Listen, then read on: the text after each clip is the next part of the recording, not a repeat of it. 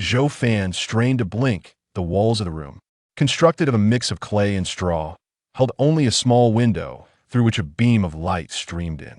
A shaft of white light also filtered through the skylight, causing dust to dance gently within its rays. However, much of the room remained shrouded in darkness, too obscure to discern anything. Zhou Fan still felt a fog clouding his mind. It had been 3 days since he arrived in this world, yet he remained somewhat disoriented. All he knew was that this body bore the same name as his own, and that his parents would only return from work at night. The reason he lay in bed, as he vaguely gathered from the couple, was due to a head injury. Fortunately, this allowed Zhou Fan to feign amnesia upon awakening, for he had no memories of the former occupant's life and was at a loss for words before his parents. To avoid arousing suspicion, he had refrained from speaking much over the past 3 days. Night.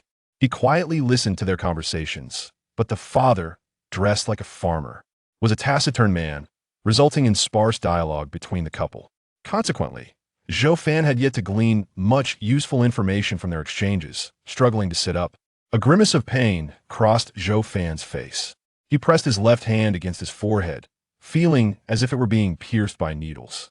The coolness of his hand spread across his brow, alleviating the sharp pain somewhat. After a while, the discomfort in his head became nearly imperceptible. His hand glided over his bald head, eventually encountering a scar on the back, approximately the length of a finger. Although he could not see the scar, the tactile sensation revealed it to be slightly larger than a strand of hair, a detail that would have gone unnoticed without careful exploration. How had he sustained such an injury? The answer eluded him, but it was evident that without this injury, his soul would not have found its way into this body. He should have perished. Zhou Fan lowered his hand and pulled aside the deep yellow curtains made of coarse fabric that adorned the front of his bed. With the drapery removed, his vision sharpened somewhat. Through the dim light, he surveyed the rudimentary wooden furniture, a slight frown creasing his brow. This further confirmed his suspicion of being in a rather impoverished environment. The dimness of the room suggested that his parents had lit an oil lamp upon their return at night. Yet, he was not entirely certain.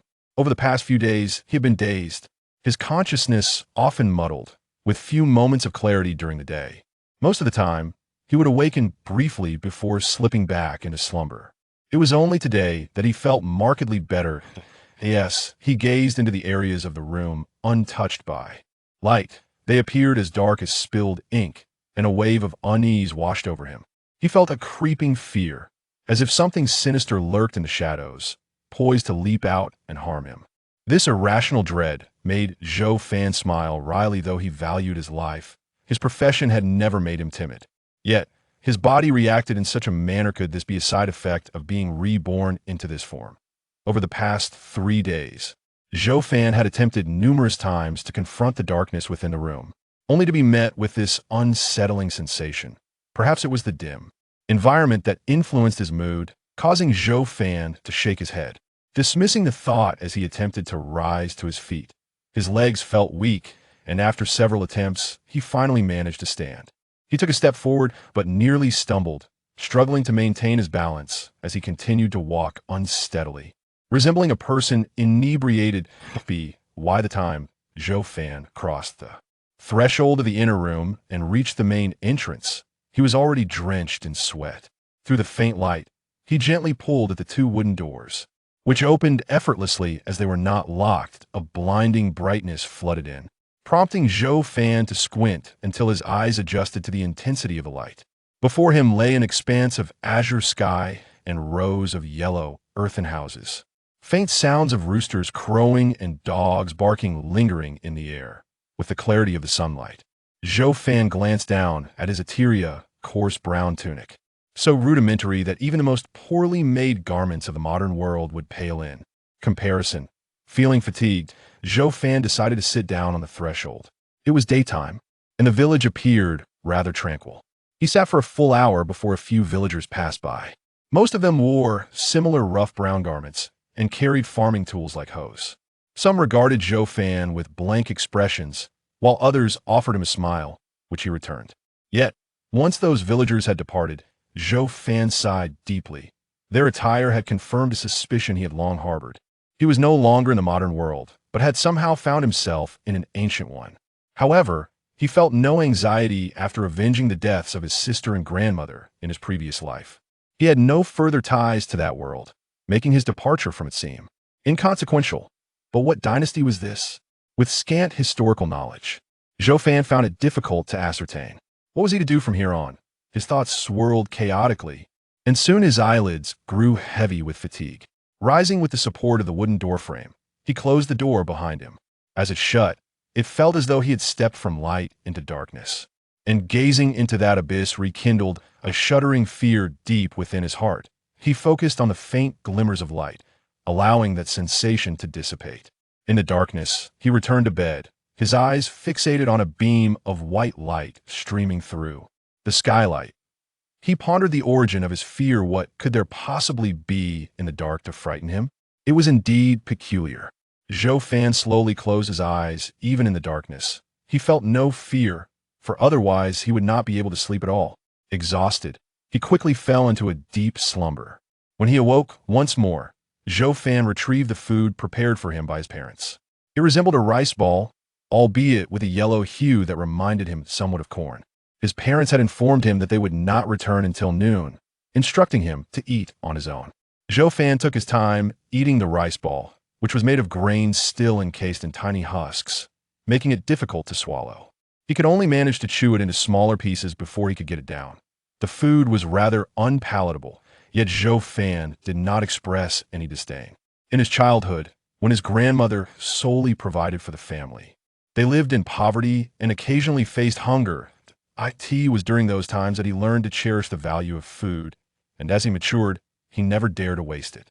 After finishing his meal, Zhou Fan felt revitalized. He rose to stretch his legs, and upon opening the door, he discovered it was already dusk. The clouds on the horizon were painted by the setting sun, resembling flames of crimson. He stood for a moment, reflecting on how his parents often returned home only after laboring until nightfall. He closed the door, enveloped once again in darkness. Abandoning the notion of searching for an oil lamp, he realized that even if he found one, the absence of a lighting tool rendered it futile. In his current state, he was rendered powerless, left to recline once more in rest. The room grew increasingly dim, the light from the skylight barely perceptible. A sense of dread crept over him again, and for a fleeting moment, Zhou Fan felt as though his unseen visage appeared quite pallid. He dared not open his eyes, but chose instead to keep them shut, for closing them alleviated his fears somewhat. Could this be a case of nyctophobia?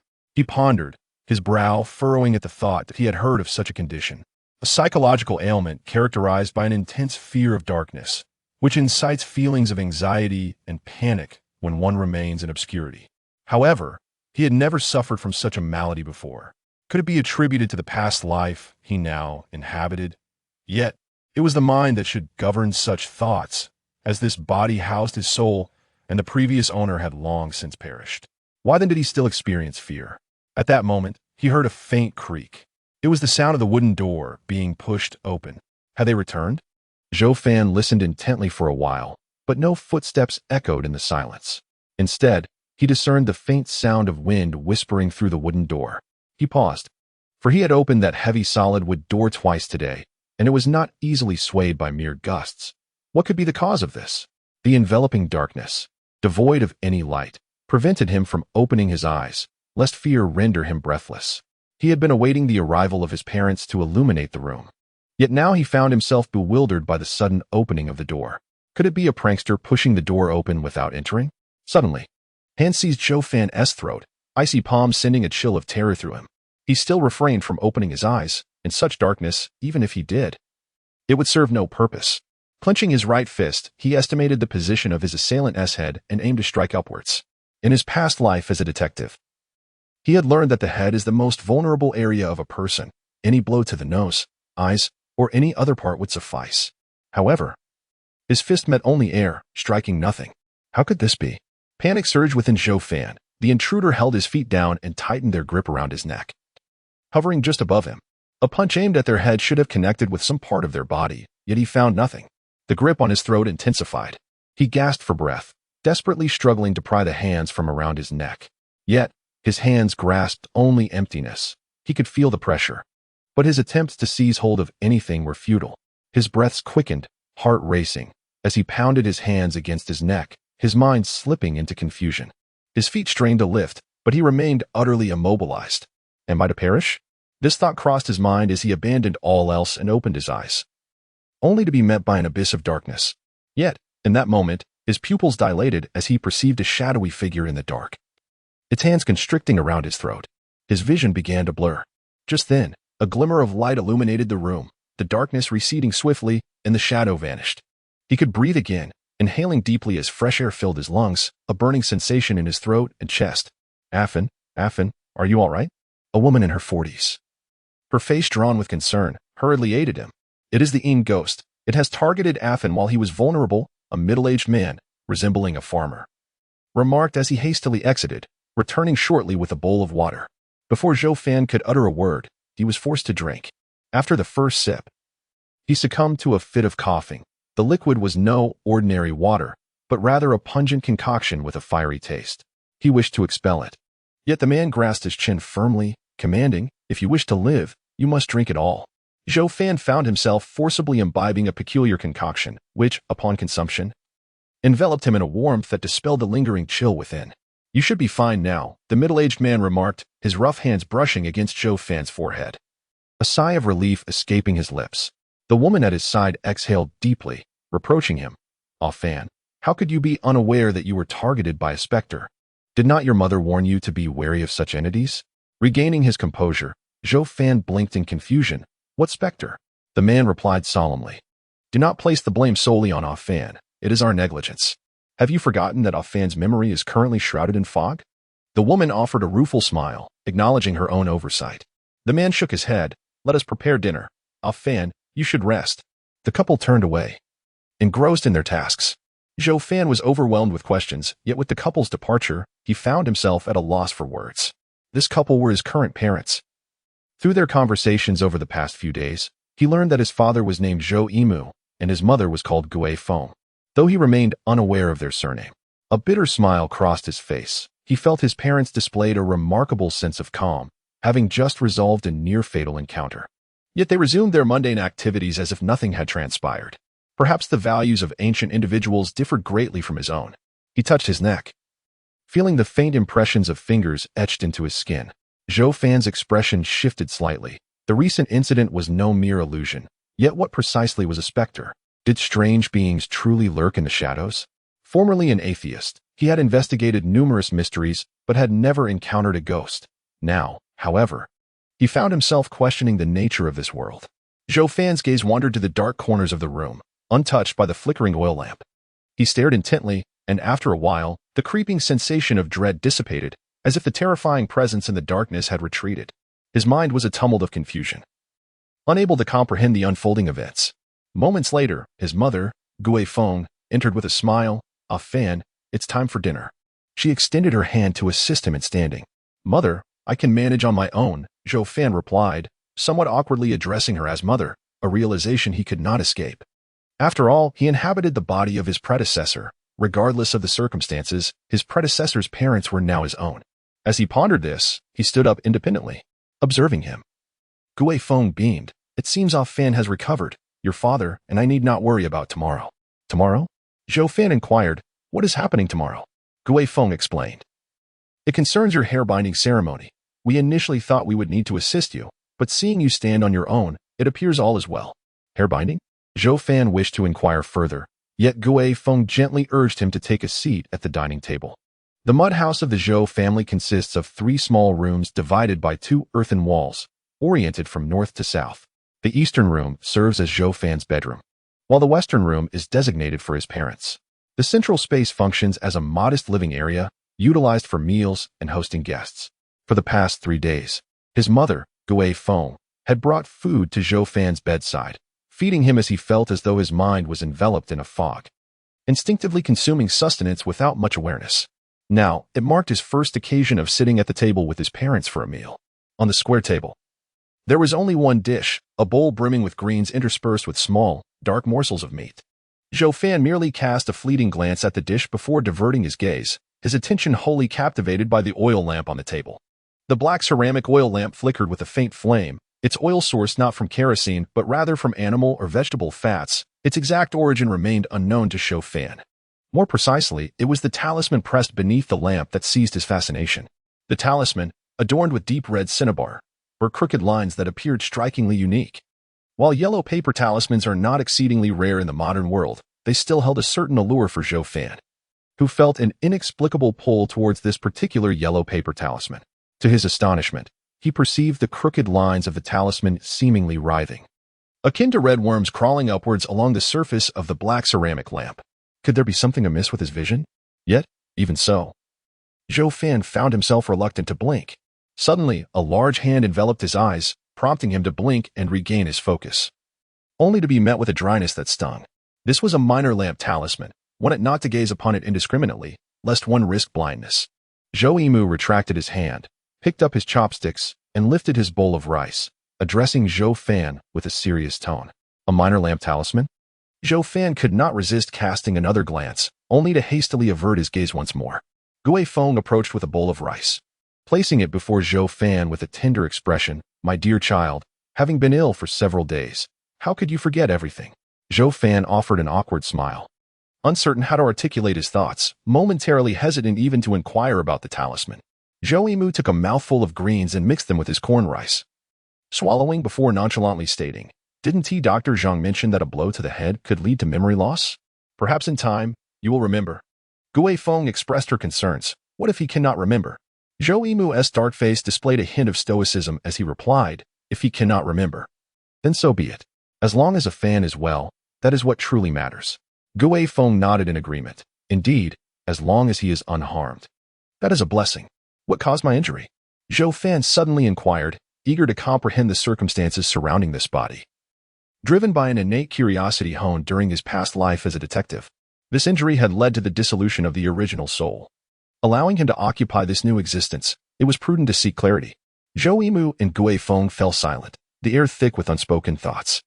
Zhou Fan gazed intently at their faces, aware that human emotions are often first reflected through the muscles of the face.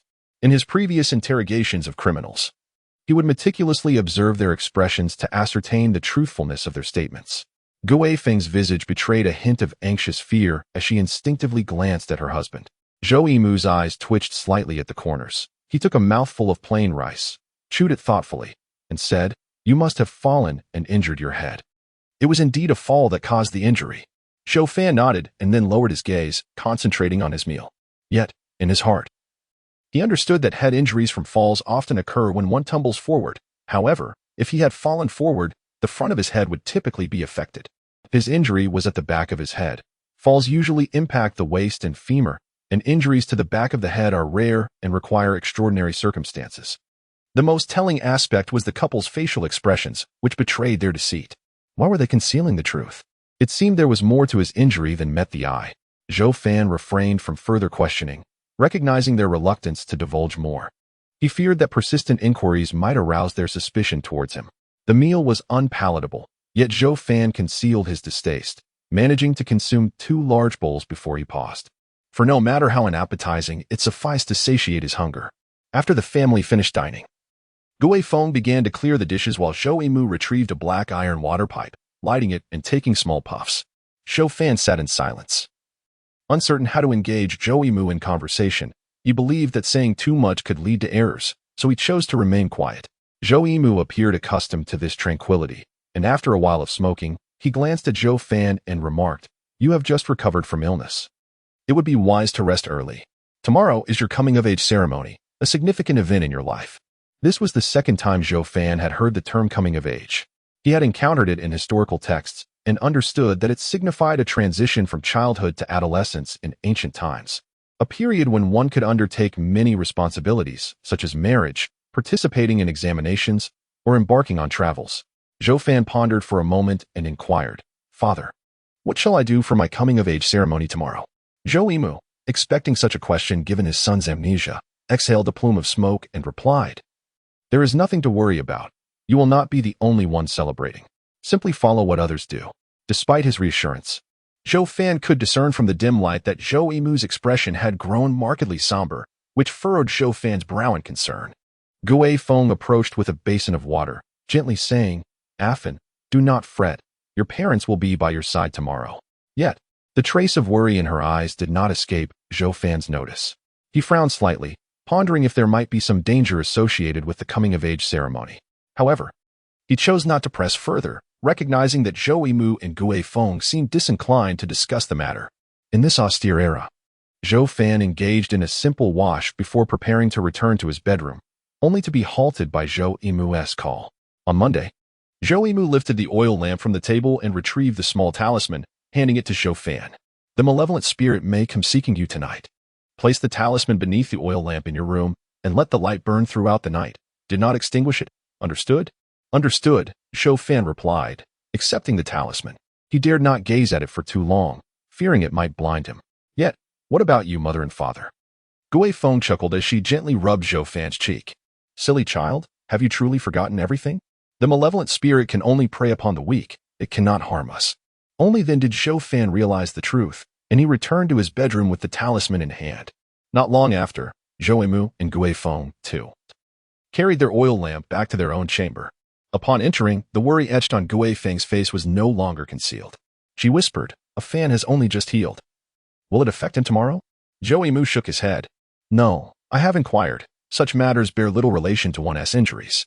Gui Feng, in a state of urgency, asked, "But what if it does affect him? What shall we do then?" Zhou Yimu's expression darkened slightly. "A woman's worries, should there indeed be an impact, can we resolve it? Such matters are often left to fate." Gui Feng lowered her gaze, aware that her husband spoke the truth. Zhou Yimu sighed again. His fate rests solely in his hands. "I believe a Fan's fortune will not be too dire. He has recovered from such a severe injury." Their voices were hushed, so Zhou Fan, unable to overhear, pressed the talisman beneath the oil lamp in his room. As he surveyed the encompassing darkness, the fear that had once gripped him did not return. Sitting before the bed, he murmured to the flickering flame, the malevolent spirit, the talisman, and tomorrow's hairpin ceremony. These thoughts deepened Zhou Fan's awareness of the complexities of his world, as if an eerie, unknown peril shrouded everything around him. Initially, he had believed he had traversed into a certain dynasty of Huaxia, yet now he harbored significant doubts. This place did not resemble any known era of Huaxia. Even though tales of ghosts and deities appeared in various historical novels, the official history seldom entertained such notions. At most, they boasted of emperors as sons of heaven. But beyond that, references to spirits were scant.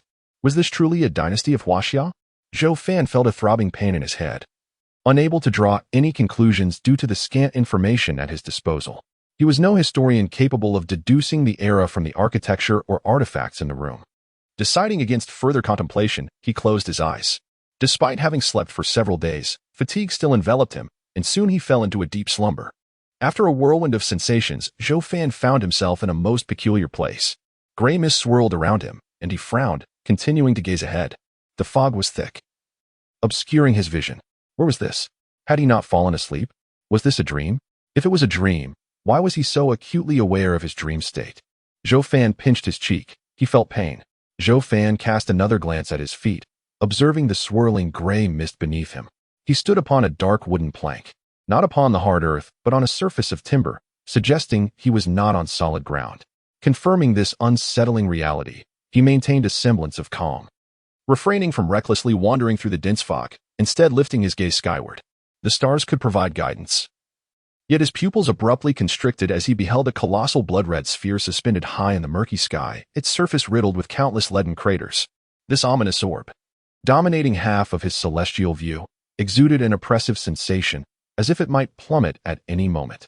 Taking a deep breath, Zhou Fan fixated on the blood-red sphere until his neck ached, yet it exhibited no signs of descent, allowing him a faint sigh of relief.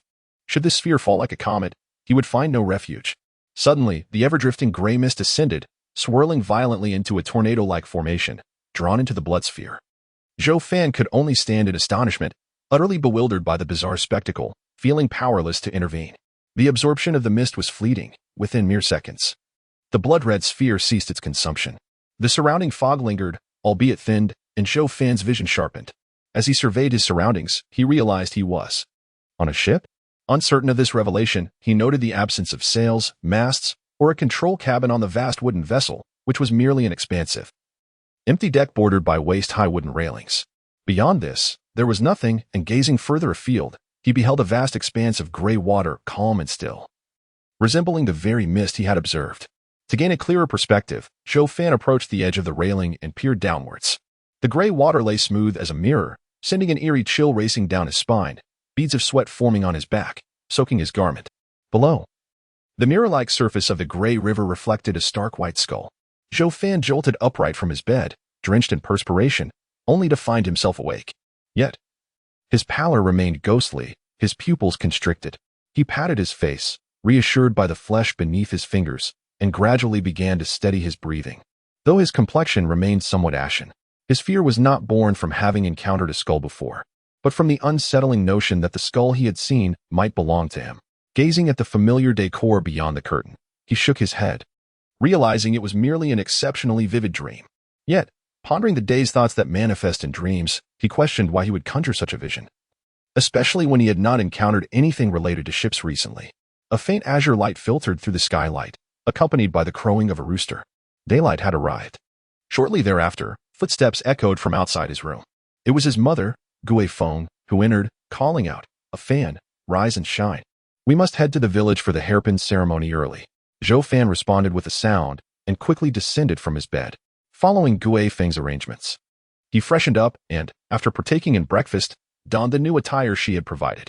Although referred to as new clothing, it was merely an upgrade from his previous set, which still bore several inconspicuous patches. Once Zhou Fan was dressed, Zhou Yimu and Gui Feng appeared ready as well. Zhou Yimu glanced at the groomed Zhou Fan and simply nodded. "Let us go." The trio exited together, casually closing the door behind them without locking it. For their impoverished household possessed little of value that could be stolen. The morning breeze was refreshing, and this marked Zhou Fan's inaugural departure from the earthen house of the Zhou family since his arrival. As he accompanied Zhou Yimu and his wife, he curiously observed the rudimentary and unrefined surroundings.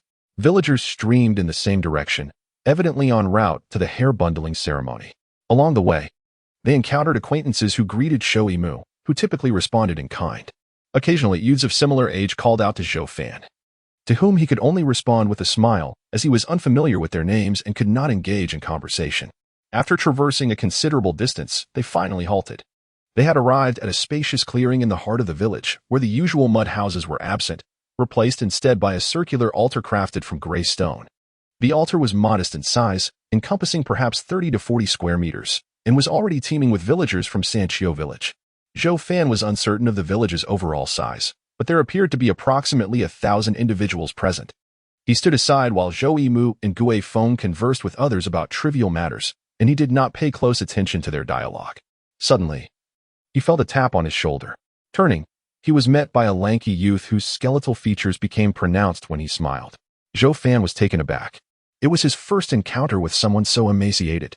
The boy cheerily remarked, "Ah, Fan, it's good to see you. I've been wanting to visit, but Aunt Gui Feng wouldn't let me." Gui Feng turned around and, noticing her son's befuddlement, quickly interjected, "Ah, Fan, this is Zhang Quanfu, whom you usually call Skinny Monkey. Have you forgotten?" Zhou Fan, feeling somewhat guilty, replied, "Skinny Monkey, I'm sorry, I forgot about you."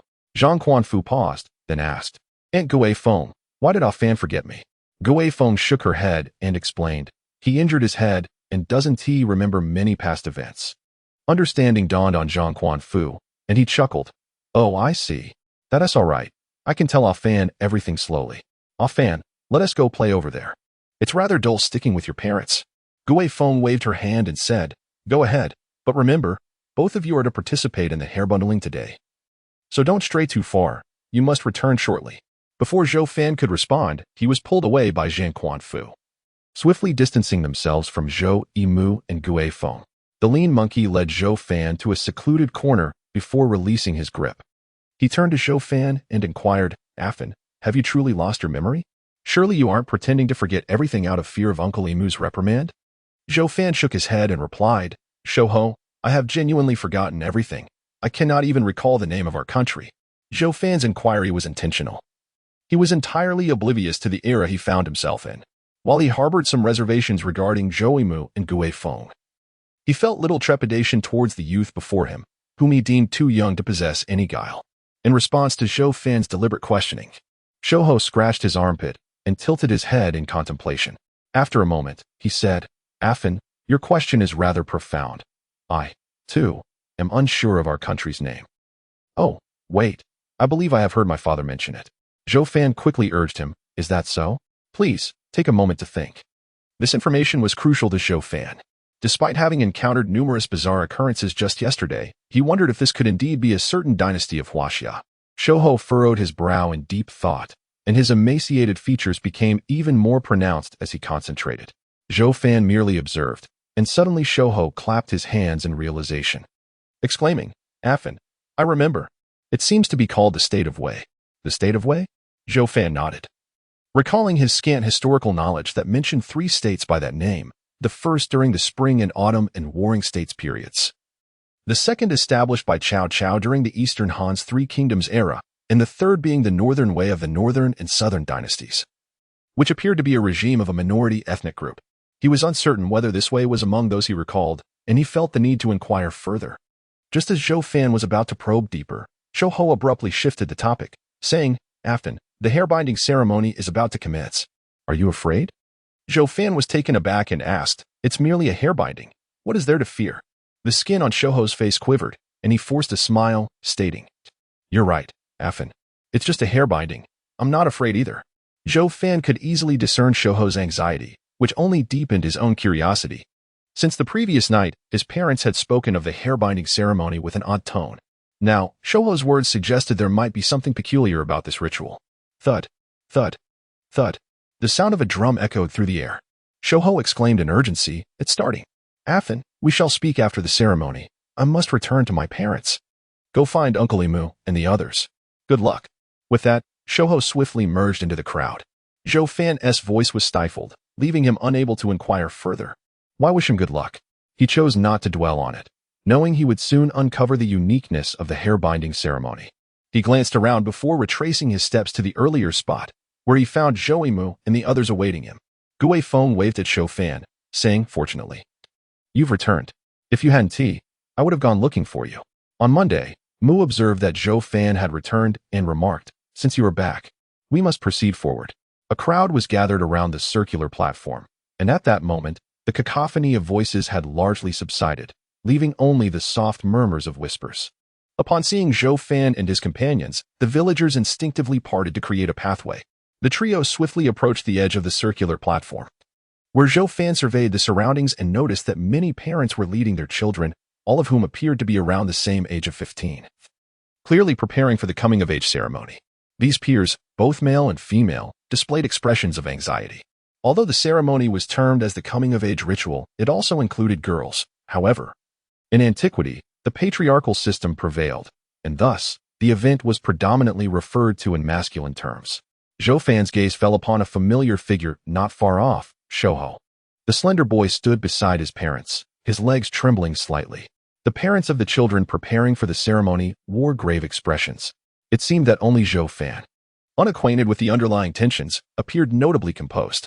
Yet, the atmosphere of tension began to seep into Zhou Fan, causing him to feel a touch of unease.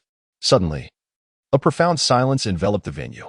Almost simultaneously, those behind Zhou Fan knelt, and the individuals at the forefront followed suit, glancing back. Noticing this, Zhou Fan turned to look, but was gently tugged by Gui Feng, who whispered urgently, "Kneel down."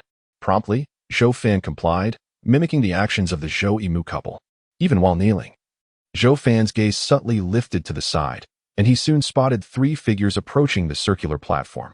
The foremost was a middle-aged man with a long black beard, stout in stature, wearing a sycophantic smile as he guided the 2 individuals behind him. The latter were 2 elderly men, one shorter and the other taller, both bearing unremarkable appearances. The trio ascended the stone steps to the platform, gazing down at the kneeling crowd. One of the elders spoke slowly, "Allow them to rise. The ceremony is about to commence. Let us not waste time." The middle-aged man nodded gently, raising his voice to call out, "Everyone, please rise. The coming-of-age ceremony is now beginning." Though his voice could not reach all, those in the front responded by standing, prompting those further back to follow suit.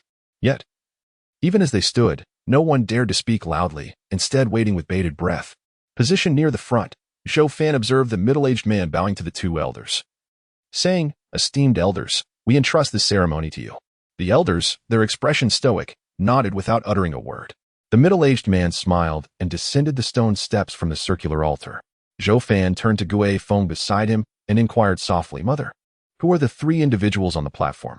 Gui Feng glanced around discreetly and replied in hushed tones, "Ah Fan, the one descending is our village's headman, Luo Lietian, and the two esteemed elders are the village's master talismans." Zhou Fan blinked, beginning to grasp the concept of the village chief, akin to a modern rural leader. Yet he pondered the role of the talisman master.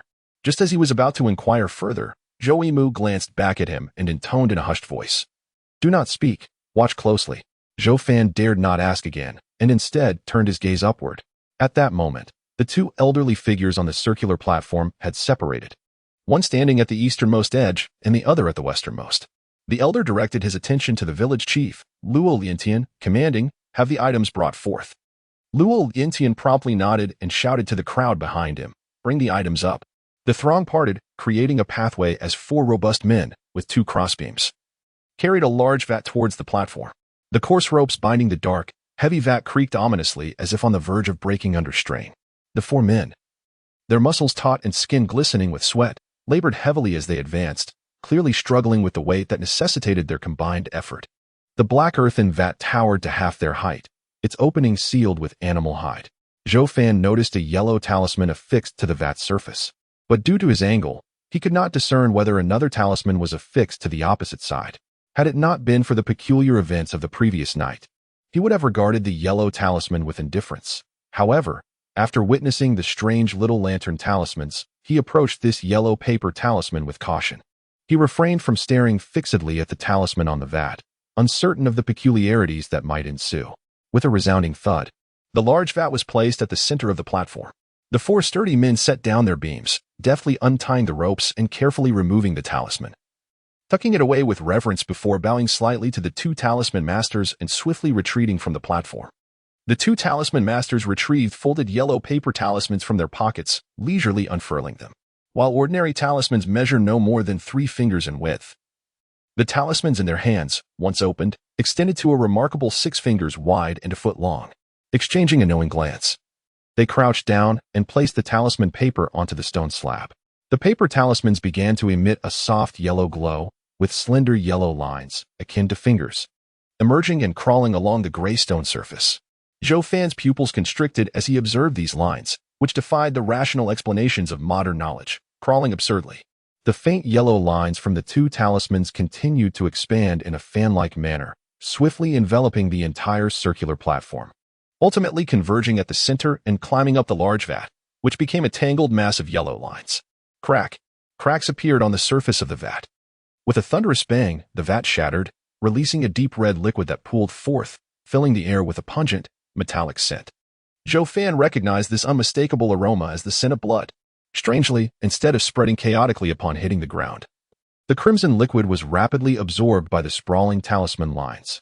The intricate web of lines on the platform turned a vivid red, emanating an eerie, blood-like luminescence.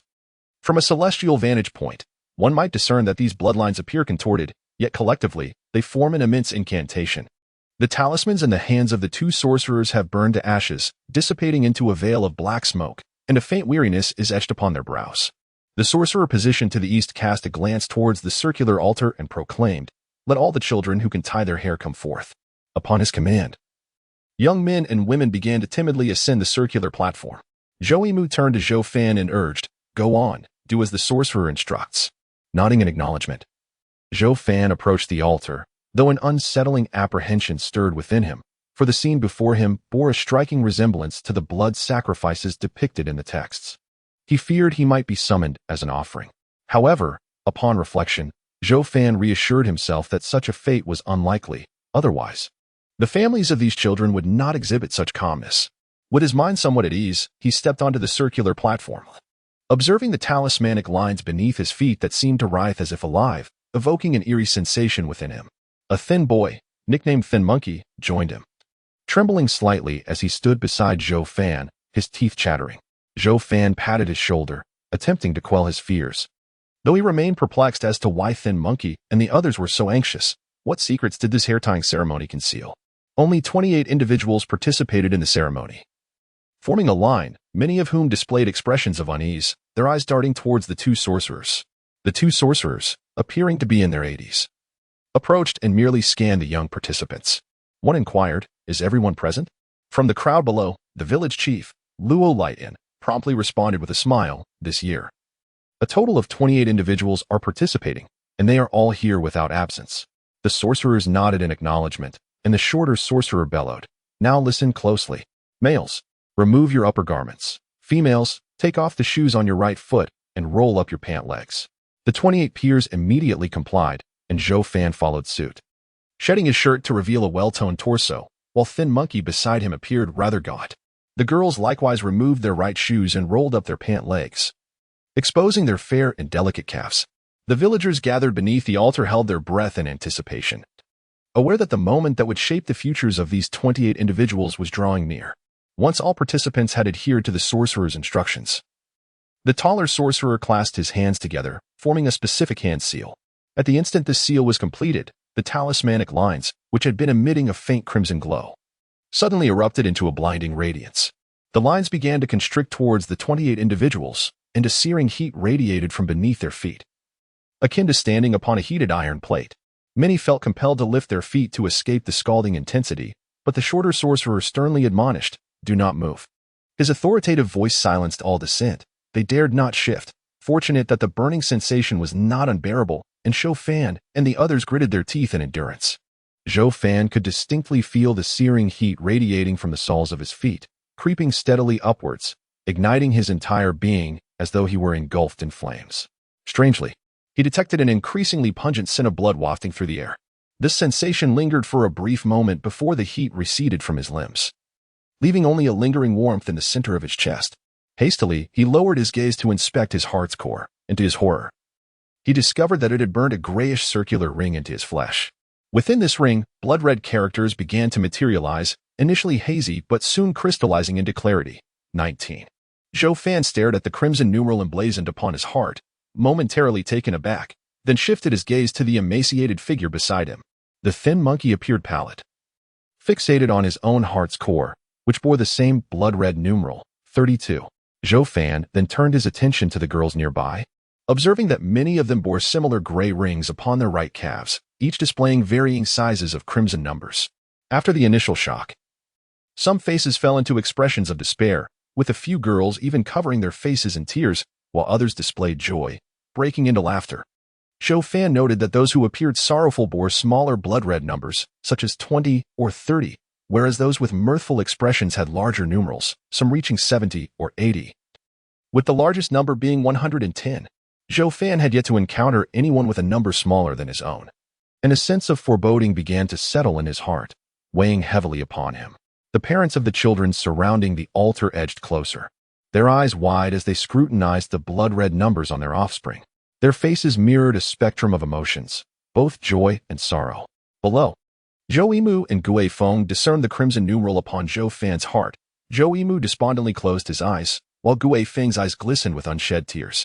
Zhou Fan observed all of this, his brow furrowed in concern. He realized that the numeral 19 on his heart was undoubtedly ominous.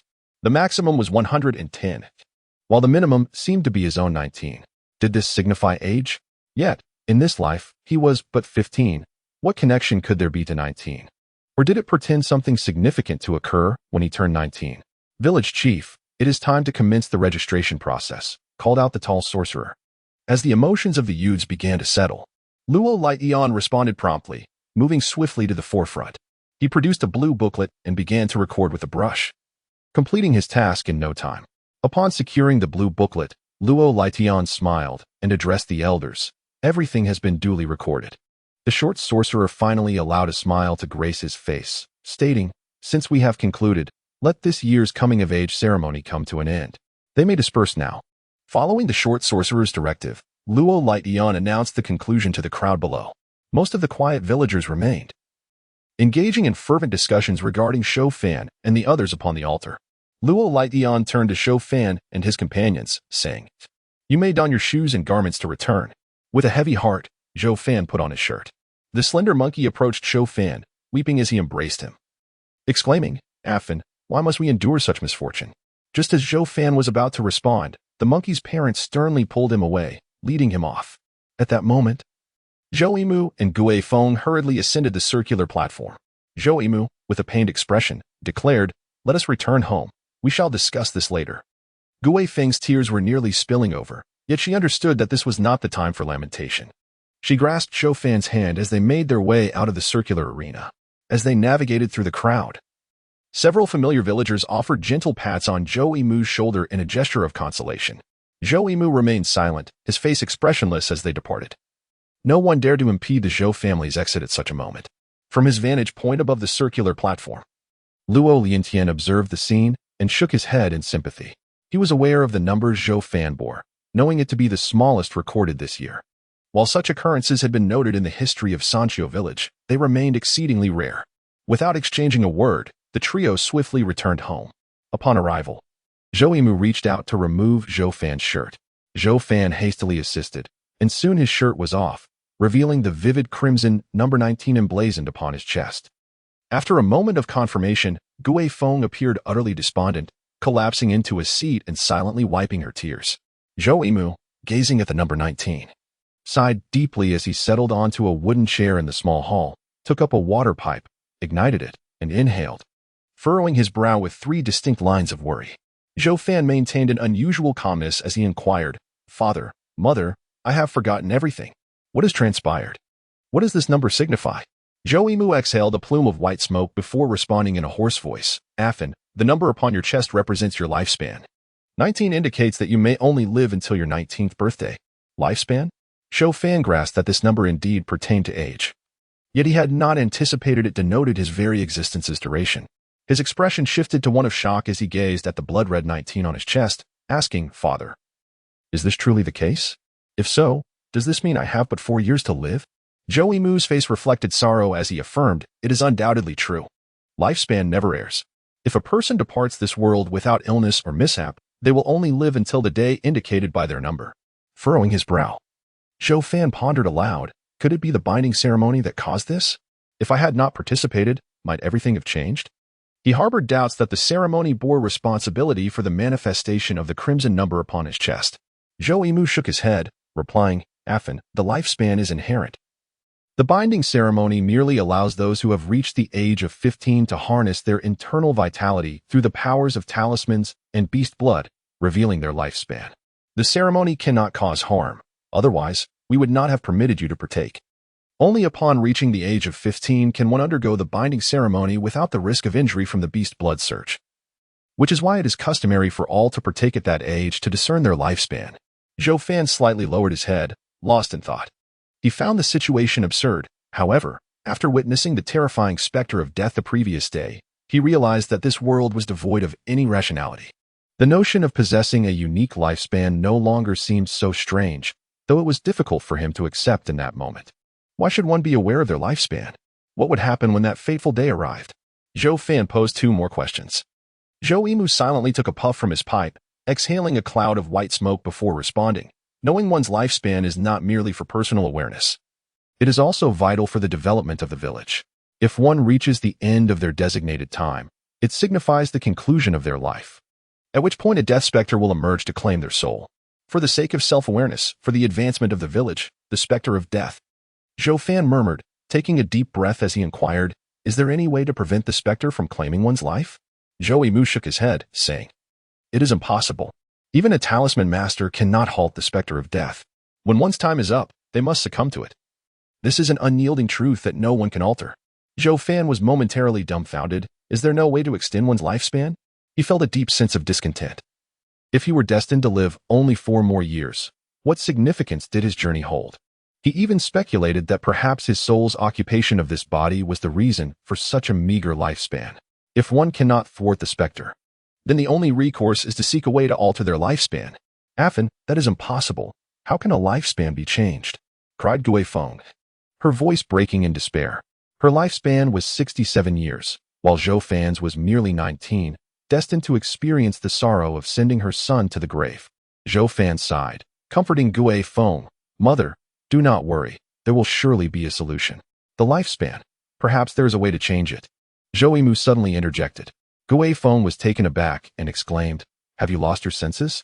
How could a lifespan possibly be altered? I have never heard of such a thing."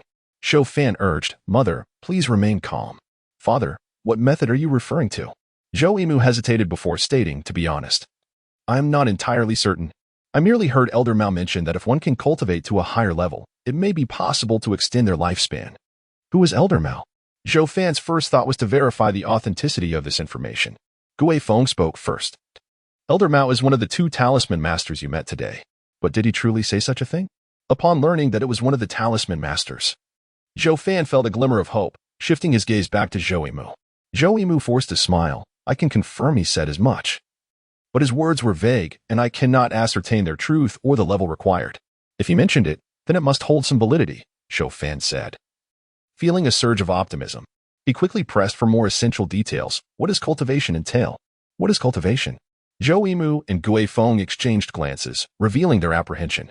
Ultimately, Zhou Yimu furrowed his brow and replied, "Afan, cultivation is simply cultivation. We are not practitioners ourselves and do not know how to explain it to you. Cultivation is merely cultivation." Zhou Yimu's words seemed almost meaningless.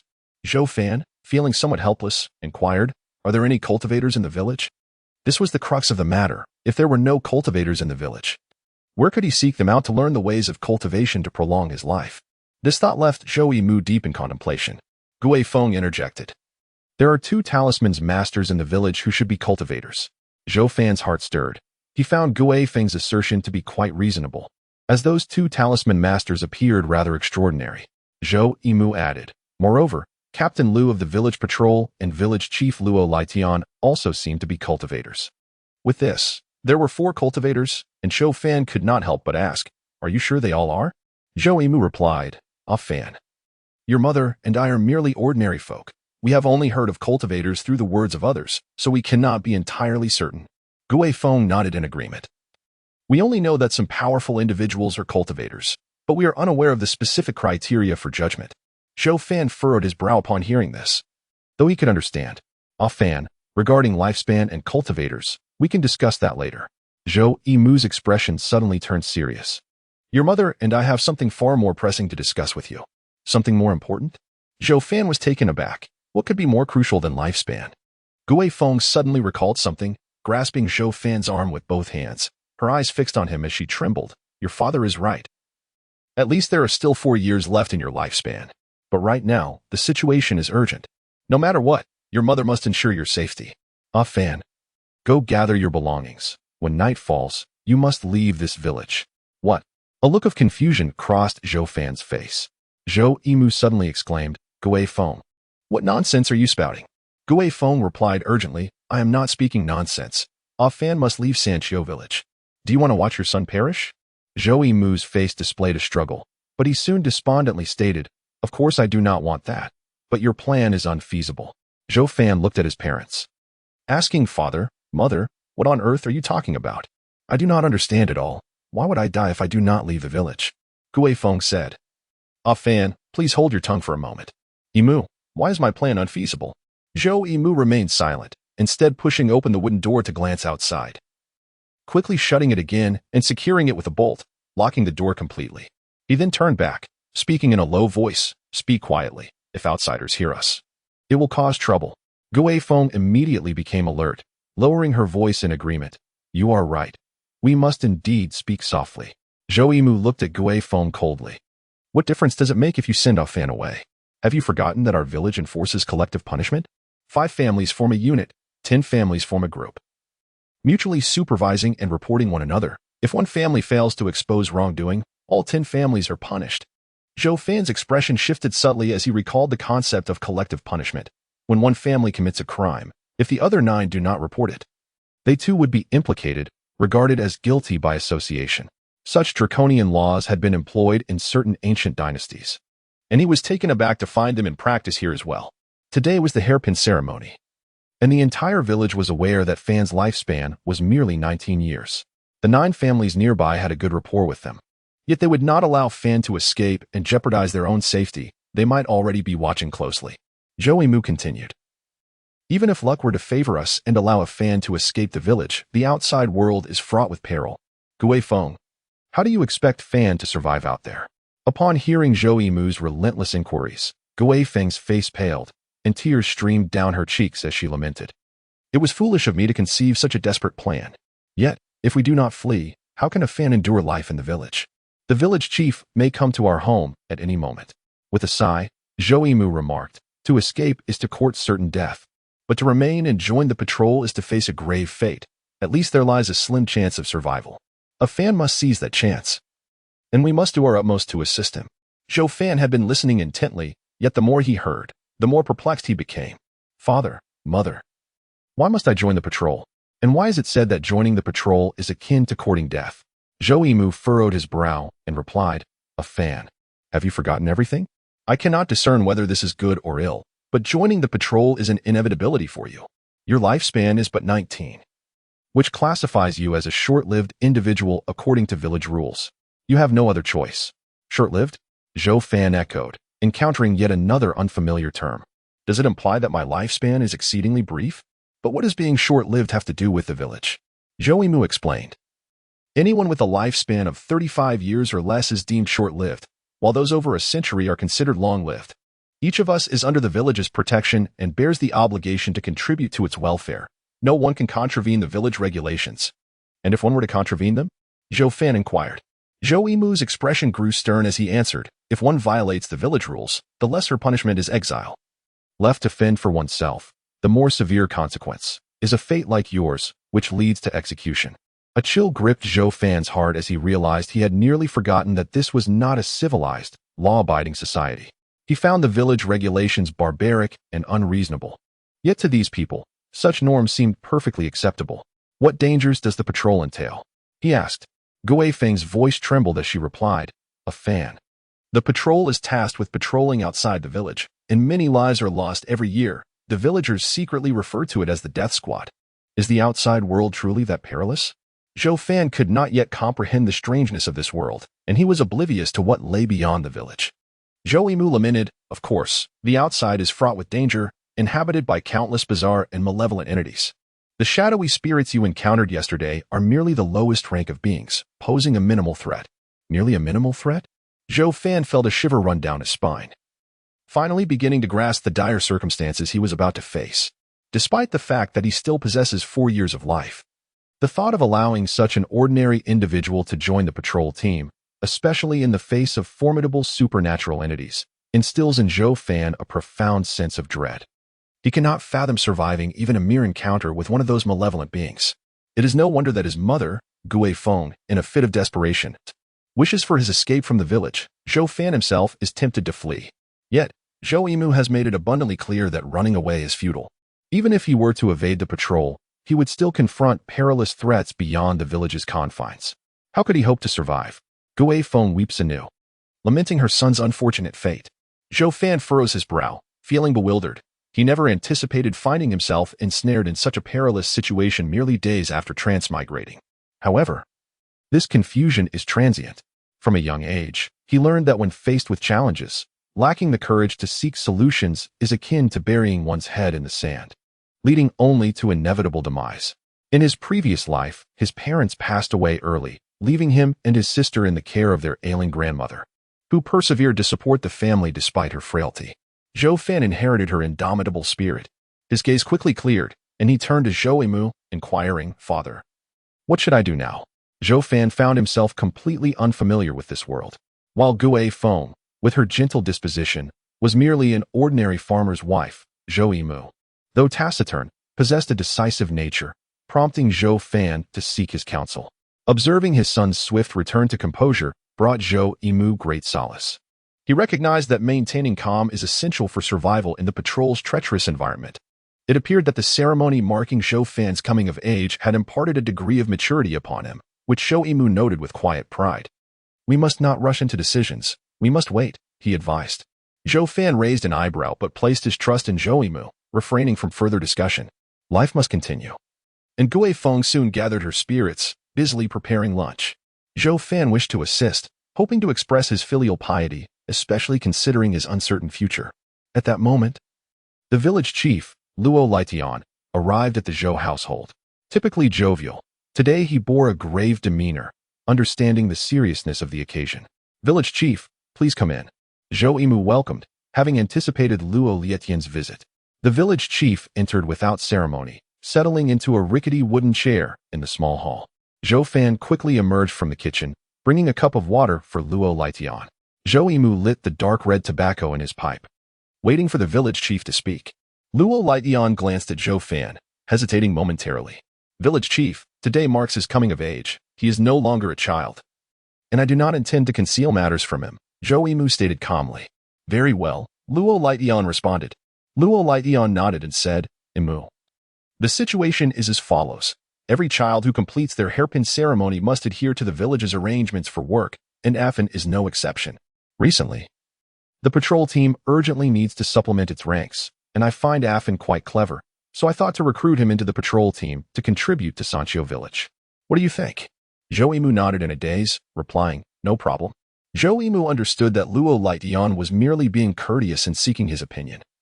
Given Zhou Fan's short lifespan, joining the patrol team was his only option, and he could not refuse. Thank you for your understanding, Luo Lightian expressed. Lifting his cup to take a sip of water, relieved that his concerns were somewhat alleviated. Initially, Luo Lightian believed that dealing with the Zhou family would be the most troublesome. Considering Zhou Yimu's popularity in the village and the potential for conflict should Zhou Yimu take any issue for his son. However, fortunately, the matter proceeded smoothly. When will he report to the patrol team? Zhou Yimu inquired, taking a puff from his cigarette. The patrol team is quite anxious. They mentioned that this batch of recruits must join within 5 days, Luo Lightian replied apologetically, indicating that the time was tentatively set for the morning of the 6th day from today, which corresponds to the hour of the rabbit. Typically between 5 a.m. and 7 a.m. Very well, I will ensure he reports on time, Zhou Yimu responded decisively. Upon receiving Zhou Yimu's agreement, Luo Lightian reached into his pocket and placed 3 shallow gold circular coins on the wooden table. These coins bore the engravings of tadpole-like runes. According to custom, these 3 coins represented the initial payment from the village for Afin's enlistment in the patrol team. Subsequently, Afin would receive a monthly stipend of copper coins and an annual payment of 1 gold coin as his salary, which reassured Imu that the village would not shortchange Afin. As Luo Lightian kindly explained, as Luo Lightian spoke, his gaze lingered on the 3 coins, revealing a glimmer of greed in his eyes. These were indeed the official currency of the Wei Kingdom, a solid form of hard currency. Despite his envy, Luo Lightian dared not harbor any thoughts of embezzlement. For this was the price of a life. One could be avaricious for various forms of wealth, but not for this life-earning money. Otherwise, not only would those whose lives were at stake seek retribution, but the stringent laws of the Wei Kingdom could also cost him his life. Zhou Yimu regarded the 3 coins, his expression devoid of joy, for these were the price of a life, essentially selling his son's life to the patrol team. Zhou Fan, too, understood, sighing deeply with a sense of helplessness. Zhou Yimu had previously made it abundantly clear to Zhou Fan that joining the patrol team was his only option. With no alternatives, having completed his task at the Zhou residence, Luo Lightian stood up and said, I shall not disturb you further. You are preparing lunch.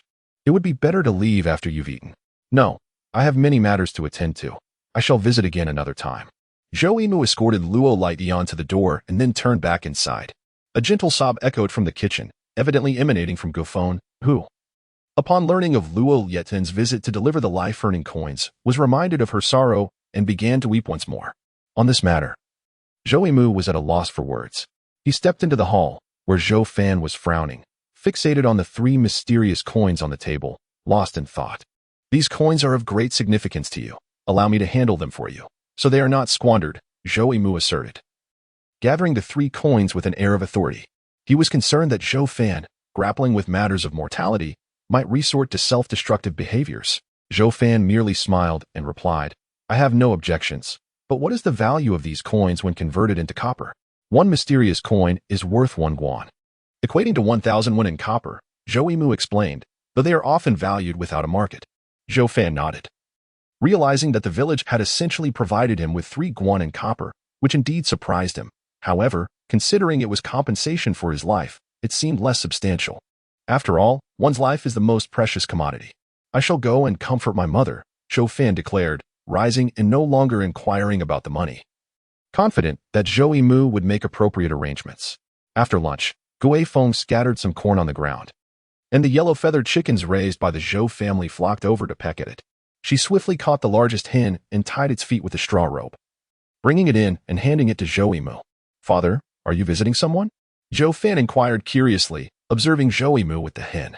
In ancient rural settings, raising poultry consumed considerable grain, and typically, they were kept for laying eggs. Slaughtering them was reserved for times of necessity or festive occasions. It is not just me, but us. Zhou Mu corrected, you shall accompany me to Lu Kuei's home. Lu Kuei? Zhou Fan furrowed his brow slightly. Lu Kuei was indeed as his name suggested. A robust figure, standing around 7 feet tall, his bare torso resembling a small mountain as he sat in a broad redwood armchair. Upon first encountering Lu Kuei, Zhou Fan inhaled sharply, astonished not by his height, but by the sinewy muscles that radiated explosive strength. During their journey, Zhou Fan learned from Zhou Mu that Lu Kuei was the captain of the patrol team, yet he had not anticipated that the captain would be so imposing. Before reporting in, it was not unusual to pay a visit to one's superior, especially in a patrol team frequently faced with danger. Such visits were entirely appropriate. Zhou Fan wholeheartedly supported Zhou Mu's arrangement. Brother Zhou, you are exceedingly gracious. Your visit with a fan is more than welcome, but please do not bring gifts. Raising this hen is no small task, so take it back with you. Lu Kuei boomed, his face adorned with a thick beard that quivered as he laughed heartily. Exuding a generous spirit, Lu Kuei appeared to be in his 30s, making it entirely natural for him to address Zhou Mu as brother. Lu Kuei's wife, Mrs. Lu, served tea to Zhou Fan and Zhou Mu before discreetly withdrawing. Zhou Fan surveyed the arrangement of the house, the furnishings aside. The hall alone was at least twice the size of the Zhou families, clearly indicating the Lu family's considerable wealth. On Monday, Mu was not particularly adept at socializing. He merely shook his head and said, "It's just an old hen. You can stay." Lu Kuei nodded gently, of course unwilling to linger over such trivialities. He then remarked, "Brother Zhou, I am aware of the reasons for your visit. I cannot prevent a fan from joining the patrol team, but I have watched him grow since childhood. Rest assured, I will look after a fan while he is on patrol." Lu Kuei's tone was remarkably calm and seemed almost rehearsed. Zhou Fan discerned that Lu Kuei had likely uttered these sentiments to numerous individuals before. "Then I must trouble you," Zhou Mu replied, nodding absently as he retrieved a mysterious coin from his pocket and slid it across the table. Lu Kuei's gaze was fixed on the coin, and he inhaled deeply before turning to Zhou Mu, saying, "Brother Zhou, this coin is far too precious. One should not accept rewards without merit. Please take it back." As the captain of the patrol team, Lu Kuei earned 2 coins a month, which sounded considerable, yet the inherent dangers of the patrol made the remuneration quite inadequate. In truth, Lu Kuei had only been captain for 6 months. His predecessor and the one before him had both perished in the line of duty. Not everyone was entitled to such coins, and Lu Kuei could not guarantee how long he would continue to receive them. Each coin was a hard-earned treasure, and this one was no exception. Though Lu Kuei had received numerous gifts in his capacity as captain, it was the first time someone had offered him a coin outright. While he desired the coin, he understood the principle of meritocracy. This coin might prove too burdensome. Without Zhou Mu explicitly stating what he required, Lu Kuei could not dare to accept it. If Zhou Mu expected him to ensure Zhou Fan's safety at all costs, that was beyond Lu Kuei's capabilities. He absolutely could not accept the coin. The patrol team operated under strict rules. Joining meant risking one's life, and he could not keep Zhou Fan close to guarantee his safety. Such favoritism would surely provoke discontent among the other team members, and retaining a newcomer like Zhou Fan would only heighten Lu Kuei's own peril. He would not entertain such an arrangement and was eager to hear Zhou Mu's stipulations. "Captain Lu, I will not impose any undue burdens upon you. This coin is merely a request for a small favor," Zhou Mu clarified, understanding that a single coin could not warrant excessive demands from Lu Kuei. "Oh, what do you have in mind?" Lu Kuei inquired, adopting an attentive demeanor. Zhou Mu pondered briefly before replying, "There are actually 2 minor requests. First, I hope Captain Lu can assign an experienced member of the team to guide Zhou Fan during patrols. He recently sustained an injury, causing him to forget many things, and he is unfamiliar with the outside world." "That is certainly manageable," Lu Kuei replied with a grin, recognizing that even new recruits are typically paired with seasoned veterans to mitigate casualties. Were it not for such an approach, the casualty rate would be terrifyingly high, and the patrol team would likely have perished long ago. Thus, even if Zhou did not speak on Monday, Lu Kuei would adhere to the established protocol. "At that time, I shall arrange for a seasoned veteran with a gentle temperament to properly instruct Afan." Lu Kuei glanced at Zhou Fan and added, "Although a veteran would be arranged, not all veterans possess the same demeanor. Some are irritable and impatient, and and such individuals are not particularly adept at teaching. Lu Kuei's subsequent remark evidently indicated a special consideration for Zhou Fan. Thank you, Captain Lu. Zhou Fan, who had been quietly listening, interjected at an opportune moment. His tone imbued with a hint of respect. Prior to traversing into this world, Zhou Fan had served as a criminal investigator for 2 or 3 years. Thus he possessed a modicum of understanding regarding social niceties. Lu Kuei smiled and nodded, evidently pleased with the young man's awareness. He then turned to Zhou Yi and inquired, "Might I ask what the second matter of minor importance is that you mentioned?" As Lu Kuei emphasized the term minor matter, he heightened his intonation, reminding Zhou Yi that it must indeed be of little consequence. "I have heard that joining the patrol team entails imparting martial skills to newcomers for the purpose of confronting the bizarre. Is there any truth to this?" Zhou Yi queried. Lu Kuei affirmed, "Indeed, this is true, and I shall be responsible for the instruction of martial arts. Rest assured, Brother Zhou, once Afin joins the team, I will ensure he receives proper training." Lu Kuei thought to himself that if this were the request, it was indeed a trivial matter. Zhou Yi cast a glance at Zhou Fan before he slowly continued, "I hope, Captain Lu, that you could begin teaching Afin martial skills at this very moment, allowing him a few additional days for practice. Teach him now." Lu Kuei's brow furrowed. "However, you are aware that the patrol team is quite busy, and I fear I may not have the time to spare."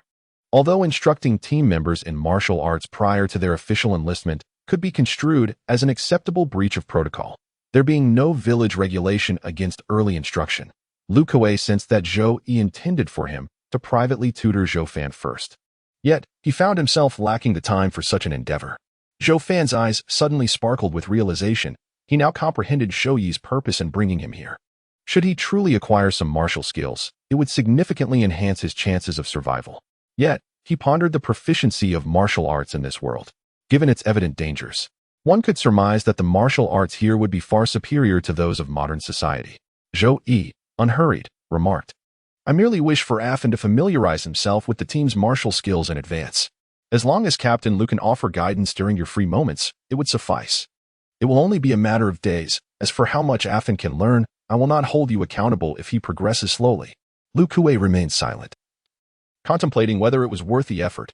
Eventually, his gaze fell upon the mysterious coin on the table. He reached out to take the coin and smiled, saying, "Very well. Since Brother Zhou has expressed it in such terms, I shall acquiesce. Lunchtime is too brief, and I am not always available to return at midday. Have Afin come by in the evenings, starting tonight." Once the arrangements were made, Zhou Yi took his leave with Zhou Fan, and Lu Kuei accompanied them to the door before turning back to resume his duties. Although Lu Kuei appears to be robust and imposing, he possesses a keen intellect and a meticulous nature. It is advisable that you pay close attention to his actions once you join the patrol team, for he is likely to be the first to sense any impending danger. This was the sentiment expressed by Zhou Yimu after distancing himself from the Lu family. Zhou Fan took Zhou Yimu's words to heart, recognizing their truth. After a brief interaction, it was evident that Lu Kuei was indeed as observant as Zhou Yimu had described, and his vigilance could potentially save Zhou Fan's life in a critical moment. Upon returning home, Zhou Yimu turned to Zhou Fan and said, "In the coming days, if you find yourself unoccupied, I suggest you practice your martial skills diligently with Lu Kuei. I will seek out a protective item in exchange for the remaining 2 Xian coins. If there is anything else you desire, do not hesitate to let me know." After a moment of contemplation, Zhou Fan lifted his gaze and inquired, "Father, are there any villagers nearing the end of their lifespan?" Zhou Yimu raised an eyebrow, pondering for a while before responding, "I have not paid much attention to that. Those who are nearing death do not broadcast their condition. It is typically handled within their families." "Why do you ask?" "In Sanchio village, when an ordinary person dies, they are hastily wrapped in a straw mat and buried without even a coffin, and elaborate funerals are a rarity. Thus, unless one is particularly observant, news of unfamiliar deaths often takes time to reach the ears of the common folk." Zhou Fan replied, "I wish to witness the state of those approaching death." What intrigued him was the specter of mortality itself. Even though Zhou Yimu cautioned that one cannot confront the specter of death, Zhou Fan was resolute in his desire to observe it. Zhou Yimu paused, considering the request, before sighing and saying, "I will assist you in gathering information. But you must promise me that regardless of what you encounter, you shall not lose hope. Should your resolve waver, even the faintest glimmer of hope will be extinguished." "Do not worry, Father," Zhou Fan reassured him with a smile. "I merely wish to understand what lies ahead, so I can prepare myself adequately. Aside from tending to the farm, Zhou Yimu was also tasked with finding a protective item for Zhou Fan. And he and Gue Feng soon departed to attend to these matters. Left alone at home, Zhou Fan chose not to engage in any activities, but rather to reflect on the myriad events of the past 2 days, which had been fraught with peril. The impending patrol duty 5 days hence, and the remaining 4 years of life expectancy loomed large in his mind. These were the stark realities he faced. Zhou Fan contemplated potential solutions, but regrettably, his limited understanding of the world rendered him dependent on the assistance of others. As evening descended, Zhou Yimu and his wife returned. And after the family shared dinner, Zhou Yimu produced a paper lantern, affixing a small talisman to one side before handing it to Zhou Fan. Logically, Zhou Fan had recovered completely, and the malevolent spirit should not return. Nonetheless, precautions were prudent. With the lantern in hand, Zhou Fan ventured alone to Lu Kuei's home before darkness fully enveloped the sky. Upon arrival, he greeted the family, standing at the threshold and awaiting their invitation. Lu Kuei invited Zhou Fan to dine, but Zhou Fan merely smiled and mentioned that he had already eaten at home. Lu Kuei did not press the matter further. After waiting for approximately 15 minutes, Zhou Fan entered once Lu Kuei's family had finished their meal. Lu Kuei waved his hand, sending his wife and 2 children, aged around 7 or 8, back to their room. In the dim light of the oil lamp illuminating the hall, the ambience remained somewhat shadowy. The silhouette of Lu Kuei was elongated upon the ground as he smiled at Zhou Fan and remarked, "The environment is a bit harsh. A fan, please bear with it." By the way, a fan, do you recognize characters? Zhou Fan furrowed his brow slightly, uncertain how to respond to this question. From his observations, it seemed that Sanxiu village did not have a private school, which would imply that the former self could not read. Yet why did Lu Kuei ask such a question? What? You can't read? Lu Kuei scratched his head. I recall that children your age have usually studied with the village's Lin Shuxing. Lin Shuxing? It turned out that the former self had indeed received an education. Zhou Fan, hearing Lu Kuei's words, quickly nodded and said, I can recognize some. But I might not understand more complex characters. That's wonderful. Wait a moment, Lu Kuei replied, turning to enter the room. Soon he emerged carrying a simple red wooden box. Devoid of any ornate patterns, yet he wore an expression of great value. He opened the box to reveal a black-covered book. Lu Kuei handed the book to Zhou Fan and said, take a look and see how much you can comprehend. Zhou Fan accepted the book and opened the first page. Upon seeing the characters, he felt completely at ease, as they resembled clerical script. Had it been small seal script, he would have been utterly lost. Clerical script is quite similar to modern traditional Chinese, and Zhou Fan found he could still understand it. The content of the book was abundant, featuring not only detailed text but also illustrations of human movements. This tome was titled The 12 Forms of the Tiger, yet it was noted in tiny print at the beginning as a copy. Zhou Fan read attentively, while Lu Kuei refrained from urging him, patiently waiting instead. Once Zhou Fan lifted his gaze from the book, Lu Kuei quickly inquired, have you finished? How much did you understand? Zhou Fan pondered for a moment, then replied, I recognize all the characters, but I don't quite grasp the concepts of meridians and acupoints. Impressive, Lu Kuei exclaimed, giving a thumbs up. I didn't expect you to recognize so many characters. As for the meridians and acupoints, I will teach you. Understanding this will greatly benefit you. It's a pity that Lin Shuxing passed away 2 years ago. Otherwise, my 2 children could have gone to him to learn some characters, which would have been quite advantageous. Lu Kuei expressed his regret. Captain Lu, why do you say that being able to read is of great benefit to me? Zhou Fan asked, glancing at the martial arts manual in confusion. At home, you can just call me Brother Lu, although I refer to your father as Brother Zhou. I am not that much older than you. We can speak freely, Lu Kuei replied with a smile. As for the benefits you mentioned, the advantage lies in your ability to comprehend the text. This places you on the most correct path. The most correct path? The Tiger Form 12 techniques is a method of cultivating strength that has been passed down through generations in the cooler regions. It is commonly referred to as the martial artist's power segment. Once one truly masters it, their strength can increase dramatically. Lu Kuei explained, however, that due to our inability to recognize characters, some practitioners have experienced discrepancies in their training of the Tiger Form 12 techniques. For some, gains in strength may be slow, possibly because they have not properly mastered certain critical points. Lu Kuei mentioned that the cooler regions govern 18 villages, including Sanxiu village. Is it possible to begin training incorrectly without risking deviation? Zhou Fan asked in astonishment. Lu Kuei responded with a light sound of surprise. Where did you hear about deviation? Zhou Fan was momentarily taken aback, pondering whether the notion of deviation existed in the realm of martial arts. Yet, upon seeing Lu Kuei's skeptical gaze, he quickly chuckled awkwardly. I think I heard some stories from Lin Xuxing, but I bumped my head and cannot quite recall if it was indeed him. I vaguely remember that term. I have also heard others speak of deviation in practice, but that is likely a fallacy. Lu Kuei shook his head. Once you practice the Tiger Form 12 techniques, you will understand that this discipline is not connected to your mind. It solely tempers your body. How could it lead to deviation? Zhou Fan nodded repeatedly, beginning to grasp the concept.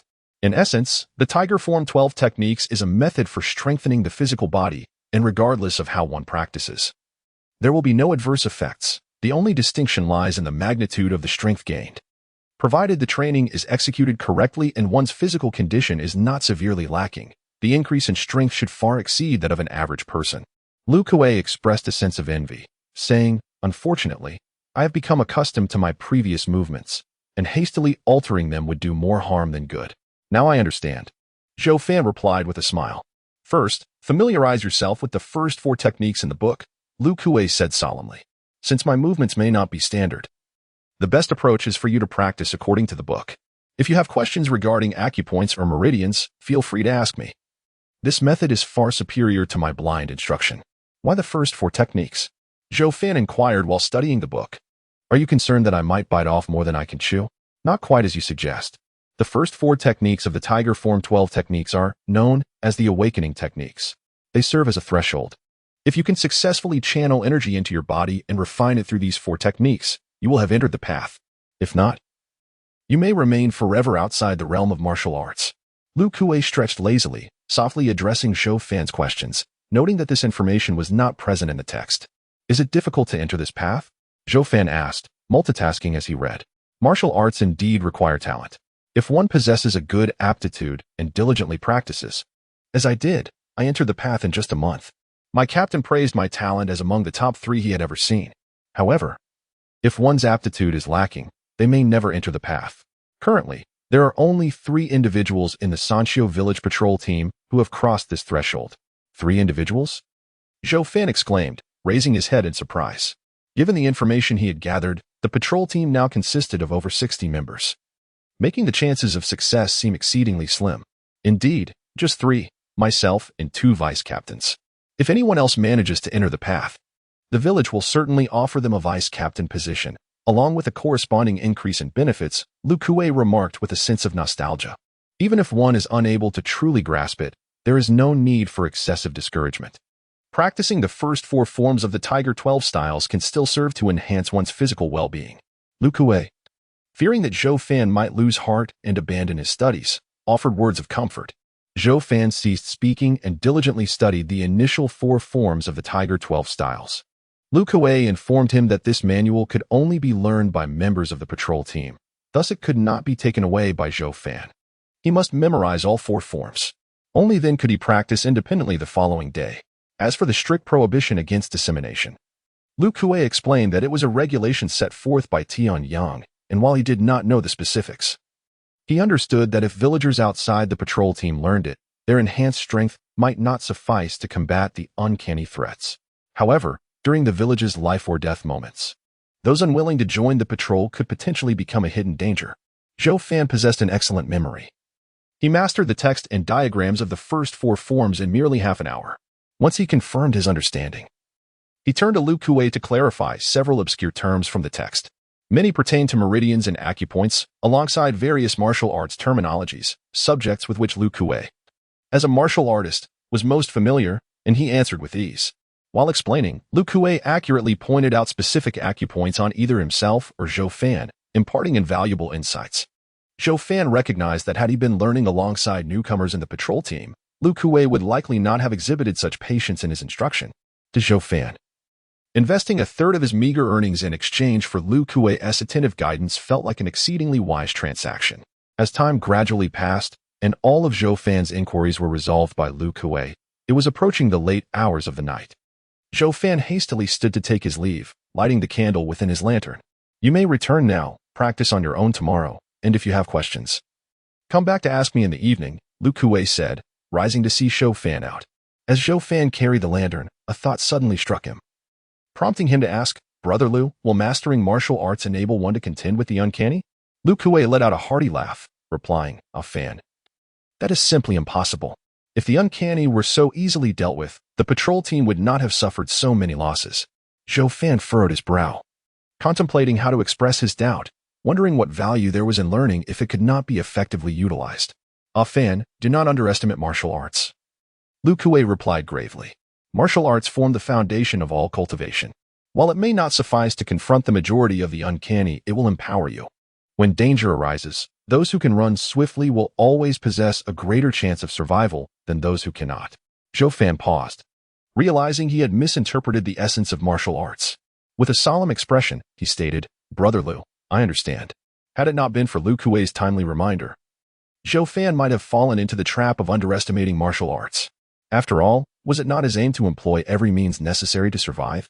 "Brother Liu, my parents mentioned you were a cultivator. Is martial arts a part of that cultivation?" he inquired. "Did I not mention that martial arts is the foundation of all cultivation?" Lu Kuei replied, momentarily taken aback. "This is not my assertion, but rather something I heard from a senior in Tianyang. Just remember it." Zhou Fan refrained from asking further questions, bidding farewell before turning to leave. Lu Kuei stood by the door, watching the lantern gradually recede into the darkness, a smile creeping across his face. This lad possesses great ambition. However, one wonders about his innate talents. The night was indeed dark. Holding the lantern, Zhou Fan walked along the narrow path, enveloped by an inky blackness. He raised his gaze to the heavens, where an ominous shroud obscured the stars and moon. Was the sky in this world always so foreboding? Shaking his head, he dismissed the thought and pressed onward towards home. Occasionally, Zhou Fan surveyed his surroundings, noting the absence of any lingering dread, which assured him that the malevolent spirits were not nearby. Upon arriving home, he extinguished the white candle within the lantern. His father, Zhou Yimu, sat smoking his water pipe, while his mother, Gui Feng, diligently repaired clothes by the oil lamp, evidently waiting for Zhou Fan's return. A warmth filled Zhou Fan's heart. In his past life, he had lost his parents in childhood, leaving their love as a mere memory. Yet now, he felt a vivid connection to them, perhaps unaware that he was not the same soul as before. Regardless, Zhou Fan embraced them as his kin in this world, vowing to live well for both himself and them. Upon his return, Zhou Yimu did not inquire about his studies, but merely urged him to rest. After a brief tidying up, Zhou Fan retired to his room. However, when slumber overtook him, he awakened abruptly to find himself once again engulfed in gray mist, with the blood orb suspended in the air. Startled, Zhou Fan had initially believed it to be a mere nightmare, only to discover he had returned to this enigmatic place. Where exactly was this? Why did he find himself here each time he fell asleep? These questions lingered unanswered in his mind. Taking a deep breath, he pondered the bizarre occurrences he had encountered. He even questioned what would transpire should he perish in this strange realm. Were it not for the fear of being unable to awaken in reality, he might have considered ending his own life, perhaps believing it would lead him back to consciousness. After some contemplation, Zhou Fan approached the edge of the boat, cautiously extending his head over the railing to gaze into the water. Reflected in the mirror-like surface of the gray river was a skull, its hollow eyes seemingly fixated on him. The stark white skull appeared almost glued to the river's surface. As he stared at the skull, an impulse urged him to reach out, and instantaneously, a skeletal hand materialized in the reflection. Zhou Fan gasped, stepping back and retracting both his head and hand, for he discerned peculiar, shadowy forms writhing in the depths below. He could not ascertain whether these shadows would leap forth to sever his head or arm. It was now evident that the skull and hand mirrored his own.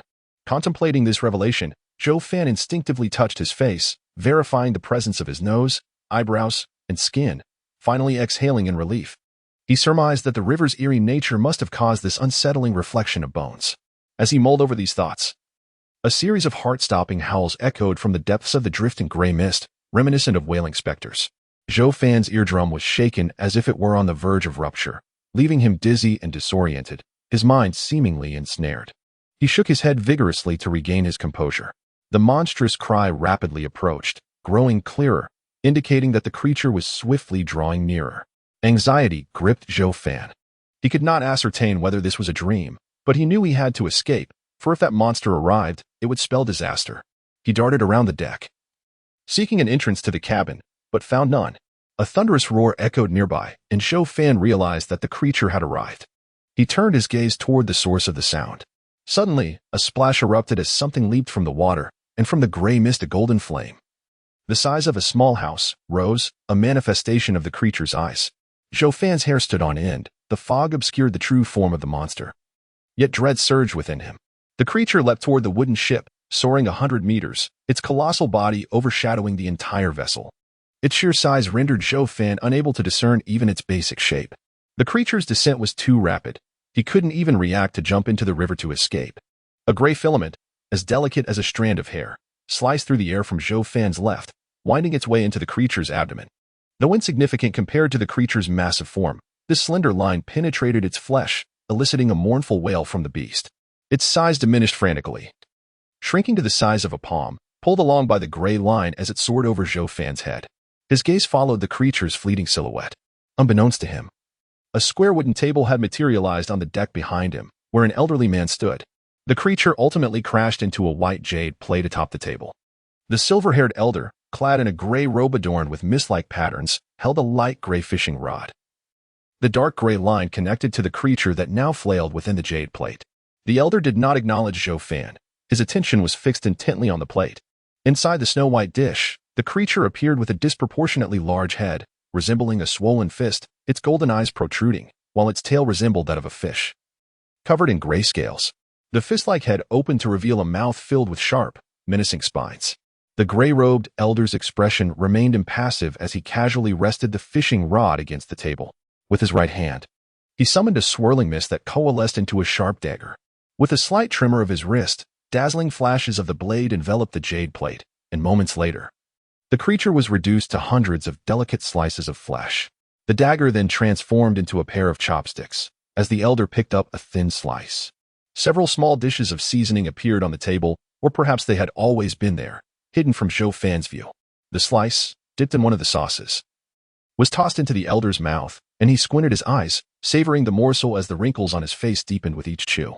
Strangely, the old man in gray did not cast a single glance at Zhou Fan, as if he were invisible. Zhou Fan raised an eyebrow and approached the elder, pondering the enigmatic appearance of this individual who had, by unimaginable means, transformed that monstrous entity into food.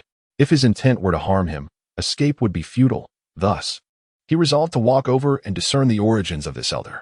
Most importantly, he sought to understand why this peculiar figure had manifested in this strange space and aboard this vessel. As Zhou Fan approached, he continued to observe the old man as was his habit, noting that the elder truly disregarded his presence, his entire focus fixated on the food within the porcelain dish. The old man deftly picked up translucent slices with his chopsticks, dipping them into various condiments as he savored each bite, never lifting his gaze even as Zhou Fan stood beside him. Patiently, Zhou Fan waited, uncertain of the elder's temperament, deciding it wise to remain silent until the elder chose to speak first. Should the old man remain taciturn, Zhou Fan resolved to wait until he had finished his meal. For a satiated individual is always more amenable to conversation than one who is hungry. The assortment of condiments included soy sauce, chili, minced ginger, and radish puree, along with many others that Zhou Fan could not identify. At times, the elder would dip his food in a single condiment, while at others, he would combine 2 or 3, each time squinting slightly as the morsel entered his mouth. Though the elder ate slowly, the platter soon neared its end. And when only one slice remained, he finally lifted his gaze to Zhou Fan and inquired, "Would you care for some?" It was then that Zhou Fan noticed the elder's irises were a deep gray, resembling a swirling ocean, unfathomable in depth. Shaking his head, Zhou Fan maintained his cautious disposition towards the bizarre meat. The elder's mysterious nature did not imply that he could partake of it as well, for it could be laced with poison, a perilous fate to contemplate. Observing Zhou Fan's refusal, the elder made no further attempts to persuade him, and instead took the final slice, dipping it in ginger and spicy oil before consuming it. After finishing, the old man exhaled deeply and remarked, "In light of your restraint during my meal, you may pose some inquiries. May I inquire how to address you, esteemed elder?" Zhou Fan asked politely. With a wave of his hand, the porcelain dish on the table dissipated into gray mist, and he slowly replied, "I possess no name. You may call me Gray, or Mist, or Blood, and even bestow upon me a name of your choosing if you wish." No name? Why would one exist without a name? Gray? Mist? Are these derived from the disassembly of the term gray mist? And blood? Does it originate from the blood orb above? Various thoughts flickered through Zhou Fan's mind, and with a hint of respect on his face, he continued, "So it is Mist, esteemed Mist. Might I inquire what this place is? You may simply call me Mist, without the addition of esteemed." As Mist seated himself, wisps of gray vapor coalesced to form an additional chair, which he occupied comfortably. As for the nature of this place, Mist paused for a moment before shaking his head, saying, "I do not know. It likely bears no name. However, if the absence of a name unsettles you, you may refer to it as the Gray River space. In the ethereal expanse of the Gray River." Zhou Fan pondered silently, his gaze fixed upon the elderly figure he had dubbed Mist. Regrettably, throughout their interaction, the old man's expression remained inscrutable, offering little insight. "Mist, why have I found myself here?" Zhou Fan inquired, voicing his most pressing concern, and he heeded the advice to alter his form of address. He recognized that, given the circumstances, a direct appellation was more fitting. "How would I know?" Mist replied with a sardonic chuckle. "Your presence here is not of my doing." "We?" Zhou Fan keenly seized upon the word, cognizant that he was certainly not the first individual to board this vessel. "Well, you have asked enough questions," Mist remarked, revealing a hint of impatience. "Since you are among the passengers, there are a few matters I must discuss with you." Zhou Fan remained silent, choosing instead to listen intently. "On this ship, you may engage in 3 activities. The first is fishing." With a casual wave of his hand, a thin veil of mist swirled, revealing 7 fishing rods upon the rustic wooden table. Each rod was distinct in hue: jet black, pale purple, emerald green, fiery red, golden yellow, silvery white, and deep gray. The second activity is to leap from the vessel, and the third is to remain idle. When the time comes, you will return to your own world. Mist turned his gaze to Zhou Fan and inquired, "Do you wish to fish now?" "Why should I fish?" Zhou Fan asked, furrowing his brow in response. "It is not my desire for you to fish, but rather your own inclination," Mist replied with a peculiar smile. "Whether you choose to fish or not is entirely up to you. Since you are aboard this ship, I will not compel you to act against your will." Zhou Fan pressed further, "What occurs if I choose to fish?" "Here, equilibrium is maintained," Mist explained slowly. "Fishing will yield certain gains, but it will also entail losses." He paused, adding, "However, the first fishing experience is somewhat complimentary, though one cannot truly deem it free, as your entry has already exacted a price. What will I gain? And what will I lose?" Zhou Fan asked, his heart racing with sudden urgency. "What have I forfeited by entering this place?" "Those 3 questions are rather intricate. I prefer not to answer them. If you wish to know, you must devise your own means of discovery," Mist replied, shaking his head. "Have I lost my lifespan by entering here?" Zhou Fan suddenly queried, contemplating the years he had left, or how they might relate to this place. Mist's gray eyes widened in surprise as he regarded Zhou Fan. "You have discerned correctly. It is indeed your lifespan. You have sacrificed a considerable portion of it to board this vessel. So it was for this reason." Zhou Fan's expression hardened. "Is there any way to reclaim my lifespan? I would gladly leave this ship." The thought of boarding such a strange vessel was unappealing. If there were a means to recover his years, Zhou Fan would certainly prefer to depart.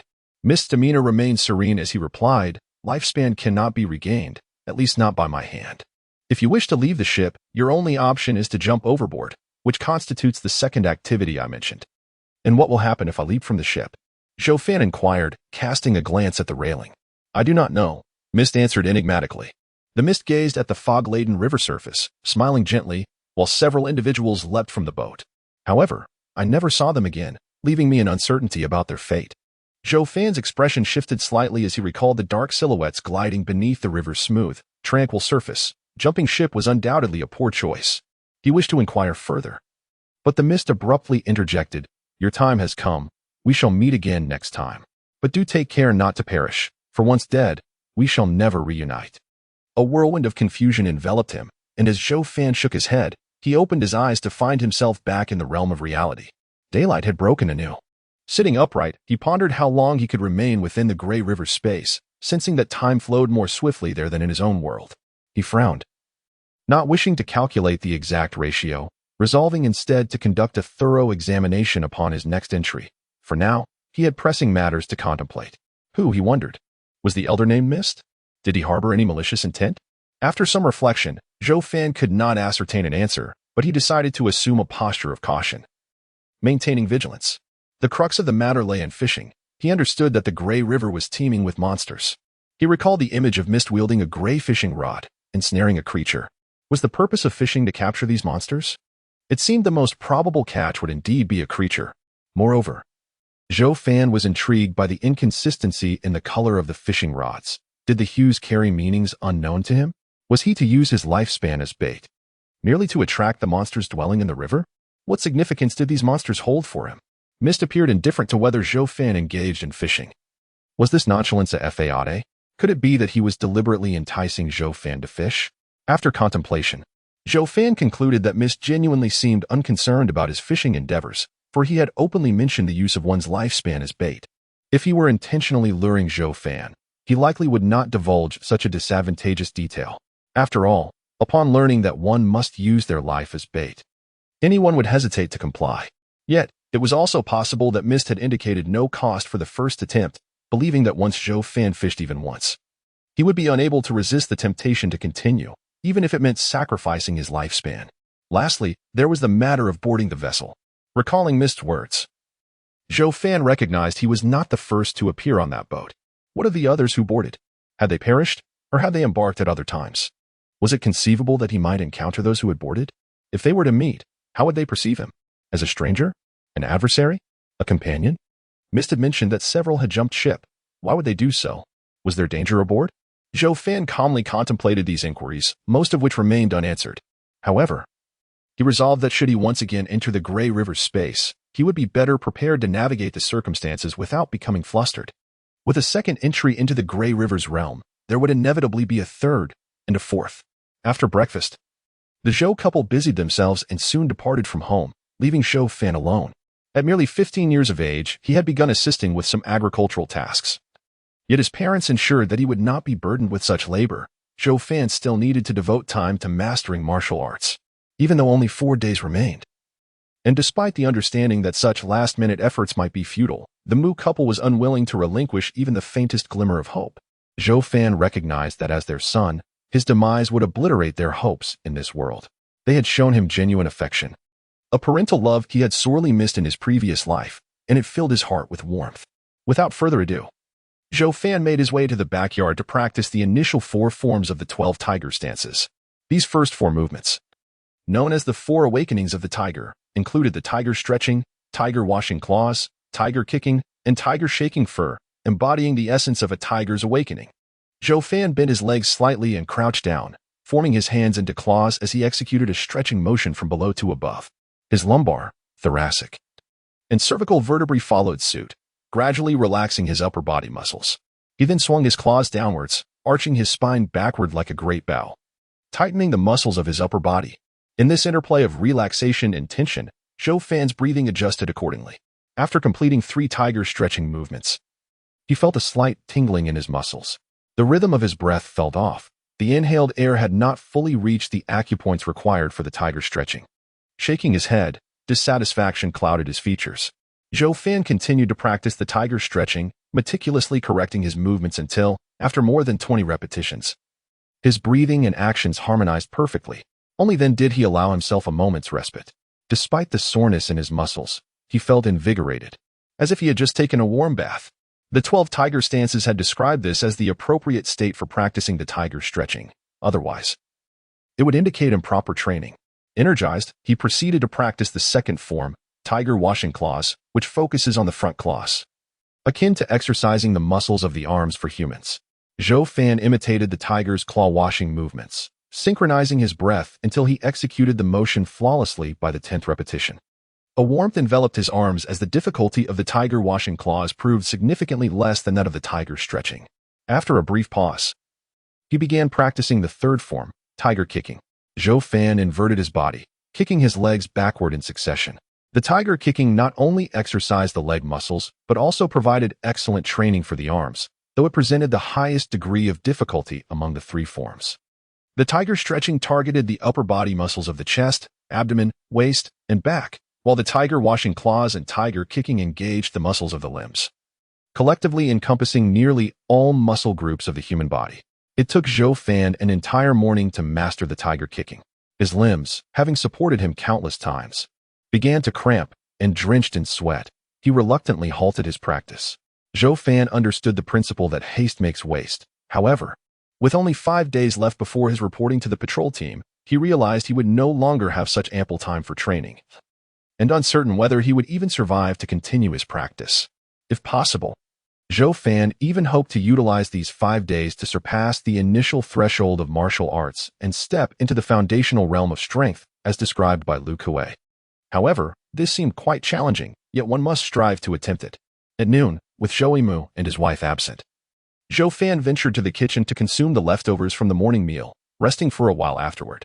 Once he felt rejuvenated, he returned to the small backyard of his humble earthen dwelling, where he would practice the tiger's shake. This was the final movement of the 4 awakening forms of the 12 forms of the tiger, and it was the most crucial among them. Whether he could cross the threshold of martial arts depended on this last form. The essence of the tiger's shake lay in the concept of shaking. Zhou Fan positioned himself on the ground, limbs spread out, with a fierce gaze fixed ahead, embodying the spirit of a tiger. The tiger's shake, which may have originally intended merely to rid oneself of dust, plays a vital role in harmonizing the body's muscles. This spiraling tremor causes the entire muscular system to vibrate, integrating the spine, joints, and all muscle groups in the limbs into a formidable force. Whether one is a tiger or a human, if the muscles cannot be coordinated, each will function independently. Regardless of one's size, strength cannot be effectively harnessed. It is akin to a punch thrown by an inexperienced individual, which merely utilizes the upper body's muscular power, whereas a martial artist can unify their waist and legs, leveraging the strength of the lumbar muscles to deliver a more ferocious blow. Zhou Fan lay on the ground, resembling a fierce tiger, first allowing himself to relax completely, aiming to achieve a state of total bodily looseness. When he felt ready, he suddenly shook his body, producing 2 faint thuds. However, Zhou Fan quickly frowned and shook his head, setting aside the issue of breath rhythm. The synchronization of muscle tremors was lacking. His limbs had trembled too swiftly, causing other muscle groups to fall out of sync. Contemplating this, he decided to forego the breathing issue for now and focused on practicing the rhythmic synchronization of his muscle tremors. Practice is often monotonous, requiring constant adjustments after repeated failures to achieve synchronized muscle vibrations. After dedicating an hour, Zhou Fan finally managed to synchronize the tremors of the tiger's shake flawlessly. Every time he shook, a crisp sound resonated, akin to countless military boots striking a concrete surface in unison, signifying that he had finally achieved rhythmic synchronization. Yet, Zhou Fan felt a heaviness in his chest, realizing it was due to his incorrect breathing rhythm. He began to adjust his breathing during the movements. Gradually, after another half hour, whenever he executed the tiger's shake, his breath transformed into a unique rhythm of 3 inhales followed by 1 exhale. Zhou Fan had perfected the tiger's shake. Standing upright, he struck the air with a punch, feeling the muscles throughout his body quiver slightly in response. However, completing the tiger's shake was merely the beginning. Zhou Fan took a moment to rest, quenching his thirst with a sip of water. Once his spirit and bodily condition were restored, he stood solemnly upon the muddy ground of the backyard, his hands transformed into claws, commencing his practice with the tiger stretch. After mastering the tiger stretch, he proceeded to the tiger washes its claws, and upon its completion, Zhou Fan supported himself in a handstand, executing the tiger kicks. However, during the kick of the tiger kicks, he quickly stumbled and fell, as the movement was flawed. His aspiration was to flawlessly connect the 4 forms of the tiger, for this would signify the completion of the awakening of the 12 tiger forms. Determined, he began anew with the tiger stretch, followed by the tiger washes its claws, and onto the tiger kicks, all without issue. Yet, as he transitioned from landing on his feet to the tiger shakes its fur, he faltered once more. He practiced diligently for the 3rd, 4th, and even the 5th time. Zhou Fan's limbs pressed against the ground, and his entire body trembled. With a sharp crack, he inhaled and exhaled rhythmically, feeling his muscles shift from relaxation to tension. Time seemed to slow as he sensed a peculiar energy enveloping his body. Alas, it felt as though this energy was separated by a thin membrane, forever unable to penetrate Zhou Fan's being. In but a fleeting moment, he emerged from this state. Was that energy the essence of vitality? Zhou Fan's expression subtly altered, whether from the manuscript of the 12 tiger forms or the words of Lu Kuei. Mastering these 4 awakening forms in one fluid motion was said to draw in the natural essence of the universe, refining the physical body and greatly enhancing one's strength. This was what it meant to cross the threshold of martial arts and become a true warrior. But how could one draw in the essence of the universe? According to Lu Kuei, it was through rigorous practice, as one trained repeatedly, possessing innate martial talent. There would inevitably come a day when they could invite the essence into their body. Zhou Fan was confident that his movements were executed precisely according to the manuscript of the 12 tiger forms. Provided the manuscript was accurate, his actions were undoubtedly standard. And even if there were minor discrepancies, they would not be significant. Indeed, his rapid comprehension of the existence of universal essence was a testament to the precision of his movements. Zhou Fan continued to practice tirelessly, yet as evening approached, he had successfully completed the 4 awakening forms multiple times, each time sensing the presence of the universal essence, but he remained unable to draw it within. Dusting off his clothes, Zhou Fan acknowledged that such progress was a considerable achievement. Perhaps he could not rush the process of inviting the essence into his body. After all, Lu Kuei had taken a month to cross the martial threshold. Moreover, Zhou Fan could distinctly feel the increase in his strength after a day of dedicated training. That evening, when Zhou Fan visited Lu Kuei's home and recounted the day's training, he realized the gravity of the situation. Are you saying you can complete the 4 awakening forms in one go and have sensed the existence of the universal essence? Lu Kuei exclaimed, his face a mask of astonishment, unable to believe his ears as he asked again. Zhou Fan nodded affirmatively. Then demonstrate it here for me, Lu Kuei said, scratching his head. The hall in Lu Kuei's home was quite spacious, and Zhou Fan practiced the awakening technique within it. Having already familiarized himself with the 4 forms through numerous daytime repetitions, Zhou Fan successfully completed them in one go. In an instant, he felt the surrounding elemental energy of the universe, but just as quickly he detached himself from that state. Rising to his feet and brushing off the dust from his palms, he turned to Lu Kuei. Lu Kuei's expression was peculiar, a mixture of astonishment and confusion. Brother Lu? Zhou Fan called out, prompting Lu Kuei to regain his composure. He smiled wryly and said, a fan, I'm not quite sure how to articulate this. Speak freely, Brother Lu. Zhou Fan encouraged, sensing that something was amiss. Firstly, your execution of the awakening technique. Lu Kuei paused, scratching his head. I can't be certain if your movements are correct, but when you practiced, it felt as though a true ferocious tiger had just awakened. I personally believe your technique was quite exquisite. However, Lu Kuei's brow furrowed deeper, indicating that something was still off. What seems to be the issue? Is my breathing rhythm incorrect? Zhou Fan inquired hastily. The breathing rhythm of the awakening technique is difficult to discern. Only you would know that. Lu Kuei shook his head. What I mean is that your state is not quite right. State? Zhou Fan was momentarily taken aback, struggling to grasp the meaning. A fan. You accomplished the awakening technique in a single day. You're undoubtedly the fastest learner I've ever witnessed. It took me a whole month to truly complete it the first time. Lu Kuei remarked, his expression complex. I mentioned this to you last night. But what I didn't elaborate on is that once one genuinely completes the awakening technique and perceives the elemental energy of the universe, one should automatically absorb that energy. Zhou Fan's expression changed subtly as he comprehended Lu Kuei's implication. In other words, since he had completed the awakening technique and could sense the elemental energy, he should be able to absorb it. Previously, he had thought that his lack of absorption was due to insufficient practice, but now, with Lu Kuei's insight, he realized there was a significant issue at hand. Where does the problem lie? Zhou Fan asked. I'm not quite sure, Lu Kuei replied with a wry smile. I'm just a simple man and don't understand why this is happening. Does the manuscript mention this issue? The manuscript only contains the methods of cultivation. It does not provide any solutions to problems encountered. Zhou Fan frowned and asked, if you were to speculate, Brother Lu, what might your guess be? Even a conjecture could be helpful. If I were to guess. Lu Kuei paused for a moment before slowly continuing, I have 2 hypotheses. The first is that perhaps your method of practice is incorrect. My method is flawed? Zhou Fan reflected on his movements and breathing techniques, struggling to identify any errors. And what is your second hypothesis? A look of pity crossed Lu Kuei's face as he sighed. It may be that you lack talent for martial arts, which is why you cannot draw on the energy. Lu Kuei vaguely sensed that this was the crux of the issue. He felt a twinge of regret. For Zhou Fan was an exceptionally intelligent individual with remarkable comprehension skills, having mastered the 4 awakening forms in just a day's time. Regrettably, he lacked any innate talent for martial arts.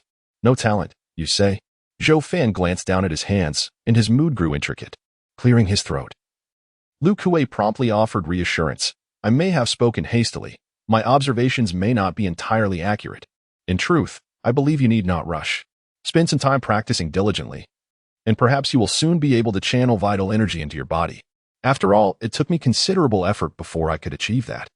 In response to Lu Kuei's comfort, Zhou Fan merely smiled, his eyes clear and devoid of any sign of dejection. Instead, he inquired, Brother Lu, If a lack of martial talent is indeed the cause, is there a way for someone to successfully draw vital energy into their body?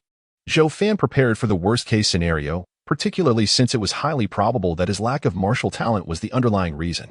Should that be the case, his path in martial arts would be irrevocably severed, and he would face increasingly perilous encounters with the bizarre and dangerous. Such a possibility seems unlikely, Lu Kuei stated.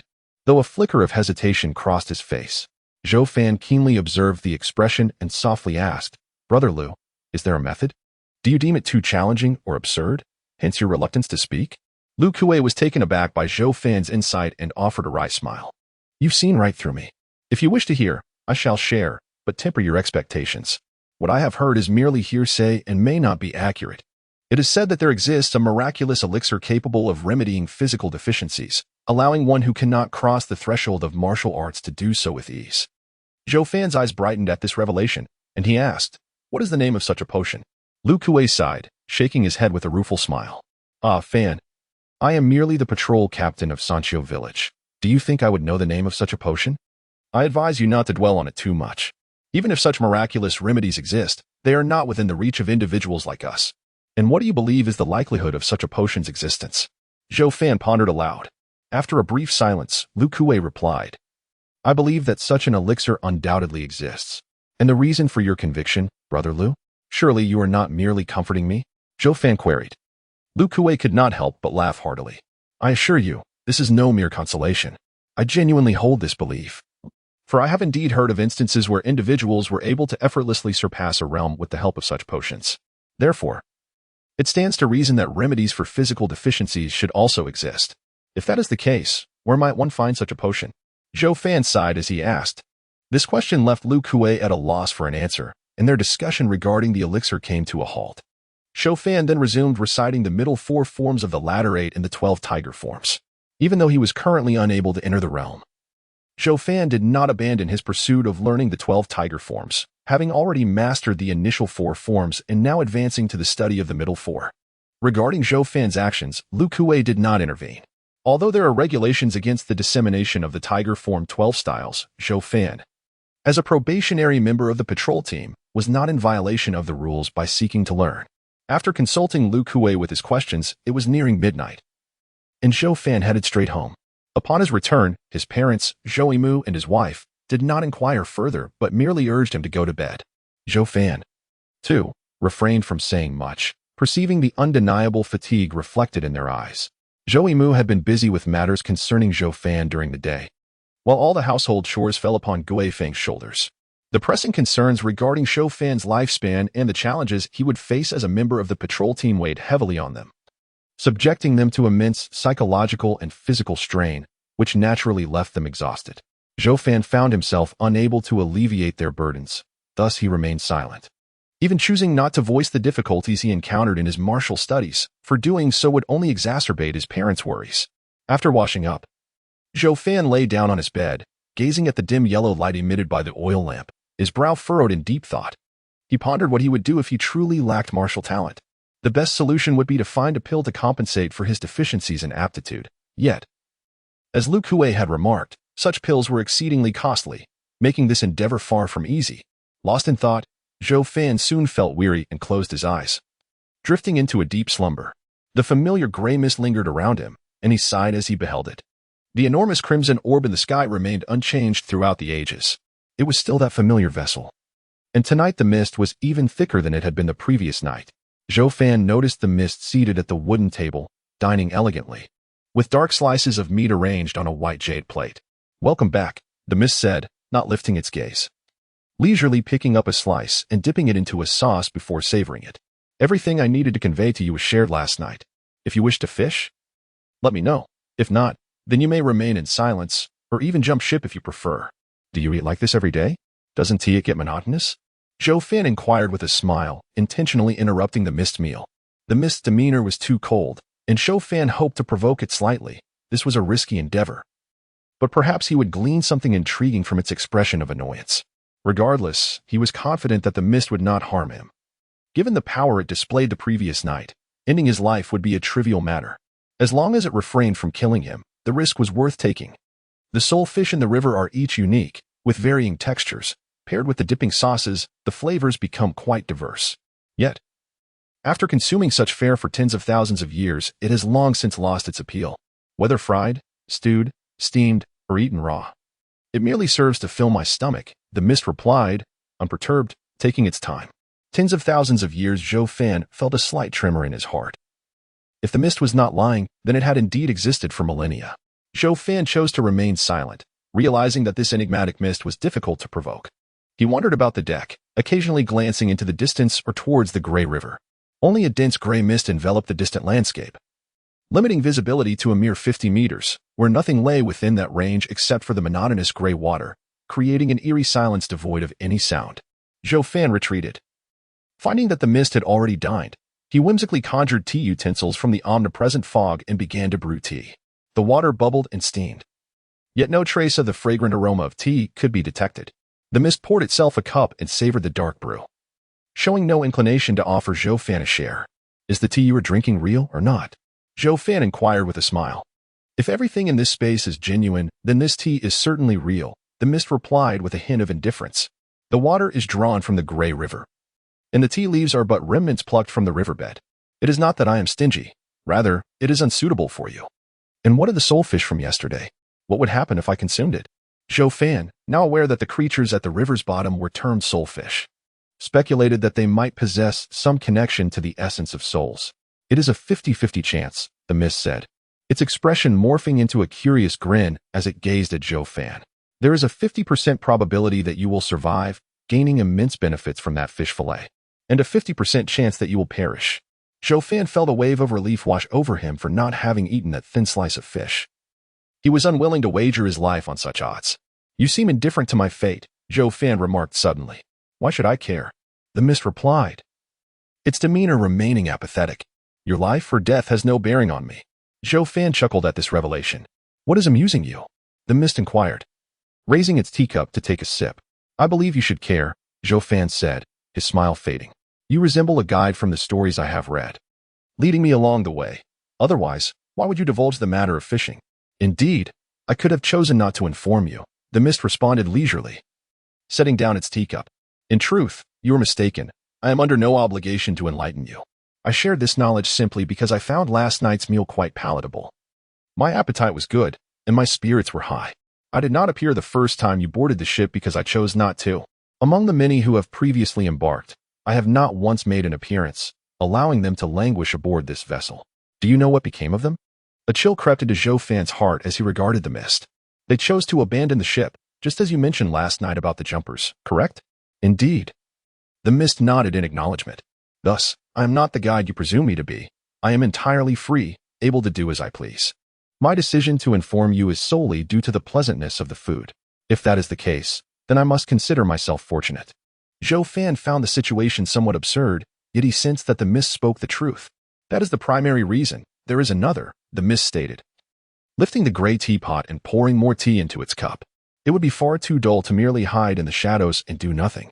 Observing the embarkation of passengers, I found myself disinclined to partake in such endeavors after several attempts. Should there be passengers aboard? I typically express my willingness to share the art of fishing, as it adds an element of intrigue. It is merely a matter of time, provided I am not grievously offended. Does my demise not bear any consequence for the mist? Zhou Fan, filled with reluctance, inquired, as this was entirely contrary to his expectations. The mist, lifting a teacup and taking a sip, replied, It is not to say that there is absolutely no impact, yet I remain indifferent. Should the vessel permanently lose its passengers, I shall descend into a deep slumber until the arrival of the next traveler awakens me. However, I have existed for far too long. Slumber holds little significance for me, and even an eternal sleep bears no weight. Zhou Fan began to comprehend. If the mist had indeed lived for several millennia, it must have encountered countless passengers, leading to an inevitable sense of monotony. Thus, its demeanor was one of apathy. Furthermore, the mist imparted an intriguing revelation to Zhou Fan, the possibility that he might be the sole passenger on board. It is inaccurate to label you a guide. You resemble more of an observer, acting according to your whims, Zhou Fan remarked. The mist offered no response. Instead, with a gentle sweep of its right hand across the table, a sandglass materialized. Gray sand trickled through the narrow passage into the glass orb below, the upper chamber now holding less than half of its fine grains. The mist gestured towards the hourglass, stating, "This indicates the time you have remaining on the vessel. Once it has fully drained, it signifies your return. Why inform me of the remaining time? I have already expended a considerable portion of my lifespan to board this vessel. Does each entry further deplete my life?" Zhou Fan replied, unhurriedly, for to him, this journey was merely a precursor to future endeavors. Once aboard, each appearance on the vessel will not consume your life force. Otherwise, your already limited years would have long since vanished. The mist chuckled. "I disclose your remaining time because I perceive you as a discerning individual, and I wish for you not to squander this opportunity." "What opportunity?" Zhou Fan queried, momentarily taken aback. "Once the time has elapsed and you next board, you will forfeit the chance for a complimentary use of the fishing rod. This singular free opportunity commences from the moment I inform you of the rod's existence. Should 2 nights pass, it will signify that the traveler has relinquished their sole chance for free usage," the mist elucidated. Zhou Fan merely gazed at the flowing gray sand within the hourglass, refraining from questioning why the mist had not revealed this sooner. The mist operated purely on its own inclinations, and questioning would yield no benefit. Setting down the teacup, the mist waved its left hand gently, dispersing the gray fog at the table's edge. To its left leaned 7 fishing rods of various hues against the square table. "Choose any rod you fancy," the mist said, pouring water into the teacup from the teapot, "though you are under no obligation to select one." Zhou Fan glanced at the 7 rods and asked, "Mist, could you enlighten me on the significance of my presence here?" He understood that his arrival must be driven by some purpose, and he felt compelled to uncover it. "I cannot divulge that information just yet, for it holds no relevance at this moment, and I am disinclined to discuss it," the mist replied after a brief silence. "Was this fishing truly advantageous for me?" Zhou Fan's voice grew urgent as the shifting sands above dwindled, compelling him to make a choice. "If you trust me, my answer is that it is beneficial and harmless. This is your opportunity. Those who seize it will embark on a promising journey." Mist squinted with a smile. Moments like these always piqued his interest, and he was eager to observe Zhou Fan's decision. Zhou Fan closed his eyes, contemplating. He reflected on the words exchanged between the two of them, the demeanor of Mist, weighing the pros and cons. In mere seconds, he opened his eyes, clarity replacing his earlier confusion. He gazed earnestly at Mist and said, "I am willing to fish. But there are 7 rods. Could you offer me some guidance?" Mist's gray eyes narrowed slightly as he looked up at the blood-red sphere in the sky and replied, "Why do you place your trust in me? I have encountered a myriad of boarders, each with their own temperament. Many, like you, exhibit a cautious disposition. Yet those who are overly suspicious often forfeit their initial opportunities. You are the first of this nature who is willing to take a risk, which genuinely surprises me." Zhou Fan fell into a brief silence. He understood that at this crucial moment, Mist's actions would be dictated by his mood. If his response did not satisfy Mist, he feared he would receive no assistance, leaving him to rely solely on luck when choosing a rod, which would not bode well for him. "As you mentioned, I am indeed a cautious individual. Even now, I harbor doubts about you. However, upon reflection, I find no reason for you to deceive me. Thus, I am willing to take the plunge. My grandmother once pointed out my character flaws, stating that a reckless person must exercise caution in moments of impulsiveness, while a suspicious one should boldly take a step forward when in doubt, lest they regret it later." Mist chuckled softly and said, "You require a potion. Select the light purple rod." Zhou Fan approached and swiftly picked up the light purple rod. He walked toward the edge of the boat and inquired, "How did you know I needed a potion?" "I can perceive the needs of the boarders," Mist explained. "But the rod lacks a fishing line. How should I use it?" Zhou Fan gripped the rod, noticing the absence of any line. "It is not that there is no line. It is simply invisible to you. The bait has already fused with the line. You merely need to cast it forcefully into the river. Remember, if the fish does not bite, do not reel it in." Mist's voice echoed from behind him. Zhou Fan refrained from asking further questions, fearing he had already wasted too much time. He was uncertain how long the fishing would take, so he simply swung the rod with all his might. With a crack, he saw a light purple line descend into the gray waters. Without a bobber, the line vanished into the murky depths, and the shadowy figures beneath seemed to sense a threat, thrashing violently and stirring the once calm surface into a whirlpool. The line suddenly tightened as if it had snagged something. Zhou Fan did not inquire about his next steps. He simply yanked the rod upward. With a splash, the line retracted from the gray water, the end of the line resembling an open octopus, tightly ensnaring a white porcelain bottle. Zhou Fan reached out to grasp the white porcelain bottle that had been drawn back by the fishing line, gazing at the bottle in his hand. A look of astonishment flickered across his face as the silk thread entwined around it dissipated into mist, rendering the fishing line on the rod invisible. Could it be that this contains a medicinal pill? While fishing, Zhou Fan had harbored suspicions, and now he sought confirmation from the mist. The mist approached. Casting a glance at the porcelain bottle, its expression remaining calm and unperturbed, it was evident that the bottle contained a medicinal pill. The pale purple fishing rod was capable of reeling in only such treasures from the river. You still have a bit of time left. Would you like me to ascertain what kind of pill this is? Zhou Fan glanced at the meager grains of sand atop the hourglass on the distant table and swiftly handed the porcelain bottle to the mist. The mist merely uncorked the bottle, inhaled its contents, and then recapped it, returning it to Zhou Fan with the words, "Congratulations, this is a Tongyuan pill, which can aid in opening the body's Tongyuan pores." Tongyuan pill? Zhou Fan was taken aback, eager to voice his inquiries, but was suddenly besieged by a wave of dizziness. He needed to leave. How should it be consumed? Simply swallow it whole. Zhou Fan barely caught the mist half-sentence before losing consciousness. When he opened his eyes again, he found himself lying in bed.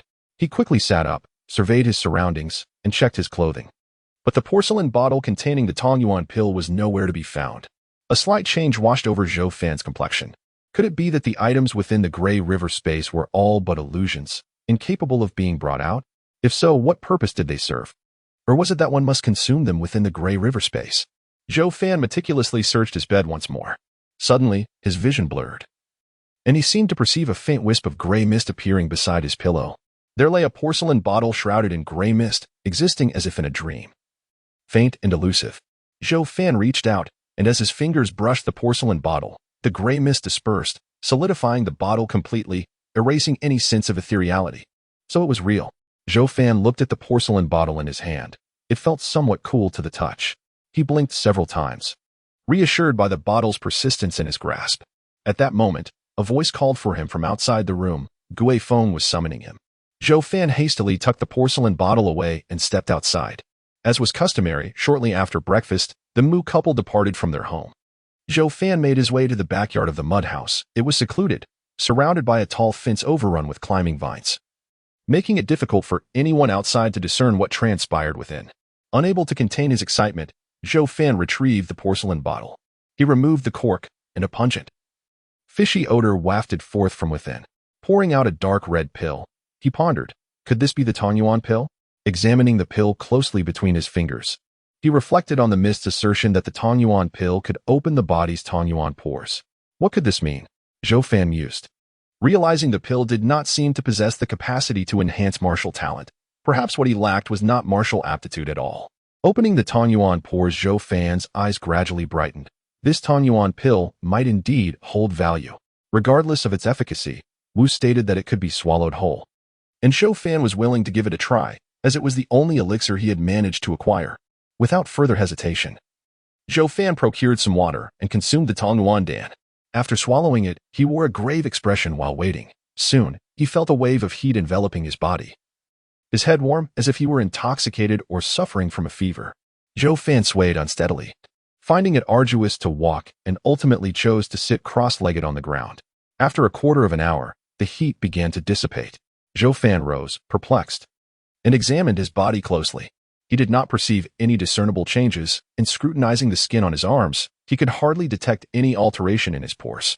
The Tongyuan Dan was said to open the Tongyuan pores, yet he was oblivious to their nature, uncertain whether the elixir had succeeded or failed. However, such details seemed trivial. The crux lay in whether he could draw the vital energy into his body. As this thought crossed his mind, he commenced his practice in the small courtyard, shaking his claws and executing the fierce tiger stretch. The only way to ascertain if he could draw the energy was to attempt it. Zhou Fan felt somewhat anxious and was distracted during his practice. After 3 consecutive failures, he decided to pause and allow himself to regain composure before continuing with the awakening 4 moves of the tiger form. This time, he succeeded in executing the final move, the fierce tiger shaking its fur. With all 4s on the ground, he trembled, and his muscles quaked in response, producing a resounding crack. Zhou Fan once again entered that state of perceiving the flow of the world's vital energy. Previously, it felt as though a membrane separated him from this energy. But this time was different. The energy seemed to be drawn into his body. The vital energy swiftly integrated with his flesh and blood, leaving Zhou Fan with an indescribable sense of comfort. Though it felt as if a considerable amount of time had passed, it was merely a fleeting moment. When it ended, Zhou Fan stood up, his face radiant with joy. In the past, after practicing the awakening form moves, he had felt only a slight increase in strength. But now the sensation was vividly clear. As he gently clenched his fist, he could feel his muscles quivering with newfound vigor. Was this what it meant to draw in vital energy? Zhou Fan marveled to himself as he waved his fist, creating a gust of wind. He then glanced at his arms. Although there were no significant changes in his muscles, he could sense a substantial increase in strength, a peculiar sensation indeed. The joy within him could no longer be concealed, and a broad smile adorned Zhou Fan's face. He had successfully crossed the threshold of drawing in vital energy, becoming a martial artist at the initial stage of strength. After the exhilaration subsided, Zhou Fan recognized that his ability to surpass this threshold was entirely due to the Tong Yuan Dan. Raising an eyebrow, he grasped the concept. The notion of lacking martial talent likely stemmed from whether the Tong Yuan pores had been opened. If they were indeed opened, one could draw in vital energy through the practice of martial arts. Conversely, if the Tong Yuan pores remained blocked, one might spend a lifetime without ever achieving that feat.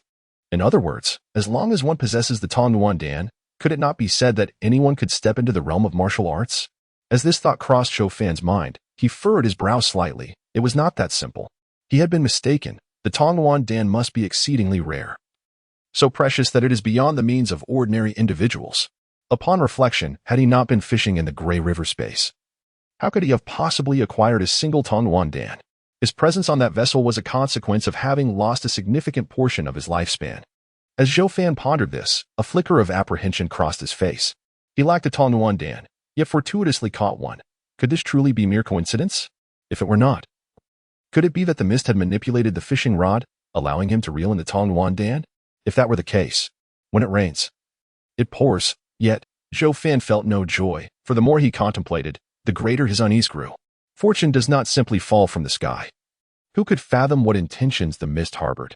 The mere thought of the Gray River space sent a shiver down Zhou Fan's spine. It was far too peculiar. After contemplating for quite some time without any clarity, he let out a bitter laugh, choosing not to dwell further. He was still far too weak. Even if the mist harbored some ulterior motive, he was powerless to thwart it. Thinking was futile. It would be more prudent for him to focus on the present, preparing for the dangers that lay ahead. Zhou Fan resumed practicing the awakening 4 forms of the tiger-shaped 12 techniques. With each completion of the awakening 4 forms, he absorbed vital energy to refine his body, resulting in a slight increase in his strength. Lu Kuei had already informed Zhou Fan that even upon entering the initial stage of strength, one must continue practicing the awakening 4 forms. It would only be when the awakening 4 forms ceased to yield further increase that it would signify Zhou Fan had reached the pinnacle of the initial stage of strength, thus enabling him to begin practicing the intermediate 4 forms, entering the mid-stage of strength. Due to the varying aptitudes and methods of practice among individuals, even within the initial stage of strength, the limits of strength that each could attain would naturally differ. It would not be surprising for a practitioner in the initial stage to surpass one in the mid-stage. These were merely casual remarks made by Lu Kuei during their conversations. He could hardly have anticipated that Zhou Fan would advance to the initial stage of strength so swiftly. After careful consideration, Zhou Fan decided to temporarily conceal his advancement to the initial stage of strength. He would keep it under wraps for as long as possible, especially since Lu Kuei had only the previous night speculated that he lacked martial talent. If Lu Kuei were to discover that Zhou Fan had attained the initial stage of strength overnight, it would indeed be a shocking revelation, potentially leading to unnecessary complications. It was wiser to maintain a low profile. With this resolution, Zhou Fan continued his practice of the awakening 4 forms, resting when fatigued, until nearly dusk when he finally paused. Unlike the fatigue of the previous day, Zhou Fan felt invigorated, having just entered the initial stage of strength. The palpable sensation of growth with each completion of the awakening 4 forms was immensely gratifying. Furthermore, the vital energy was genuinely nourishing his physical form. However, Zhou Fan chose not to continue, as his body signaled a sensation akin to being full, much like a person who has overeaten, necessitating time to digest the food within. The vital energy accumulated in his body required time for his muscles to assimilate. Otherwise, complications could easily arise. Zhou Fan was acutely aware of this, prompting him to come to a halt. As he paused, he felt an overwhelming surge of strength within him. Curiosity piqued. He wondered just how formidable his current strength truly was. He wandered around his home, eventually resting his gaze upon a damaged stone mill in the corner of the room. The mill, with a small corner missing, had been discarded. Approaching it, Zhou Fan squatted down, lifted it effortlessly with both hands, and raised it high. When he set it back down, it emitted a dull thud against the ground. The stone mill weighed at least over 200 pounds. Yet Zhou Fan had raised it with remarkable ease. Estimating his newfound strength, he surmised that he could now lift at least 300 pounds. Though 400 might be a stretch. Nonetheless, this was an astounding feat. Before Zhou Fan had even begun to touch the early stages of his strength training, his youthful physique could barely manage to lift over 100 pounds, and that was with considerable effort. Yet, astonishingly, in just a single day, his strength had nearly surged to 400 pounds. He recalled having seen a record in modern weightlifting competitions, which stood at 270 kilograms, or 540 pounds. While 540 pounds still felt like a distant aspiration if he continued his training at this pace. Surpassing that weight could be achieved in merely a few days. This indicated that in a handful of days, he could transcend the weightlifting limits of modern society, suggesting that ordinary individuals in this world might not even compare to the dedicated weightlifters of his time. Of course, this world was inhabited by martial artists who possessed formidable strength. At his current level, Zhou Fan's strength was already at 400 pounds, and those with mid to high tier strength were even more powerful. In the ancient records of Zhou Fan's world, there were numerous legends of individuals with strength capable of moving mountains, yet these remained mere tales, with no one daring to affirm the terrifying might of those legendary figures. However, Zhou Fan now felt that it might not be impossible. He sensed that this world could indeed harbor martial artists with such extraordinary strength. It was even conceivable that he could attain such power himself. Once an individual with such strength engaged in battle, their might would be akin to galloping steeds, drawing bows of immense weight, making it difficult for ordinary people to approach. A single punch could send opponents flying, and even a dozen assailants might not prove to be a match. Yet, Zhou Fan soon wore a wry smile, recalling what Lu Kuei had once said, no matter how great one's strength, when faced with the supernatural and bizarre, it would be a challenge to contend against such entities. What good was strength if it could not overcome the uncanny? Zhou Fan continued to practice the awakening 4 forms of the 12 tiger styles, but he refrained from recklessly absorbing vital energy. Instead, he meticulously dissected each movement for practice. This methodical approach aimed to more effectively engage his muscle fibers, thereby accelerating their capacity to absorb vital energy. The immediate effects were not particularly pronounced, yet with diligent effort and repetition, significant progress would eventually manifest. While Zhou Fan was engrossed in his practice in the backyard, he heard a voice calling from the front door. "Is anyone home?" As he executed the fierce tiger kick, Zhou Fan responded to the call, performing a somersault before standing upright and brushing off the dust from his clothes. He then called out, "Yes." "Who is it?" In the midst of speaking, Zhou Fan had already circled around to the front of the house, where he encountered a middle-aged man of average build standing at the door. The man was clad in a black robe, with a redwood box slung at his side. His round, dignified face was adorned with a long beard, exuding an air of scholarly elegance. The man appeared in excellent health, his complexion radiant as he greeted Zhou Fan with a gentle smile. Zhou Fan, observing the stranger, remarked, "My parents are not at home. If you wish to see them, you will have to come back in the evening." The middle-aged man shook his head, saying, "You misunderstand. I am not here to find Emu and the others, but rather to seek you." "Me?" Zhou Fan was momentarily taken aback. Lacking memories of his previous life, he could not recognize the man. Initially, he assumed the stranger was a friend of his parents, considering their similar ages, but the revelation that he had come to see him was surprising. "I understand that you have forgotten your past, so allow me to reintroduce myself. My name is Zhang He, the village doctor," he said, his face radiating a subtle smile. Zhou Fan furrowed his brow slightly, but quickly relaxed, responding, "Ah, so you are Dr. Zhang. My apologies, please, come in." He invited Zhang He into the living area and poured him a glass of water. Zhang He accepted the cup with a word of thanks, casually placing it on the table as he smiled and continued, "I have come to examine you. A few days ago, you regained consciousness, but I was preoccupied with other patients and could not visit. Today, I finally found the time to come by."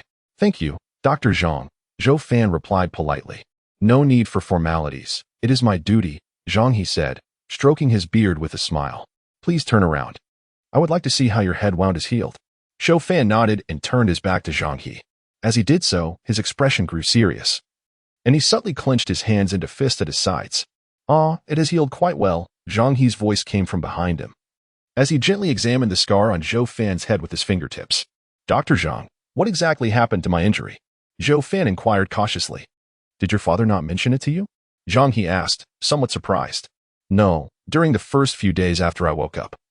I encountered the significant matter of my hair being tied up. As you know, my luck has been poor and my lifespan limited. And I have been preparing to join the patrol team, so I simply did not have the time to ask them, Zhou Fan replied with a somewhat naive smile. So it is, you sustained an injury from a fall. Zhang He released his fingers from Zhou Fan's forehead, allowing him to turn around. Zhang He's response mirrored that of Zhou Yimou, yet Zhou Fan had anticipated this. It was likely that Zhang He and Zhou Yimou had conferred beforehand. As Zhou Fan turned, a look of puzzlement crossed his face as he inquired, so it was indeed a fall. Was it serious at the time? Quite serious, Zhang He replied, his smile fading slightly. At that moment, your occiput was covered in blood. Fortunately, your father came looking for me, and I arrived just in time to tend to your injuries and bring you back to safety. Then why did I fall without any reason? Zhou Fan pressed further. Well, Zhang He pondered for a moment before shaking his head. I cannot say, and your father likely does not know either. By the time he discovered you, you were already unconscious on the ground. At this point, Zhang He playfully patted Zhou Fan's shoulder, saying, young man, do not overthink it. You did hit your head. If you dwell too much on it, your mind may ache. Regardless of how you came to be injured, the important thing is that you are now safe. Extend your hand. I shall take your pulse. Dr. Zhang, I shall heed your advice, Zhou Fan replied with an innocent smile. Which hand? Both hands are needed for diagnosis. Zhang He stated. Let us begin with the right. Zhou Fan extended his right hand for Zhang He to examine, and after taking his pulse, he switched to his left. Dr. Zhang, how is my health? Zhou Fan inquired with concern, observing Zhang He's silence. After a brief moment, Zhang He smiled and responded, there is nothing serious. Your pulse is steady and balanced, neither floating nor sunken, neither too strong nor too weak, with a rhythmic and smooth flow, indicative of a normal condition. That is good to hear, Zhou Fan chuckled. Once Zhang He had finished taking his pulse, he mentioned that he had other matters to attend to and stood to take his leave. Zhou Fan quickly accompanied him to the door. Upon reaching the entrance, Zhou Fan retrieved 5 copper coins left to him by his parents and said, Dr. Zhang, a small token of appreciation, though it is hardly worthy of your respect. No. Zhang He declined graciously. I have already accepted your family's consultation fee previously. I cannot accept anything for this follow-up visit. With Zhang He refusing the coins, Zhou Fan did not engage in the customary back and forth of adults, but simply placed them back into his pocket, saying, then please take care, Dr. Zhang. Zhang He did not move, instead stroking his beard as he regarded Zhou Fan, a gentle smile gracing his features once more. Ah, Fan, you were never this cheerful before. It seems this injury may have had its silver lining. Is that so? Zhou Fan replied with a bashful smile, rubbing the back of his neck with his right hand. Rest well, and should you feel any discomfort, do not hesitate to seek me out, Zhang He advised once more, turning to depart. Zhou Fan watched Zhang He's figure until he vanished around the corner of a yellow clay house, at which point he withdrew his gaze. And a shadow of melancholy replaced the smile on his face. Zhou Fan firmly closed the wooden door, severing the light from the outside and plunging himself into darkness. A slender beam of light filtered through the crack, illuminating his face in a manner that seemed poised to cleave it in two. As he gazed at this sliver of light, the gentle smile of Dr. Zhang He resurfaced in his mind. It had sent a chilling shiver through Zhou Fan's heart.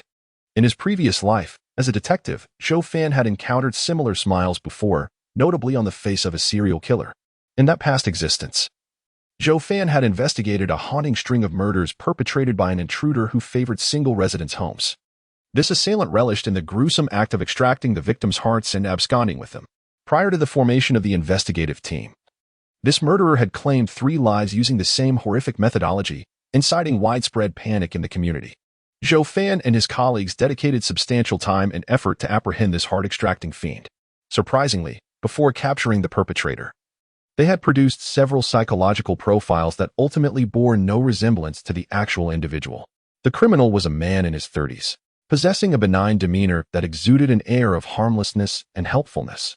When apprehended, the neighbors could scarcely believe the man they had known. Yet, confronted with irrefutable evidence, the interrogation was straightforward. The serial killer displayed a serene smile, divulging every detail without reservation, whether elaborating on his motives or recounting the grisly specifics of his crimes. He maintained that disarming smile, engaging Zhou Fan and his team in a calm conversation. During his time at the police academy, Zhou Fan had perused numerous case files, analyzing criminal psychology, and after graduation, he successfully solved many criminal cases, interacting with a variety of offenders. However, few left as profound an impression as that heart-extracting killer. His smile was not a facade. He genuinely exhibited no fear of death or concern for his own capture, perpetually adorned with a gentle grin that sent chills down Zhou Fan's spine. The smile that had adorned Dr. Zhang He's face moments ago evoked a similar sensation within Zhou Fan. Could this be mere illusion? He shook his head, dismissing the notion as unfounded. When Zhang He had requested Zhou Fan to turn around for a check on the back of his head, Zhou Fan felt an unsettling sensation of being observed, far surpassing the dread he had experienced when being watched by malevolent spirits during his weakened state. It was a nauseating feeling, akin to the surging of gastric acid. Zhou Fan's intuition had always proven invaluable, never leading him astray. In his previous life as a detective, this instinct had significantly aided him in his work. Thus, with his back turned to Zhang He remained on high alert, every fiber of his being attuned to the man behind him, wary of Zhang He's true nature. There was undoubtedly something amiss with Zhang He. Without the finely honed instincts cultivated through his experience as a detective, Zhou Fan might have failed to perceive the underlying issues. Zhang He undoubtedly harbors some ulterior motives, and even the injuries he sustained are likely connected to Zhang He, despite the latter claiming they were merely accidental falls. Contemplating this, Zhou Fan furrowed his brow. His parents attributed his injuries to a fall, and Zhang He echoed this narrative, indicating that they must have conspired beforehand. Could there be something amiss with his parents? Zhou Fan quickly dismissed this thought. Through the past few days of interaction, their affection for him was undeniably evident and could not be feigned. It was far more plausible that his parents had been deceived by Zhang He, thereby colluding in this deception. Yet, he found himself perplexed as to why his parents would lie about the cause of his injuries. What, in fact, had led to his condition? What had transpired at the time of his injury? While lost in thought, he reached up to touch the scar at the back of his head, which had nearly healed, leaving barely a trace. His brow knitted in a tight frown, as if shrouded in an ever-present mist that enveloped him, and he reached out but found it elusive. As evening approached and Zhou Yimu and his wife were about to return, Zhou Fan concluded his day of training and made his way from the backyard to the front of the house. He exchanged a few words with Zhou Yimu before turning to assist his mother, Gui Feng, in preparing dinner. Once the meal was ready, the three of them gathered to eat. Zhou Fan glanced at Zhou Yimu and his wife, took a mouthful of rice with his chopsticks, and casually remarked, "Dr. Zhang visited us today." The name Dr. Zhang seemed to possess a peculiar enchantment, causing Zhou Yimu and Gui Feng to momentarily pause in their eating, a reaction that Zhou Fan observed keenly. Gui Feng looked at Zhou Fan with concern, asking, "Was Dr. Zhang here to check on your health? What did he say?" Sensing her anxiety, Zhou Fan decided to reassure her, responding with a smile. "Dr. Zhang said that I'm perfectly fine." That's a relief, Gui Feng exhaled, her expression visibly relaxing. Zhou Yimu remained his usual silent self. However, under Zhou Fan's scrutiny, the previously stiff posture of this somewhat uncommunicative father appeared to have softened. But Dr. Zhang also mentioned. Zhou Fan paused here, his gaze fixed intently on Zhou Yimu and Gui Feng. What else did he say? Gui Feng's face tightened again, a hint of worry creeping in, while Zhou Yimu regarded Zhou Fan with concern. He said that if I ever feel any discomfort in my head, I should seek him out immediately. Zhou Fan's expression revealed confusion. After all, this minor injury had healed. So how could he experience discomfort? His words seemed rather peculiar. "Ah Fan, a blow to the head is no trivial matter. If you feel unwell, you must inform your mother and father, and we shall summon Dr. Zhang again," Gui Feng urged anxiously. "Mother, I understand," Zhou Fan replied, lowering his gaze, blinking in acknowledgement. If this were no minor injury, then it must be something grave, perhaps even life-threatening. What kind of fall could result in such serious harm? Enough now. Ah Fan is no longer a child and can exercise discretion. Zhou Yimu cast a glance at Gui Feng, imploring her to remain calm. Gui Feng refrained from further discussion on the matter and turned to Zhou Yimu, inquiring, "How are you progressing with the items for Athen?" As he is soon to join the patrol team? After swallowing his mouthful of food, Zhou Yimu replied, "I have found a few alternatives, though none are particularly satisfactory. Hence I did not purchase them. The best option seems to be slipping away, as the other party is reluctant to sell. I shall return to negotiate again tomorrow. He will surely come around. If all else fails, I shall procure one of the alternatives. We cannot allow Athen to enter the patrol team empty-handed." Gui Feng, expressing her concern, urged him to ensure Athen's preparedness. Zhou Yimu reassured her, "Fear not. I have everything under control. However, it is imperative that we secure that best option. Only then will I feel at ease regarding Athen's induction into the patrol." throughout the conversation between his parents. Zhou Fan remained silent, preoccupied with thoughts of his own injuries from a past life. He refrained from questioning them directly, aware that they were deliberately concealing information. Even if he were to inquire, it might prove futile, and the most daunting possibility was that he might not uncover the truth at all. There was a risk that his parents could inform Zhang He, and should Zhang He become aware, he would undoubtedly be on guard, an unfavorable outcome for Zhou Fan. Until he could ascertain the nature of the connection between his parents and Zhang he must avoid openly questioning the incidents surrounding his injuries, instead opting for subtle inquiries to gradually unravel the truth. Zhou Fan contemplated calmly as dinner swiftly concluded. After the meal, he donned his customary demeanor, holding a paper lantern adorned with a small light talisman, and bid farewell to his parents as he set off to learn martial skills at Lu Kuei's residence. As he walked further into the enveloping darkness, Gui Feng's anxious expression became increasingly evident. Turning to Zhou Yimu, she voiced her concern. "Do you think Afan's injury might recur?" "Unlikely," Zhou Yimu replied, shaking his head. "The wound has scabbed over. Afan is fine." Dr. Zhang merely suggested caution. "Why must my child endure such suffering? His injuries are slow to heal, and his lifespan is so fleeting." As she spoke, tears welled in Gui Feng's eyes once more. Zhou Yimu remained silent, absorbing her sorrow. "Yimu, should we disclose those two matters to Afton? I mean, concerning his injury and—" Gui Feng pondered before asking. Zhou Yimu's expression shifted slightly as he sternly replied, "Not a word regarding those two matters. We shall refrain from discussing the second one, but concerning the injury, what benefit do you think there would be in revealing it? What if Afan's fate aligns with Dr. Zhang's foreboding prognosis?" The thought of such an unbearable outcome sent a shiver through Gui Feng, and she replied, "I shall remain silent. But I find it distressing to conceal everything from Afan. Distressing or not, it cannot be spoken of. Even if Afan harbors suspicions, we must remain silent." Zhou Yimu's voice grew somber. "Afan's lifespan is merely 19. He likely has only a few years left. Let us allow him to enjoy life a little more." Upon arriving at Lu Kuei's home, Zhou Fan commenced his lessons. "Afan, have you made any progress today?" Lu Kuei inquired leisurely, sipping from his teacup. Zhou Fan shook his head, concealing the truth of his nascent strength as previously planned. "It is not unusual to experience stagnation with diligent study and practice. I firmly believe that one day you will transcend that threshold." Lu Kuei gently placed down the teacup and encouraged, "So, will you practice the 4 awakening techniques here tonight, or continue learning the last 4 movements of the Tiger Form 12 techniques?" "I would like to memorize the final 4 movements first. As for practice, I can manage that on my own during the day," Zhou Fan replied. Lu Kuei did not express any dissent. Instead, he handed Zhou Fan the manuscript of the Tiger Form 12 techniques. "Feel free to ask me any questions, and I will do my utmost to assist you," he added.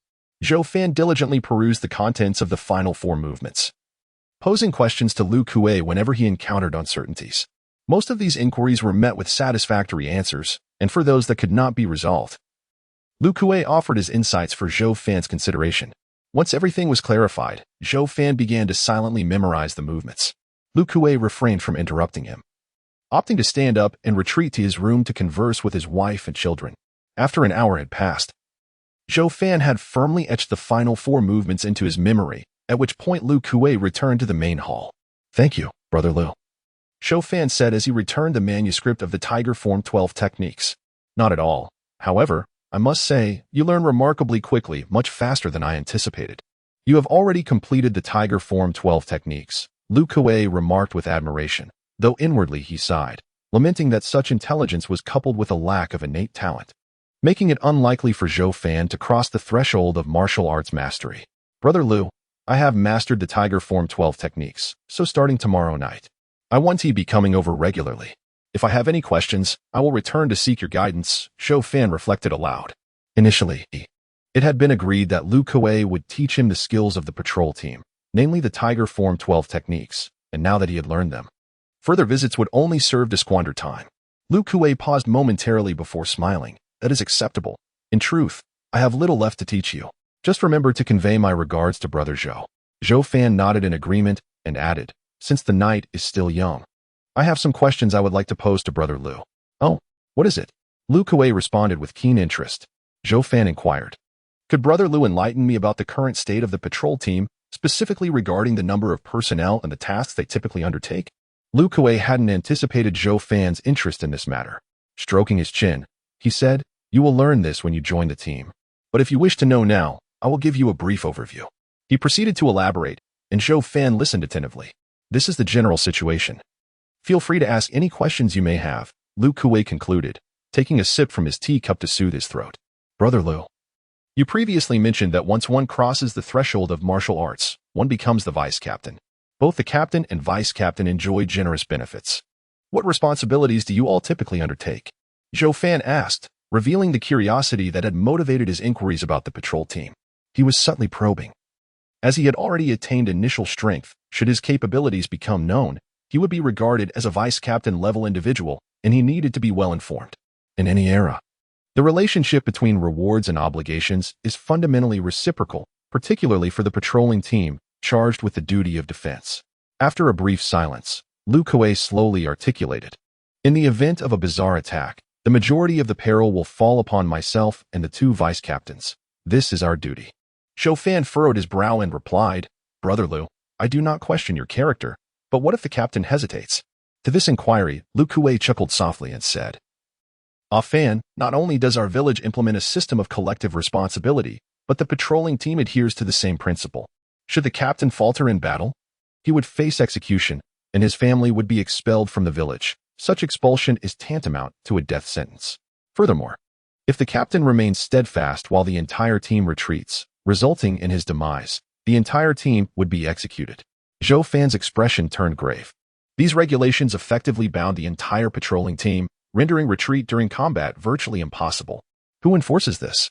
Zhou Fan inquired in a low voice. "Naturally, it is the village that enforces it. The village has the village chief and 2 esteemed sorcerers, so enforcement is entirely feasible," Lu Kuei replied nonchalantly. Zhou Fan understood. Despite the strength of the patrolling team, the village possessed ample power to maintain control, alleviating concerns over potential insubordination. "Are the village chief and the sorcerers truly formidable?" Zhou Fan cautiously asked. Lu Kuei laughed heartily several times and responded, "Ah Fan, they are indeed powerful. At least, I cannot surpass them. You will come to understand this in due course." Zhou Fan posed several more questions, and after receiving his answers, he realized that time was slipping away. He stood up to bid farewell to Lu Kuei.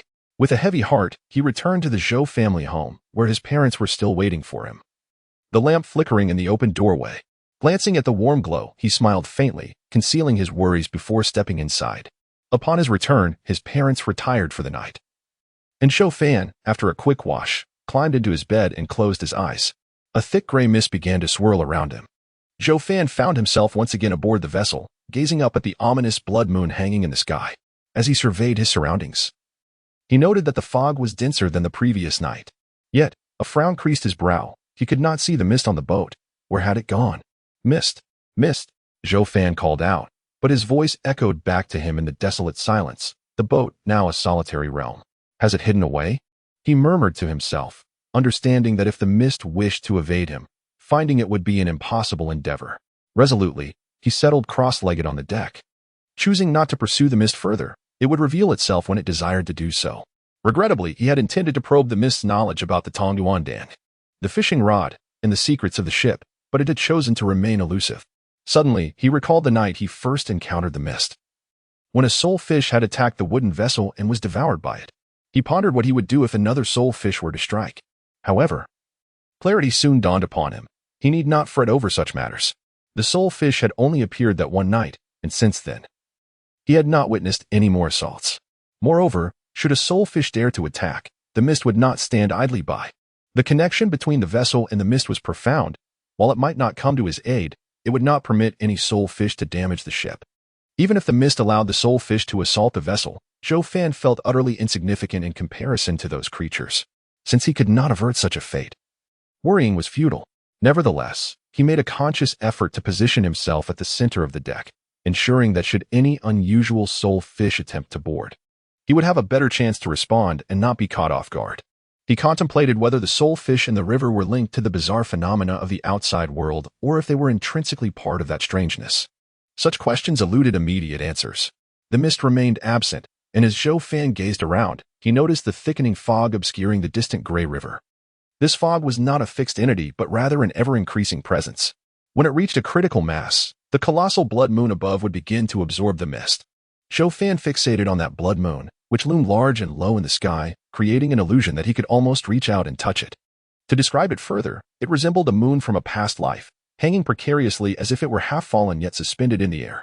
Zhou Fan quickly recalled his previous conversation with Mist, during which Mist had glanced at the blood orb several times. What connection did the blood orb have with the boat and the Grey River? As Zhou Fan pondered these perplexing questions, he conceived a strategy that might coax the elusive Mist into revealing itself. The plan involved calling out and claiming he intended to fish using a rod. Given his limited understanding of Mist, it was plausible that this would pique its curiosity. However, Zhou Fan hesitated to employ this tactic, for once uttered. He would be compelled to wield the fishing rod, which required the sacrifice of his own lifespan as bait. His remaining time was scant, and he yearned to extend it.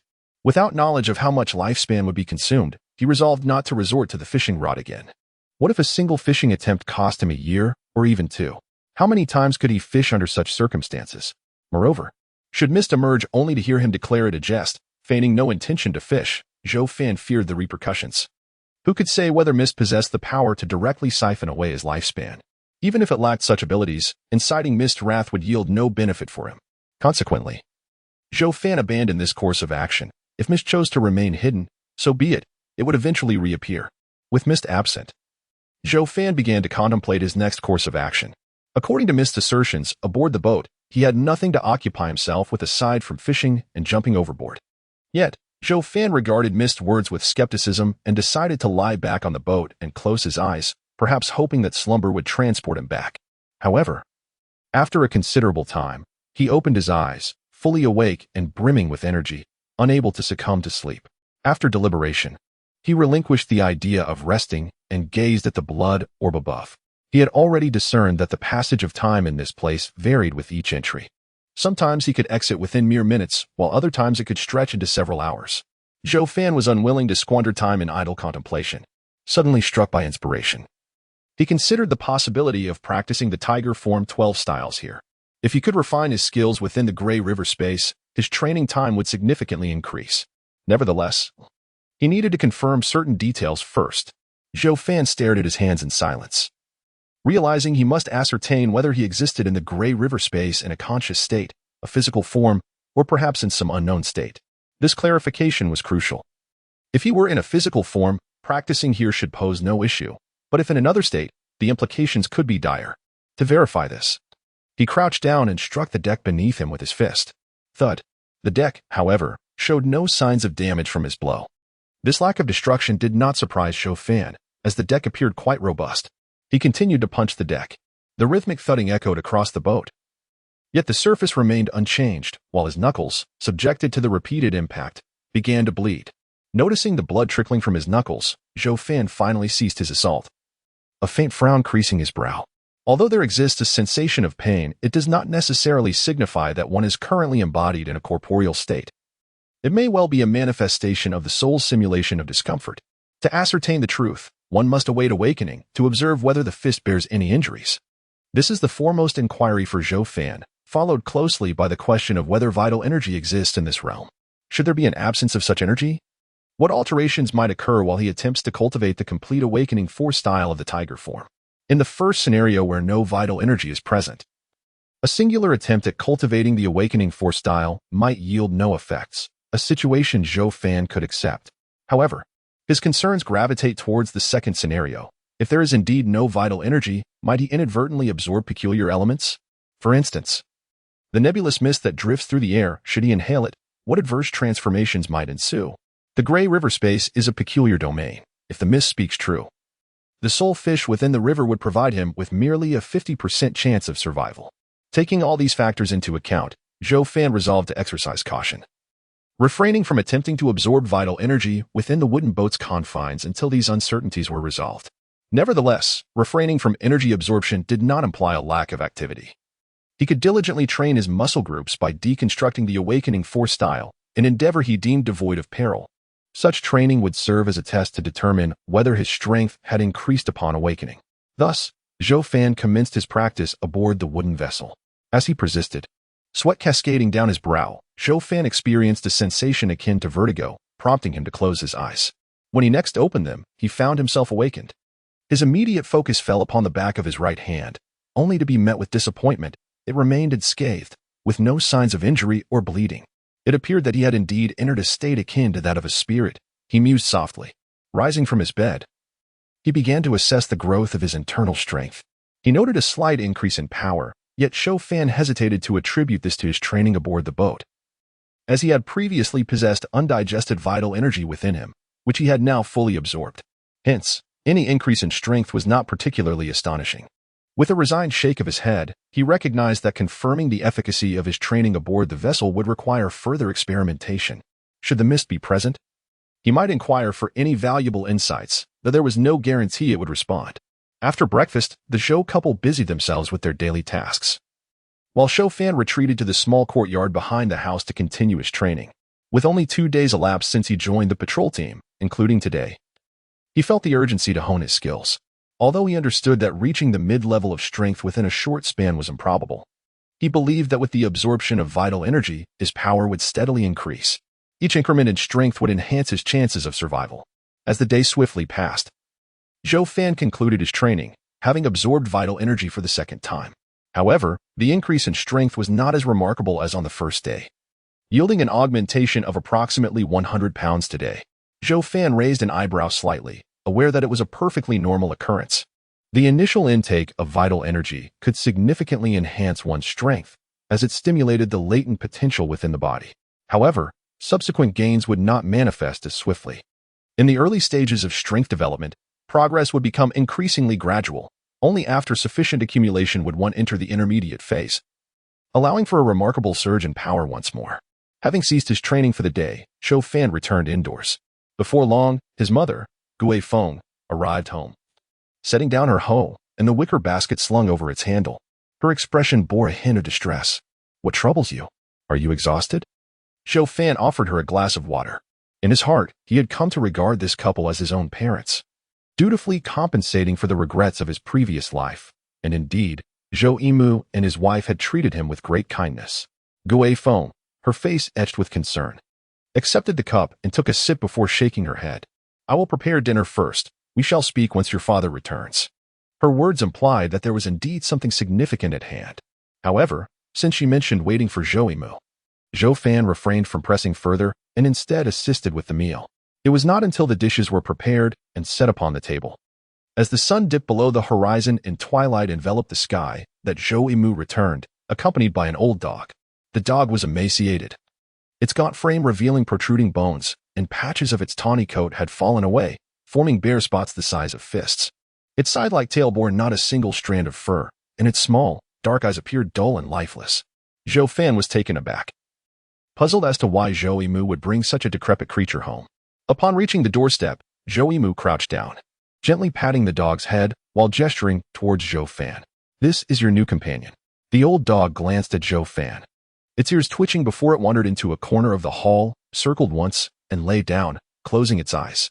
"Dad, what is the significance of this dog?" Zhou Fan inquired, observing the old dog nestled in the corner, a suspicion forming in his mind. "This is the life-saving companion I found for you." Zhou Yimu, appearing fatigued, settled onto a nearby chair. He had been tirelessly seeking this solution for several days, and today, he finally resolved the matter. The previously troubled expression on Gui Feng's face transformed into a flicker of joy. "This is splendid news, a fan. Your father has secured the finest protector for you. I was concerned that old Wang wouldn't be willing to sell it to us. I sought assistance from Zhang, the carpenter, who was the father of the slender monkey. And only then did old Wang agree to part with it for 2 mysterious coins. We now owe the Zhang family a considerable favor," Zhou Yimu summarized, a sense of relief washing over his features, for this was indeed the best life-saving companion he could procure. Zhou Fan gazed at the old dog nestled in the corner, still struggling to comprehend why such a creature was associated with a life-preserving talisman.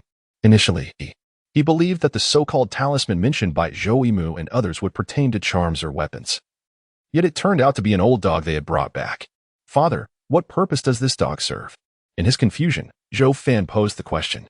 Zhou Yimu took a sip of water before he began to elucidate. On the western edge of Sanxiu village, there exists a grove of elm trees, spanning approximately 10 acres. This land was cultivated by old Wang's grandfather and has long been referred to as the Western Grove. The area outside the village is fraught with peril. Although the Western Grove lies within the village's territory, it is still on the periphery, a buffer zone that harbors many unknown dangers. No villagers are willing to cultivate such land due to its inherent risks, resulting in remarkably low rental costs. Consequently, Old Wang's grandfather leased that plot of land. As his family had relied on tree farming for generations, yet they also faced unimaginable dangers. Nevertheless, over the years, the Wang family has persevered, largely thanks to their dog. At this juncture, Zhou Yimu glanced at the old dog in the corner and continued. Old Wang's grandfather had acquired a secret technique for dog training from an unknown source, enabling his dogs to possess an acute sense of danger, allowing them to alert their owner in advance. This is why the Wang family could continue cultivating trees near the village's edge. Then why hasn't the patrol team adopted the dogs raised by Old Wang's family? Zhou Fan inquired, somewhat perplexed. Zhou Yimu shook his head, saying it is not as simple as that. Old Wang's family has many dogs, but not all possess the ability to sense danger ahead of time. Dogs with such keen instincts are challenging to train. Each one requires significant time and resources. Moreover, their sensitivity to danger varies. Some dogs can detect simple anomalies, while more complex and concealed threats often elude them. If a dog cannot sense danger in advance, it may easily fall victim to malevolent forces, putting both itself and its owner at risk. Every year, many dogs from Old Wang's family perish, and those that truly possess the foresight to sense danger are insufficient to guard the grove and are never sold lightly. Now understanding, Zhou Fan remarked. So the old dog that father brought home is one capable of sensing danger in advance, correct? Zhou Yimu nodded, stating, currently, Old Wang's family has only 5 dogs that can genuinely predict danger, and this one is the oldest. Initially, I approached him, willing to offer 2 Xian coins for a dog, but he was only willing to part with the youngest one for a single coin. I refused. And after a day of negotiation, he agreed to sell the dog of intermediate age, still for just 1 coin, but I was adamant about acquiring the oldest. Eventually, after several days of back and forth, I enlisted the help of Zhang the carpenter, who managed to persuade him. Is it because older dogs have a sharper sense of danger? Zhou Fan asked. You are correct, but more importantly, Zhou Yimu paused, looking at Zhou Fan and inquiring, do you know how long dogs typically live? Dogs generally live for about a decade and a half. Zhou Fan responded, recalling that the police force once had police dogs, and he knew that a dog's lifespan typically ranged from 10 to 15 years. Zhou Yimu remarked, this dog is already 20 years old this year. A look of astonishment crossed Zhou Fan's face as he glanced at the old dog, surprised to discover its advanced age. It was unusual for a dog to live so long. Since its first year, this dog had loyally guarded the forest for Old Wang, managing to survive in the perilous western woods. Its remarkable ability to sense danger made it the strongest among the dogs that Old Wang currently owned, even ranking high among the dogs he had raised for years in the cultivation of elm trees. This was why Old Wang was reluctant to part with it. Zhou Yimu said calmly, with this dog, you can join the patrol team, and both your mother and I will feel much more at ease. However, Zhou Fan expressed his concern, but the dog is so old, can it still run? If it can't, how much use will it be during patrols? You need not worry about that, Zhou Yimu assured him. The dogs that Old Wang raises are cultivated through special methods, far superior to ordinary dogs. I tested this one beforehand. Despite its appearance, when danger approaches, it becomes remarkably agile. Zhou Yimu had already contemplated such concerns, especially since he had spent 2 precious Xian coins to acquire this dog. Zhou Fan felt no doubt regarding the old dog. He was quite satisfied, for its ability to foresee danger was far more significant than talismans or similar items. As the family began their meal, after a short while, Gui Feng spoke up. I ran into Delu today. Delu? Who is that? Zhou Fan wondered momentarily. Zhou Yimu paused his chopsticks and looked at Gui Feng, asking, what did he say? Gui Feng glanced at Zhou Fan before slowly replying, he didn't say much, just that he would come by tomorrow morning for a drink with you. That works. Zhou Yimu nodded. I intended to discuss with him about Afin joining the patrol team once I finish up. Gui Feng frowned, her mood evidently displeased. Zhou Yimu sensed this and sighed softly, offering consolation. Do not be upset. Given Afin's current situation, the engagement with Xiaolu cannot continue. It is for the best that he comes to dissolve it. I am well aware of that. Gui Feng snapped, slamming her chopsticks on the table in frustration. Afin's injury means we cannot allow anyone to visit him. Thus, after Xiaolu came once, she never returned. This is understandable. Afin has a low lifespan, while Xiaolu measured her lifespan at over 70 last year. My Afin's lifespan, of course, does not match hers. We all know this. But how does Delu regard our family? To dissolve the engagement, we would have approached them ourselves in due time. Why the rush to come and annul it? Could they not wait a few more days? Zhou Yimu remained silent, realizing that in the village, it was considered disgraceful for the male side to be the one to have the engagement broken off. Gui Feng's anger was entirely justified. Zhou Fan listened to the conversation between his parents, feeling a bit dazed. It seemed he had previously been engaged and had a fiancée. However, as he calmed his thoughts, he realized that in ancient times, betrothal at the age of 14 or 15 was not an uncommon occurrence. Now, with his betrothed intending to annul their engagement, Zhou Fan inexplicably breathed a sigh of relief. Otherwise, he truly would have been at a loss on how to confront a fiancée he had never met. To him, a marriage devoid of affection seemed a profoundly lamentable affair. Fortunately, the other party had decided to terminate the engagement. Zhou Fan, perceiving the situation from his own perspective, found himself unfazed upon hearing the news of his broken engagement. Unlike Gui Feng, who was filled with anger, he felt a tinge of secret delight as this unanticipated burden was lifted. However, the thought of the embarrassment it would cause his parents quickly extinguished that fleeting joy. Observing Zhou Fan's furrowed brow in silence, Gui Feng softened her tone to offer comfort. Afin, do not be disheartened. Once your patrol duties are stabilized, I shall seek out a suitable young lady for you. Zhou Fan smiled and replied, Mother, I am not saddened. I scarcely recall the past. I cannot even remember what the daughter of the Delu family was like. It is for the best that the engagement has been annulled. Gui Feng paused, almost to herself, murmuring, It is perhaps a blessing to forget, to spare you the torment. I actually think quite highly of Xiaolu. What? Zhou Fan chuckled at the thought, wondering if his predecessor had harbored affection for that young lady.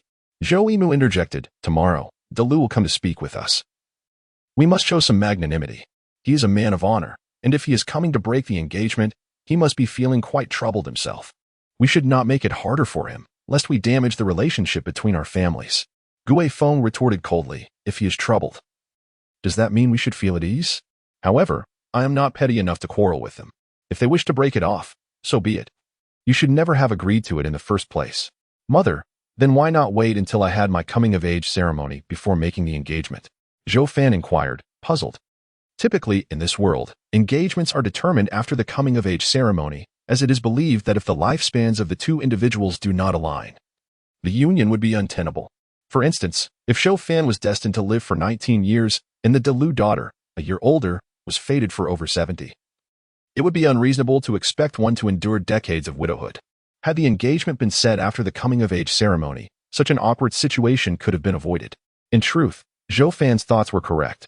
Most engagements were indeed arranged post-ceremony. Afin, this is my fault, Zhou Yimu admitted, a hint of embarrassment on his face. Delu and I share a close bond as brothers. In our youth, we once ventured to another village to trade, where we encountered a peculiar situation. At a critical moment, I risked my life to save him. It was not a matter of great significance.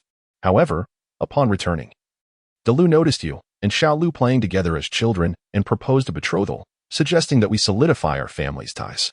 I readily agreed. Zhou Fan listened in silence, realizing that the entire situation stemmed from this.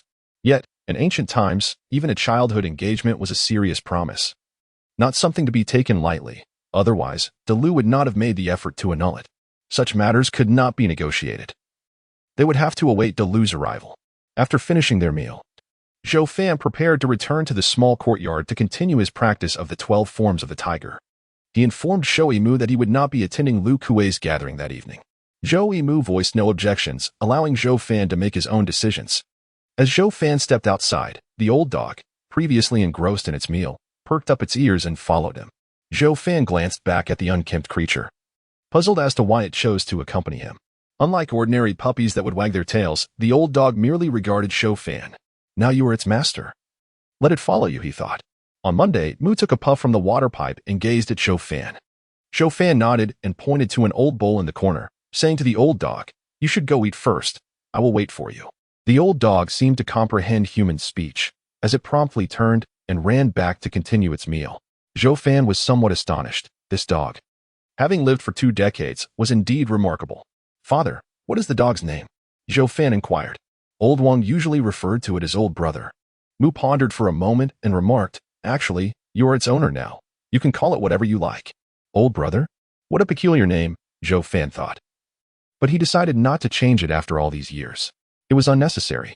In truth, if it weren't for old Wang needing money to raise a new batch of forest protection dogs, He wouldn't have parted with it even if Jean the carpenter had intervened. He shed tears when saying goodbye to old brother, Mu sighed. Zhou Fan fell silent, recalling the retired police dogs from his time in the force, and how the officers who viewed the dogs as companions were equally reluctant to part ways. Yet, their bond could not surpass the profound connection between old Wang and old brother, forged over 2 decades. Afin, treat it well. Dogs have feelings too, Mu advised. Zhou Fan nodded in agreement, recognizing that the dog's well-being was crucial to his own safety. The old dog finished its meal quickly, and Zhou Fan turned to leave, with the dog following closely behind. Mu sat in the hall, silently smoking the water pipe, until Gui Feng, having completed her tasks, sat beside him and asked, "What are you thinking about? Still pondering over the matter of Delu?" Mu shook his head. "I've made my decision. There is nothing more to contemplate. I was reflecting on what you said at the dinner table about finding a new girl for Fan." Gui Feng smiled wryly. "I was merely speaking out of concern for Afin. This matter is far from simple. As the saying goes, the short-lived should marry the short-lived, and the long-lived the long-lived. It's exceedingly difficult for someone like Afton, who has only 4 years left, to find a suitable partner." Mu frowned in silence, but eventually spoke. "I am not concerned with continuing the Zhou family line. Poor families do not have such pretensions. If it ends, it ends. I just believe that Fan cannot be limited to just 4 years. His vitality is so resilient. If he had a wife, it would give him a reason to fight to live stronger. I understand what you mean, but where can we find such a family?" Gui Feng shook her head once more. "There will be someone. If we can't find anyone in Sanchio village, we will search in other villages. We will find a suitable match," Mu said, his brow relaxing, his gaze resolute. Zhou Fan, unaware that Mu was contemplating a new bride for him, would surely be both amused and dismayed if he knew. Zhou Fan was practicing the awakening 4 forms, while old brother lay lazily beside him. The inky sky was studded with faint stars, dim and surrounded by darkness so profound one could not see their own hand. Zhou Fan's health was impeccable, and he no longer feared the malevolent spirits. Instead, he focused intently on his training. The elder brother remained quiet, not disturbing Zhou Fan's cultivation. Zhou Fan had several moments of doubt, contemplating whether the elder brother had wandered off to play. However, every time he turned to glance at the elder brother's position, he would invariably see a dark shadow lying nearby. For reasons unknown, the mere presence of the elder brother offered Zhou Fan a sense of reassurance. After his muscles were thoroughly exhausted, Zhou Fan finally came to a halt, having digested a significant portion of his internal energy through a repetitive cycle of cultivation. This ensured that by the following morning, he could continue to absorb more energy for his practice. If he were to neglect his diligent training, the energy absorbed by his muscles would take 2 to 3 days to be properly utilized again. "Elder brother, let us head back," Zhou Fan called to the old dog lying on the ground after his session. The elder brother swiftly stood up, shook off the dust from its coat, and followed closely behind. Zhou Fan squatted down, attempting to pat the elder brother's head under the starlight. The elder brother did not resist, allowing Zhou Fan's hand to rest gently upon it. The elder brother's head was quite bony. The once long and sharp tiger teeth had dwindled to just one remaining at the right corner of its mouth, the others having fallen away. "Elder brother, your age surpasses mine. In the canine realm, you are akin to a venerable elder. Addressing you as elder brother feels somewhat like taking advantage," Zhou Fan chuckled. "From now on, I entrust my life to you. Leaving your old master must be hard on your heart, no? But I promise, if you accompany me on patrol, should you yearn for home, I shall accompany you back for a visit." The elder brother merely let out a soft grunt, its sickle-shaped, bald tail wagging slightly. When Zhou Fan opened his eyes again, he found himself once more upon the wooden boat, an occurrence he had grown accustomed to. He turned to search for the figure of Mist, yet Mist was absent, leaving Zhou Fan alone on the boat. This made him frown, leading him to suspect that if he had no intention of fishing, Mist might not even appear. With Mist's absence, Zhou Fan resumed his practice of the Tiger Form 12 techniques, continuing his training as he had the previous night. He discerned a detail he had not noticed before. Regardless of how fatigued he felt outside, once he entered the gray river space, his energy revitalized. Otherwise, considering the arduous training he had undertaken before sleeping, he should have lacked the stamina to cultivate further. Zhou Fan chose not to dwell on this revelation and instead focused intently on his practice. Time passed swiftly, and nothing remarkable transpired on the wooden boat until Zhou Fan departed. Upon awakening, it was already dawn. He glanced out the window at the pale light and pondered that since his first appearance in the gray river space, he had always entered it after sleeping at night. He wondered if entering a dream during the day would lead him to the gray river space as well. If time permitted, he would need to verify this. After a simple breakfast with his parents, who did not leave for work as Delu was coming to annul the engagement, Gui Feng brought out the hen she had caught the previous night from the bamboo cage. She asked Zhou Fan to help bind its wings, pluck the feathers from its neck, and then, with a kitchen knife, she swiftly cut its throat to let it bleed. As guests were expected, they decided to slaughter the hen, maintaining a sense of decorum despite knowing that Delu was there to call off the engagement. After a night of reflection, Gui Feng began to understand the situation better, given that Xiao Lu still had many years ahead of him. They had been preoccupied with their tasks over the past few days, momentarily forgetting about the familial engagement. It was only natural for Delu, as Xiao Lu's father, to feel anxious. The relationship between the two families had always been strong, even though the Zhou family faced some embarrassment this time. Suffering a minor setback was not a significant issue, with the chicken being expertly prepared, blood drained, feathers plucked, and innards removed. Delu arrived while it was still simmering in the iron pot. A towering figure with broad features, Delu, a robust man, entered carrying 2 jars of wine. Upon seeing him, Zhou Fan felt a sense of relief, considering his own imposing stature. He mused that his betrothed must not be exceedingly beautiful. Brother Zhou, Delu greeted Zhou Yimu respectfully. Come in, please, Zhou Yimu replied, a rare smile gracing his face. Uncle Delu, Zhou Fan quickly returned the greeting, realizing that soon he would be addressing him as his former father-in-law. You seem well. I was worried you'd be listless after your marriage, Delu chuckled, giving Zhou Fan a friendly pat on the shoulder. Zhou Yimu and Zhou Fan ushered Delu into the main hall, and only then did Gui Feng emerge from the kitchen. Sister-in-law, Delu bowed respectfully, displaying great courtesy. Hello, Gui Feng replied, her expression somber. She understood that the more polite he was now, the less courteous his forthcoming words would likely be, which made it difficult for her to smile. She turned back to prepare the dishes. Zhou Yimu engaged Delu in conversation while Zhou Fan listened quietly. Delu proved to be quite talkative compared to Zhou Yimu, discussing various village matters, though Zhou Yimu only chimed in occasionally. However, Zhou Fan paid little attention. Preoccupied with thoughts of when this meeting would conclude, he had to resume his training. As he was scheduled to report to the patrol team the following morning, time was of the essence. After a while, Delu noticed the elderly dog resting quietly in the corner. Ah, this dog looks somewhat familiar. Brother Zhou, when did you get a dog? He inquired, observing its age. Zhou Yimu replied candidly, this dog is the old one from Old Wang's family. I bought it for Fan. Oh, Delu nodded in understanding, his face betraying no surprise. Knowing it was the old dog from Old Wang's family seemed quite fitting for Fan. With this dog, as long as Fan remained cautious, his patrol duties should pose little trouble. Given Zhou Fan's lifespan, it was evident to anyone, including Delu, that he would inevitably join the village patrol. The mention of the patrol team inevitably cast a somber mood over the gathering. Fortunately, Gui Feng had already set the meticulously chopped chicken, fresh vegetables, and broad beans on the dining table. Delu, let us drink and chat, Zhou Yimu gestured warmly. Yes. It has been quite some time since I last drank with Brother Zhou, Delu replied with a hearty laugh. Under normal circumstances, Gui Feng and Zhou Fan might not have participated in a drinking session, but today was different, so they joined the table alongside the others. Sister-in-law does not indulge in spirits, yet Afan has already donned his hairpin, prompting Brother Zhou to encourage him to partake a little. Dayu glanced at Zhou Fan and smiled. Zhou Yimu nodded slightly in assent.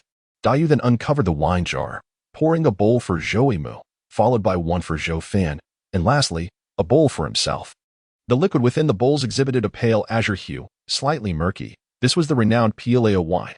I raise a toast to Brother Zhou, Dayu declared, lifting his bowl. Were it not for Brother Zhou, it is likely I, Dayu, would have long since lain in the earth, transformed into mere dust. Zhou Yimu clinked his bowl with his own, and they began to drink. Even Zhou Fan was coaxed into consuming several bowls, however. Given the low alcohol content of ancient wines, he felt no intoxication. As bowls were exchanged and they nibbled on various delicacies, Dayu eventually set his bowl aside. Zhou Yimu took a sip from his bowl, before placing it down as well. Both Gui Feng and Zhou Fan understood that Dayu was about to broach a significant matter. Wiping the droplets of wine from his curled beard with his sleeve, Dayu's expression turned grave as he spoke. Brother Zhou, with sister-in-law and Afan present. I believe you may have surmised my purpose for visiting today. I have matters concerning our families to discuss. The atmosphere at the table grew somewhat tense, prompting Zhou Yimu to say, Dayu, regardless of the circumstances, we are brothers, Speak frankly. Gu Feng remained silent, listening intently. Zhou Fan felt a peculiar sensation. In his previous life, he had been preoccupied with caring for his grandmother and sister, engrossed in studies and work, without even a girlfriend. Today, however, he found himself grappling with the prospect of an engagement being rescinded. I know this request may place Brother Zhou in a difficult position. Dayu's gaze shifted from Zhou Fan to Zhou Yimou, but I must speak. After a brief pause, he steeled himself and continued. I hope we can choose a propitious date soon for Afan and Xiao Lu to wed. At this declaration, Zhou Yimou and Gu Feng were momentarily struck dumb. Zhou Fan, too, felt bewildered. Was this not a visit to annul the engagement? How had it transformed into a discussion of wedding dates? Even if your daughter bears a resemblance to you with her robust physique, that should not warrant pushing her into a fiery pit.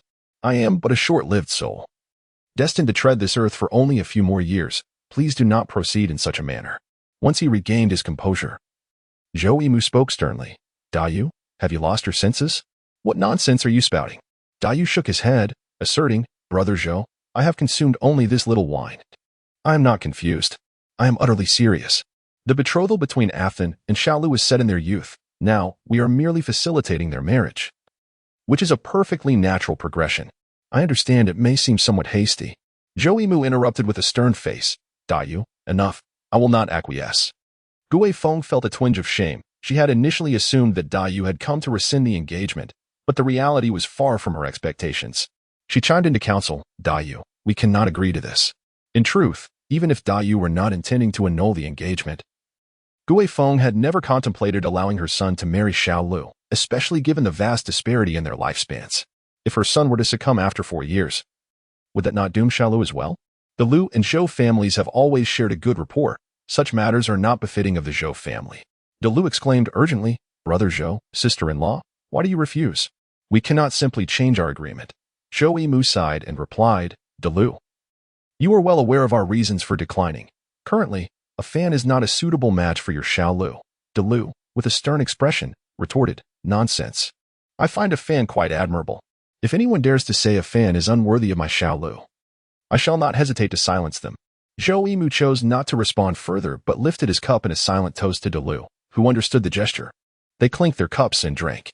Zhou Yimou softened his tone, saying, De Lu, we appreciate your sentiments, but this matter cannot proceed. In fact, had you not sought me out today, I had intended to approach you after Afan joins the patrol team. Let us consider the engagement between our families as nullified. It is the Zhou family that insists on this termination, and we are not concerned with any gossip that may arise regarding Xiao Lu. After some time has passed, you can seek a more suitable match for Xiao Lu. De Lu slammed his hand on the table, causing the dishes to rattle. He stood up, visibly agitated, and exclaimed, Brother Zhou, do you look down upon me, De Lu? Let us speak calmly. Gu Feng interjected hastily. Uncle De Lu, please.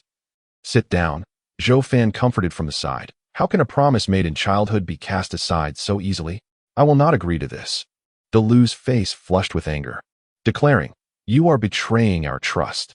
Zhou Fan observed De Lu's fury, rendered speechless.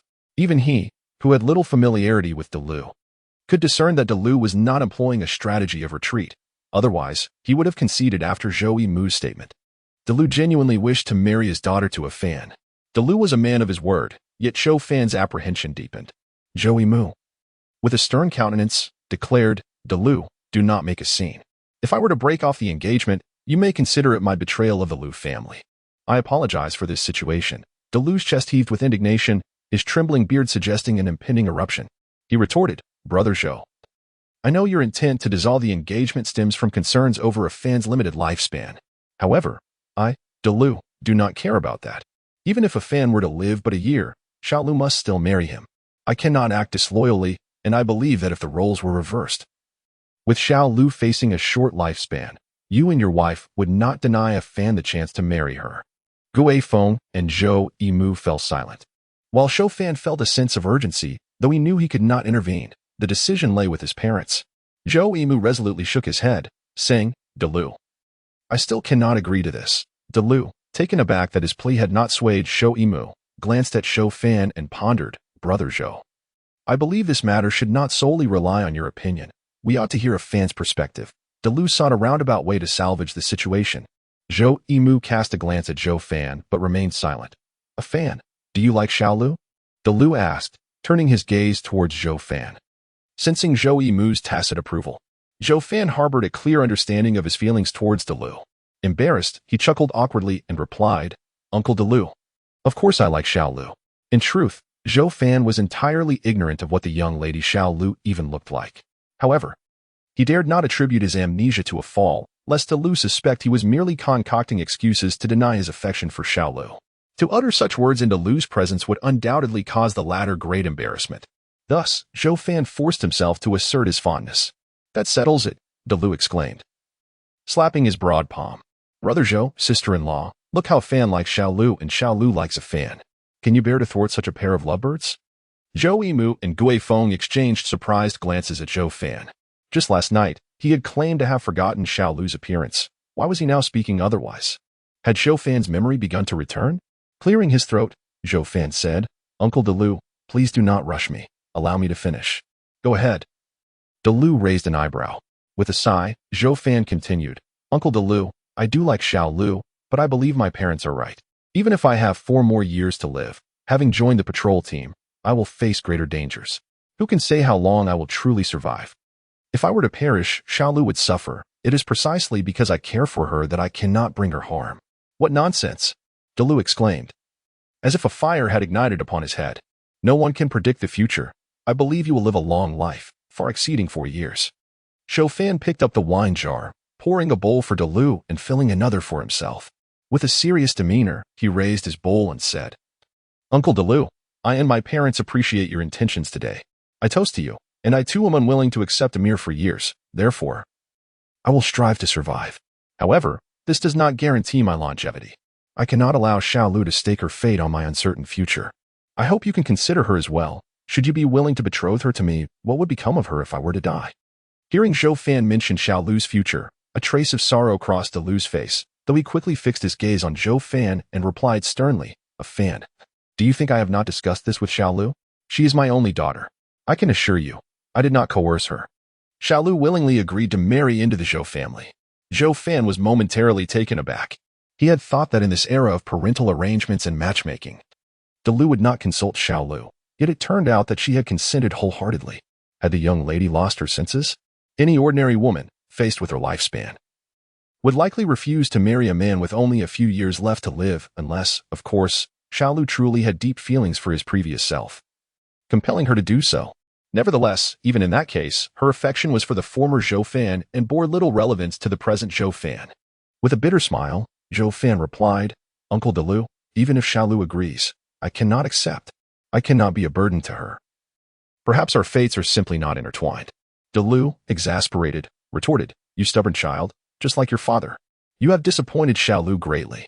I had thought that even if your parents were to disapprove, it would not matter, for as long as you were willing, they could cast you out in anger. And you could come to my home as a son-in-law. Who could have anticipated that you? Zhou Fan interjected, Gillen, no matter how you put it, our family will not consent to this union. It would be best if you cease your words and consider that we have never been engaged. Zhou Yimu rose and spoke softly. Daily, your intentions bring me much satisfaction. Whether or not we become betrothed is inconsequential. You will always remain my brother. Upon finishing his words, Zhou Yimu lifted his wine bowl and toasted to Daliu. With a stern expression, Daliu raised his own bowl, clinking it against Zhou Yimu's, and drained its contents. He then set the bowl down and stated gravely, Brother Zhou, your family's disapproval does not matter. I shall not yield. Xiaolu will always belong to the Zhou family. After finishing, Daliu clasped his fist in salute, disregarding Zhou Fan and the others, and departed. Only Zhou Fan's family remained in stunned silence. Daliu. Zhou Yimu shook his head helplessly. Do not heed him. I shall counsel him when his temper is cooled. At present, he will not listen to a word. Zhou Fan felt a headache coming on. How had their promise to break off the engagement turned into a forced marriage? However, as long as his parents did not agree, the matter should not pose a great issue. He chose not to dwell on it further and began helping Gillen clear the dining table. After attending to these tasks, Zhou Yimu and Gillen had farm work to attend to, so they left the house. Zhou Fan then went to the small courtyard at the back, commencing his training for the day as Daliu's visit had already consumed much of his time. Old brother lay beside the house, his eyes closed as if in slumber.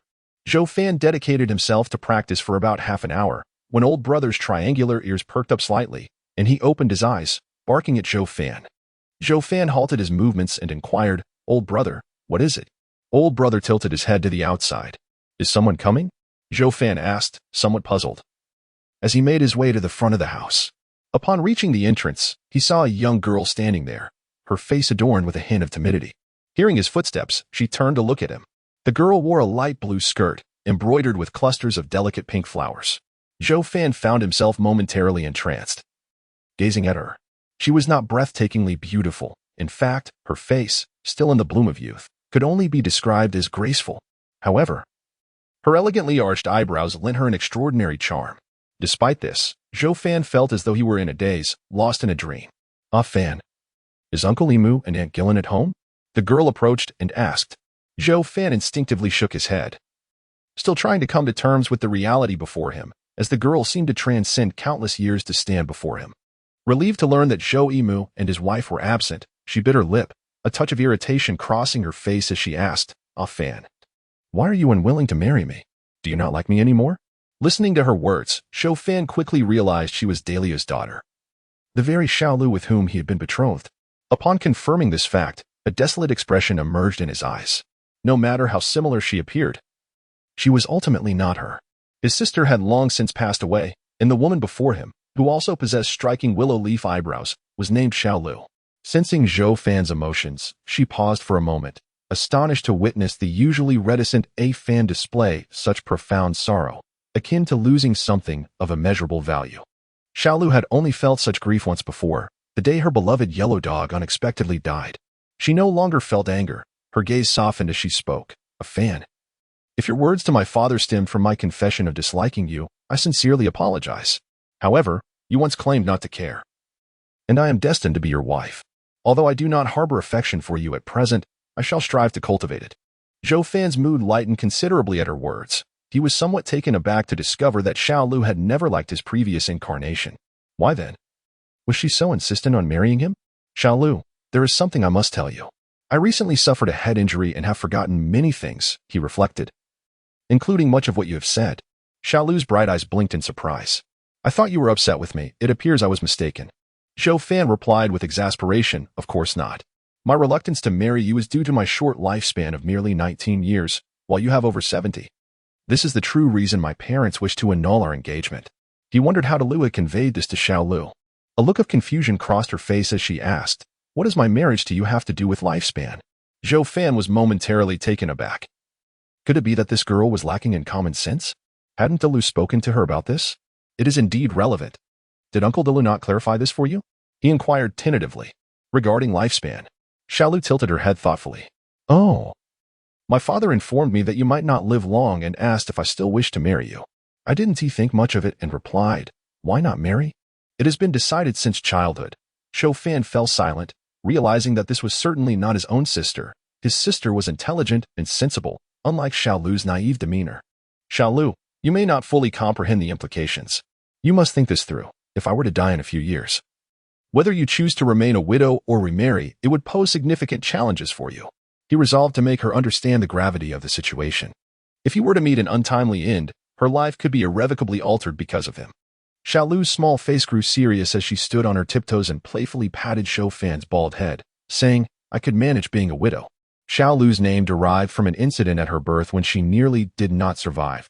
The villagers believed that names associated with misfortune were easier to raise. Thus, Lu refrained from giving his precious daughter a proper name, simply calling her Xiaolu. In their village, it was not uncommon for a girl to lack a formal name. Zhou Fan found himself both amused and bewildered by Xiaolu's response, as if he were already deceased. However, what concerned him more was, "Why did you pat my head?" Xiaolu withdrew her hand, her finger playfully scratching her fair cheek as she smiled and replied, "A Fan, when we played together in our childhood, I would always pat your head to make you obedient. Have you forgotten this?" Zhou Fan was momentarily taken aback. It dawned on him that this childlike woman was actually a year older than he. Despite this, he pondered how he could casually dismiss such a significant matter. "If I am not allowed to do so, then I shan't. It's rather petty to hold a grudge over something so trivial," muttered Xiaolu. Realizing the conversation had veered off course, Zhou Fan quickly interjected, "Xiaolu, do you truly comprehend my words? Are you aware of what remaining a widow or remarrying signifies?" Xiaolu nodded her small head earnestly. Of course, I understand. There is a widow living next door who cares for her deceased husband's parents. Remarrying means that if you pass away, I shall wed another man. However, I have discussed this with my father and have resolved not to remarry. Instead, I will remain at home to care for Uncle Emu and Aunt Gui Feng, much like that widow. Rest assured, a fan, I shall look after your parents, she declared, her words echoing as if Zhou Fan were already deceased. Zhou Fan found himself utterly speechless. He had not anticipated Xiaolu's understanding. Anger surged within him, as he could not fathom why she spoke of such matters so nonchalantly. If his sister were to grow up and marry a man with a limited lifespan, he would go to great lengths to prevent it, and in the most desperate of circumstances, he might even resort to drastic measures against the suitor for her future happiness. He chuckled bitterly. So you understand everything, yet Xiaolu, you do not harbor feelings for me. I fail to grasp why you insist on marrying me. If Uncle Delu were to force you, I would find a way to persuade him. How could father possibly force me? Xiaolu puffed her cheeks in indignation, glaring at Zhou Fan. I have already stated that it is my choice. Your concerns regarding longevity are irrelevant, whether you die early or late. I am destined to marry you. If you pass away first, I shall remain a widow. If you live long, I shall spend my life with you. Were it a girl he truly cherished who expressed such sentiments, Zhou Fan would undoubtedly be deeply moved.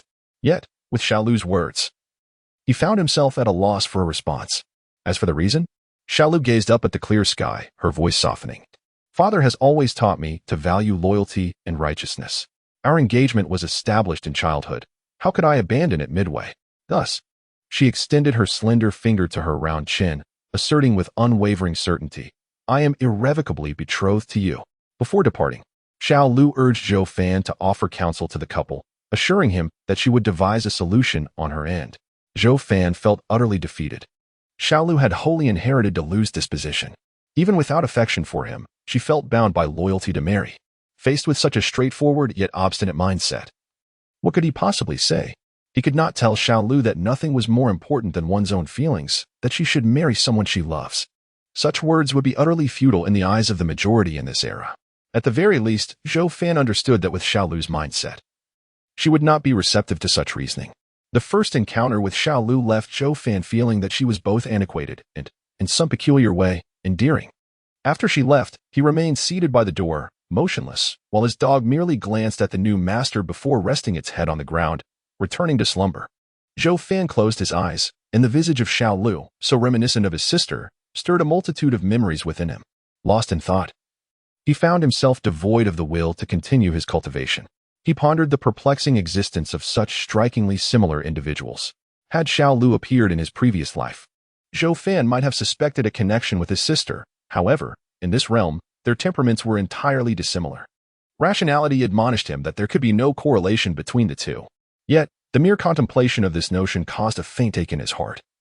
Akin to the shattering of his greatest hope, this despair was a flavor he had long tasted, yet no one willingly indulges in it repeatedly. Upon hearing footsteps approach, Zhou Fan rubbed his face, concealing his thoughts, believing Xiaolu had returned. To his surprise, he beheld Zhou Emu. Father, what brings you back? Zhou Fan inquired with astonishment. For Zhou Emu had only departed an hour prior. Without questioning his son's presence at the doorway, Zhou Emu replied succinctly, come with me. Someone is about to pass away. Zhou Fan paused momentarily before comprehending that his father was referring to an imminent death. His expression shifted to one of gravitas. He had previously implored his father for the opportunity to witness how a death spirit claims a life, and he had not anticipated that this moment would arrive so swiftly. Zhou Fan accompanied Zhou Emu to a dilapidated dwelling in Sanqiu village. The structure, fashioned from yellow mud bricks, was in a state of disrepair, with a significant portion of the black tiles torn away, indicating it had been abandoned. In front of the house, a group of approximately 10 adults of varying ages and genders gathered, most wearing expressions of sorrow. According to village customs, the deceased cannot remain in a living dwelling. Thus, arrangements were made to accommodate them here. Do not speak out of turn. I will handle everything, Zhou Emu instructed, grasping Zhou Fan's arm gently. Zhou Fan nodded in acknowledgement. As they arrived, a man resembling an elderly farmer, around 50 years of age, stepped forward from the crowd. Uncle Qing. Zhou Emu greeted with a bow. Uncle Qing's expression was somber.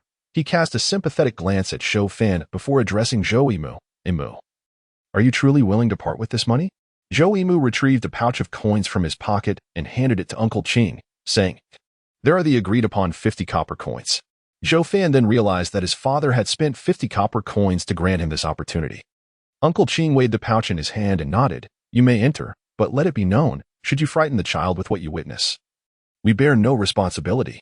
That is understood, Shoimu replied, glancing back at Zhou Fan, signaling him to follow. Zhou Fan trailed behind his father as they advanced forward, the crowd parting to let them through. They recognized Shoimu and thus understood that Zhou Fan was the scion of the Zhou family, infamous for his short-lived fate. As they had all witnessed the hairpin ceremony that day, Zhou Fan paid no heed to the gazes directed at him. Instead, he focused on the tightly shut door of the forsaken house. Within that abode resided the soul whose time was nearly spent.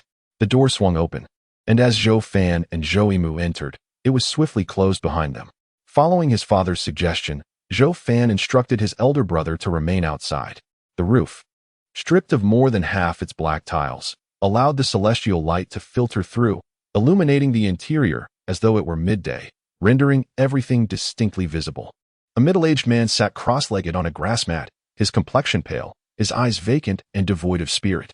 Zhou Fan quietly observed this man, his brow slightly furrowed. Was it truly the end of his days? Yet, reflecting upon his own circumstances, he realized his situation was far graver.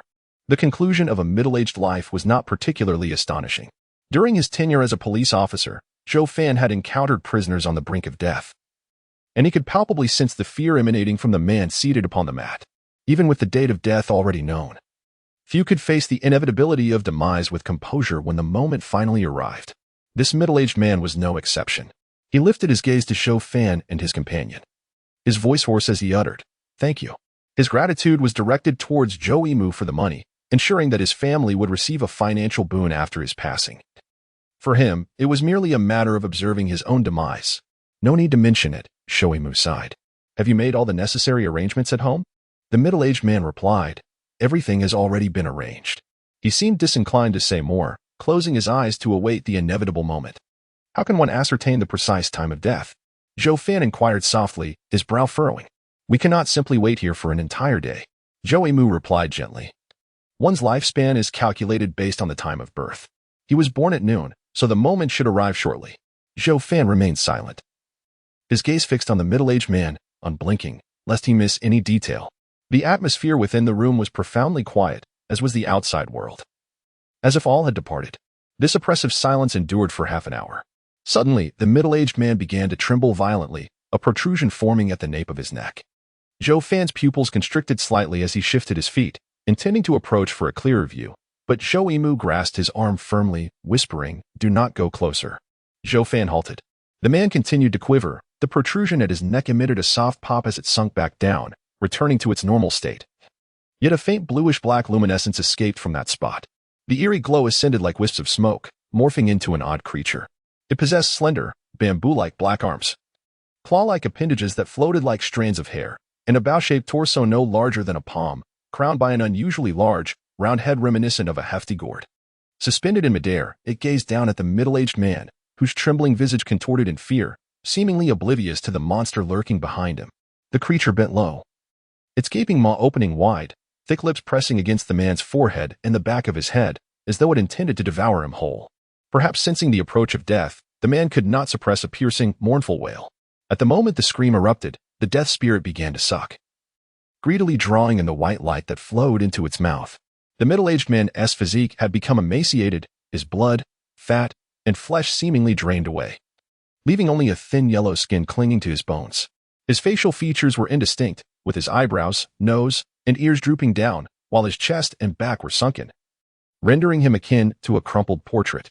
The ominous glow of the death spirit gradually dissipated into the air. Shoimu's complexion turned slightly ashen. He had witnessed the death spirit claim a life in his youth and had since been reluctant to gaze upon it again.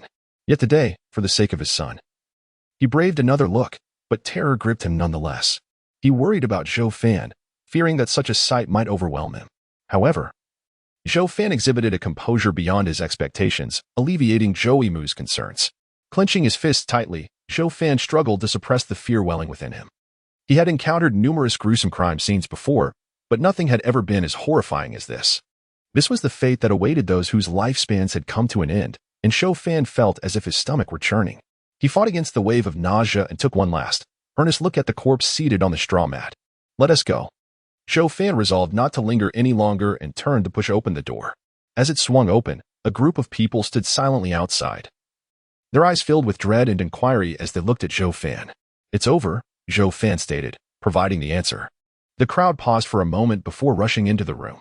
As Zhou Fan stepped outside, the sound of mournful wailing soon echoed from the dilapidated house, a sorrowful lament that seemed to linger indefinitely. Zhou Fan walked on in silence, his heart heavy after witnessing the death spirit, acutely aware that if he could not extend his own life, he would face that malevolent entity in 4 years' time. As he neared home, Zhou Fan glanced back at Zhou Yimu and his brother following behind. A flicker of warmth ignited within his cold heart, and he smiled, saying, "Father, I'm all right." Even having seen the death spirit, he would not allow it to shatter his resolve. Zhou Yimu regarded his son, recognizing that since Zhou Fan's coming of age, he had matured considerably.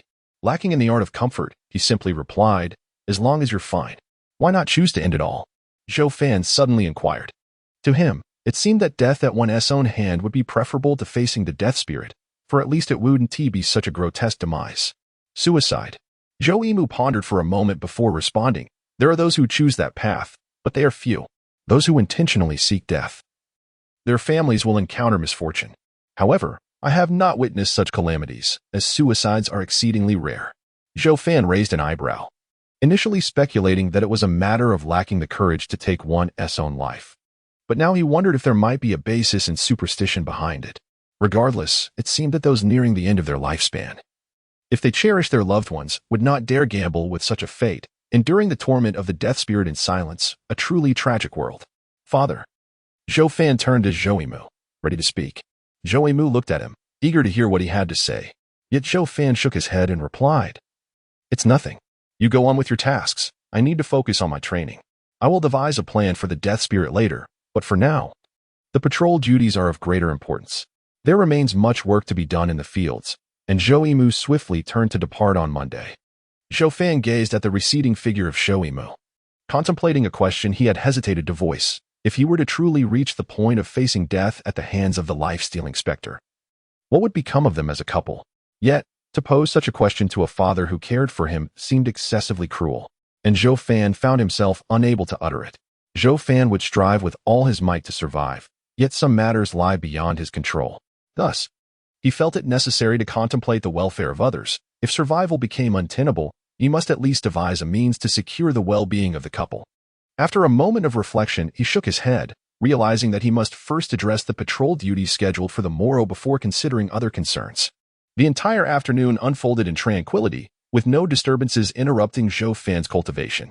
As dusk descended, he concluded a day of rigorous training, during which his strength had surged to an impressive 500 pounds. With the gradual refinement of the elemental energy within him, Zhou Fan anticipated further increases in strength, estimating a modest gain of 10 to 20 pounds by morning. Yet, achieving the initial stage of strength with 500 pounds before joining the patrol team was a commendable outcome for him. His training in the awakening technique had yet to reach its pinnacle.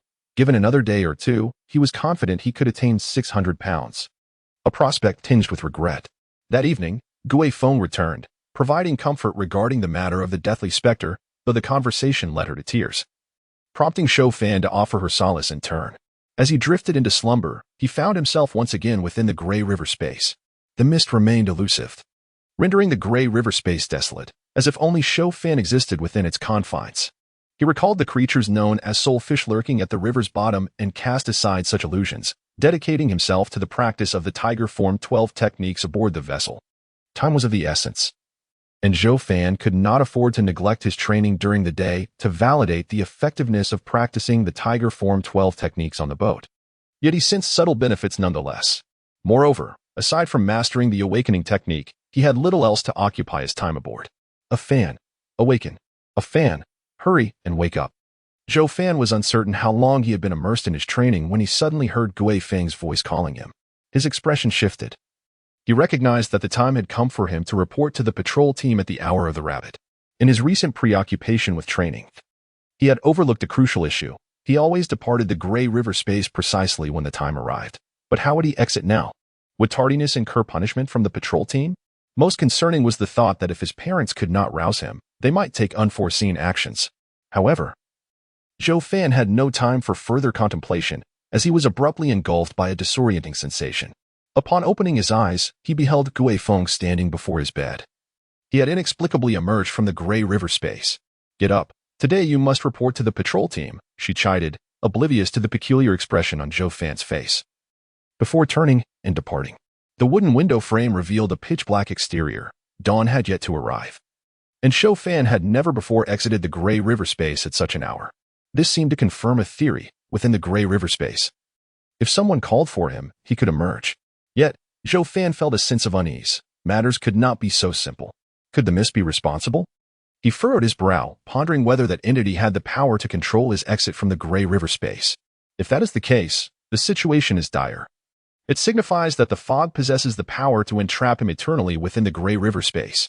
The mere thought of potentially being confined on that vessel for a lifetime caused a subtle change in Zhou Fan's expression. With no time to ponder further, he donned his attire and exited his room, where Zhou Yimu and his wife had already risen and were bustling about preparing breakfast for him. After attending to his morning routines, Zhou Fan commenced his meal. The Zhou family had also prepared a sumptuous feast for the old dog, as it served as Zhou Fan's ally during his patrols, and they could not afford to neglect this loyal companion. Having hastily finished his breakfast, Zhou Fan gathered the items he had prepared the previous night and pushed open the door. The sky resembled a dark fog enveloping a cerulean mirror as dawn was approaching. Gui Feng, with red-rimmed eyes, cautioned Zhou Fan, who was about to depart, saying, "Afan, be careful. If the situation becomes truly perilous, then flee." "Mother, do not worry. I understand," Zhou Fan reassured her with a smile, abstaining from mentioning that fleeing would lead to a dead end. "Let us go. I shall accompany you," Zhou Yimu said, his expression rather stoic. Zhou Fan bid farewell to Gui Feng and followed Zhou Yimu, with the old dog trailing behind them. Casting a glance back at the old dog, Zhou Fan noticed it appeared much more spirited today compared to the previous days. On this summer morning, the thick white mist carried a faint chill. The trio, 2 men and a dog, strolled through the half-awakening village and halted before a house encircled by a picket fence. "Uncle Yimu." "Afan, you've arrived," said the thin monkey, emerging from the small courtyard, wielding a pure white stick and wearing a black pot lid on his head. "Good morning." "Thin monkey," Zhou Fan said, suppressing a laugh at the monkey's rather unattractive appearance. "Wow," the thin monkey exclaimed, gazing at the old dog at Zhou Fan's feet. "Is this the old brother my father spoke of? My father is too stingy. He wouldn't even buy me a dog like this." Clang. Zhang the carpenter, standing behind the thin monkey, rapped the pot lid atop the monkey's head, admonishing him, "Stop loitering in the doorway and hurry up. We'll be late otherwise." The thin monkey dared not speak further. Zhou Fan smiled and greeted, "Uncle Carpenter." Without Zhang the carpenter's intervention, the Zhou family likely would not have acquired the old dog. Zhang the carpenter nodded and politely addressed Zhou Yimu, "Brother Zhou." At merely 32, the thin monkey had inevitably joined the patrol team. The 4 of them proceeded toward the village's edge, with the thin monkey and Zhou Fan trailing behind. The thin monkey, grinning broadly, extended his stick toward Zhou Fan, saying, "Afan, this is my weapon. I've been practicing my staff technique at home these past few days." Zhou Fan accepted the white staff, feeling a chill emanate from it, akin to grasping a block of ice. With astonishment in his eyes, he inquired, "This staff? It is carved from the trunk of my family's frostbone white tree. I call it the monkey staff," the thin monkey boasted with a wink. "Frostbone white tree?" Zhou Fan had never heard of such a tree before and returned the monkey staff to the thin monkey. The staff was evidently crafted specifically for him, as it matched his height perfectly. A staff that is level with one's brow is traditionally agile and well-suited for use. Hence the saying about the brow-level staff. Zhou Fan is half a head taller than the slender monkey, and it is evident that using this monkey's staff will be quite cumbersome. "The cold bone white staff, how generous of you." Zhou Yimu overheard the conversation between the 2 youths and expressed some admiration to Zhang the carpenter, saying that the Zhang family has been crafting wood for 3 generations, yet they have only grown this one cold bone white tree. Last time, someone offered a handsome sum, but you refused to part with it. Who would have thought it would end up in the hands of the slender monkey? Zhang the carpenter chuckled and replied, "If the monkey were to die, my wife would never bear another child, and our family line would come to an end. I treasure that tree too much to cut it down. I can only imagine how furious my ancestors would be if they rose from their graves to punish me." Listening to the distant crowing of a rooster, a hint of helplessness crossed Zhang's face as he lamented, "Unfortunately, the cold bone white tree is excessively resilient, making it laborious to carve. To shape it into a suitable staff, I nearly used up all the funds I had, with only 3 mystic coins from the village to show for it. Otherwise, I could have bought the monkey a dog similar to your brother S. That is sufficient. The cold-bone white staff can inflict harm on the bizarre creatures. With it, the slender monkey will be safe. Zhou Mu nodded slightly. The Zhou family devised a plan to have Zhou Fan learn martial arts from Lu Kuei ahead of time and also sought an old dog, while Zhang the carpenter exerted considerable effort on his end. Let us hope for the best, Zhang sighed, reflecting on the perceived injustice of fate. My slender monkey and your Fan have never committed any wrongdoing, yet they are fated to be short-lived. Their lives may well be doomed. Zhou Mu's expression turned wooden as he gazed at the mist slowly drifting ahead and said, I once heard someone say that fortune and misfortune are intertwined. Eventually, things will improve. As they spoke, they finally arrived. Before them lay a 2-acre expanse of flat land, bordered by several small houses. In the center stood a large drum. Without a frame, its base embedded in the earth, the waxy yellow drum head towering a full yard high. This magnificent drum captivated Zhou Fan's attention. He had never seen one so large, its dark edges inscribed with a multitude of runes. This drum Zhou Fan turned to Zhou Mu. This is the village's guardian drum, intrinsically linked to Key village, serving the purpose of defending it. The bizarre creatures dare not easily enter the village, largely due to the presence of this drum. Zhou Mu explained solemnly. Zhou Fan expressed some surprise. Is it really just because of this drum? While the drum was indeed grand and the runes astonishing, Zhou Fan could not discern any further peculiarities. The guardian drum is the most treasured artifact of Key village. I have known it since childhood. Impervious to the ravages of time. The elders in the village say that it cannot be struck by human hands. It produces a thunderous sound on its own. But when it does, it heralds disaster for the village, Zhang the carpenter remarked with a note of awe in his eyes. So this drum has never sounded. Zhou Fan raised an eyebrow.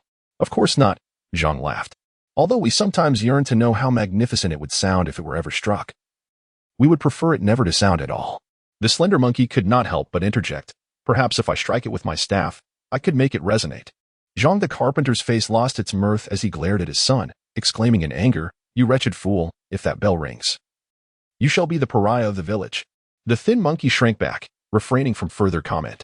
Let him strike it as he pleases, as long as he does not fear the possibility of breaking his own wrist. Lu Kuei approached with a hearty laugh, resembling a small mountain in motion. Captain Lu. Zhou Fan and the others greeted with respectful bows. Lu Kuei first glanced at the cold-bone white staff in the thin monkey's hand. Then at the older brother squatting by Zhou Fan's feet, his eyes brightening as he remarked, Brother Zhou, Carpenter Zhang, you truly have invested quite a sum. Zhou Mu replied. I entrust the 2 of them to your care. Carpenter Zhang echoed, Please, Captain Lu, look after them well. Lu Kuei solemnly assured, Rest assured, gentlemen. Zhou Mu turned to Zhou Fan, advising, Take care of yourself. From Zhou Mu's gaze, Zhou Fan discerned both concern and a hint of anxiety. He nodded, saying, Father. I understand.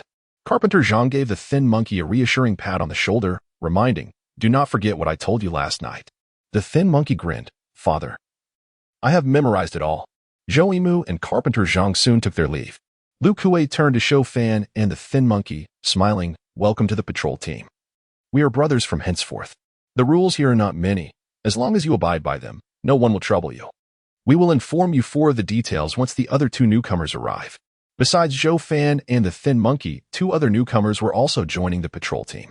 Lu Kuei cast another curious glance at the thin monkey's peculiar pot lid, inquiring, Thin monkey. I recognize your cold-bone white staff and the old dog that Zhou Fan's family purchased from old Wang, but what is that treasure upon your head? Zhou Fan also grew curious, observing the uneven pot lid that fit snugly atop the thin monkey's head, resembling an unsightly helmet. This, the thin monkey said, pointing to the lid perched atop his head, is simply the cover of the pot we use to cook. Both Lu Kuei and Zhou Fan were taken aback. What purpose does that serve? Lu Kuei asked. The thin monkey chuckled. You do not understand. This is something my mother insisted I wear. She said no part of the body is as crucial as the head. If other parts are injured, there is a chance to survive. But a blow to the head is truly fatal. A Fan, do you not agree with my mother? Zhou Fan, maintaining a serious demeanor, replied, Thin monkey. Your mother is entirely correct. Lu Kuei could not help but burst into laughter, yet he refrained from further comment. If the thin monkey wished to bring a large pot along, he had no objections. Before long, the other 2 youths were brought forth, their elders delivering them with a brief greeting before departing. The two boys appeared somewhat pale, their eyes betraying an unmistakable fear. One was named Li Erlu, while the other was He Chao. Like Zhou Fan, they arrived empty-handed, each carrying a bundle on their backs. Lu Kuei merely frowned but said nothing further. The thin monkey cheerfully greeted the two newcomers, while Zhou Fan remained silent, simply nodding in acknowledgement. However, Zhou Fan's heart remained bright, for it was evident that nothing had been prepared for the two individuals at their homes. Their survival hinged solely on fortune. Such circumstances were commonplace in Sancho Village, where the patrol team was mockingly referred to as the Death Squad, consistently suffering from a high casualty rate. Even with meticulous preparation of life-saving provisions, survival was not guaranteed. Some families callously opted to save the 3 Xin coins intended for life insurance, allowing their children to gamble with fate. Otherwise, should they invest their wealth only to find their children lost to misfortune, it would result in a devastating loss of both child and coin. Such practices are brutal. Yet they are choices made by others, and outsiders cannot justly criticize them. Zhou Fan felt fortunate, for his parents had poured their utmost efforts into his well-being. After all, even if Zhou Fan managed to survive within the patrol team, he would still confront the grim reality of a lifespan limited to 19 years. In a typical household, one might have long since succumbed to despair. As the assembly gathered, Lu Kuei remained still, lifting his gaze to the increasingly clear sky. Let us wait a moment longer. The night watchman will return shortly, he stated. No sooner had he spoken than a few figures emerged from the mist, approaching their direction. The individuals, clad in diverse attire and wielding an array of weaponry, long spears, short blades, long knives, and hammers, were united only by the yellow cloth bags tied at their waists. These individuals were members of the patrol team, predominantly young, though interspersed with some middle-aged faces. Initially, only those with a lifespan of less than 35 years were mandated to join the patrol, yet the presence of middle-aged members was not unexpected. Even Lu Kuei himself likely exceeded that age. Those older individuals had voluntarily enrolled in pursuit of the patrol's generous rewards. The 30-odd members bore visible signs of exhaustion.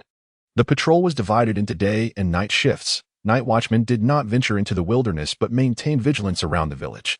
During daylight, however, they were required to patrol the fields. The shifts alternated periodically, and although the night was often rife with more menacing creatures attempting to breach the village, the danger during night watch was somewhat heightened, despite the lack of outdoor patrols. You four are newcomers and will initially only be assigned to day watch until you become accustomed to the routine. Eventually, you will rotate shifts like the others. Lu Kuei explained to Zhou Fan and his companions, who had already gleaned this information from him. Yet, Zhou Fan noticed something more intriguing about the returning patrol members. Why were they maintaining a distance of 6 or 7 feet apart? The returning members were paired, keeping a conspicuous distance from others. Did you notice that? Lu Kuei remarked, casting a surprised glance at Zhou Fan. During patrols, we form pairs, and when returning, we maintain distance from other pairs to avoid unnecessary risks. Zhou Fan's expression shifted slightly. Lu Kuei's implication was that even the returning patrol members could pose a danger. Could those ominous creatures truly conceal themselves among people? Let us proceed, he urged, as they moved forward. Lu Kuei offered no further explanation and instead strode towards the center of the arena, prompting Zhou Fan and his companions to hastily follow. The patrolling team members returned, still grouped in pairs, standing within circles marked by white ash, each with a radius of approximately 1 meter. Zhou Fan had previously noticed these white circles on the ground and now understood their purpose. Standing beneath the watchful drum, Lu Kuei observed the patrolling officers. After confirming that their numbers were intact, he bellowed, "Activate the talismans." The patrolling personnel retrieved yellow paper talismans from the yellow cloth pouches at their waists and affixed them to their bodies. These were the detection talismans, capable of identifying whether the patrolling officers had been possessed by malevolent spirits or afflicted by curses. Should any issues arise, the talismans would spontaneously ignite. As Lu Kuei inspected the yellow talismans on the patrolling officers, he elucidated the process to Zhou Fan and his companions, clearly indicating that this was part of their onboarding training. Have there ever been instances of the talismans failing? Zhou Fan inquired of Lu Kuei. Drawing from his past experience in the police force, he understood that any malfunction of firearms could jeopardize one's life, and thus he needed to ascertain the reliability of these detection talismans. Failure? Lu Kuei scoffed. These detection talismans are merely low-grade yellow talismans. They may not even be effective against slightly more advanced malevolent entities. This is simply a procedure for screening lower-tier threats. Zhou Fan furrowed his brow. What would happen if a failure occurred? With a casual gesture, Lu Kuei signaled for the inspected patrolling officers to exit the circles and form a line, while those yet to be examined patiently awaited their turn. If an exceptionally formidable entity is present, the watchful drum will undoubtedly respond. That is precisely why we conduct checks nearby. However, we cannot deny the possibility of encountering particularly adept entities at concealment, and in such cases, it would be a matter of luck. The patrols do not possess an infallible method, Lu Kuei stated gravely. Zhou Fan fell silent, refraining from further inquiry, for he recognized the truth in Lu Kuei's words. If the patrol indeed had an effective strategy against malevolent entities, the casualty rate would not be so high. The inspection process was straightforward and concluded swiftly. You may return now, but remember to arrive punctually this evening. Lu Kuei clapped his hands. The night patrol officers soon dispersed, paying little attention to the four newcomers. The mortality rate among newly inducted members was the highest. Any introductions would wait a week or two until they proved their survival. One individual remained behind, a burly middle-aged man with drooping eyebrows that formed a comical inverted V shape. He glanced at Zhou Fan and his companions, stretched lazily, and smiled at Lu Kuei. Brother Lu, are these for the new recruits? Sanqiu village was not large, and unless residing in the same corner, it was unlikely that one would recognize all peers. Those from different generations would be even less familiar. Lu Kuei nodded slightly, responding coolly, "This is Captain Wu Tianba. He leads your night shift patrol. The patrol team is divided into day and night shifts, each led by a vice captain, and currently, Captain Wu is in charge of the night shift." After introducing, Lu Kuei briefly mentioned the names of Zhou Fan and his companions. The other three newcomers were of little concern to Wu Tianba. His gaze was fixed on Zhou Fan. Zhou Fan felt a flicker of curiosity as he sensed a hint of interest in Wu Tianba's eyes. Upon noticing Zhou Fan's direct gaze, Wu Tianba casually diverted his attention to the old dog at Zhou Fan's feet and remarked, "Zhou Fan, the old dog at old Wang's house is quite impressive. Do not let it go to waste." After uttering these words, he turned to Lu Kuei and stated, "I shall take my leave now." Lu Kuei nodded in acknowledgement. Wu Tianba then proceeded into the village. Observing Wu Tianba's retreating figure, Lu Kuei suddenly inquired, "Zhou Fan, are you well acquainted with old Wu?" Zhou Fan shook his head, replying, "Not really, though I am unsure if he knows my father." Lu Kuei did not press further but simply said, "You four should wait a moment. The patrol members will arrive shortly." Zhou Fan glanced at Lu Kuei and then at the departing Wu Tianba. From the simple exchange and expressions between the two captains, Zhou Fan keenly perceived that the relationship between Lu Kuei and Wu Tianba was strained, if not outright poor. With this thought, Zhou Fan sighed inwardly, recognizing that the patrol team of Sanqiu village was not as stable as it seemed. Before long, the patrol members arrived. Lu Kuei ceased to guide Zhou Fan and the others, turning his attention to assigning tasks to the patrol team. Once the assignments were completed, Lu Kuei approached with a lanky young man. The young man's countenance was stern, his eyes like shards of ice as they scanned the four newcomers. "This is Zhuangshan, the vice captain of the patrol team," Lu Kuei introduced. The revelation astonished Shouho, Li Erlf, and Yi Chao, for there were many middle-aged individuals in the team. Yet the second vice captain was unexpectedly a young man. Only Zhou Fan was unfazed, for he understood that age bore no relevance to one's position. What mattered was whether one had crossed the threshold of strength required to be a vice captain. As long as one surpassed the initial threshold of power, the title was attainable. Even Zhou Fan could claim it at present. However, he refrained from revealing his abilities too soon, aware that being a vice captain and excelling in the role were two distinct matters.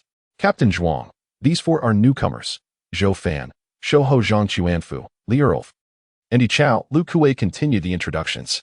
Zhuangshan merely cast a cold glance at the four before addressing Lu Kuei. "If there is nothing else, I shall return to my duties."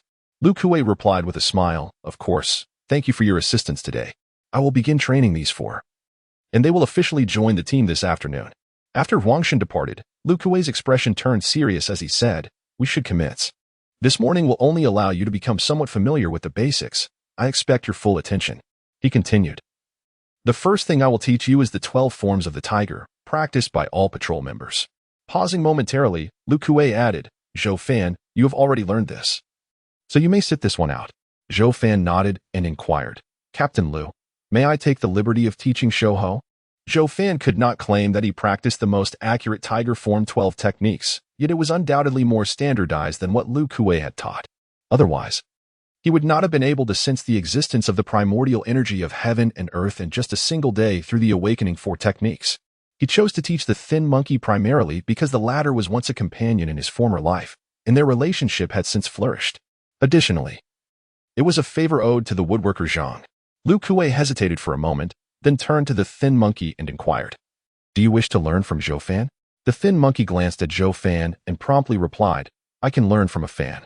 "Then so be it," Lu Kuei said, waving his hand dismissively. In truth, he felt a twinge of envy towards the thin monkey. Training under Zhou Fan was far superior to being taught by him. Li Erlv and Yi Chao exchanged sidelong glances. Deeming the thin monkey utterly foolish for choosing to learn from Zhou Fan instead of their formidable captain, Zhou Fan paid no heed to their disdainful looks and instead pulled the thin monkey away to create a significant distance from Lu Kuei and Li Erlv. An hour later, the thin monkey was lamenting his fate.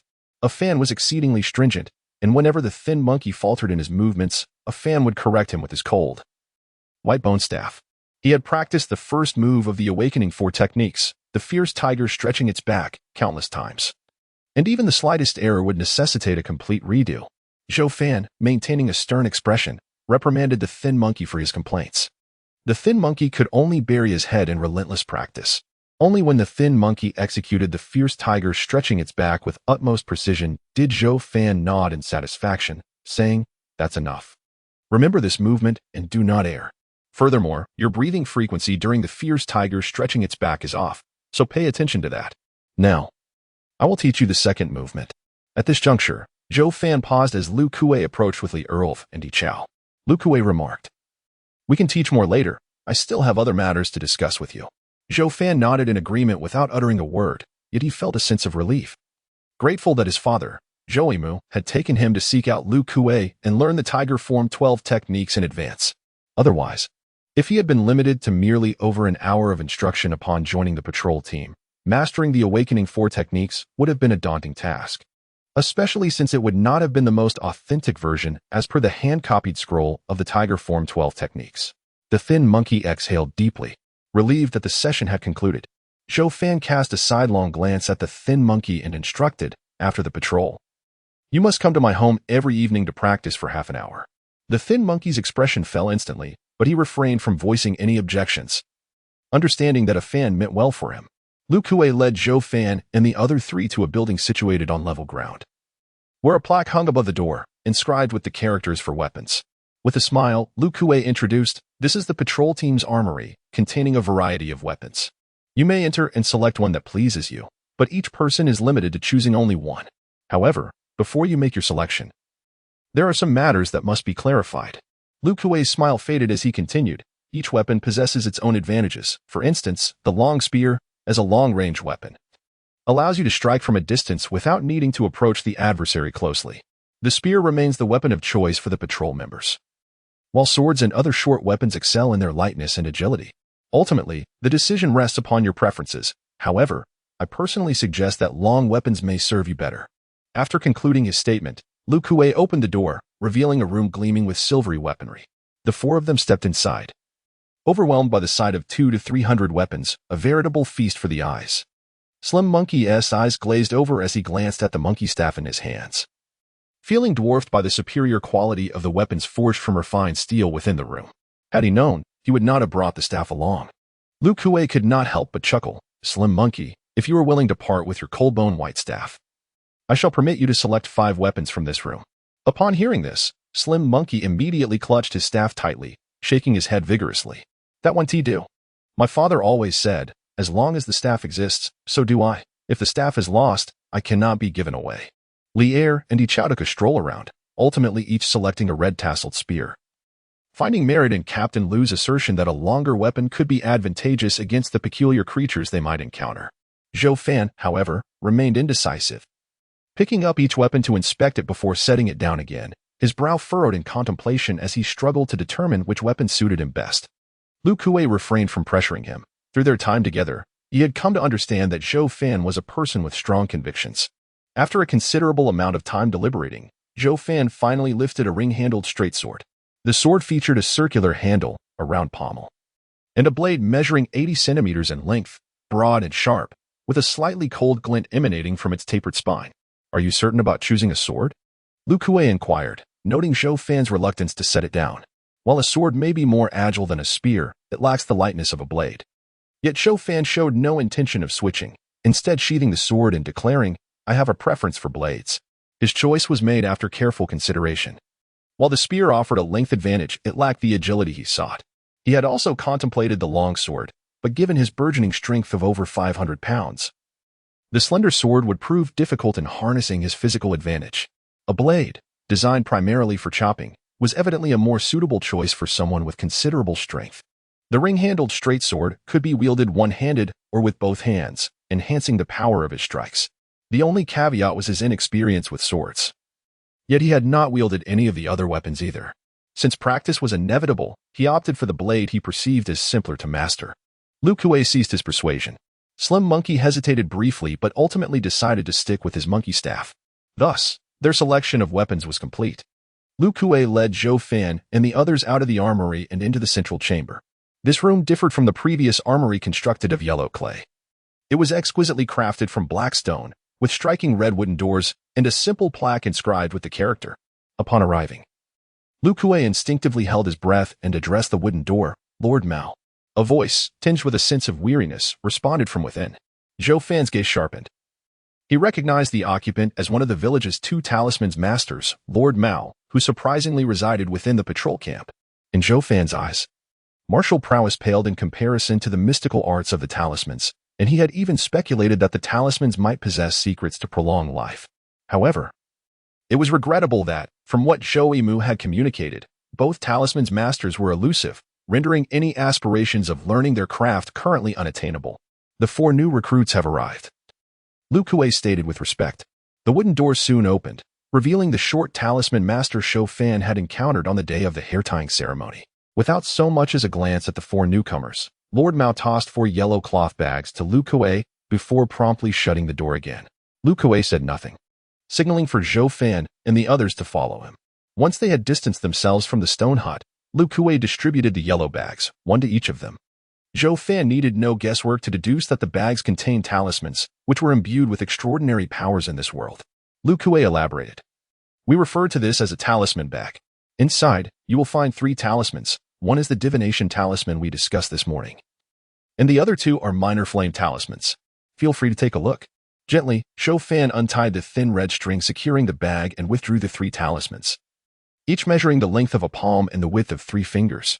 2 of them bore identical vermilion inscriptions, exuding a sense of warmth. The trio Shouho, Li Erlu, and Yichao examined their talismans with utmost seriousness. Lu Kuei's expression turned grave as he cautioned, "Remember, these 3 talismans are quite precious. Do not lose them while on patrol. If they are lost, acquiring replacements will prove challenging. Also, do not entertain any thoughts of deceit, such as reporting a loss to acquire additional talismans, if discovered.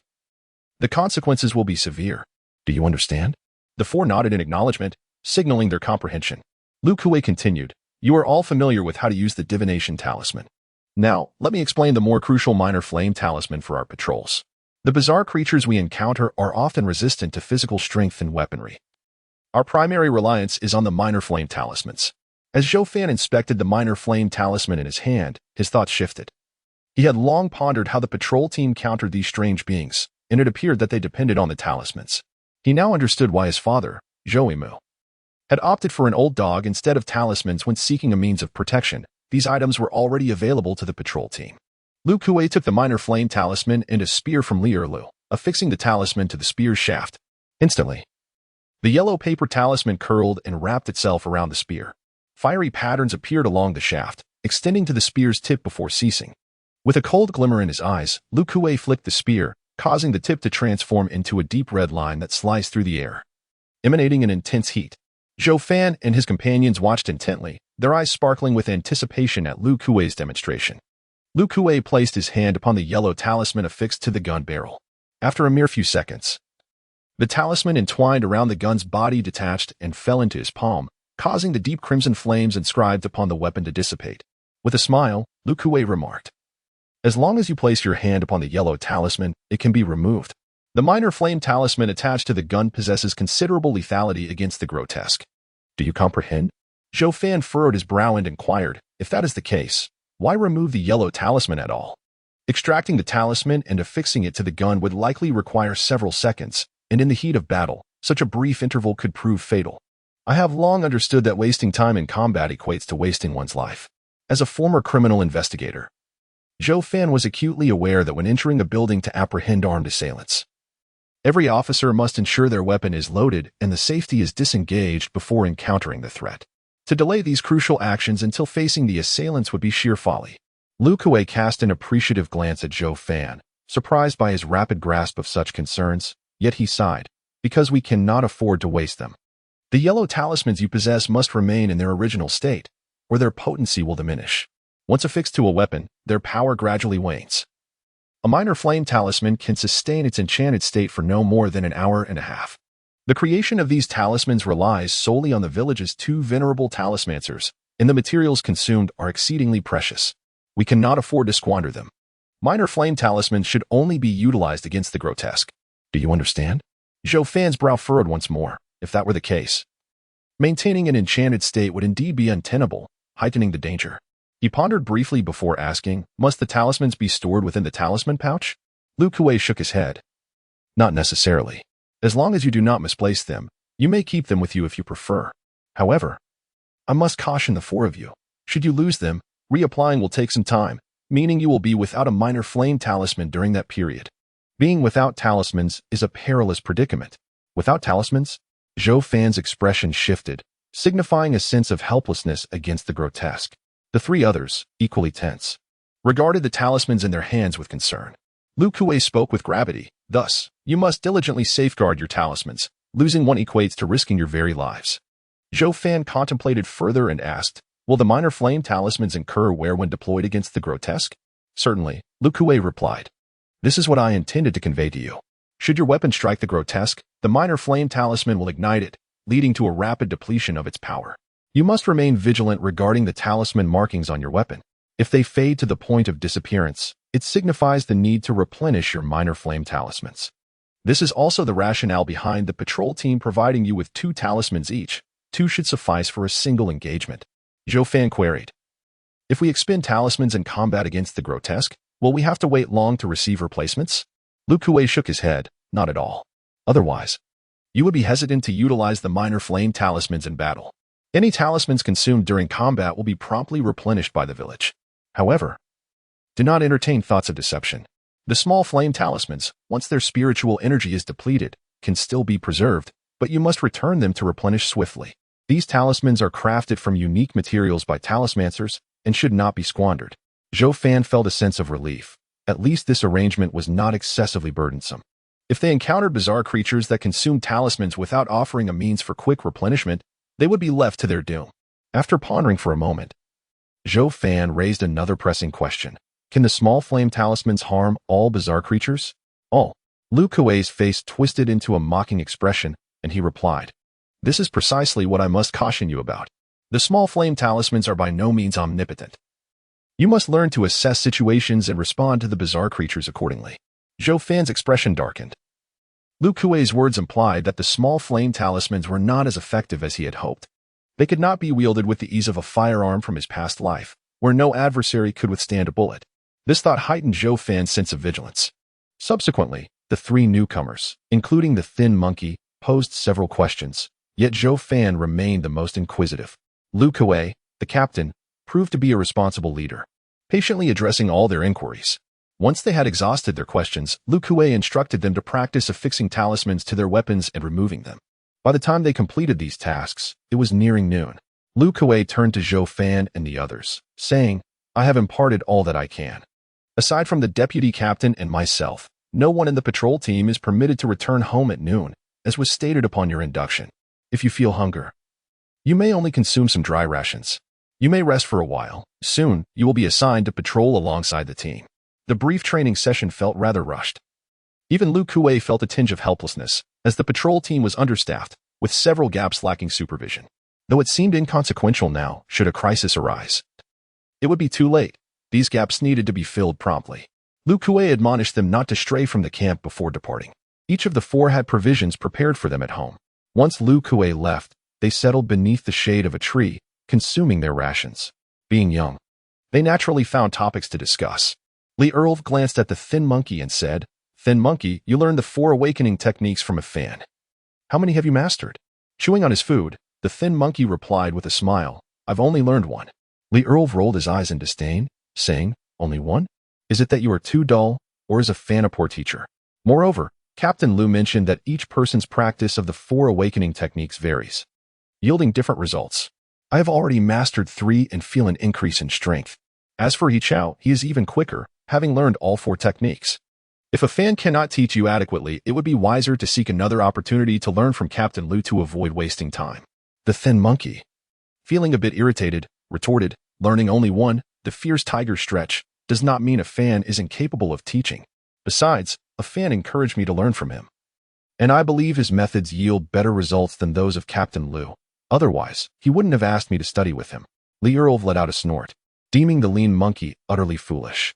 He Chao raised his head and cast a curious glance at the lean monkey, then at Zhou Fan, but ultimately chose silence, returning to his meal in quietude. Zhou Fan merely smiled without uttering a word. The lean monkey, despite appearing dull, possessed a shrewdness that belied his outward demeanor. Zhou Fan paid no heed to Li Earl's remarks, nor did he entertain the notion of rebuttal. However, he was somewhat taken aback by the astonishing speed at which He Chao had mastered the 4 awakening forms. Naturally, Zhou Fan was engrossed in instructing the lean monkey, oblivious to their progress, and was unaware of the true extent of what they referred to as mastery. With enthusiasm, Li Earl continued. Captain Lu mentioned that if we diligently practice, we might just step into a realm known as the strength segment, where we would become warriors. I believe that day is fast approaching. Once we become warriors, patrolling will no longer instill fear in us. Earl, don't indulge in fantasies. Only 3 captains in our team have attained the status of warriors, He Chao interjected, not lifting his head. Even if we become warriors, we would not be formidable opponents. Furious, Li Earl retorted, how can you say that warriors are not formidable adversaries? Becoming a warrior is my greatest aspiration. He Chao, unfazed, replied. If you choose not to believe me, so be it. You fail to grasp the reality. The patrol team is merely a euphemism. Its true name is the Death Squad. At this point, He Chao lifted his head, his eyes bloodshot and gritted teeth revealing his frustration. We're here to meet our demise. Our families have forsaken us. Learning anything is futile. We might as well await death. Li Earl trembled all over, for he had long been aware of the truth but had been unwilling to accept it. He shook his head and chose not to argue with He Chao, silently resuming his meal. The usually cheerful lean monkey was taken aback. He recognized the dangers of the patrol team, but had never contemplated such grim realities. He turned to Zhou Fan, his voice tinged with uncertainty. A fan, is what He Chao said true? Zhou Fan paused, gazing at the lean monkey. What he speaks is true only of himself, not of you. Look at your monkey staff. The lean monkey glanced at the cold, white staff resting across his knees, and his doubts evaporated. His family would never abandon him. The cold-bone white tree was a treasured heirloom of the Zhang family, crafted into a monkey staff for him, akin to bearing a family treasure. How could that be construed as abandonment? A smile returned to the lean monkey's face. Zhou Fan then turned his attention back to He Chao and Li Earl, speaking softly. Even if your families have abandoned you, you need not succumb to despair. Your lives belong to you. Should you choose to give up, no one can save you. Li Earl and He Chao offered no response, merely continuing to eat in silence. Zhou Fan did not expect that his words would elicit tears or epiphanies of gratitude from them. His intentions were simply born of goodwill. Whether Li Earl and He Chao would heed his words was of no concern to him. Life is one's own. Should they wish to relinquish it, no one could intervene. Such truths are perhaps only understood by those who have faced life and death. Not long after they finished their meager rations, Lu Kuei arrived, accompanied by 4 members of the patrol team. Zhou Fan and his 3 companions promptly rose to their feet, fully aware that these 4 patrolling team members would become their partners. The patrol team traditionally operates in pairs, while the 3 captains oversee the overall coordination. Lu Kuei, eschewing any superfluous dialogue, succinctly assigned partners to Zhou Fan and his companions. As newcomers on your inaugural patrol, you are to heed the commands of the seasoned members. They will impart the necessary knowledge to you. Now, let us set forth, Lu Kuei concluded. The 4 of them then dispersed, each following their respective partners away from the camp. Zhou Fan scrutinized his partner, a man in his 30s with a square jaw and a dark complexion, who led the way without uttering a word. Previously, Zhou Yimu had expended a mysterious coin to enlist Lu Kuei's assistance for 2 minor tasks. First, to instruct Zhou Fan in the 12 tiger forms, and second, to find him a reliable partner. However, He could only ascertain the name of this man. Zheng Zhenmu. Was he truly dependable? This thought evoked a blend of emotions in Zhou Fan, reminiscent of his partner from a past life. Before long, Zheng Zhenmu halted and beckoned Zhou Fan over. As he approached, Zhou Fan observed a narrow path extending horizontally to the left and right. On the other side of the path lay a wild expanse overgrown with weeds, where a shimmering pool of water glimmered in the low-lying area. Further beyond stood verdant mountains. We refer to this path as Machuan. If you traverse it, you will discover it encircles the entire Sanqiu village. Beyond it lies the wilderness, fraught with peril. Zhang Zhenmu stated in a low voice, licking his parched lips as he gazed toward the untamed land. Zhou Fan remained silent, merely listening intently. Zhang Zhenmu cast a surprised glance at Zhou Fan, taken aback by his unexpected calmness. Typically, newcomers he had guided would display fear at the mere mention of the wilderness. Everyone from Sanqiu village knew that venturing outside often signified death. Of course, the spot where we stand is not entirely secure either. Only after retreating 10 meters do we find true safety. Zhang Zhenmu continued slowly. Your name is Zhou Fan, correct? Indeed, Zhou Fan replied succinctly. Zhang Zhenmu remarked. When Captain Lu entrusted you to me, he instructed me to mentor you diligently. Captain Lu once saved my life, so I heed his words without question. Even if he hadn't instructed me, I would still earnestly teach you because you are my partner. If we survive, we shall remain partners for a long time. In the face of danger, two working in unison will always surpass one alone. Pausing for a moment, noticing Zhou Fan's reticence, Zhang Zhenmu added, however. Should you fail to keep pace with me or prove to be a hindrance, I shall not hesitate to abandon you. Zhou Fan raised an eyebrow and responded. Isn't abandoning a teammate considered a grave transgression? Zhang Zhenmu chuckled dismissively. The regulations within the team state as such, yet the execution of those rules is fraught with complications. In a pair, should one perish, it becomes exceedingly difficult to ascertain whether the other fled in cowardice. Moreover, if both are dead, what consequence would befall the survivor? Zhou Fan fell into a moment of silence, gradually comprehending the situation at hand. He understood that not all seasoned team members would be as forthright as Zhang Zhenmu, whose candor was partly attributable to Lu Kuei's influence. Of course, it would yield no significant advantage for us to harm newcomers. We would refrain from such actions. The demise of newcomers would only invite scrutiny from the village upon the survivors, creating unnecessary complications for us. Zhang Zhenmu continued, moreover, finding a new partner is no easy task. If you were to perish, I would have to patrol alone for quite some time before a new partner would be assigned to me. Did your previous partner die? Zhou Fan inquired abruptly. Zhang Zhenmu hesitated for a moment but shook his head. No, my last partner was separated from me by Captain Lu, among those 3 individuals just now. Zhou Fan furrowed his brow and asked, didn't you say partnerships were permanent? Why did Captain Lu separate you? Zhang Zhenmu scoffed. That was due to a shortage of personnel. Captain Lu had no choice but to rearrange teams to accommodate you newcomers. Naturally, we consented to this arrangement. Though it entails certain risks, it also brings about some benefits. Let us proceed. Our patrol area lies beyond this point, Zhang Zhenmu declared, taking the lead into the narrow path. Zhou Fan followed suit, accompanied by the lethargic figure of his companion trailing at his side. As Zhou Fan stepped onto the path, his heart raced unexpectedly. A peculiar discomfort washed over him, distinctly different from the village atmosphere. The previously languid demeanor of his companion shifted, emitting an inquisitive sound. Its once dull eyes now glinting with alertness. Zhang Zhenmu seemed oblivious to the change, continuing forward while Zhou Fan kept pace. To survive during patrols, one must adhere to 3 cardinal principles. As they walked, Zhang Zhenmu abruptly halted and turned to face Zhou Fan. The first principle is to maintain utmost vigilance. Do not look back. Tell me, the tree with the pale bark you just passed, was it not? Zhou Fan refrained from turning around, merely closing his eyes momentarily. Not quite right. The bark was grayish-white. Zhang Zhenmu queried with an air of indifference. How tall was that tree? What color and shape were its leaves? It stood approximately 3 zhang high, with fan-shaped leaves roughly the size of a palm, some a light green and others a deep purple, the latter being the older leaves. As evidenced by the fallen leaves on the ground, Zhou Fan replied nonchalantly. A look of astonishment crossed Zhang Zhenmu's face. How did you come to know that? This question had been a spur-of-the-moment inquiry. He had assumed Zhou Fan could not have prepared an answer in advance. Could it be that he possessed an extraordinary memory? Zhou Fan responded, you mentioned we are in the wilderness. In such a perilous environment, I have been keenly observing my surroundings. That tree was rather distinctive, so I paid it a few extra glances.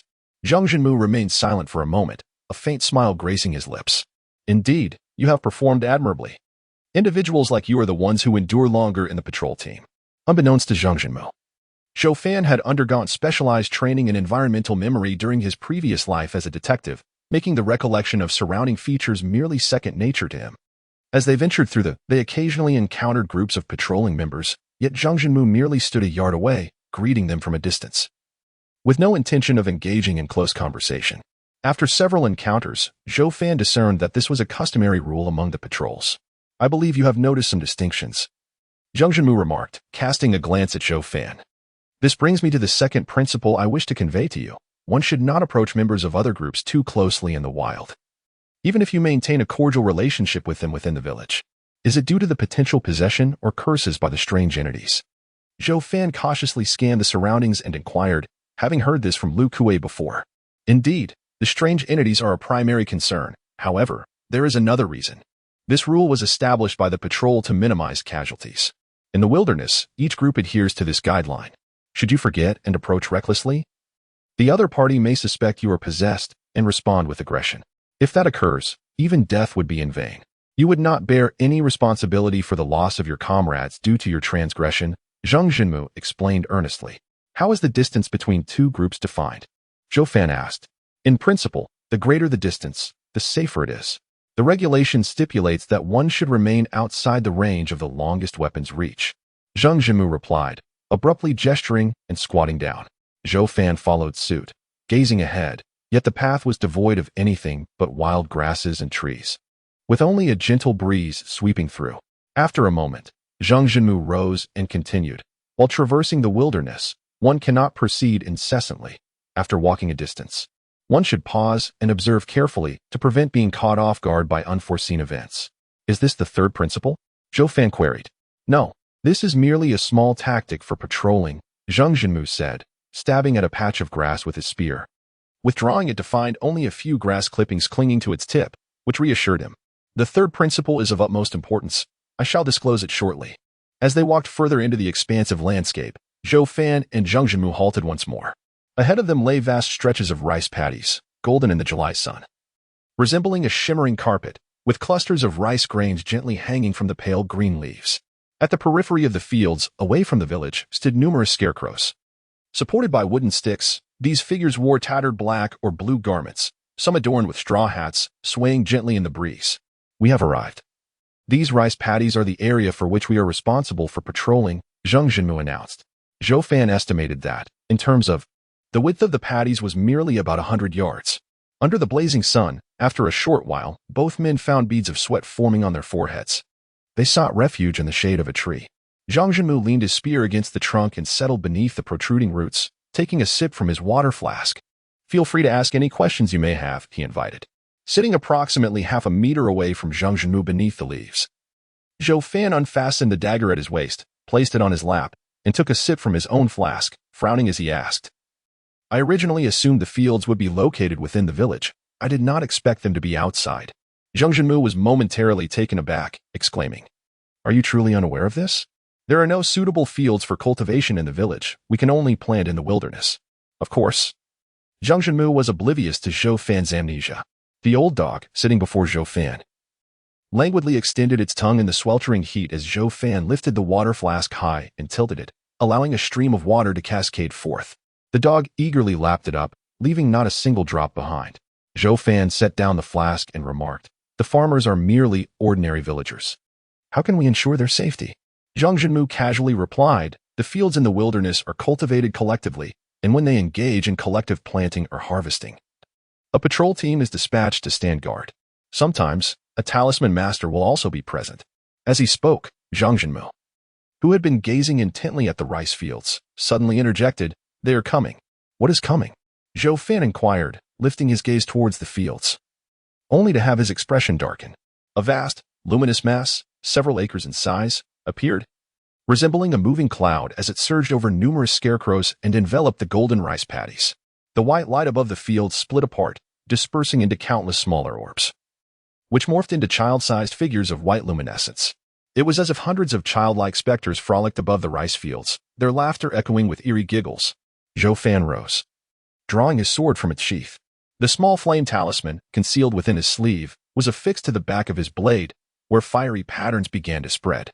He held the sword with heightened vigilance, watching the spectral children, yet doubt gnawed at him. How many of these apparitions could he possibly vanquish alone? Put away the talisman and the sword, Zhang Zhenmu said, remaining seated at the tree root, his demeanor remarkably calm. Zhou Fan frowned but did not heed his words.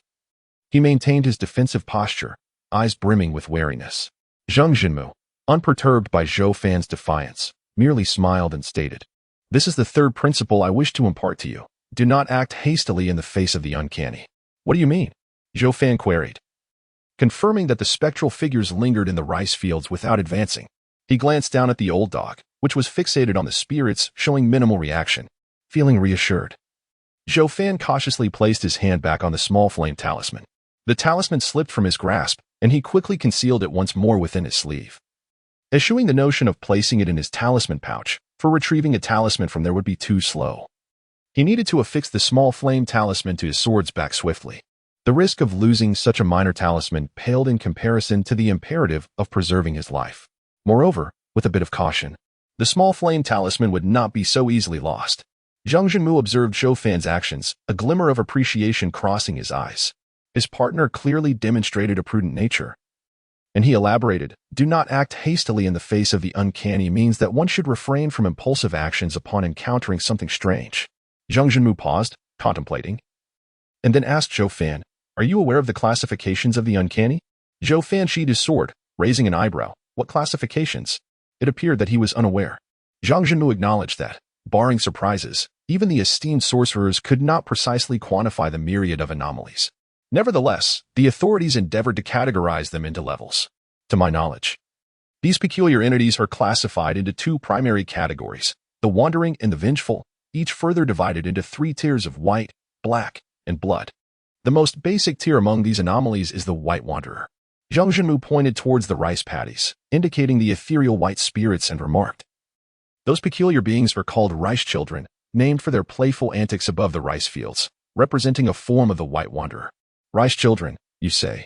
Zhou Fan murmured, observing the frolicking rice children above the paddies, their strange laughter echoing in the air. Hundreds of these rice children danced, leaped, and sat in playful antics above the fields, yet none dared to step beyond the boundaries of the rice paddies. Zhang Zhenmu paused, contemplating the scene before him, and continued, "Most white wanderers are harmless, like these rice children, who merely delight in their playful frolics above the fields. They never trample the rice stalks. As long as you refrain from provoking them, they will not attack you. Is that why you advise against engaging with anomalies?" Zhou Fan queried, a slight frown creasing his brow. "What if one encounters a harmful anomaly?" Zhang Zhenmu replied solemnly, "Indeed, it is not solely about that. The principle of remaining still in the presence of anomalies is paramount, whether one encounters benign white wanderers or harmful white, black, or even the exceedingly dreadful blood wanderers. It is imperative to avoid rash actions. The patrol teams serve a sentinel purpose. Unless absolutely necessary, we should not provoke these anomalies. For even a single life may prove insufficient.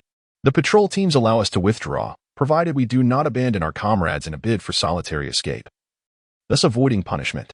Our primary role is to maintain vigilance and relay warnings, rather than to engage in combat. Therefore, one must learn to discern when faced with an anomaly. The initial step is to remain still, followed by assessing the potential threat it poses. Will it attack you? In the event of an attack, will you retreat to seek aid or attempt to vanquish the anomaly?" Zhou Fan committed these words to memory and inquired further, "How does one discern?" This query was of paramount importance. A misjudgment could exact a grave toll, potentially one's life. Zhang Zhenmu chuckled wryly. "Judgment is indeed a formidable challenge. We can only rely on our own experiences. Is experience the only recourse?" Zhou Fan's brow furrowed in concern. For him, the concept of experience was particularly vexing, as it signified the need for considerable time to accumulate. Yet, in the course of patrol duties, danger could arise at any moment, leaving little time for accumulation. Actually, there is no need for excessive worry. As long as you maintain your composure and adhere to the principle of remaining still in the presence of anomalies, exercising caution, you should encounter no significant issues, Zhang Zhenmu advised earnestly. "Not just you. Even I frequently encounter anomalies that defy identification, relying solely on my instincts to navigate them. Generally speaking, anomalies do not attempt to assault our villages or us. Maintaining a safe distance and remaining vigilant should suffice." Faced with the unsolvable nature of this conundrum, Zhou Fan refrained from further inquiries, redirecting his question instead. How do we distinguish between white wanderers, black wanderers, and blood wanderers? Is it based on their coloration? To Zhou Fan's astonishment, Zhang Zhenmu shook his head and remarked, it is unrelated to color. Just because the rice spirits appear as white orbs, do not presume that all white spirits are the same. Even the shadowy entities lurking in darkness are merely a variation of the white spirits. This revelation left Zhou Fan utterly astounded. Had Zhang Zhenmu not spoken, he might have mistakenly classified the shadowy entities as the so-called black spirits.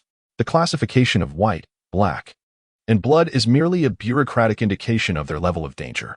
As for which peculiarities belong to which category, unless one is familiar with these anomalies, discerning their nature by color is impossible.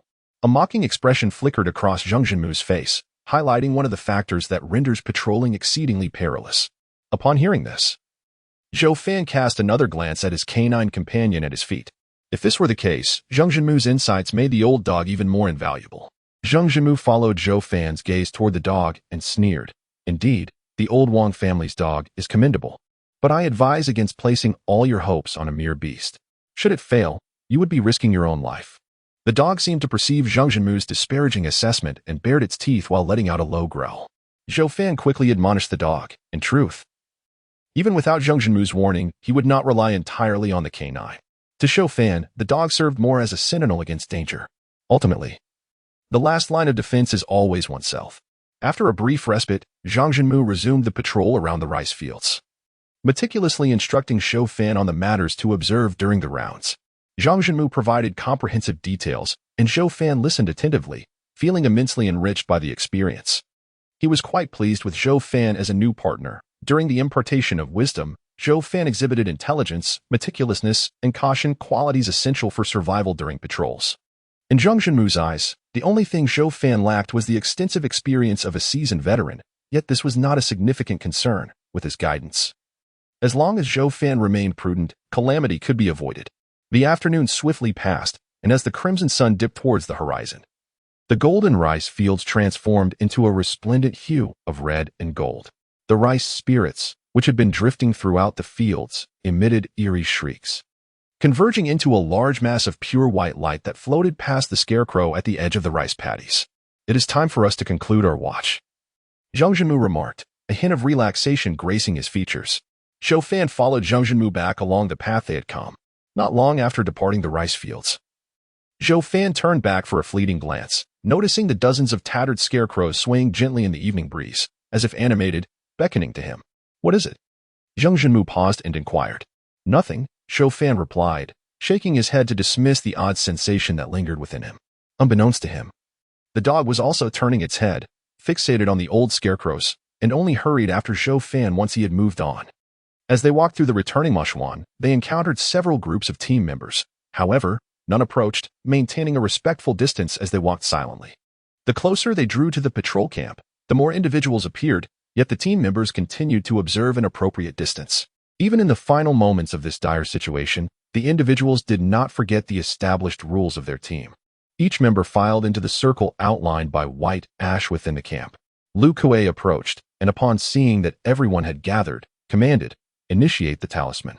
At the sound of his voice, all team members retrieved their divination talismans and affixed them to their bodies, with Zhou Fan being no exception. After applying his talisman, Zhou Fan surveyed his surroundings, discovering no signs of anomalies. Lu Kuei stepped outside the white ash circle, glancing at Zhou Fan and Zhang Zhenmu, and then remarked, Zhou Fan, it is acceptable for you to bring your dog into the team, but do not forget to keep an eye on it. Understood, Zhou Fan replied, placing the talisman on his companion. Once assured everything was in order, and with Lu Kuei's permission, he exited the white ash circle, marking the true conclusion of the day's patrol duties. Affan, the lean monkey, chimed in with a grin as he approached. Zhou Fan merely smiled in return, glancing around to Spotty Chow and Li Erlu, who were heading towards the village in the distance. Rather than linger on them, he continued his way home alongside the lean monkey, inquiring, "How was your afternoon?" In response to Zhou Fan's question, the lean monkey cheerfully replied, "Not too bad. There wasn't much going on. My partner taught me quite a bit, though he can be a bit neurotic with all his restrictions, which gets rather tedious." Affan, I believe this patrol isn't as terrifying as the villagers say. Zhou Fan interrupted sharply, "Lean monkey, do not underestimate it. Just because nothing happened this afternoon does not mean it will remain so. The patrol team experiences fatalities periodically. While you may feel secure now, it will be too late when trouble arises. Startled by Zhou Fan's stern expression, the lean monkey quickly acknowledged, realizing that Afin was becoming increasingly serious. Don't forget to come to my house after dinner. I will teach you the 4 awakening techniques. Zhou Fan reminded him thoughtfully. Regardless, he hoped that the lean monkey would strengthen his abilities. Such a clumsy individual would need every advantage to survive. Understood, the lean monkey replied with a pained expression. As they neared the lean monkey's home, they parted ways. Zhou Fan walked a little further with his companion before arriving home. His parents had already returned, and upon seeing Zhou Fan enter, their anxious expressions softened. Gui Feng stood up and asked, Afin, are you all right? Zhou Fan smiled and shook his head, reassuring her. I am fine. Today was quite peaceful, and I learned a lot in the team. That is good to hear, Gui Feng sighed in relief, taking the straight knife that Zhou Fan had unbuckled. You must be hungry. Let us eat. Zhou Yimu remained silent but could still convey his happiness. This was the essence of home. Regardless of how tiring the outside world may be, there would always be someone waiting at home. Once, it was his grandmother and sister. Now, it was his parents. In this dismal world, there were still pockets of warmth, and a gentle smile crept onto Zhou Fan's lips. After the family finished dinner and rested for a while, the lean monkey arrived. Zhou Fan led him to the small courtyard behind the house, first testing the lean monkey on the fierce tiger stretch he had practiced today. Fortunately, the lean monkey performed quite satisfactorily. Following that, Zhou Fan proceeded to teach him the fierce tiger paw washing technique. However, Zhou Fan merely conveyed the essential points of the movements, allowing him to practice independently. Zhou Fan commenced his own cultivation, as the day's patrol had consumed an inordinate amount of his time, leaving him yet to absorb his vital energy for the day. While he practiced, he occasionally paused to correct the movements of the thin monkey. Though somewhat clumsy, the thin monkey persevered, encouraged by witnessing Zhou Fan effortlessly executing the awakening 4 forms. As the night deepened, the thin monkey astonishingly managed to grasp the second form. The fierce tiger washes its claws quite well. Very well, we shall conclude here for tonight. Return carefully, Zhou Fan said, having already completed his own training. Waiting solely for the thin monkey, the exhausted thin monkey bade farewell to Zhou Fan and departed. Once Zhou Fan fell into a deep slumber, he found himself once again aboard the vessel in the gray river space. He glanced around, but saw no sign of Mist.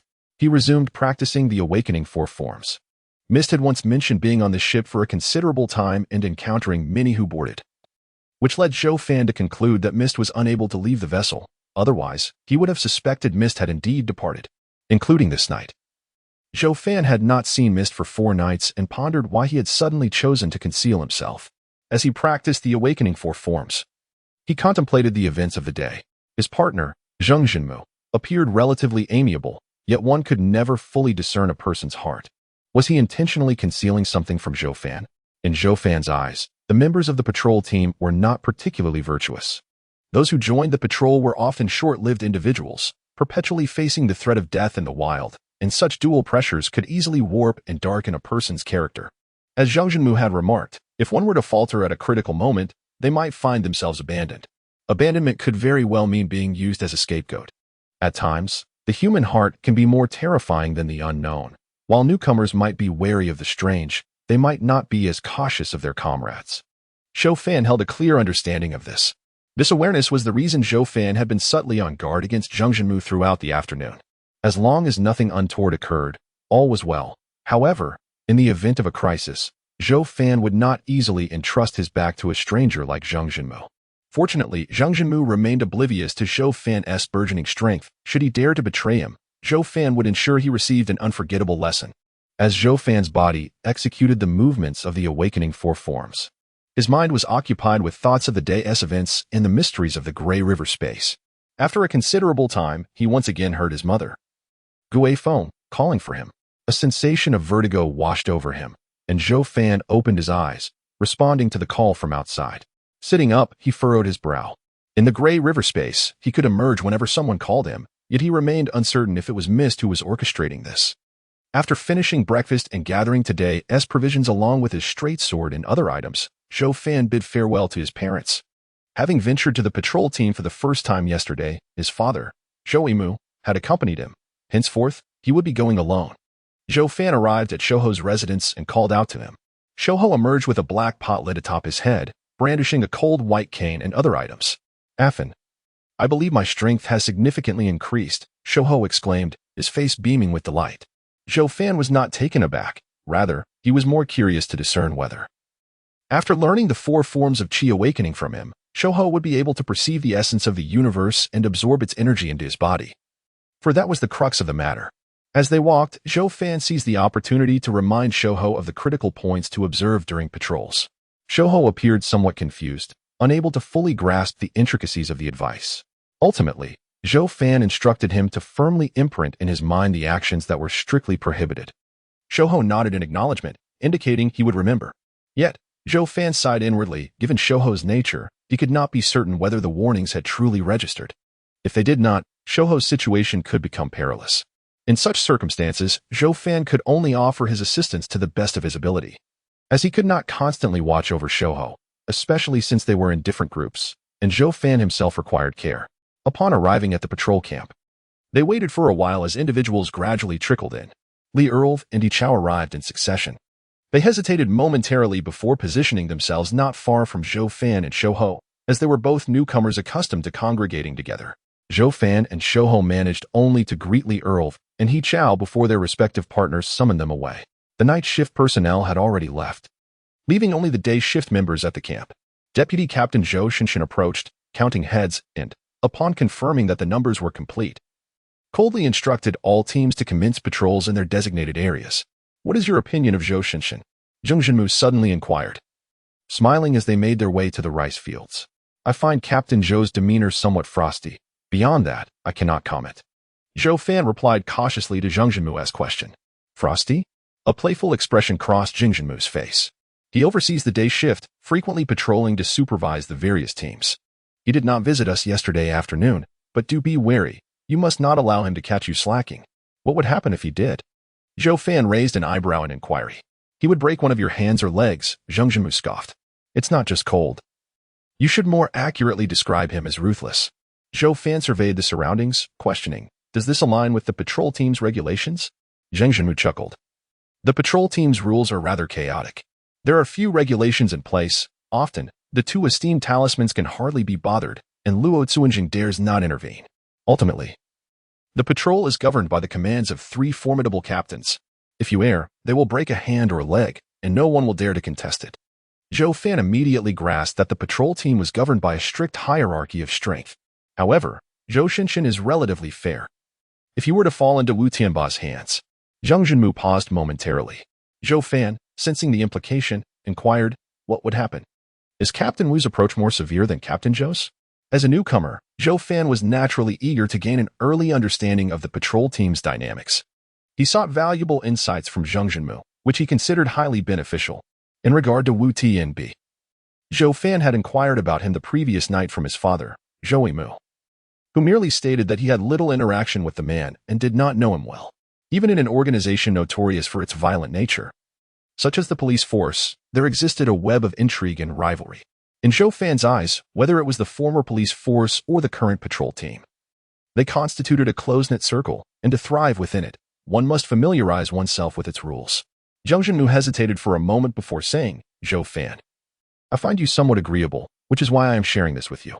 In the patrol team, if the opportunity arises, it is better to offend Zhou Shinshin than to cross Wu Tianbi. Wu Tianbi is akin to a venomous serpent that strikes from the shadows. If you fall into his clutches, he will not merely break your limbs. Instead, he will quietly orchestrate your downfall. For instance? Zhou Fan inquired, his expression grave. For instance, he might deliberately assign you to certain specialized groups, placing you in peculiar patrol zones. I cannot elaborate further, but I trust you comprehend the implications. Zheng Zhenmu replied with a cold demeanor. However, you need not worry. We are currently on the day shift, and he cannot reach us for now. Zhou Fan understood this, realizing it was best not to press further on the topic. Instead, he shifted the conversation, asking, why doesn't T. Luo Cuanjing dare to intervene in the patrol team's affairs? Is it due to a lack of personal gain? A lack of personal gain is indeed one reason, Zheng Zhenmu chuckled. Evidently, you have been preoccupied with leisure. Our village chief is notoriously timid. As a martial artist, he fears that should he meddle in patrol matters, He might be thrust into a leadership role if a captain's position becomes vacant. The patrol team is a place where danger lingers at every corner. Zhou Fan merely smiled. As they conversed, the rice fields came into view, and they ceased their idle chatter, focusing intently on their patrol around the fields. The work of patrolling was rather uneventful. One merely needed to be vigilant of their surroundings and guard against any sudden anomalies that might arise. Zhou Fan paid close attention to the environment while contemplating Zhang Zhenmu's words, silently scoffing at the implications. Zhang Zhenmu was not one to casually share gossip. Zhou Fan was somewhat skeptical of Zhang Zhenmu's assessments of Zhou Shinshin and Wu Tianbi. He was inherently a suspicious individual, unwilling to easily trust the words of a stranger. He refrained from asking Zhang Zhenmu about Lu Kuei, knowing that Zhang Zhenmu had previously mentioned that Lu Kuei had saved his life. Thus, it was unnecessary for him to inquire further about Zhang Zhenmu's opinion of Lu Kuei. He also surmised that if the patrol team were divided into 3 major factions led by 3 captains, Zhang Zhenmu would undoubtedly align himself with Lu Kuei's faction, which provided context for his negative remarks regarding Zhou Shinshin and Wu Tianbi.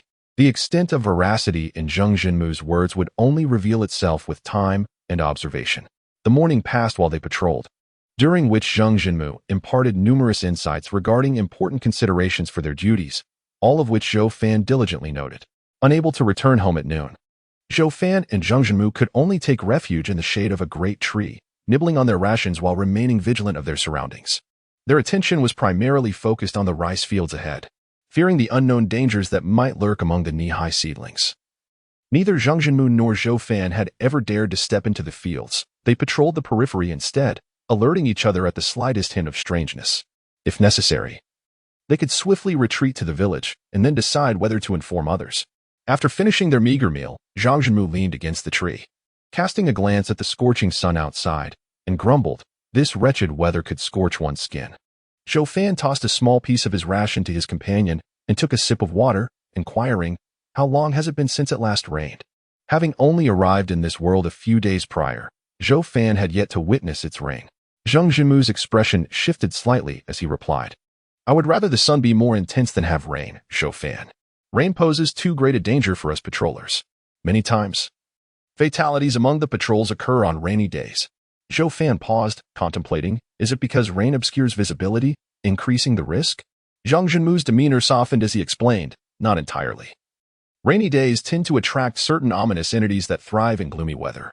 Most of these creatures belong to the category known as black travelers. Zhou Fan fell silent, aware of the perilous nature of black travelers through Zhang Zhenmu's insights. Compared to their white counterparts, black travelers exhibited a greater propensity to attack humans. Thus their patrols were primarily focused on safeguarding the village from such threats. As for blood travelers, Zhang Zhenmu mentioned their rarity since joining the patrol. He had only encountered one, resulting in the tragic loss of a vice captain and several team members. "It seems it is best if it does not rain," Zhou Fan sighed. "Unfortunately, the decision of whether it rains lies beyond our control," Zhang Zhenmu replied with a wry smile. "During summer, the frequency of showers increases. And since several days have passed without rain, I suspect it may occur within the next few days." The two resumed their patrol as the rice children approached, frolicking joyfully in the fields. Watching these phantom-like entities, Zhou Fan felt an inexplicable sense of unreality and asked Zhang Zhenmu, "Do these rice children come at this time every day?" Zhang Zhenmu shook his head, responding, "Not necessarily. Sometimes they appear in the morning. Other times they might not show up for several days, or they may come consecutively like today." The ethereal rice children flitted above the fields, emitting strange laughter. Zhou Fan, puzzled by the scene, asked, "Why do they favor the rice fields so? Do they gain something from them?" Zhang Zhenmu replied, "I do not know. These entities cannot be understood through conventional reasoning. Some say they are drawn to the golden hues of the rice fields. Will they still come after the harvest?" Zhou Fan inquired.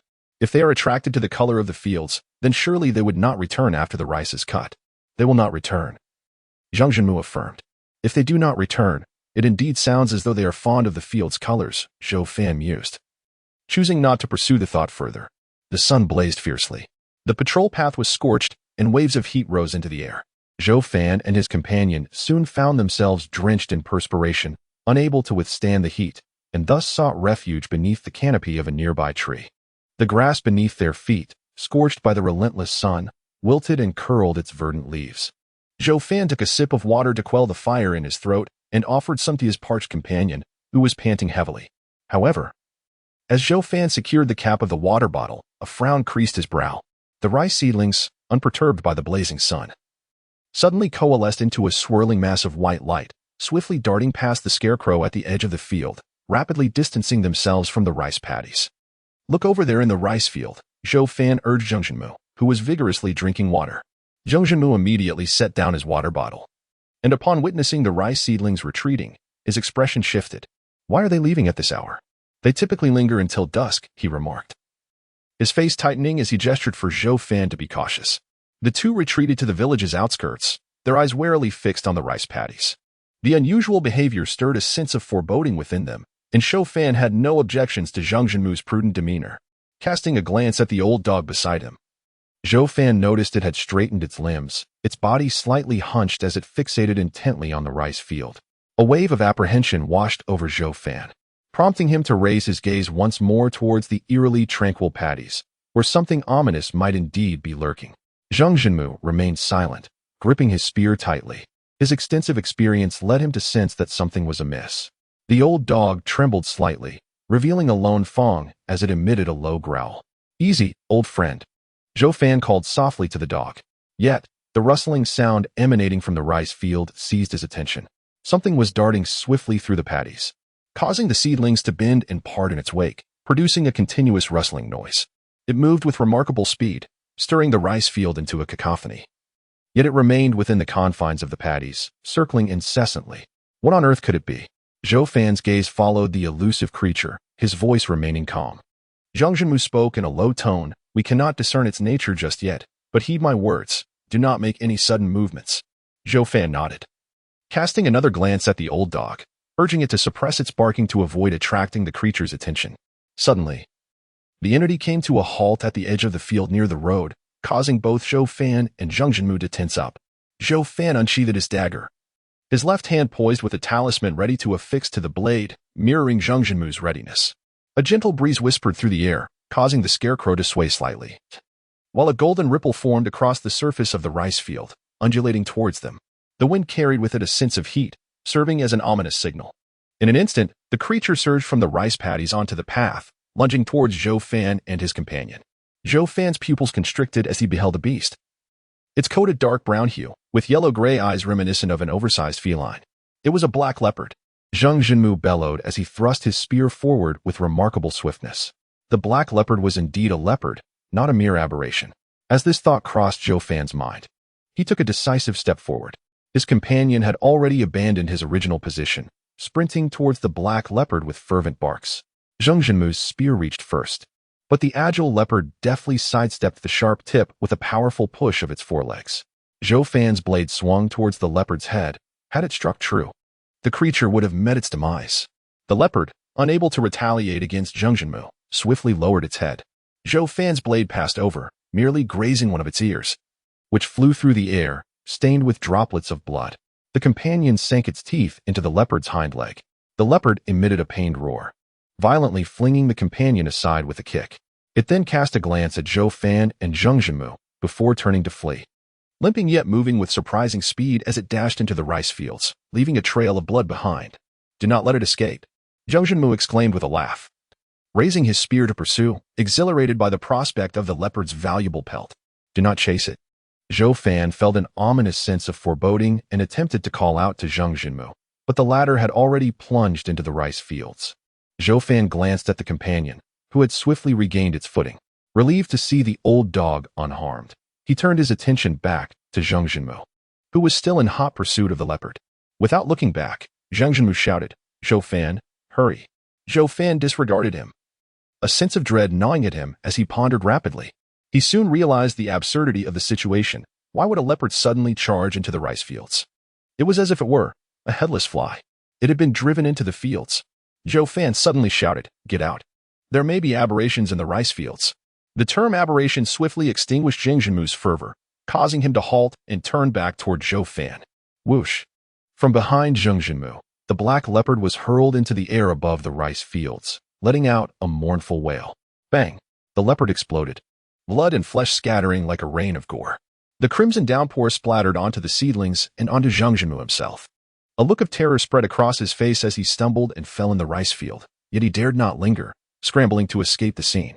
Emerging from the fields, Zhang Jinmu's clothes were stained with blood and bits of flesh, mixed with strands of rice stalks, presenting a sight both comical and grotesque.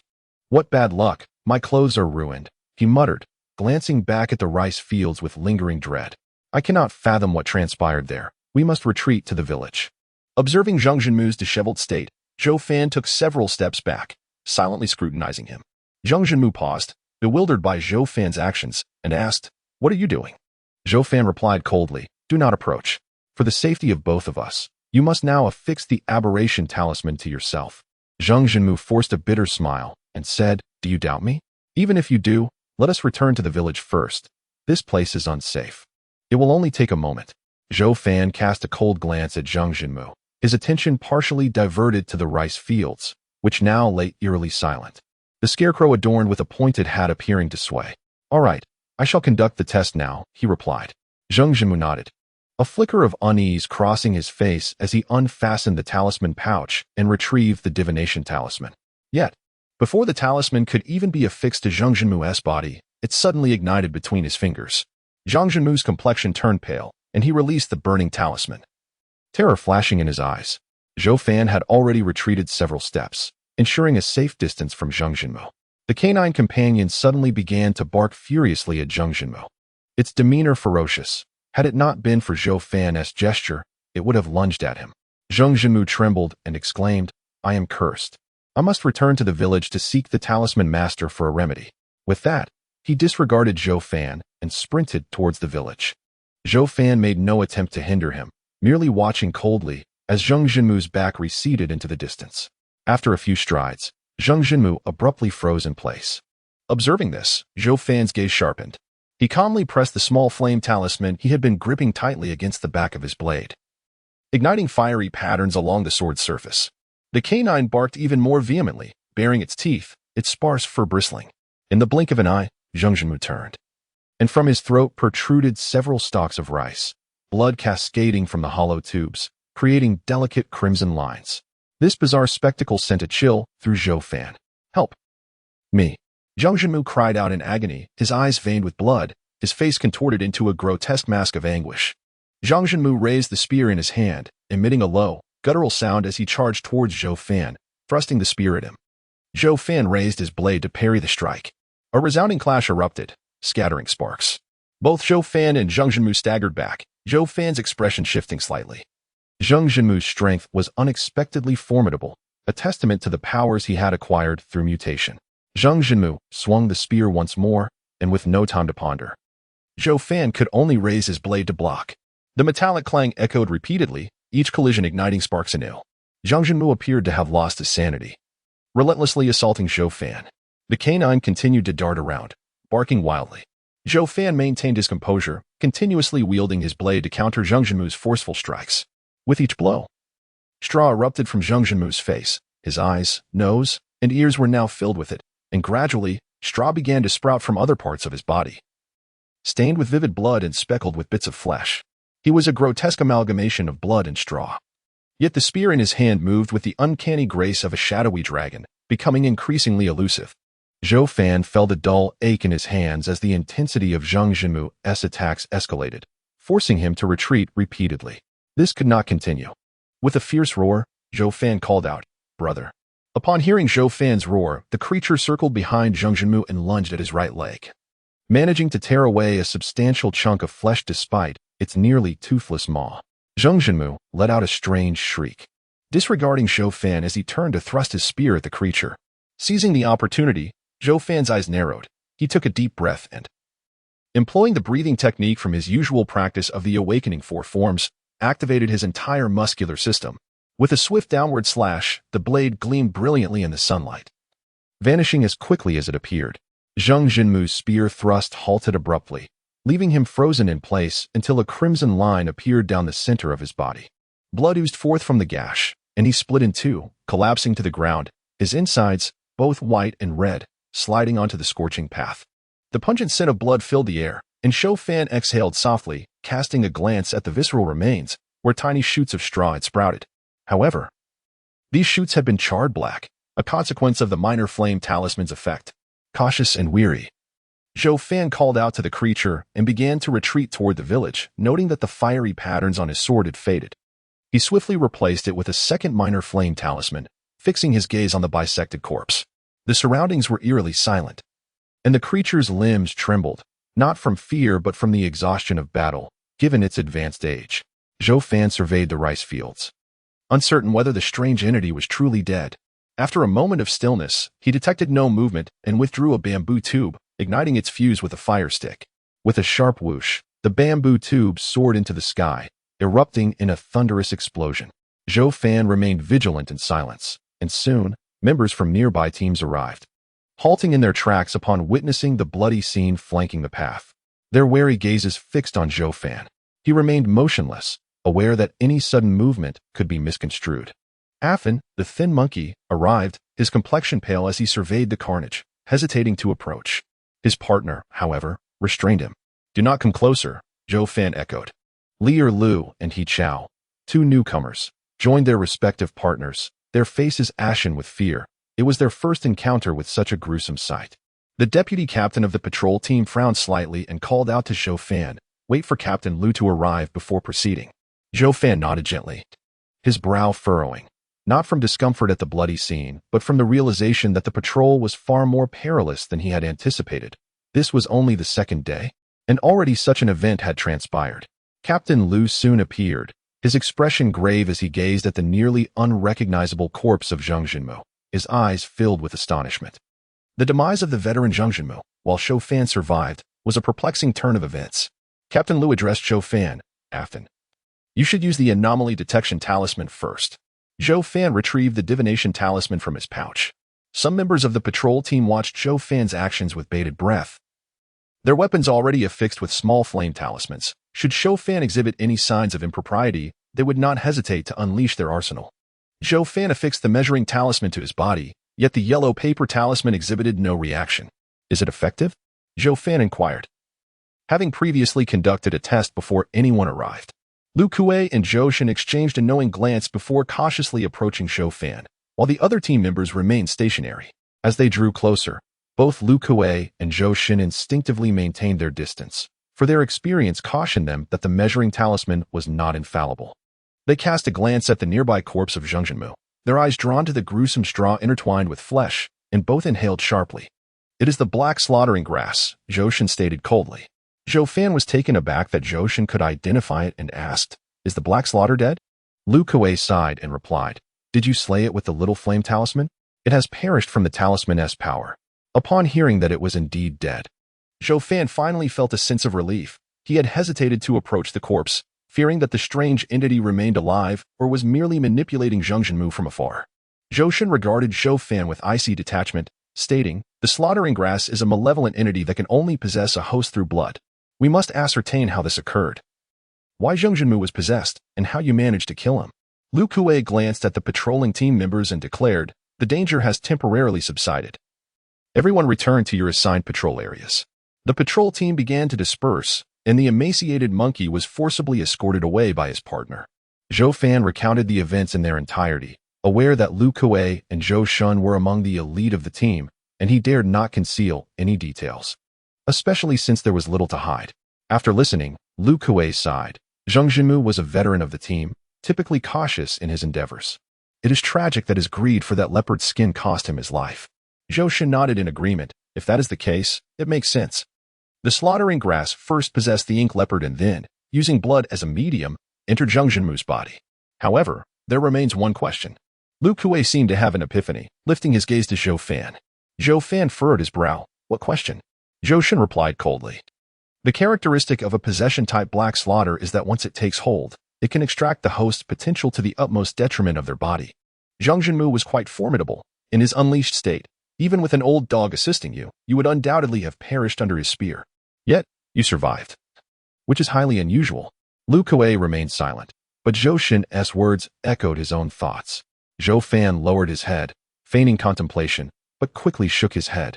"I do not understand why, but in that critical moment between life and death, my strength seemed to erupt entirely, and my power continuously increased." Lu Kuei and Zhou Shen exchanged bewildered glances, soon arriving at a potential conclusion, though disbelief flickered in their eyes. Lu Kuei exclaimed, "Affin, Have you stepped into the realm of power? Zhou Fan feigned a frown, lost in thought, a hint of bewilderment gracing his features. I, too, was uncertain, yet sensed an inexhaustible reservoir of strength within me which still lingered. Was it not so? A mere exchange of swordplay would reveal the truth. As he spoke, Zhou Shun had already drawn his long sword, lunging at Zhou Fan. Zhou Fan unsheathed his blade to parry. The clash of metal resonated, and Zhou Fan found himself retreating 4 steps. A tingling sensation coursed through his hands. Astonishment filled his heart as he regarded Zhou Shun.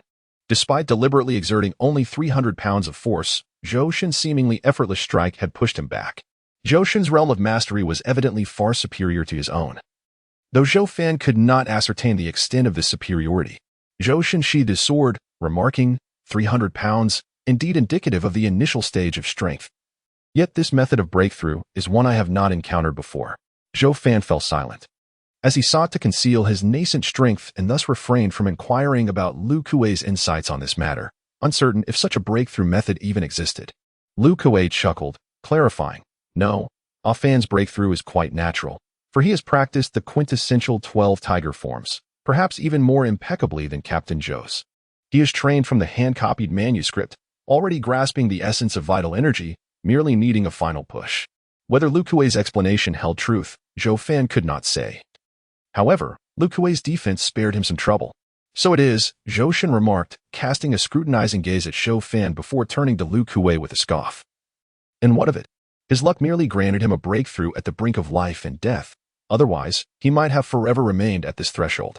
Zhou Shun seemed somewhat unconvinced, yet Lu Kuei simply smiled, declaring, regardless, it is commendable that Ah Fan has achieved a breakthrough, adding another warrior to our patrol team. Zhou Shun did not dispute this, instead turning to depart, stating, I have matters to attend to. You may handle this. Once Zhou Shun had left, only Zhou Fan and Lu Kuei remained. Lu Kuei regarded Zhou Fan with a hint of lamentation, saying, Ah Fan, you have indeed turned misfortune into fortune. I had thought you would be unable to surpass that threshold. Zhou Fan paused before responding, I believe such breakthroughs are not endeavors anyone would willingly undertake. Lu Kuei offered a wry smile. You speak true. Few would dare to gamble their life for such a breakthrough. Zhou Fan's gaze fell upon the corpse of Zhang Zhenmu on the ground, who lay nearby, appearing utterly fatigued. You need not feel sorrow. Such occurrences are commonplace within the patrol team. In time, you shall grow accustomed to them. Lu Kuei consoled Zhou Fan, assuming he was grieving. In truth, Zhou Fan was not mourning but rather contemplating other matters. However, he refrained from arguing and instead posed a question that had been troubling him. What measures can we take to prevent malevolent spirits from possessing us? Zhou Fan was unwilling to meet the same tragic fate as Zhang Zhenmu, who had perished without cause. Zhou Fan's inquiry momentarily perplexed Lu Kuei. After some contemplation, he responded. Certain talismans possess the ability to expel the bizarre entities that possess individuals, yet these talismans are exceedingly rare. And those in the possession of talismancers are few and far between. They will not part with them. Moreover, once one falls under possession, they may already be under control, rendering the talismans potentially useless. However, there is no need for excessive concern. Entities such as the flesh-devouring grass that can possess individuals are ultimately quite rare, and most require a medium to facilitate the possession. As long as one remains vigilant against mediums like blood, significant troubles can be avoided. Zhou Fan, dissatisfied with Lu Kuei's answer, recognized that this world holds many answers that elicit dissatisfaction. He shifted the conversation, asking, what should be done with Zhang Zhenmu's corpse? Lu Kuei glanced at the body, which Zhou Fan had severed in two, and felt a sense of inconvenience. With a wry smile, he replied, you stay here and guard, while I retrieve something to contain his remains. After Lu Kuei departed, Zhou Fan sat down on the ground, beads of sweat the size of soybeans soon forming on his forehead. He casually wiped his brow with his sleeve. It was not fear that gripped him, but rather a sense of fatigue, having merely held himself together moments before. Zhou Fan took a generous swig from his water flask and gestured for his companion to approach, waiting for him to come closer to offer water. Were it not for this old dog, the outcome of their recent battle could have been dire, perhaps even fatal for him. The scent of blood wafted from nearby, and Zhou Fan's expression remained impassive, having witnessed numerous homicide scenes in his previous life. He found this gruesome sight tolerable. It was merely unfortunate for Zhang Zhenmu, yet Zhou Fan felt no remorse for the merciless blow he had dealt. He understood that the Zhang Zhenmu possessed by the flesh-devouring grass was already dead. Given that the opponent was an aberration, he bore no psychological burden in delivering that strike. Lu Kuei returned, carrying grass ropes and mats. He glanced at Zhou Fan, hesitating before saying, "To collect the body, the team will provide 100 copper coins. Will you handle it, or shall I?" "Why not both of us?" Zhou Fan suggested. Given their wilderness surroundings, both Lu Kuei and Zhou Fan needed to maintain a considerable distance, and it was understood that while one collected the body, the other must remain vigilant of their surroundings. 100 copper coins, you say? "I shall take on this task," Zhou Fan declared after some reflection. His family had already expended 3 Xian coins on his behalf previously. During the incident with the death-claiming ghost, additional funds had been spent, although neither Zhou Yimu nor Gui Feng had ever voiced discontent. Zhou Fan felt the need to contribute to his family's finances. "Aren't you concerned about the mess?" Lu Kuei had assumed Zhou Fan would be reluctant but was taken aback by his willingness. After all, Zhang Zhenmu had met a particularly gruesome end. And even Lu Kuei was hesitant to undertake this task. Zhou Fan shook his head. "Just instruct me on what to do." With that, Zhou Fan approached. "Very well. Let it be you," Lu Kuei said, placing the grass ropes and mats on the ground. He stepped back a few paces, instructing, "First, you must return the expelled matter into his body, rejoin the remains, and then bind them tightly with the rope. According to team protocol, if a member dies and a body remains, it must be carried back to their family for burial." Zhou Fan nodded, his feet pressing into the viscous, blood-soaked ground as he bent down to stuff the entrails, heart, and other organs back into the lifeless body. His hands soon became stained a vivid crimson. Zhou Fan meticulously pulled out the straw from the corpse, discarding it onto the ground. Observing Zhou Fan's composed demeanor, Lu Kuei felt a strange sensation within. How could such a young man maintain such tranquility in the presence of death? Was there truly no discomfort stirring within him? When Lu Kuei first joined the patrol team, he had not adapted to such gruesome scenes as swiftly as Zhou Fan.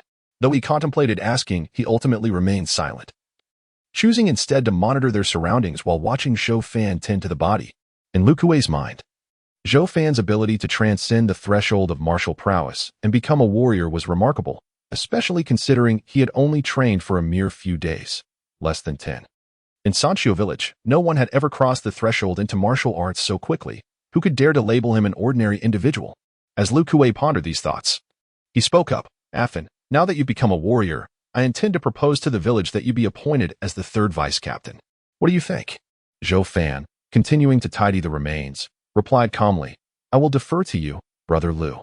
However, having just crossed into the initial stage of martial strength, I wonder if I possess the capability to fulfill the role of vice-captain." Upon hearing Zhou Fan address him as Brother Lu, a subtle smile graced Lu Kuei's face. With only the two of them present, it signified that Zhou Fan regarded him as a confidant. After a moment's thought, Lu Kuei responded, "Being at the initial stage of strength is sufficient for the vice-captaincy. Although the position may seem perilous, the level of danger is not significantly greater than that faced by ordinary members. Not to mention, the monthly remuneration will increase. More importantly, as vice-captain, even I cannot unilaterally command you, let alone Ji Shenshin and Wu Tianba. Of course, if you feel unfit for the role, I can certainly delay my proposal. But you must understand that now that you have reached the initial stage of strength, Ji Shenshin and Wu Tianba might harbor unfavorable thoughts towards you." Zhou Fan's expression remained unchanged as he grasped a length of straw rope, threading it through the corpse's waist and binding it securely with a knot. "In that case, I must trouble Brother Lu with my appointment as vice-captain." Hearing Zhou Fan's agreement, Lu Kuei's smile broadened, and he replied, "It is no trouble at all. Merely a small effort on my part." It could be said that Zhou Fan's swift advancement into martial arts was partly due to Lu Kuei's influence, and their relationship was quite amicable. Zhou Fan's ascension to vice-captain would bring only advantages to Lu Kuei. Zhou Fan procured another length of straw rope, beginning to bind the torso around the heart region. "Brother Lu, what responsibilities will I assume as vice-captain?" "I'm aware that Wu Tianba oversees the night shifts while Ji Shenshin manages the day." Lu Kuei explained, "In the past, Sanqiu village has had 3 vice-captains. If you become one, you will rotate shifts with Ji Shenshin and Wu Tianba."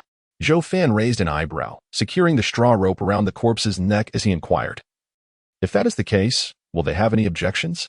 Lucio chuckled heartily. "Afton, they can only yearn for what they cannot have. Daily patrols are hardly a blessing. With your arrival to take over their duties, they can remain in camp, ready to respond, and perhaps even return home occasionally. Typically, the team has only 2 vice-captains, making it difficult for them to leave their posts. If they need to step away, they must seek my assistance to cover for them.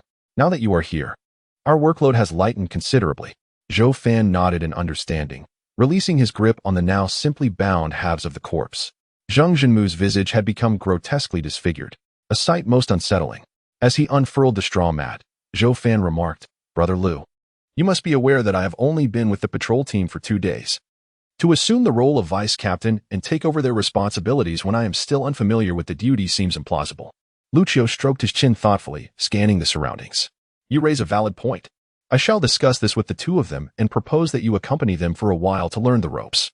Once you are more acquainted, we can assign you to work independently." "That would be best," Zhou Fan replied, lifting the corpse and rolling it into the mat. "Thus completing the task of gathering the remains. What comes next?" he inquired, gesturing toward the rolled-up mat. Lucio, regarding the body within, replied with a mischievous grin, "Next, you must carry Zhang Zhenmu's remains back to his home. If you merely gather the body, you won't receive the full 100 copper coins." As the sun dipped below the horizon, casting a sanguine hue across the rice fields, Lucio observed the sunset and said, "It is the perfect time to conclude your shift. If you wish, you may now transport the body back to the Zhang family. I will accompany you. However, if you prefer not to, I won't compel you. But you will only receive 50 copper coins, with the other 50 going to the team member willing to carry the remains." Zhou Fan glanced at the rolled mat on the ground. Despite the body being bound, and the significant loss of blood already evident, more crimson seeped from the discolored mat, staining it. "I'll carry it," Zhou Fan declared slowly, unwilling to forfeit the reward of 50 copper coins. He squatted down and hoisted the wrapped body onto his shoulder. Lucio turned and led the way, with the old dog trailing behind Zhou Fan. The patrolling team members, who were concluding their shifts, looked on in astonishment as Zhou Fan bore the body. They had not anticipated that the bearer of the corpse would be a newcomer. Many in the patrol had previously undertaken such duties, but it was their first encounter with a novice doing so, after having previously employed the divination talisman. Zhou Fan did not need to conduct another inspection. He merely needed to pass in front of the patrol camp sentry to complete the shift check. "Afan, is your family in dire need of money? Would you like me to lend you some?" Lucio asked without turning back. "Brother Liu, it's unnecessary. I merely wish to save some money for my family," Zhou Fan responded, steady in his gait with the burden he bore. Lucio nodded, choosing not to press further. 2 individuals entered the village, encountering the villagers who, upon witnessing the lifeless body slung over Zhou Fan's shoulder, instinctively recoiled in horror, their faces betraying their dread. They all understood that yet another casualty had befallen the patrol team. Had it not been for Lu Kuei's guidance, Zhou Fan would certainly have struggled to locate the Zhang residence. Upon arriving at the front of the Zhang household, the family of Zhang Zhenmu had already received notification from the patrol team and gazed sorrowfully at the straw mat Zhou Fan bore. In silence, Zhou Fan carefully placed the mat beside the door, unveiling the grotesque, pallid corpse beneath. Zhang Zhenmu's wife, children, and elderly mother surrounded the mat, wailing in despair. Lu Kuei stood nearby, offering consolation while presenting the condolence money to the Zhang family. Zhang Zhenmu was not a fragile constitution. He had willingly joined the patrol for monetary gain, and this sum would be the last he could provide for his family. Zhou Fan remained an observer, his garments stained crimson with blood. The family of Zhang Zhenmu remained oblivious to the fact that it was Zhou Fan who had severed Zhang Zhenmu in two. Had they known, the scene would have unfolded quite differently. After a considerable time, Lu Kuei and Zhou Fan departed the Zhang household. "Each time we undertake such tasks, I find it weighs heavily on my conscience," Lu Kuei lamented, shaking his head. "We who have joined the patrol are risking our lives. Since we gamble with our lives, there will inevitably come a day when misfortune befalls us, and we may lose our own lives to this peril. Perhaps one day, we too shall find our bodies returned to our families, much like Zhang Zhenmu." Zhou Fan pondered momentarily before replying. Relying on luck to gamble with life will surely lead to moments where one may wager their own existence. Lu Kuei chuckled bitterly, yet in the face of the bizarre, "We are compelled to gamble with our lives." Zhou Fan furrowed his brow, ultimately choosing to remain silent. Lu Kuei shook his head once more, retrieving a small pouch from within his clothing and handing it to Zhou Fan. "Count it. There are 100 copper coins inside." "No need," Zhou Fan replied, accepting the pouch without hesitation. "It is but a trifling sum." Lu Kuei would not stoop to such petty corruption. "You must be weary. Return home and rest well," Lu Kuei said, a faint smile gracing his lips as he turned to head back towards the patrol camp. Watching Lu Kuei's somewhat despondent figure retreat, Zhou Fan muttered to himself, "I do not wish to gamble with my life. If I am ever forced into such a gamble, Then my hand must be stronger than my opponent's. Upon reaching home, Zhou Fan removed the coarse brown cloth he wore. As he stepped inside, Zhou Yimu and Gui Feng quickly surrounded him, momentarily taken aback by his bare torso. Zhou Fan, Gui Feng said, her face still tinged with anxiety. We heard that someone died in the patrol this afternoon. Is it true? And why is your clothing stained with blood? Zhou Fan handed the pouch to Gui Feng, reassuring her, yes, someone has died, but I did not know him, nor do I know how he met his end.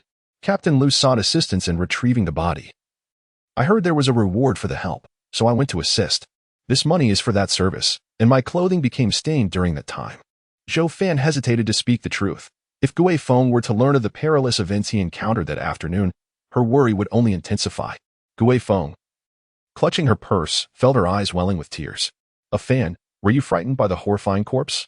We have no shortage of money at home. Please refrain from engaging in such dangerous activities in the future. Mother, it's nothing to worry about. It's just a dead body, after all. Zhou Fan replied with a gentle shake of his head and a smile. Gui Feng wished to say more, but Zhou Yimu interjected. Enough. A Fan is not a child. He knows what he is doing. Gui Feng refrained from further discussion and instead fetched a garment for Zhou Fan to wear. After the three finished their meal, Gui Feng collected the dishes. Zhou Fan offered to assist, but she insisted he should rest. As she entered the kitchen, Zhou Yimu's expression grew serious. A Fan, did you encounter trouble on your patrol today? Zhou Fan was taken aback that Zhou Yimu had discerned this. He hesitated for a moment, but eventually nodded in acknowledgement. I noticed the dog trembling while I was feeding it, and seeing the blood on you led me to surmise. Zhou Yimu sighed softly. I understand your reluctance to worry your mother. That's why you chose to remain silent. Zhou Fan smiled wryly in agreement, surprised that his brother had inadvertently exposed the truth. Zhou Yimu continued with a hint of melancholy, but what matters is that you are safe. I will not pry into the details of what transpired, for both your mother and I are helpless in such matters. Just remember, if you find yourself in a perilous situation, do not hesitate to flee. Even if you must leave the village, we can manage to protect ourselves. The dangers outside the village are preferable to losing your life on patrol. Zhou Fan understood that if he truly abandoned his post, Zhou Yimu and Gui Feng would undoubtedly face repercussions. Zhou Yimu's words were merely an encouragement to free himself from worry. Suppressing these thoughts, Zhou Fan reflected, Father, you and Mother have assisted me immensely. Without your brother's help, I might not have survived today. If danger arises, I will know how to act. Gui Feng emerged from the kitchen, prompting Zhou Fan and Zhou Yimu to cease their conversation and shift to lighter topics. A Fan. A voice interrupted as Zhou Ho burst in. Zhou Fan stood, laughing. Zhou Ho, you've arrived. I've been awaiting your presence. He led Zhou Ho away, concerned that his friend might inadvertently reveal the events of the day. Once they reached the small courtyard behind the house, Zhou Ho urgently inquired, A Fan, what truly happened this afternoon? Was your partner killed by that creature?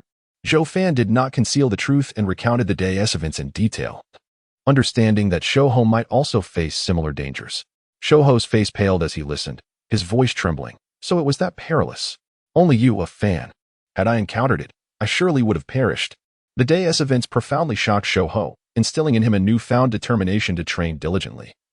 Even without Zhou Fan's encouragement, in just 2 hours, he mastered the relatively simple tiger's paw technique from the Awakening Four Forms. After completing his practice of the Awakening Four Forms for the day, Zhou Fan chose not to engage with Zhou Ho, instead sitting in contemplation. His countenance was as solid as iron, and today he faced a perilous situation fraught with the bizarre.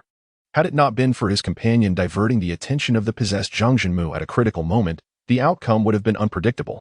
It was particularly fortunate that the creature's intellect was notably low, otherwise, it would not have turned its back to attempt to slay his companion at such a moment.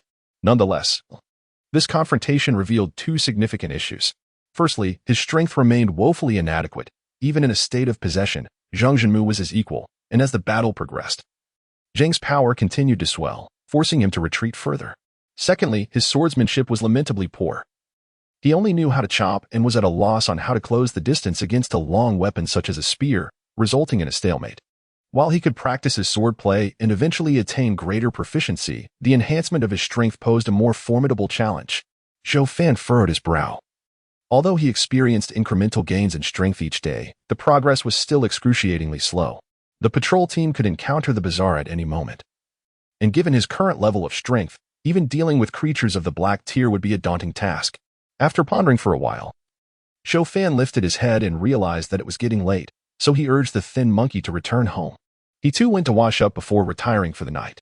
Zhou Fan opened his eyes to find himself once again enveloped in a gray mist. Habitually surveying his surroundings, his gaze quickly sharpened. He saw the mist. A small red clay stove stood on the square table, supporting a bronze pot, with bright yellow flames flickering within. Water in the bronze pot bubbled vigorously. The mist extended its chopsticks to grasp slices of meat from a nearby porcelain dish, submerging them in the hot pot. Within moments, the paper-thin black meat was tossed into its mouth. As Zhou Fan approached, the enticing aroma wafted from the pot. He refrained from inquiring about the mist's whereabouts in the past few days, patiently waiting instead. The mist glanced sidelong at Zhou Fan and remarked, "You need not wait for me to finish before speaking." Zhou Fan chuckled. "I genuinely do not know what to ask you." He had numerous questions swirling in his mind. Yet upon seeing the mist, the words retreated into silence. He understood that many inquiries would yield no answers. The mist's expression remained placid as it glanced at a corner of the table where an hourglass had appeared. The sand at the top had just begun to descend. Zhou Fan, observing the hourglass, asked, "Is this the time I have tonight on the boat?" "Indeed," the mist replied, picking up another meatball, rolling it in the pot before savoring it. "I trust you are aware that I do not appear frequently. Occasionally, I need to rest. When I am not available, do not disturb my slumber." Zhou Fan nodded. "So you have been sleeping these past few days. I should cherish my time. Might you tell me what would happen if I were to cultivate in the Gray River space? Have you not been cultivating these past few nights?" The mist replied casually, its attention still fixed on the ingredients in the bronze hot pot. "I meant the kind of cultivation that involves absorbing vital energy," Zhou Fan elaborated. The mist paused, its chopsticks resting, and looked earnestly at Zhou Fan. "Want to know? Why not simply try it for yourself?" Zhou Fan's face broke into a smile as he said, "Mist, you are well aware of my character. I would not embark on such endeavors without certainty." Mist, wielding chopsticks, seized a piece of meat, opting to swallow it whole rather than placing it in the hot pot, and replied, "That is your own dilemma then. If even you are unaware, then so be it." Zhou Fan sighed. "If even Mist does not know, could it be that previous boarders have not attempted such a thing?" Mist scoffed. "How could they not? In fact, those who boarded this vessel have engaged in every conceivable action, whether you can imagine it or not. Yet, some matters are destined to remain unanswered. Those who attempted to inhale the primordial energy have met with varied fates. Some received tremendous benefits, while others perished aboard the ship, and some gained nothing at all." Zhou Fan's expression shifted slightly. How could there be three distinct outcomes? If all boarders are human, such disparity seems excessive. Mist's demeanor remained indifferent. "How would I know?" Zhou Fan fell silent, uncertain if Mist truly did not know or was feigning ignorance. However, this inquiry could go no further. How much life does one sacrifice for a single fishing endeavor? A peculiar smile danced across Mist's face as he released the chopsticks, which turned to Mist. And with a gentle wave of his hand, all items on the square table vanished. As the fog dissipated, 7 fishing rods of varying colors appeared. One fishing attempt consumes a year of life, but the deep gray rod is an exception. It allows for 2 attempts in 1 year, though both must be utilized in a single night, Mist explained as he seated himself. "You may use it as you please." Zhou Fan gazed at the deep gray rod, frowning as he inquired, "Why can the deep gray rod fish twice while the others can only do so once?" Mist replied with a smile, "Because the other rods are fixed. For instance, the light purple rod you have previously used can catch elixirs. If you desire elixirs, employ the light purple rod. But the deep gray rod yields random results." Zhou Fan's thoughts stirred. He had gleaned much useful information from Mist. Then, what of the other colored rods? What treasures might they catch? Mist's expression turned impatient. "If you wish to know, you must try for yourself." Zhou Fan feigned a bitter smile that may prove difficult. "I possess only 4 years of life. Even if I expend all of it on bait, I cannot possibly experiment with all the rods unless I can use something else as bait." As he spoke, his gaze remained fixed on Mist.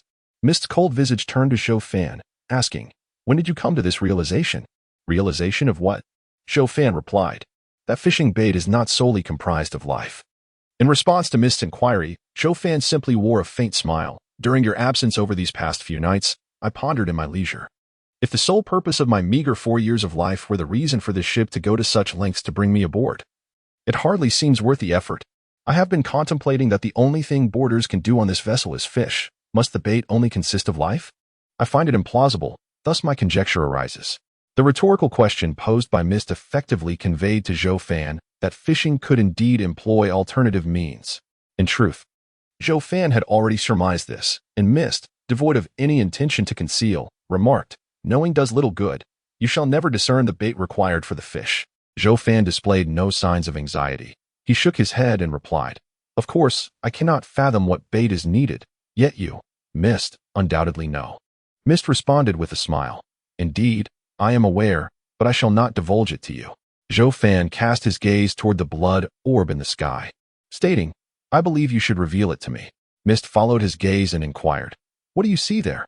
Zhou Fan shook his head, "Nothing in particular. Merely a desire to observe." Mist fell silent, pondering why Zhou Fan was fixated on the blood orb, questioning whether he had unraveled yet another secret. Some mysteries he preferred not to reveal to Zhou Fan too hastily. "So why do you think I should disclose the bait, aside from lifespan?" Mist pondered and then asked. Zhou Fan chuckled, "Because you once claimed to be an observer, and after much contemplation, I have come to understand the significance of an observer's existence." Mist's gray eyes contracted, the pupils narrowing to a mere gray dot as he inquired, "What significance?"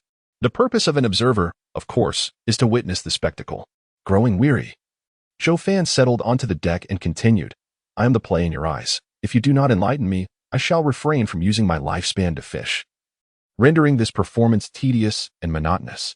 Even if I reluctantly resorted to utilizing my lifespan, it would merely afford me 3 or 4 attempts. Once my lifespan is exhausted, I shall perish, and this performance will be exceedingly brief.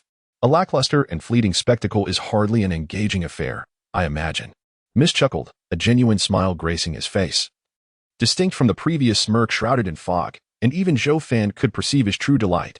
Mist remarked, "Among the past boarders, many were exceptionally astute, akin to you, who deduced that there exists a second alternative bait beyond lifespan. However, whether they can ascertain it hinges on my mood, certainly. I may not disclose it even when I am in good spirits, and conversely, I might share it when I am not." Zhou Fan listened intently, uncertain whether Mist would indeed reveal the information. His words were merely an earnest attempt. Mist continued, "I recognize that your words aim to coax me into revealing the truth. Yet I am not averse to this, for your remarks are quite intriguing. No one has ever articulated such sentiments to me.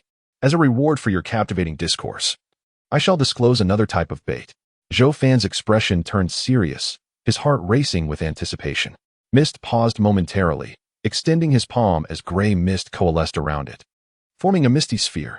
The sphere, no larger than a human head, was enveloped in a translucent glass-like casing. Within the glass, the mist continued to contract, transforming into a slender gray worm. Releasing his hand, the glass sphere floated effortlessly in the air. Zhou Fan regarded the gray worm within the glass sphere with a sense of wonder, awaiting Mist's elucidation. "Mist Path, you have successfully gathered a bait. Thus fishing will not deplete your lifespan. Is this gray worm the bait?" Zhou Fan paused momentarily and inquired, "When did I collect it?" Mist countered, "Did you not slay a peculiar creature in the outside world?" Zhou Fan's expression shifted slightly. "Are the peculiar creatures another form of bait?" Mist nodded, "Indeed. The peculiar creatures serve as bait. To be precise, it is the ones you have slain that transform into bait." Zhou Fan furrowed his brow. "What is the principle behind this? Why does the creature I have killed become bait?" Mist fell silent, clearly reluctant to answer this question posed by Zhou Fan. "Your time is limited." Mist transitioned the topic. "Rest assured, this bait will not vanish. You may retain it for your next fishing endeavor." Zhou Fan glanced at the hourglass on the table. The upper portion indeed held little sand left. "I shall fish tonight." Zhou Fan was unwilling to delay further. Who could predict what he might encounter in the outside world? A curious expression crossed Mist's face. "Which rod do you intend to choose?" "The light purple rod used previously can yield elixirs, while the deep gray rod offers 2 random catches. Or perhaps you wish to utilize the bait to test the efficacy of other rods." Zhou Fan pondered with a frown, dismissing the idea of using the bait to test other rods. Peculiar creatures are not easily defeated. The bait he had acquired was earned at the cost of his own life, and bait derived from peculiar creatures is indeed hard to come by. Zhou Fan inquired slowly, "Is there a distinction in effectiveness between bait from peculiar creatures and that from lifespan? Will the quality of what is caught with the deep gray rod be inferior to that of other rods?" This was the primary question Zhou Fan needed clarity on. Mist contemplated before responding. "I am willing to provide an answer to this query. As of now, there is no difference between bait from peculiar creatures and lifespan bait. All catches from the rods originate from the river. The rod does not influence the variety of items caught. What you reel in is merely a matter of luck. Upon hearing this answer, Zhou Fan resumed his contemplation. He was in dire need of elixirs to elevate his cultivation. Yet the allure of the 2 random catches from the deep gray rod seemed quite enticing. The light purple rod assured him a steady acquisition of elixirs, while the deep gray rod promised 2 uncertain items: stability or risk. Zhou Fan suddenly queried, if I employ the light purple rod, could I end up catching a Tong Nuandan again? Will the Tong Nuandan still be effective for me? Miss scoffed, you have already consumed a Tong Nuandan, thus, it will no longer hold efficacy for you. As for whether you might catch another, how would I know? Zhou Fan pondered this, realizing that there remained a possibility of catching a Tong Nuandan. Just how many varieties of elixirs resided in the Gray River? Mist offered no response to Zhou Fan's question. Zhou Fan had long since grown accustomed to Mist's demeanor. He felt no rush, merely contemplating that the Gray River undoubtedly harbored more than one type of elixir. If he were to use the light purple rod, he would certainly reel in elixirs, though they might not be the kind that would facilitate a breakthrough in his cultivation. If they were not conducive to a breakthrough, or perhaps not immediately beneficial, it would be a loss. In that case, it might be wiser to take a chance with the deep gray rod. At least he would secure 2 items. After contemplating, Zhou Fan approached the square table and grasped the deep gray fishing rod. The rod felt icy to the touch, devoid of any fishing line or attachments. He turned to Wu and inquired, how do I use this peculiar bait?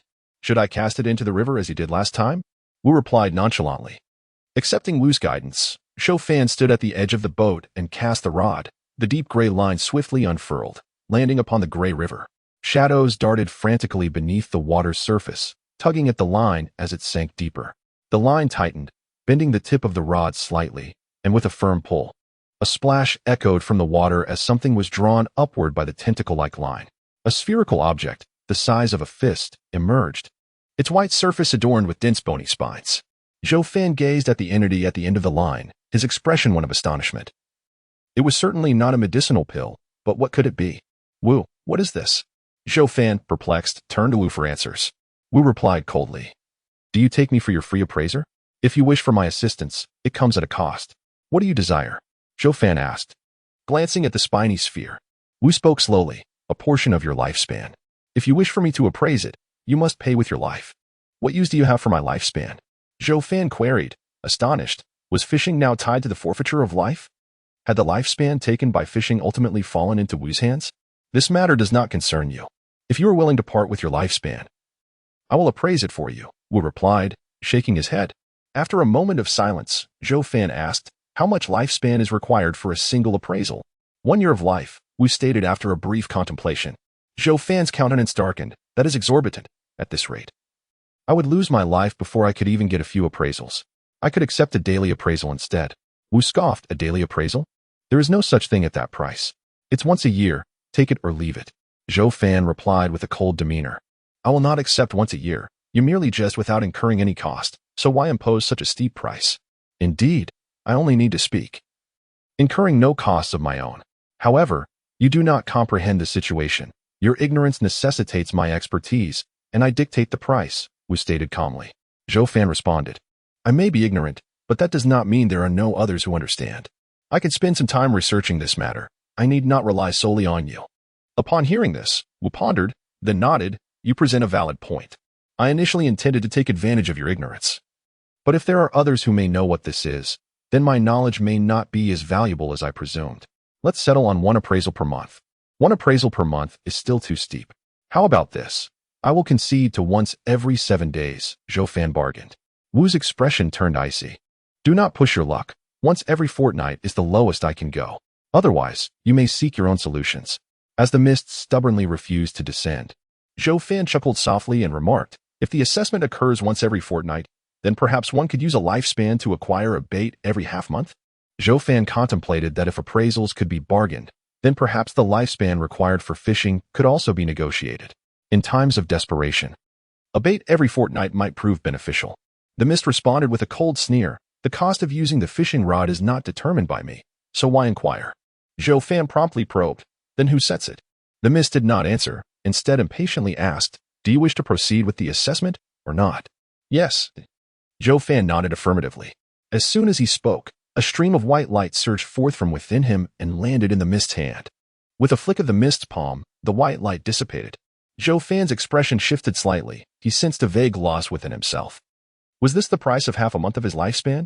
Indeed, that is the essence of your fortnightly existence, the mist said with an enigmatic smile. But rest assured, I cannot arbitrarily extract your lifespan. It is only with your consent that I may do so. In return, I can inform you that the object in your possession is a unique fruit known as the refining thorn, which accelerates the refinement of your vital energy. The refining thorn? Zhou Fan glanced at the white, thorny sphere in his hand, furrowing his brow. I don't quite comprehend your meaning.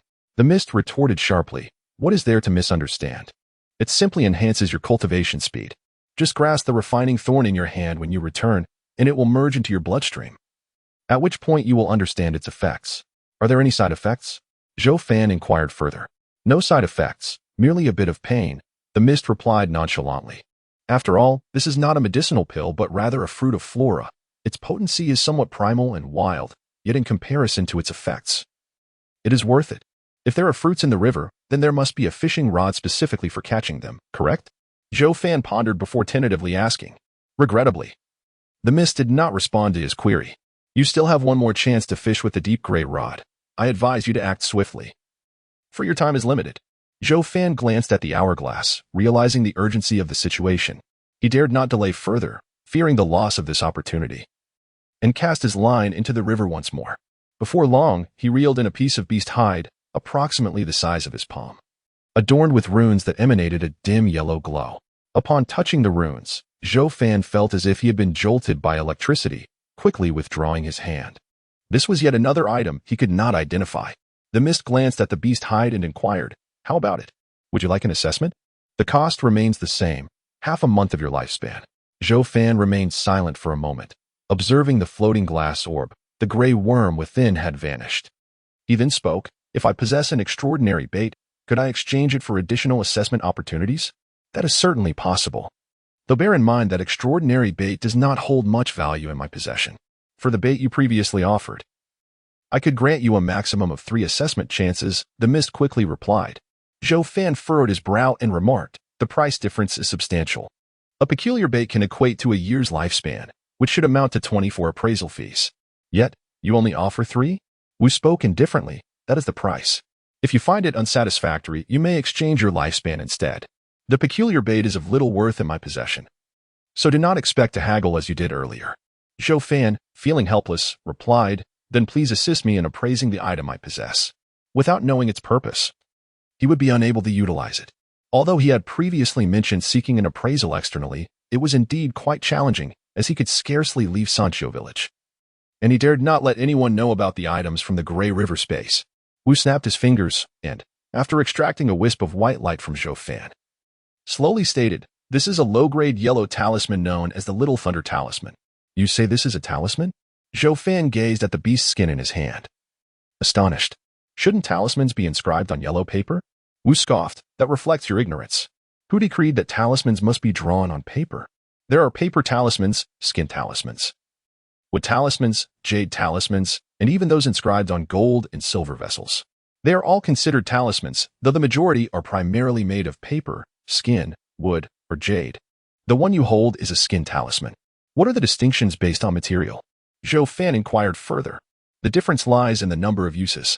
For instance, a paper talisman, regardless of its quality, can only be used 3 times before its power diminishes, whereas a skin talisman can be utilized 4 to 6 times. The one you possess is of average quality, hence 4 uses before its power is exhausted. Zhou Fan's eyes brightened slightly, if that were the case. Then his beast skin talisman equated to 4 yellow paper fire talismans. Will the method of use differ? He asked, voicing his primary concern. There is little difference from paper talismans. Given your current level, it can only be affixed to a weapon, Wu replied with seriousness after claiming the lifespan.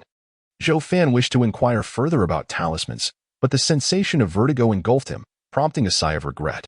Upon awakening in bed, Zhou Fan quickly surveyed his surroundings and soon discovered the beast skin talisman and the refining thorn fruit, shrouded in gray mist. These 2 items appeared somewhat ethereal. As he reached out to touch them, the gray mist dissipated, revealing their true forms. He first picked up the beast skin talisman, a look of regret crossing his face. He had many questions regarding the skin talisman, such as the potency of the Little Thunder Talisman and the classification of talismans. Since Wu had mentioned it was a low-grade yellow talisman, Unfortunately, time was insufficient. Cautiously, he grasped the spiky fruit, hesitating before deciding not to use it immediately, instead opting to conceal the refining thorn fruit in a hidden spot. As for the beast's skin talisman, he resolved to carry it with him. Possessing an additional talisman enhanced his chances of survival. At least now, unlike before, if his 2 fire talismans were depleted, he would not be left defenseless against the peculiar. Such life-saving items were certainly best kept close at hand. The bountiful harvest of the previous night far surpassed Zhou Fan's expectations. Crucially, his exchanges with Wu had increased significantly compared to before. The old fellow, as long as he was willing to engage, could undoubtedly unearth more insights. In contrast, the loss of a month of lifespan seemed trivial. Contemplating these matters, Zhou Fan finished his breakfast and bid farewell to his parents. Along the way, he picked up Shouho, and together they arrived at the patrol team's camp, at which point Zhou Fan ceased to ponder the intricacies of the Gray River space, redirecting his focus. At that moment, the camp bustled with more people than usual for a morning, as the night shift members had not returned home to rest as they typically would, but instead remained. What a lively scene, Shouho exclaimed with a grin. Observing the crowd, Zhou Fan raised an eyebrow, already harboring suspicions. The members of the day shift gradually arrived. Thus the entire patrol team was present.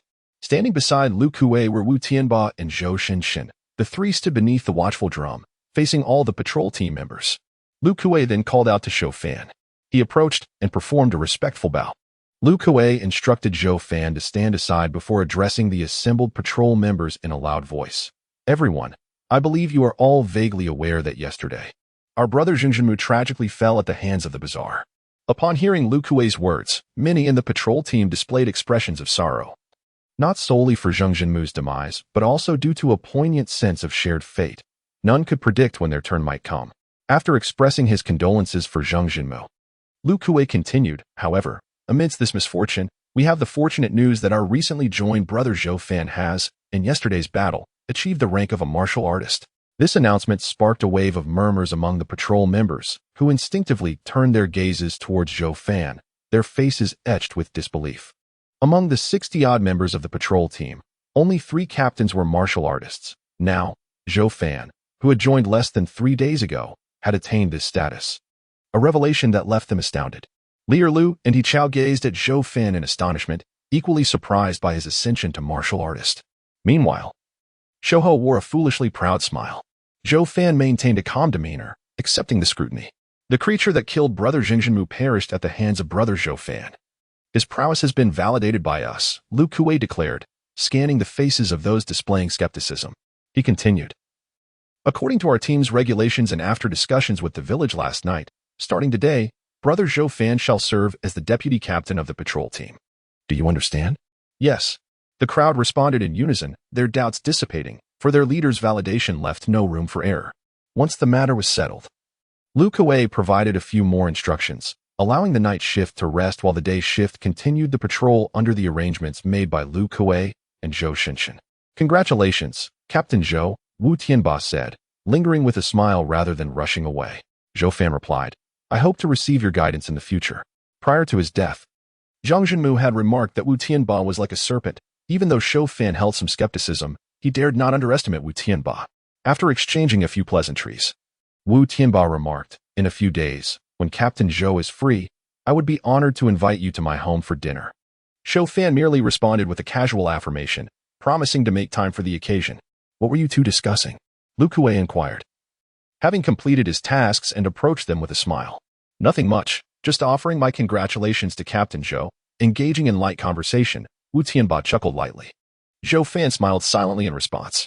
Lu Kuei observed the pair momentarily before saying, Captain Wu, since Captain Zhou has just assumed his post, it would be prudent for him to spend some time learning from Zhou Shinshan. After a while, he can then accompany you for further learning. Would that be agreeable? Wu Tianba replied with a smile, of course, it would be my pleasure to have Captain Zhou's assistance. It is an opportunity one would not wish to miss. Then I shall leave it in your capable hands. Captain Wu, Zhou Fan interjected with a grin. You're too kind. Wu Tianba waved his hand dismissively.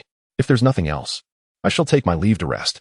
After Wu Tianba departed, Lu Kuei, with a knowing look, cautioned, Afton, while on night patrol with Wu Tianba. Be mindful of the darkness and the treacherous path. Safety is paramount. Zhou Fan nodded gently. Brother Lu, I will keep that in mind. Lu Kuei smiled with satisfaction. By the way, let us first pay a visit to Elder Huang, and then I shall escort you to find Zhou Shinshin. Under the guidance of Lu Kuei, Zhou Fan soon met the esteemed Huang master. After a brief introduction, the venerable Huang bestowed upon Zhou Fan 2 small flame talismans. Having consumed one the previous day, Zhou Fan was pleasantly surprised to receive 2 in return, as the vice captain permitted him to possess an additional talisman. Shortly thereafter, Lu Kuei led Zhou Fan to Zhou Shinshin, who was already aware of Zhou Fan's desire to learn from him. Lu Kuei exchanged a few words before turning away to attend to other matters, leaving Zhou Fan and Zhou Shinshin alone. Zhou Fan smiled and inquired, Captain Zhou, what shall we do now? Zhou Shinshin maintained his stoic demeanor and replied, in truth, the vice captain has no pressing tasks. Our duty is merely to patrol and ensure the team remains diligent, preventing any indulgence and laziness. Of course, you may choose to be idle and forego your patrol. But should a serious incident arise, and you have failed to act, the village will hold us accountable for our negligence.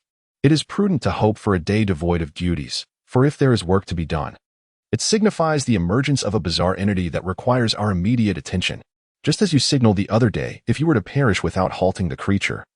The other team members would step in, and we, as captains, would hasten to the scene to deal with the anomaly. What if we encounter a creature that we cannot handle? Zhou Fan furrowed his brow and asked.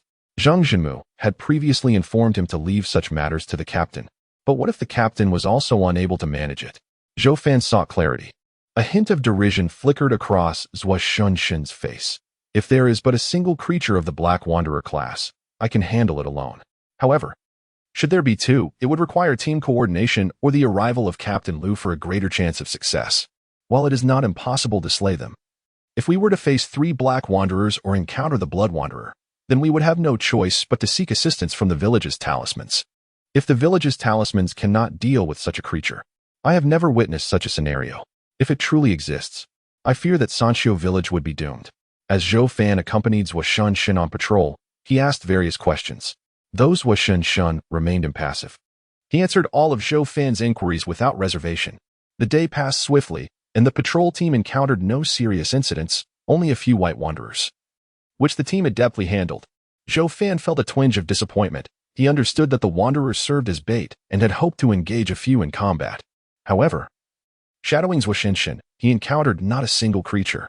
Yet, the day was not without its gains, as he had learned a wealth of knowledge alongside Zhou Shinshin, who took the time to guide him along the circle line around Sanxiu village. Their leisurely patrol required an entire hour to encircle the village, as its expanse was considerable. Through his interactions with Zhou Shinshin, Zhou Fan began to form a clearer understanding of him. Just as Zhang Jinmu had described, he was a rather cold individual, and the patrol team members regarded him with trepidation.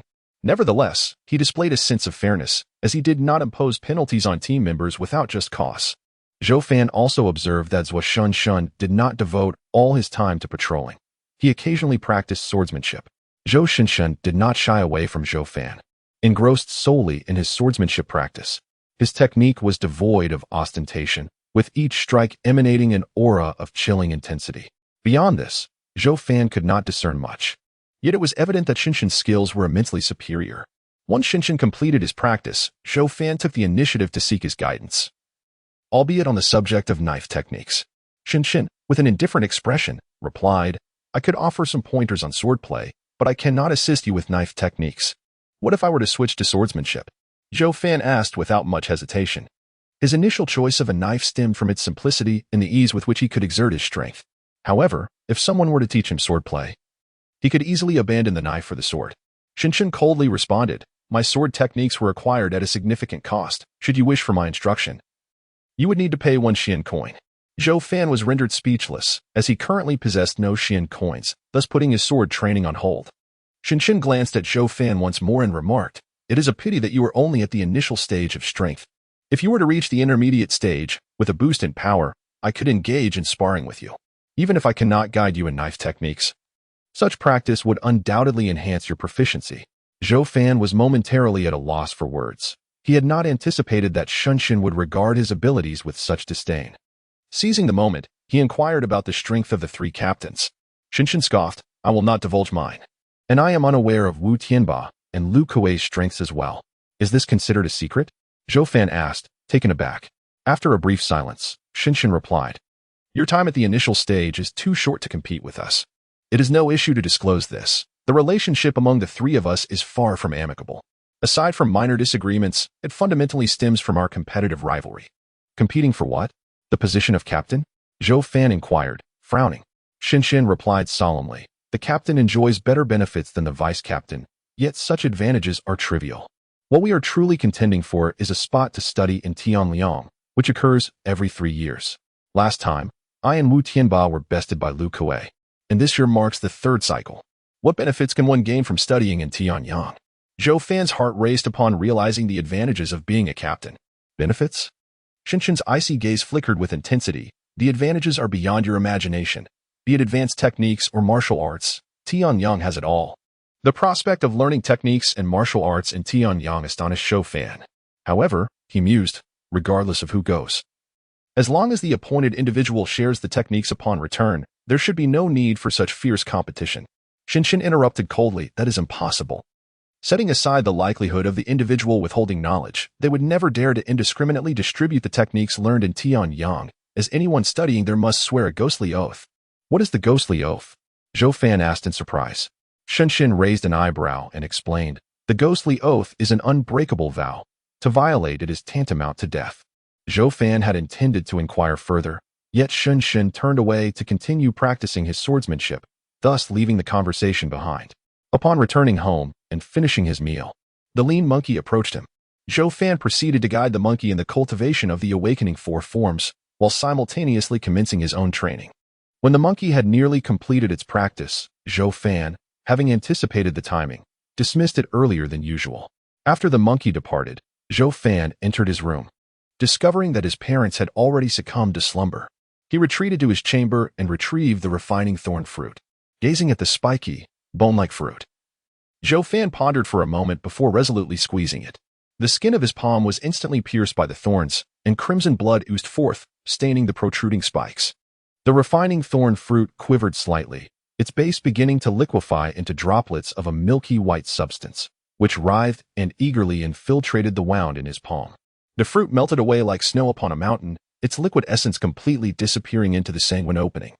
Zhou Fan endured the sharp pain in his palm as his right hand gradually turned pale, the whiteness creeping up his wrist and spreading throughout his entire arm, eventually enveloping his whole being in a shroud of frost-like whiteness.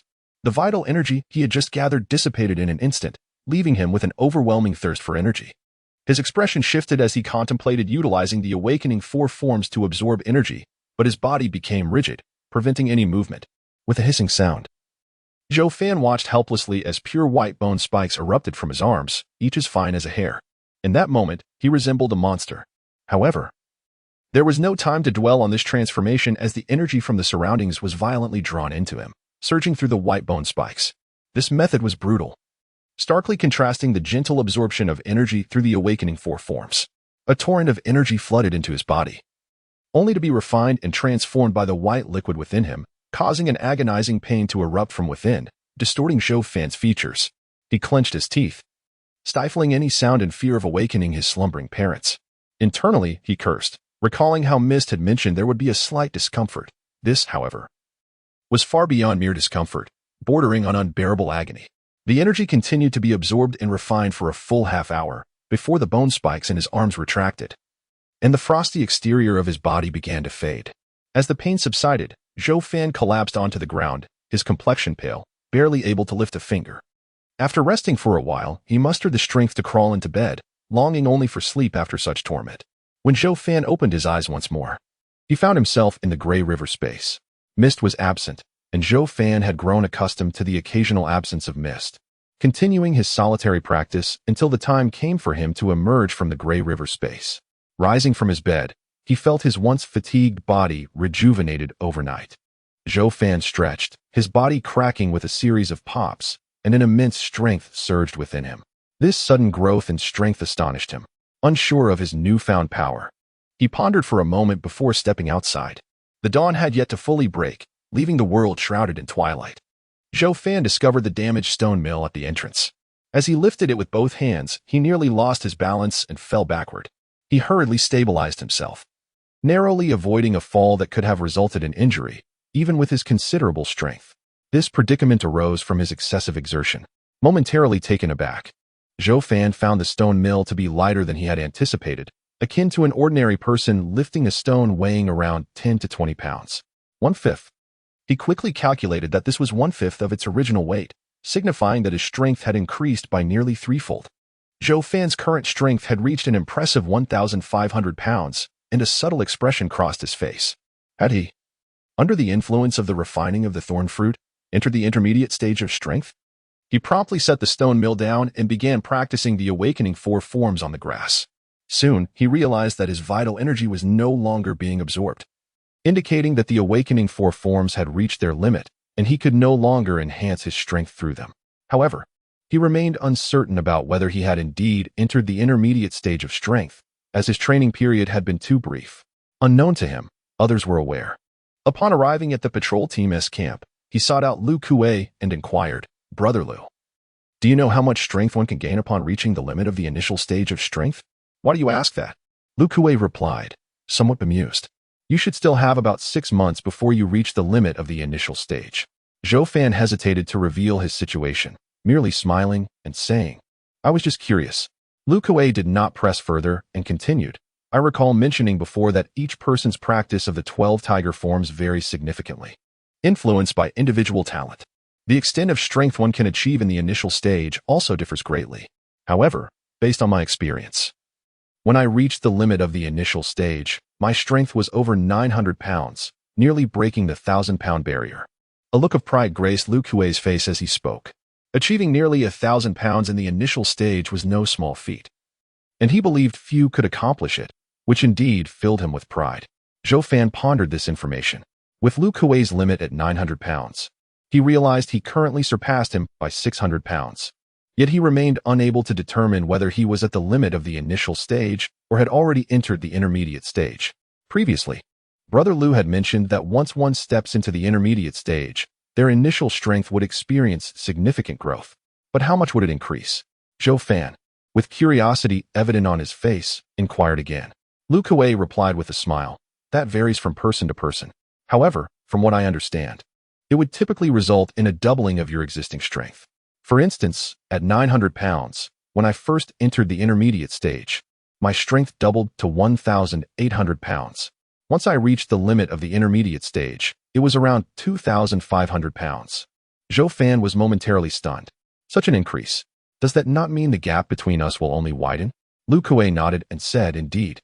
The foundation is of utmost importance, and I have repeatedly emphasized this to you. Even if the awakening 4 forms can only increase your strength by 1 gene a day, do not rashly step into the mid-stage of strength. After all, this represents a doubling of growth. Once you enter the mid-stage, there is no turning back to rebuild." "I understand," Zhou Fan replied gravely. Zhou Fan did not inquire further, and Lu Kuei turned to his tasks, not giving much thought to Zhou Fan's recent changes. As he had only recently entered the initial stage of strength and could hardly fathom the transformations Zhou Fan was experiencing. For the time being, Zhou Fan set aside his thoughts and accompanied Zhou Shun on patrol, learning the ways of a deputy captain. Another day hastily passed, and the patrol team encountered no significant incidents, thereby ensuring another day of safety. Zhou Fan did not have the opportunity to slay any peculiar creatures. On his way home, he informed the lean monkey that he had important matters to attend to that evening, instructing it to practice alone at home. Having completed all trivial tasks, Zhou Fan made his way to the small courtyard behind the house, his expression serious, for tonight he would ascertain whether he had truly entered the mid-stage of strength. Zhou Fan naturally hoped he had not, as this would imply that his limit in the initial stage was over 700 genes. A considerable disparity when compared to Lu Kuei, even though Lu Kuei remained in the mid-stage. A difference of 300 genes meant that Lu Kuei could easily overpower Zhou Fan, even at the same realm. Zhou Fan considered his talent to be average, yet he practiced the most orthodox tiger form 12 styles. There was no reason for his strength to be so limited upon entering the mid-stage. After much contemplation, he realized that the only way to know was to attempt it. To be cautious, he first practiced the awakening 4 forms diligently several times, and upon confirming that they no longer had an effect, he began to cultivate the middle 4 forms of the tiger form 12 styles. These middle 4 forms, intended for the mid-stage of strength, are known as the departure from the acupoint 4 forms. The tiger embodies ferocity, possessing a crouching power that is unstoppable. The departure from the acupoint four forms consists of the fierce tiger leaving the acupoint, the fierce tiger descending the mountain, the fierce tiger rolling, and the fierce tiger roaring in the forest. Zhou Fan had already performed some preliminary disassembly exercises for these four forms, and practicing them one by one posed no significant difficulty. The challenge lay in executing the departure from the acupoint four forms seamlessly, as he had done with the awakening four forms. Achieving this fluidity was no simple task, and Zhou Fan continuously attempted it dozens of times. His figure danced within the courtyard, his breath synchronized with the movements of the departure from the acupoint forms. Feeling a surge of energy circulating within his dantian before rising to his throat. With a slight tilt of his head, he exhaled, releasing a deep, resonant roar that dispersed the air around him. The fierce tiger roaring in the forest. The previously crouched creature stood up and retreated several steps, regarding its master with a mix of surprise and uncertainty. Zhou Fan paid no heed to the creature. He had finally connected the departure from the acupoint forms into a single fluid motion.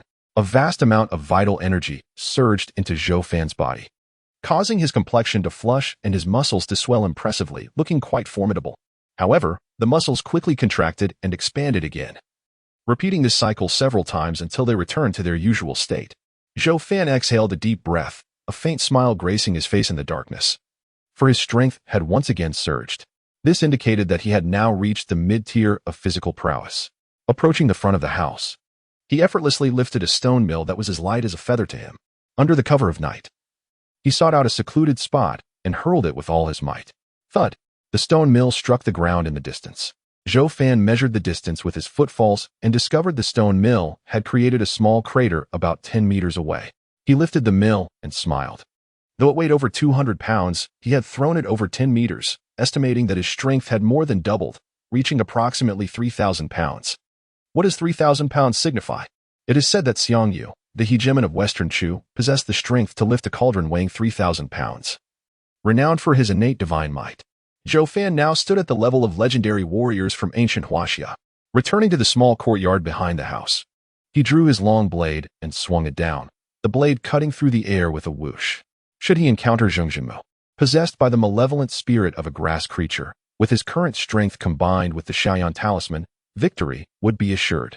With 3,000 pounds of strength, he likely had few rivals among those in the mid-tier, and even against some slightly weaker high-tier opponents, defeat was not inevitable. After a haphazard display of swordsmanship, Zhou Fan quickly realized that his technique was still lacking and required improvement. Concluding his practice for the day, he retired to rest. Once asleep, he found himself back in the gray river space, where the fog on the night boat remained elusive. Zhou Fan furrowed his brow slightly, then relaxed. This was not the first time, and he could only train in his own way. After some time, he exited the gray river space and awoke once more. Each awakening, alternating between the two realms, imparted a surreal sensation to Zhou Fan. In the morning, he arrived at the camp and observed Lu Kuei as he discussed the patrol arrangements with Zhou Shen. Once the arrangements were complete, Lu Kuei turned to attend to other matters. Zhou Fan originally intended to follow Zhou Shen as he had the previous day, supervising the patrol. However, Zhou Shen glanced at him and said, "I have taught you all I could in the past few days. Today, we will patrol separately. You will cover one half, and I will cover the other. If you encounter any difficulties, seek me out. This is my suggestion. If you feel unprepared, you may continue to follow me for further learning." Zhou Fan considered this carefully. Indeed, there was little more to teach him. His only deficiency lay in his understanding of the bizarre, which could not be mastered in a short time. Zhou Shen was not the type to offer meticulous guidance like a teacher, so following him held little purpose. After pondering, Zhou Fan agreed. Once they confirmed their respective patrol areas, Zhou Shen decisively turned and departed. Zhou Fan watched his retreating figure, raising his eyebrows slightly in speculation. It seemed that Zhou Shen preferred not to have him close at hand, likely fearing that Zhou Fan's presence might reveal the extent of his strength. Moreover, in Zhou Shen's eyes, Zhou Fan had a good rapport with Lu Kuei, raising concerns about potential secrets being disclosed. Zhou Fan shrugged his shoulders. Even if he were aware of the depths of the realm of Zhou Shinshin, he would not utter a word to Lu Kuei. For the contest of quotas in the cold heavens, Zhou Fan had no intention of intervening for the time being. If he were to engage, it would be only when he felt there was a genuine opportunity. Zhou Fan yearned for a quota in the cold heavens, yet he possessed the self-awareness to recognize that, at present, Lu Kuei, Zhou Shunshin, and Wu Tianba were formidable opponents, their strength unlikely to be inferior to that of the high-tier warriors. Coupled with their extensive combat experience, Zhou Fan felt somewhat outmatched compared to the three of them.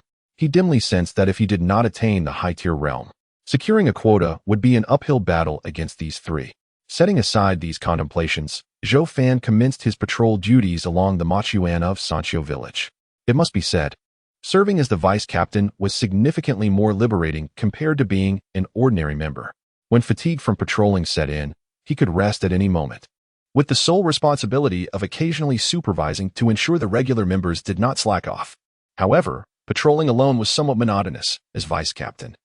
He needed to lead by example and could not simply engage in idle chatter with the likes of Shouho.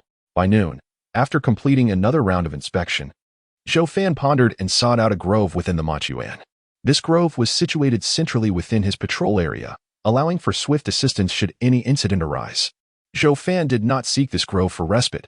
Rather, he intended to practice his swordsmanship.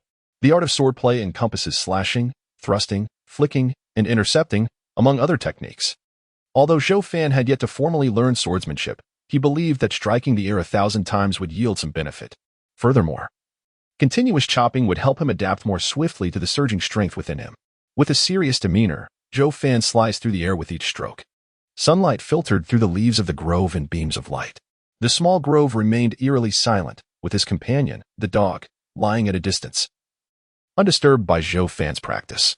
After a time, the dog suddenly opened its squinted eyes, lifted its head, and scanned the surroundings, finding nothing amiss. Yet it began to bark frantically at Zhou Fan. However, its barks were strangely muted, as if it had become a silent canine. Zhou Fan halted his practice, having heard no sound from the dog, yet he sensed something was amiss due to the unsettling silence. His hearing, though perhaps not as acute as the dog's, was certainly not impaired. He had previously heard the whoosh of the air as he sliced, but that sound had abruptly vanished. He turned to the dog, which, still barking silently, approached him like a scene from a mute film. Zhou Fan's expression shifted dramatically. He regarded his surroundings with heightened vigilance, suspecting he was encountering something peculiar. With his left hand already gripping a small flame talisman and his right hand slightly raising his straight sword, he noted the unnaturally serene environment. Just as Zhou Fan contemplated retreating from the grove with his canine companion, he remained rooted in place, for he noticed someone entering the grove. His gaze sharpened. The figure was enveloped in dark clothing, with even the head concealed beneath a black hood, leaving only a pair of eyes exposed. Zhou Fan attempted to inquire about the identity of the individual before him, yet in this realm, he found himself utterly voiceless, resigning to silence. The figure clad in black bore a hint of mockery in his eyes as he unsheathed a longsword, its blade adorned with fiery patterns. Zhou Fan's expression turned grave upon recognizing that the sword was imbued with a flame talisman. He dared not underestimate the threat. With his left hand, he affixed a flame talisman to the back of his blade, its fiery markings beginning to spread. Zhou Fan was acutely aware that the flame talisman could not only harm monstrous entities but also inflict injury upon humans. Without wasting a moment, the dark-clad man lunged at Zhou Fan with his sword, akin to a raging inferno. Zhou Fan retaliated with a horizontal slash. The encounter unfolded in silence, the clash of blade against blade erupting in a shower of crimson sparks.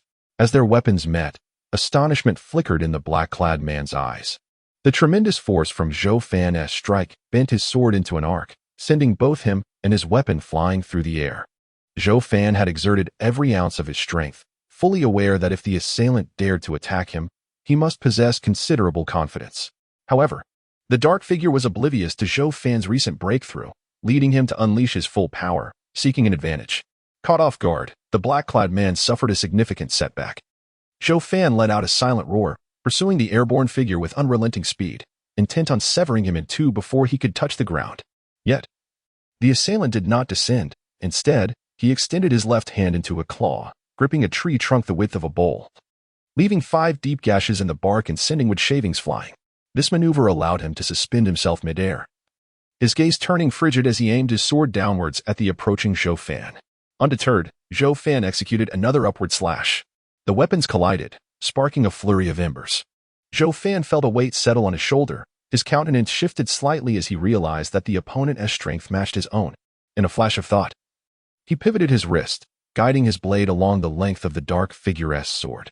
The black-clad man, However, deftly used his sword to propel himself backwards. His movements graceful and ethereal. Zhou Fan, determined not to grant the man any respite, followed closely, bringing his longsword down in a vertical strike. The anger in the assailant's eyes was palpable. Clearly, the situation had not unfolded as he had anticipated since he initiated his attempt on Zhou Fan's life. With a flick of his wrist, he unleashed a flurry of strikes, the sword moving so swiftly that it appeared as mere shadows. The spectral blades multiplied in the air, transforming from 1 into 2, 2 into 4, and 4 into 8, creating the illusion of a deep crimson flame flower. A flicker of fear crossed Zhou Fan's eyes. He had never encountered such an uncanny swordplay and was uncertain which of the shadows bore true substance. The momentum of his advance left him with no option to retreat. Taking a deep breath, he abruptly altered his stance, transitioning his blade from a vertical cut to a horizontal whirling dance. The metallic clinks echoed, accompanied by a shower of sparks. Zhou Fan retreated a few steps, glancing at his right arm, now marked by 2 shallow cuts, their edges charred from the fiery intent of the sword. The black-clad man remained unscathed, his gaze cold and devoid of intent to continue the assault. Despite his injury, Zhou Fan's face brightened with joy, for he had finally heard a sound. As the figure rushed towards him, Zhou Fan halted its advance with a firm hand, his gaze unwaveringly fixed upon the cloaked man. The shadowy figure cast one final, penetrating glance at Zhou Fan before sheathing his long sword and retreating into the thicket to the left. A sardonic smile crept across Zhou Fan's face as he prepared to give chase. This was no longer the silent realm of yore. By calling out while pursuing, the patrol would swiftly arrive to aid him in cornering this enigmatic figure. However, an abrupt and somewhat jarring explosion echoed through the sky. Zhou Fan came to an abrupt halt, his brow furrowed in concern. This was the signal flare from the patrol. Zhou Fan cast a glance toward the direction of the signal flare, which illuminated the area of the patrol zone overseen by the deeply furred-faced figure. Should he rush there immediately? Yet, as he hesitated, another signal flare erupted into the sky, piercing the air with its sound. Zhou Fan's gaze sharpened. This flare signaled within his jurisdiction, specifically in the vegetable patch monitored by the lean monkey. Without further delay, he caught a fleeting glimpse of a figure vanishing into the depths of the forest and turned swiftly to sprint toward the garden. Upon nearing the vegetable patch, Zhou Fan was met with a cacophony of screams and shouts. His expression shifted subtly, prompting him to quicken his pace. When he arrived, a lifeless body lay on the ground, yet it was not that of the lean monkey. Instead, the lean monkey was brandishing his staff, fiercely contending against a bizarre creature as tall as a grown man, its body cloaked in a mass of dark hair. The lean monkey swung his staff with frenzied determination, fending off the creature's grasp, which appeared wary of the staff adorned with a small flame talisman. The creature's hair was thick and wild, resembling iron nails, rendering its face obscured. Zhou Fan wasted no time. He charged forth, brandishing his blade, and aimed to strike at the creature's back. The creature emitted a guttural roar, having sensed the slicing wind of the blade, and instinctively turned. Nevertheless, Zhou Fan's blade still found its mark. With a resounding clang, it struck the creature, akin to slicing through iron thorns, creating a gash from which green liquid seeped forth. Enraged, the creature let out a furious roar and swung its broad hands toward Zhou Fan. The creature's body was far sturdier than Zhou Fan had anticipated. As the hands approached, he ducked and rolled, narrowly evading the grasp. The creature attempted to pursue him, lifting its foot to crush him beneath its weight. The lean monkey, summoning his courage, swung his staff at the beast, while the nearby canine barked wildly and charged at the creature's back. The creature, unable to retaliate against Zhou Fan, turned in a fit of rage, slamming its hand against the cold-boned white staff, causing the lean monkey to stagger back repeatedly. Yet, its hand seemed to ignite, and with a gentle motion, the flames dissipated. The cunning canine, barking as it retreated, understood it could not stand against the formidable creature. Seizing the moment, Zhou Fan raised his blade once more and struck the creature, inflicting another wound. Whenever the creature attempted to strike Zhou Fan, he had already evaded its grasp. The lean monkey swung his staff again, while the clever canine lurked, waiting for an opportunity to attack. The creature found itself ensnared by the duo and the dog. Spinning in a frenzy, its fury escalating, Zhou Fan quickly exchanged for a small flame talisman, observing that the creature was distracted by the canine. Taking a deep breath, he focused on the green liquid oozing from the wound he had inflicted, leaping forward with precision as he aimed to strike down onto the creature's injury. The blade met no resistance, penetrating deeply into the creature's form. The creature let out an agonizing howl, reverberating painfully in Zhou Fan's ears. In a desperate attempt, it swung toward Zhou Fan, who found his blade lodged within the creature's wound, unable to withdraw it instantly. Making a swift decision, he released his grip and retreated rapidly. The slender monkey once again sought to attract the attention of the eerie dark-haired entity, just as before. Do not approach. It had gone mad. Zhou Fan retreated while urgently shouting at the dark-haired creature to stop. The slender monkey hesitated for a moment, then continued to back away. The brother merely barked from the side. Indeed, the dark-haired creature had gone berserk. It frantically pounded the vegetable patch, creating uneven craters in the ground with its hands. Yet it did not attack Zhou Fan and the others. The slender monkey felt a chill run down its spine, realizing that had it charged forward, encountering the frenzied, dark-haired creature, a single blow would have been enough to incapacitate it. After a while, the dark-haired creature collapsed with a thunderous crash. As it fell, deep crimson flames erupted from its body, roaring into life. At that moment, patrolling members began to arrive, their eyes widening in shock at the sight of the blazing form. The dark-haired entity was soon reduced to gray ashes, leaving behind only Zhou Fan's ring-handled straight sword. However, Zhou Fan hesitated to retrieve the sword. He was uncertain if it would undergo any adverse changes due to its association with the burning entity. Affin, the slender monkey, approached Zhou Fan with trembling legs. Zhou Fan sternly commanded, "Slender monkey, halt. Have you forgotten the wilderness regulations of our team? Regardless of the circumstances, one must not approach others suddenly. Maintain your distance." The slender monkey immediately came to a stop. Zhou Fan glanced towards the direction where the first signal flare had been released and proclaimed loudly, "Leave 2 individuals here with the slender monkey. The rest, follow me." Although Zhou Fan had only been the vice captain for a few days, his martial prowess far surpassed that of ordinary team members, and his orders were not to be disregarded. Leading a group of patrollers, Zhou Fan hurried towards the origin of the first signal flare. However, upon reaching that location, the battle had already concluded. A fierce conflict had ensued. A pair of patrollers responsible for this area lay dead. Zhou Shen, slightly panting, stood over a spherical mass the size of a head, adorned with red strands of hair. This was the remains of the peculiar entity. Zhou Fan frowned as he gazed at the 2 corpses on the ground. One of which he recognized well. It was the newcomer Li Erlu, who had joined the team alongside him. Li Erlu was dead. "How about your side?" Zhou Shen inquired, looking at Zhou Fan. "The creature attacked the vegetable patch. I drove it off and killed it, but one of our members perished," Zhou Fan sighed in response. "It's better that it was dealt with." Zhou Shen glanced at Zhou Fan in surprise. "I thought you might struggle with it and was prepared to assist you." Zhou Fan remained silent, feeling that the circumstances were exceedingly coincidental. First, he had been attacked, followed by 2 consecutive incidents of entities assaulting the patrol team. Lu Kuei soon arrived as well. He had been at the camp and was naturally slower than Zhou Fan and Zhou Shen. Upon hearing that both entities had been dealt with, Lu Kuei breathed a sigh of relief. However, upon learning that 2 veteran members and 1 newcomer had died, his expression turned grim. The team was already stretched thin, and now with 3 more casualties, their situation had become even more precarious. Zhou Fan and the 3 captains returned to the camp. After a series of inspections, they confirmed that none had been afflicted by any curses. And only then did they sit down to discuss the matter. Zhou Fan began by describing the peculiar creature he had encountered, a black-haired beast of the Black Wanderer level. Its body was shielded by dark fur, nearly reaching a state impervious to blade wounds, a truly troublesome entity. "How did you manage to slay it?" Lu Kuei inquired, his expression changing slightly. Zhou Fan recounted the details of how he had overcome the iron-haired beast. Upon hearing this, Lu Kuei and Ji Shunshin grasped the situation better.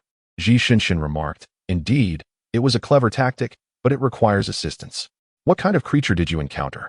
Lu Kuei then turned to Ji Shunshin, "The floating-headed one." "By the time I arrived, both of them were already deceased," Ji Shunshin replied coldly. The floating-headed entity was also a black wanderer, and of a rather formidable variety. Lu Kuei's expression darkened. Such an occurrence, with 2 creatures attacking simultaneously, is exceedingly rare. The trio found themselves at an impasse, unable to devise a solution.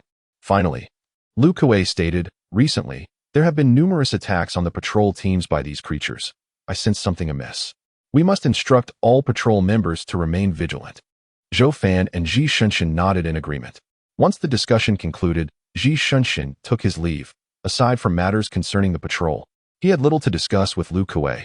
Lu Kuei glanced at the bandaged wound on Zhou Fan's arm, expressing concern. Were you injured by the iron-haired beast? However, its attacks are not venomous, so you should be fine. Zhou Fan's demeanor turned slightly cold as he shook his head. It was not the iron-haired beast. Someone stabbed me with a sword. He felt a measure of relief that the assailant had not poisoned the blade beforehand. Otherwise, he might have fallen victim to toxins. The assailant must have believed they could kill Zhou Fan without resorting to such measures. Zhou Fan detailed the incident involving the cloaked figure to Lu Kuei. A look of astonishment crossed Lu Kuei's face as he solemnly remarked, "From what you say, it seems that the attempted assassination and the creature's attack on the patrol are likely interconnected." "I believe so as well," Zhou Fan concurred. "However, before he attempted to kill me, he likely did not anticipate failure. Just as he fled after failing to end my life, the creatures launched their attack on the patrol." Zhou Fan's expression darkened. Had it not been for the unexpected creature assaulting the camp, he might have apprehended the cloaked figure. Lu Kuei stroked his chin thoughtfully. "Yet, I have never heard of anyone capable of controlling these creatures, let alone orchestrating an attack in an instant. How could he achieve that?" Zhou Fan replied. "It was not arranged in an instant. He must have planned it in advance to delay the patrol. Thus, even if his whereabouts were exposed, he would have no fear of being caught." "That makes sense," Lu Kuei acknowledged Zhou Fan's reasoning, "but I fail to understand why he would want to kill you. Have you offended anyone recently?" Zhou Fan furrowed his brow and shook his head. "I have been in the village lately, and after joining the patrol, it is unlikely I have upset anyone. I cannot fathom his motive for wanting me dead." Lu Kuei pondered for a moment before posing a more critical question. "Are you certain he is a martial artist?"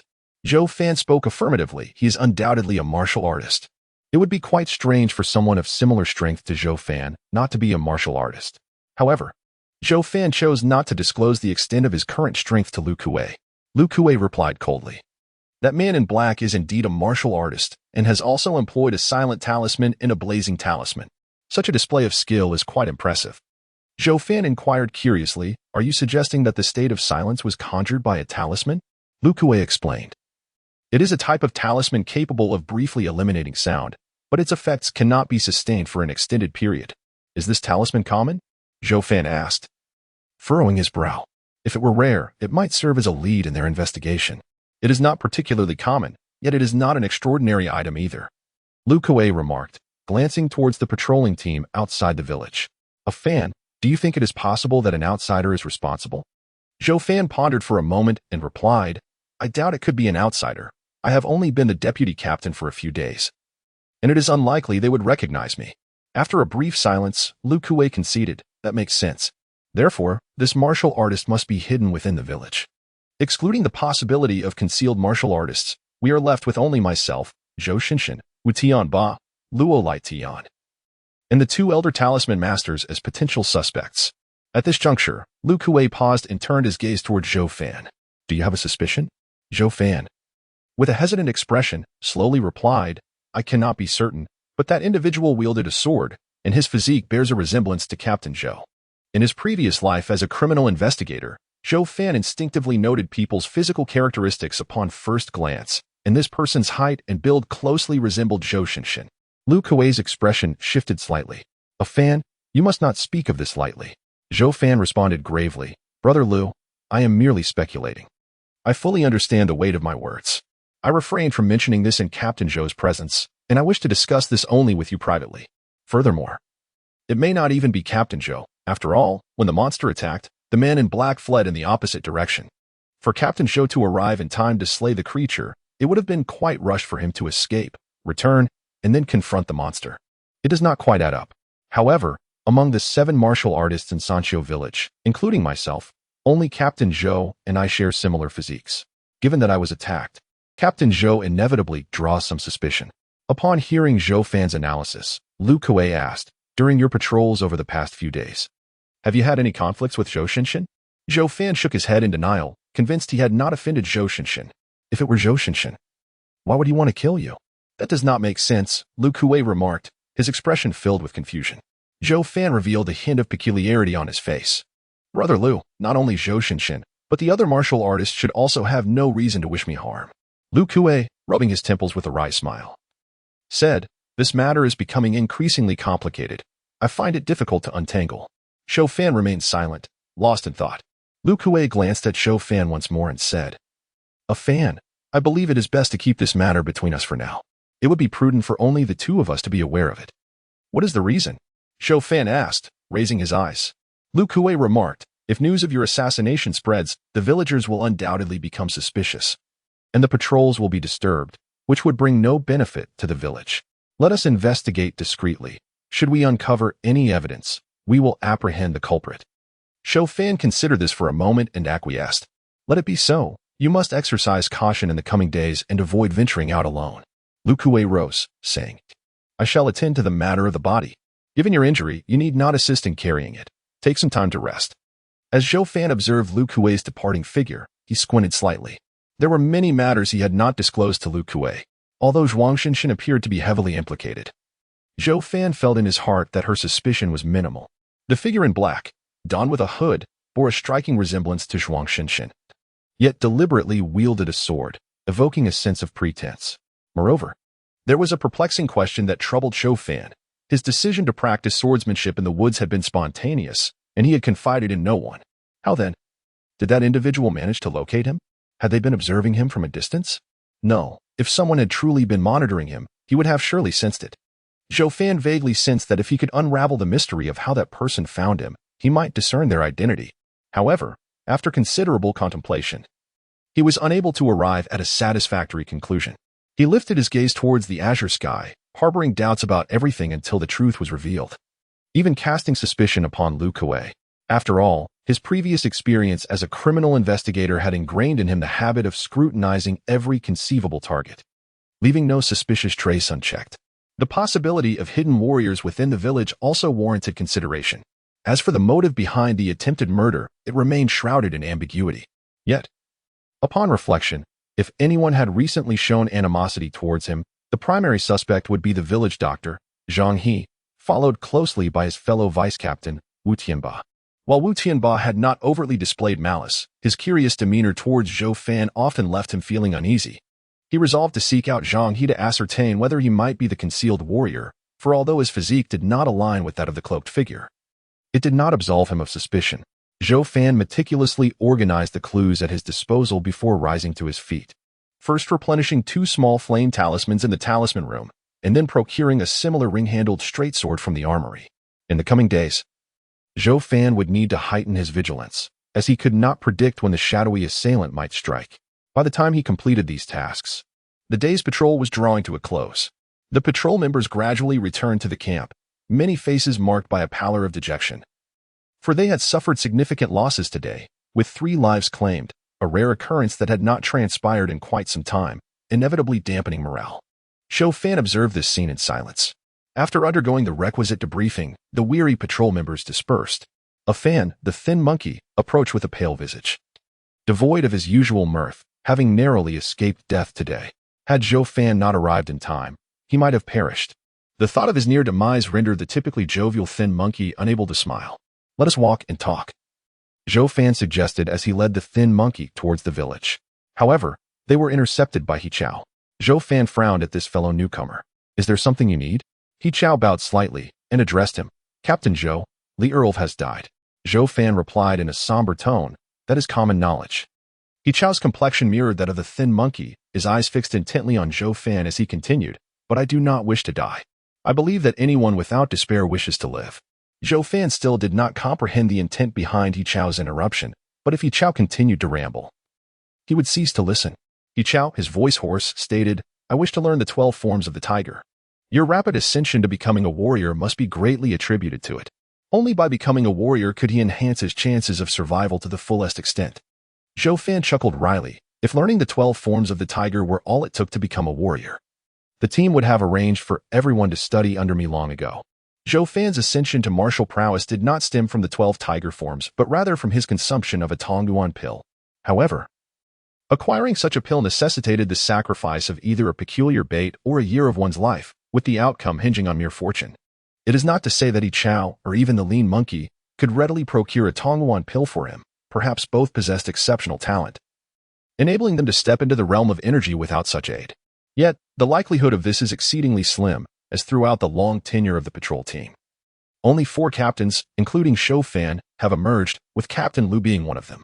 With a bitter expression, He Chao lamented, I am fully aware that hope is faint. Yet I must make an attempt. To lack even the courage to try, to resign myself to death in this manner, is something I cannot accept.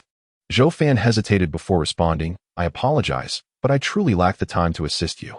His willingness to aid the lean monkey stemmed from their friendship and the bond he shared with Zhang, the carpenter.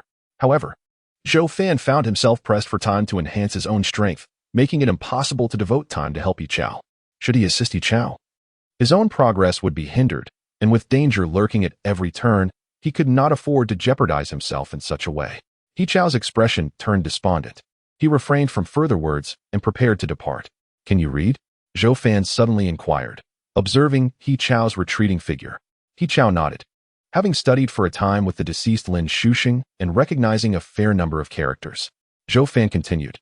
My 12 tiger forms were gleaned from a manuscript at Captain Lu's home. Perhaps you could explore that avenue. This was the only lead Zhou Fan could offer Yi Chao.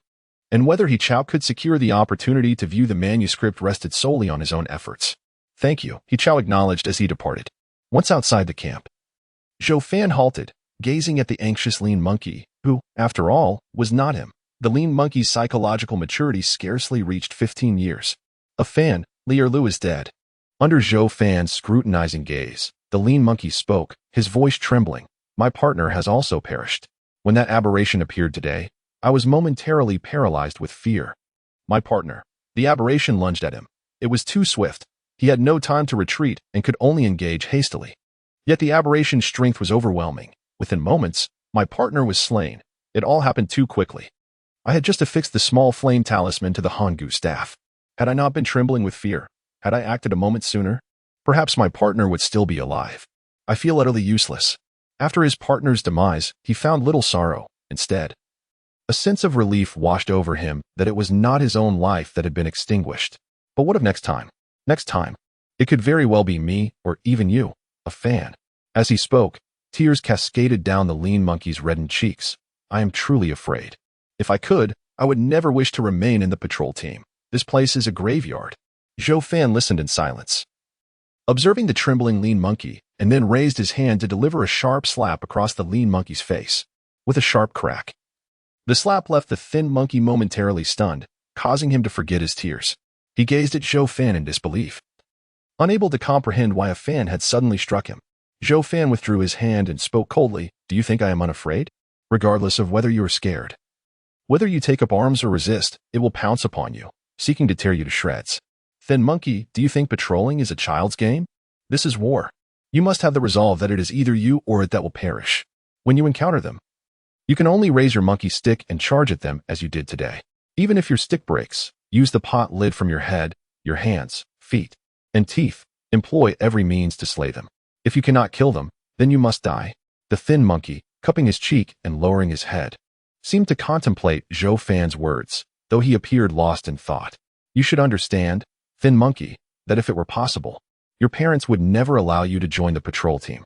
But this is beyond their control. Do not utter foolish words about wanting to withdraw from the patrol again. Neither you nor I have the luxury of choice, Zhou Fan said, taking a moment to catch his breath. Zhou Fan knew well that many fears must be confronted alone, as others find it difficult to offer assistance. He chose not to elaborate further and walked alongside Thin Monkey.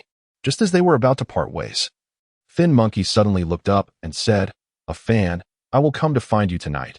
I want to master the 4 styles of awakening as soon as possible." Zhou Fan smiled and agreed, sensing that Thin Monkey had taken a step out of the shadow that loomed over him. Upon returning home, Zhou Fan was aware that the news of the patrol team's loss of 3 members had likely spread, coupled with the injury on his arm. It had drawn his parents' concerned glances, though they did not inquire further. During dinner, Zhou Fan calmly explained the situation to them. Some matters, if left unspoken, could heighten their anxiety. It was better they understood the reality to avoid unnecessary worry. He endeavored to present the situation less severely. After dinner, Thin Monkey arrived, and as Zhou Fan practiced the 4 styles of departure, he guided Thin Monkey through the 4 styles of awakening. This night, Thin Monkey was more focused than ever. Yet the final move, the tiger shakes its fur, proved to be quite challenging. Zhou Fan estimated that Thin Monkey would require at least another night to fully master it. After their training, Zhou Fan washed up and prepared for bed, eagerly anticipating the dreams that awaited him. After some time, he finally entered the gray river space and found himself aboard a boat. He surveyed his surroundings, but saw no sign of Mist on the vessel. So he called out loudly, "Mist, come out. I want to fish." After several calls, a voice emerged from behind him. "All right, stop shouting." Turning around, Zhou Fan saw Mist standing at a square table. On the table were a flat iron pot and several large plates. The fire was self-igniting, and the oil in the pot sizzled merrily. Mist lifted a plate, poured in a white batter, and swirled the pot until the batter evenly covered the surface. Then, he picked up a fist-sized egg from the table, cracked the shell, and poured it in. The golden yolk mingled with the batter, and under the heat of the searing iron pot, the aroma of the pancakes filled the air. Having prepared the pancakes, the fire extinguished itself. The Mist deftly sprinkled in chopped scallions, brushed on sweet bean paste, layered with thick cuts of roasted meat, and rolled up the golden pancake to devour it eagerly. As she ate, the Mist waved her sleeve. The iron pot and other items on the square table transformed into a gray vapor, replaced by an hourglass and 7 fishing rods, while a glass orb floated in the air. The Mist glanced at the gray insect within the orb and indifferently remarked, "You possess an intriguing bait. Feel free to choose whichever rod you prefer." Zhou Fan pondered briefly and asked, "Which rod should I use if I wish to catch a manual on sword techniques?" Zhou Fan realized he had underestimated the martial prowess of this world. The final strike from the cloaked figure had nearly claimed his life. What he lacked now was skill, and he hoped that this bait could procure a manual on sword techniques. The Mist chewed on her pancake, half a month's lifespan. Her meaning was clear. If Zhou Fan sought knowledge, he must exchange half a month's lifespan for the answer. Zhou Fan merely tilted his head slightly towards the 7 fishing rods. For the Mist had implied an obvious message. Within those rods lay one capable of reeling in martial skills. But which one could it be? Zhou Fan said, "If you can ensure I catch the manual, I am willing to trade half a month's lifespan for it." The Mist let out a cold laugh, stating, "The direction can only lead to tomes in general. It cannot pinpoint to such an extent. However, if you are willing to exchange half a month's lifespan, I can reveal a secret about one of the rods. This secret will prove immensely beneficial to you." Zhou Fan hesitated and replied, "If that secret, combined with the information on the rod that catches tomes, is offered, I am willing to trade." The rods were indeed crucial. The Mist's assertion that this information would be of great utility suggested she was not lying. The Mist finished the last of her pancake and declared, "Deal." As soon as the words left her lips, half a month's lifespan from Zhou Fan transformed into white light and fell into the Mist palm. Zhou Fan's expression darkened. Even half a month's lifespan was a steep price, and if he continued this way, he would inevitably come to ruin. Yet he felt compelled to uncover certain truths. The Mist raised a finger and stated, "The answer to your first question. If you wish to catch tomes, use the pitch-black rod." The pitch-black rod? Zhou Fan gazed at it, realizing that this was indeed the rod for catching tomes. Consequently, he now understood the purpose of 3 of the rods: the pitch-black rod for tomes, the light purple rod for elixirs, and the deep gray rod for random catches. The Mist raised another finger, continuing, "Secondly, regarding the rods, were you not curious why you managed to catch precisely the Tongyuan Dan you needed?" Zhou Fan nodded. "Not only the Tongyuan Dan. During my second catch, I obtained a small thunder talisman and a refining spike, both of which are quite useful to me, with the refining spike significantly hastening my cultivation." A peculiar smile spread across the Mist's face. "What I am revealing is this. These 7 rods will strive to reel in items suited to the angler's needs." Zhou Fan was taken aback. He had previously thought it was the Mist controlling the catches, but it appeared the true issue lay with the rods. The possibility that the Mist was deceiving him seemed rather slim. "Are you suggesting that these rods possess spirit? Did they intend to deceive me regarding my lifespan and to slay more of the bizarre creatures?" A chill enveloped Zhou Fan's heart as he pondered. Whether it be his own longevity or using the creatures as bait, both posed a perilous dilemma for him. During his patrols in recent days, he even contemplated the idea of automatically targeting those white rice pests. However, upon encountering swarms of them, he restrained himself from striking, fearing it might awaken a hornet's nest, provoking a multitude in retaliation. Even the white rice pests could be perilous at times. This raises another issue, albeit one of considerable significance, if you wish to uncover it. It will take more than merely a fortnight of lifespan for me to divulge." Zhou Fan shook his head and replied, "I do not require you to answer this query. You claim that these 7 fishing rods will catch what is suitable for me. What are the probabilities? If the odds are the same, would it not render the deep gray rod the most advantageous?" Mist responded, "That depends on you. The deep gray rod lacks directional capability. In past fishing endeavors, It has also caught items of no use to the angler, and this is particularly true for the deep gray rod. As for the probabilities, that still hinges upon your fortune. Confronted with Mist's vague assertions, Zhou Fan began to contemplate. It seemed that both the deep gray rod and the others possessed their own merits and shortcomings. To acquire two items, one must inevitably embrace risk. Zhou Fan found himself in a quandary. Acquiring two items, certainly, was more advantageous than obtaining just one. Yet, at this moment, he was in dire need of a martial skill for self-defense. Otherwise, when faced with the well-prepared dark-clad assailants next time, his survival would be in jeopardy. If I were to use the pitch-black fishing rod, what do you reckon are the odds of reeling in a secret scroll of knife techniques? Zhou Fan glanced upwards at the mist. The mist shook its head and replied, I cannot ascertain that, but if I were to speculate, the likelihood is rather low. It may not even pertain to martial arts. What else could it be if not martial arts? Zhou Fan asked, momentarily taken aback. The mist, however, chose not to respond and instead stated, I will not provide more detailed information about the pitch-black fishing rod unconditionally, if you wish to know. You must barter with your lifespan. A look of helplessness crossed Zhou Fan's face. Must we constantly speak of lifespan? Can we not converse more reasonably? Ah, lifespan. Zhou Fan suddenly conceived a possibility. His eyes gleamed as he looked at the mist and said, Do you have knife techniques to exchange? I can trade my lifespan for them. Rather than relying on chance, perhaps the mist might possess what he sought.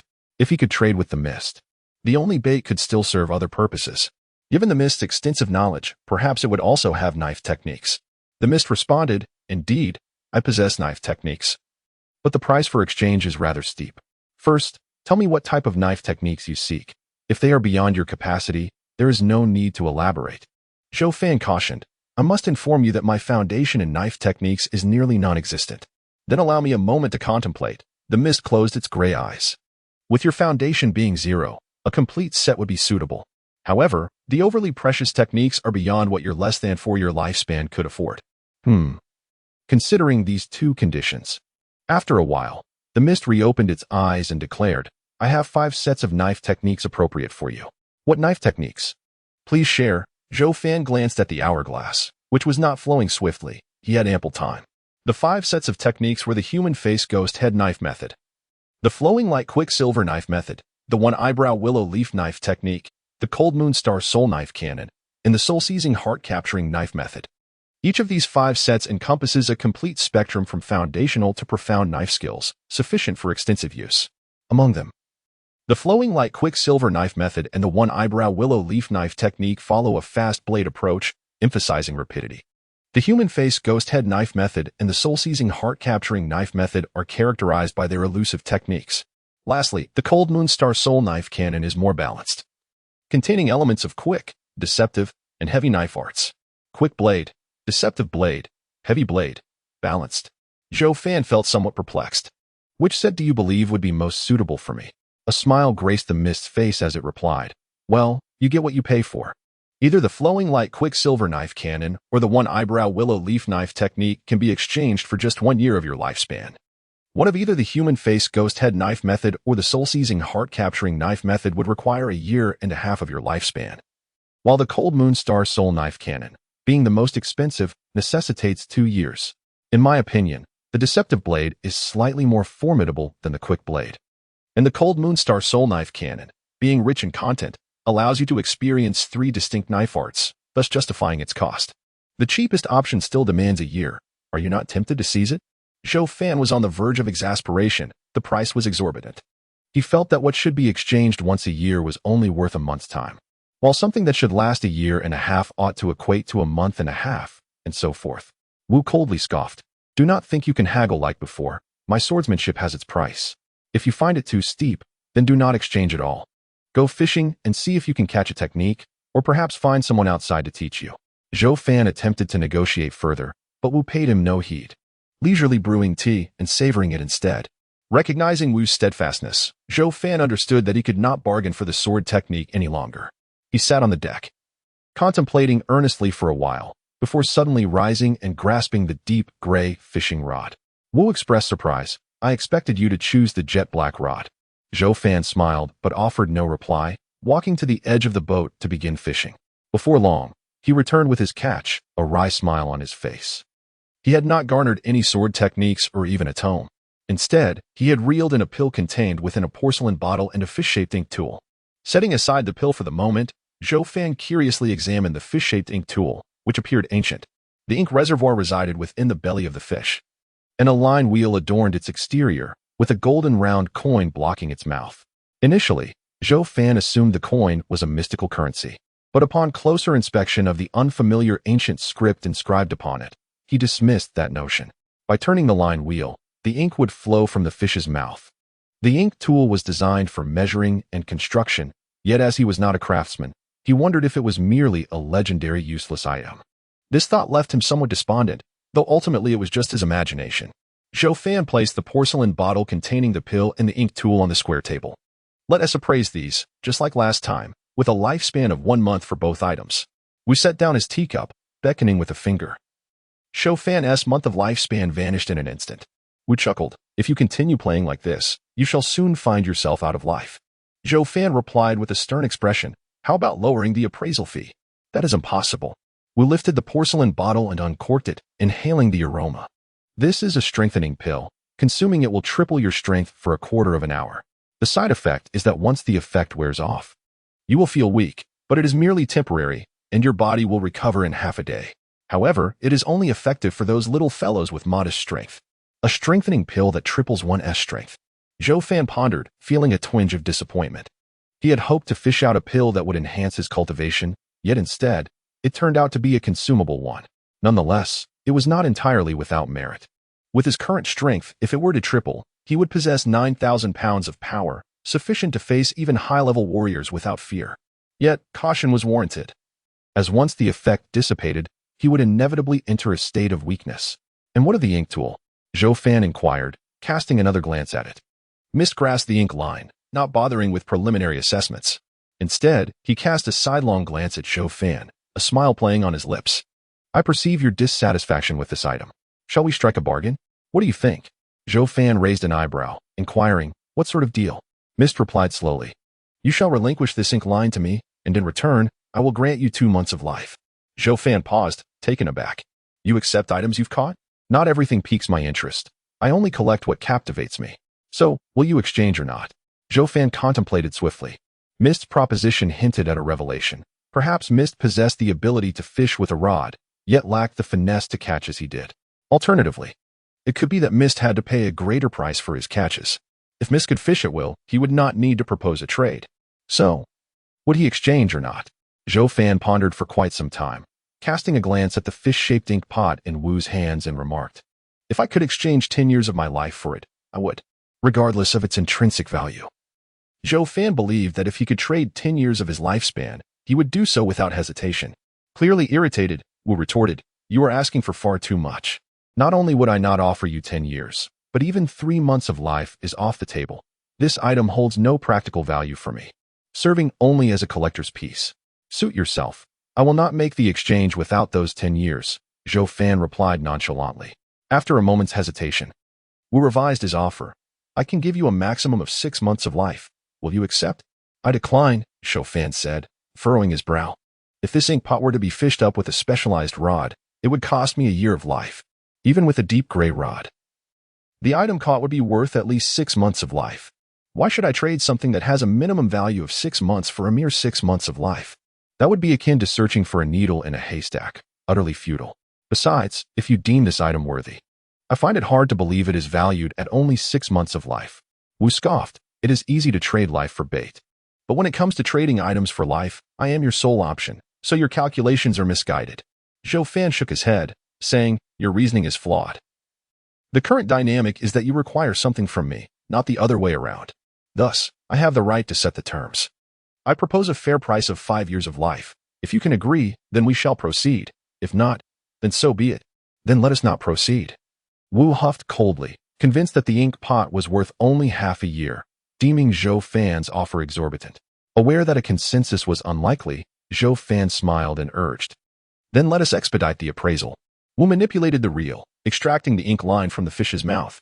Observing it closely as he spoke, this ink pot is known as the evil banishing ink pot. Its most precious component is the ink line, crafted from a peculiar blend of blood and rare materials. There are numerous schools of thought regarding the manufacture of ink pots. each with its unique secret methods for creating ink lines, resulting in varying qualities. However, the fundamental determinant of an ink pot's quality lies in the peculiar blood used in its ink line. Oh, this particular ink line is made from the blood of some strange creature, barely reaching the quality of a mid-grade magical artifact. The evil banishing ink pot. Zhou Fan frowned. You claim it is a mid-grade magical artifact, yet what purpose does it serve? How should it be utilized? Wu's expression remained composed as he explained. Whether it be magical artifacts or talismans, their primary function is typically for combat, and the evil banishing ink pot is no exception. Its usage is quite straightforward. You merely need to draw out the ink line and flick it onto your weapon. However, be cautious not to apply too much, given the quality of this ink pot.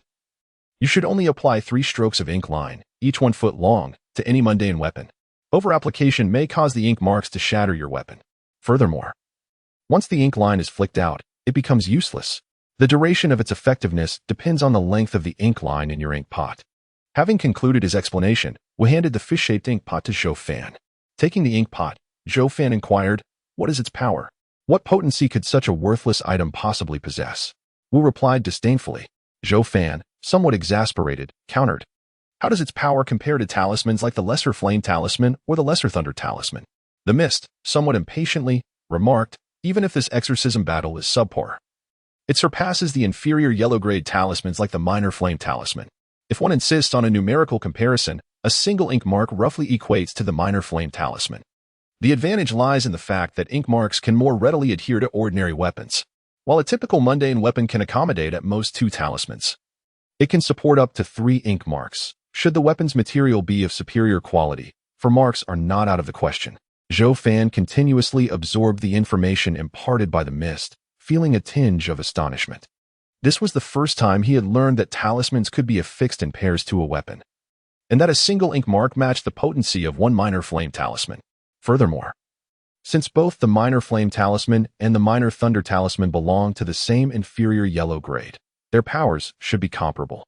Zhou Fan then inquired, "Do ink marks or talismans stack their potency exponentially?"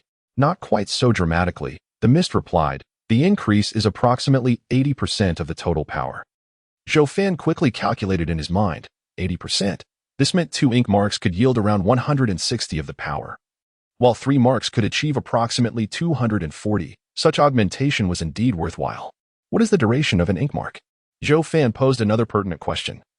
For once a talisman is affixed to a weapon, its power diminishes, and he was uncertain if the ink mark was permanent. If it weren't, he would need to carefully consider when to apply the ink mark to his weapon. The ink mark lasts for 2 hours, and within the ink pot. It can be preserved indefinitely, the Mist responded.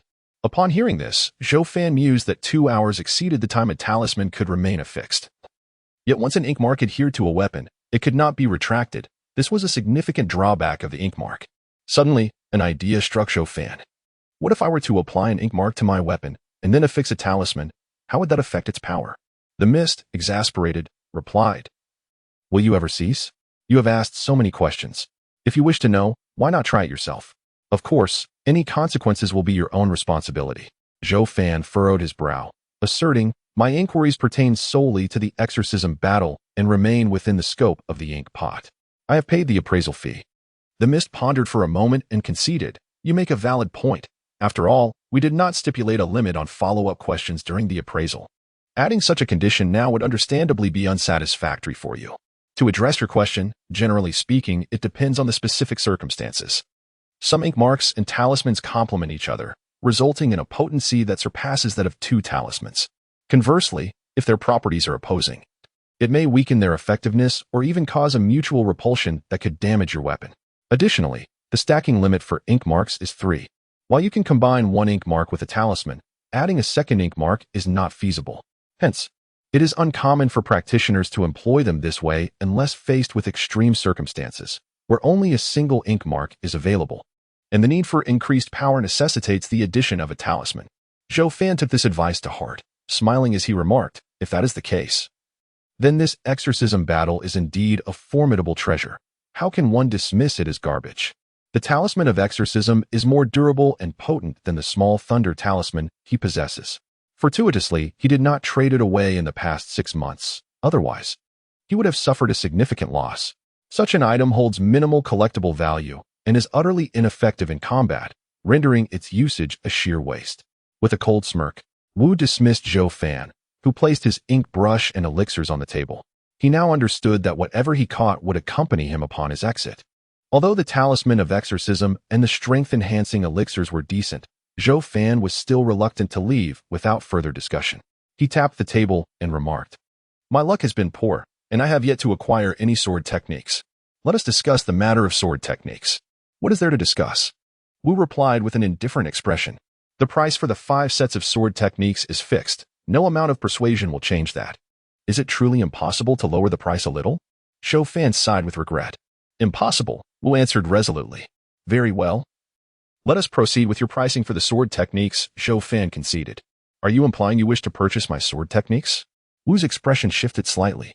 "Which set do you desire?" "Let us not dwell on the specifics of the set. I have no objections to the price, but I request a different method of purchase." Zhou Fan smiled. "What method of purchase?" Wu inquired with curiosity. "I hope you can sell me a set of sword techniques in parts. As I cannot utilize the entire set at present, I only require the initial segments. Thus, I would only purchase a portion," Zhou Fan explained. Wu paused in silence before shaking his head. "That is not feasible." "Why not?" Zhou Fan pressed. "If you sell it in 10 parts, each part would only cost 1/10 of the total price, and there would be no loss in the value of the sword techniques for you."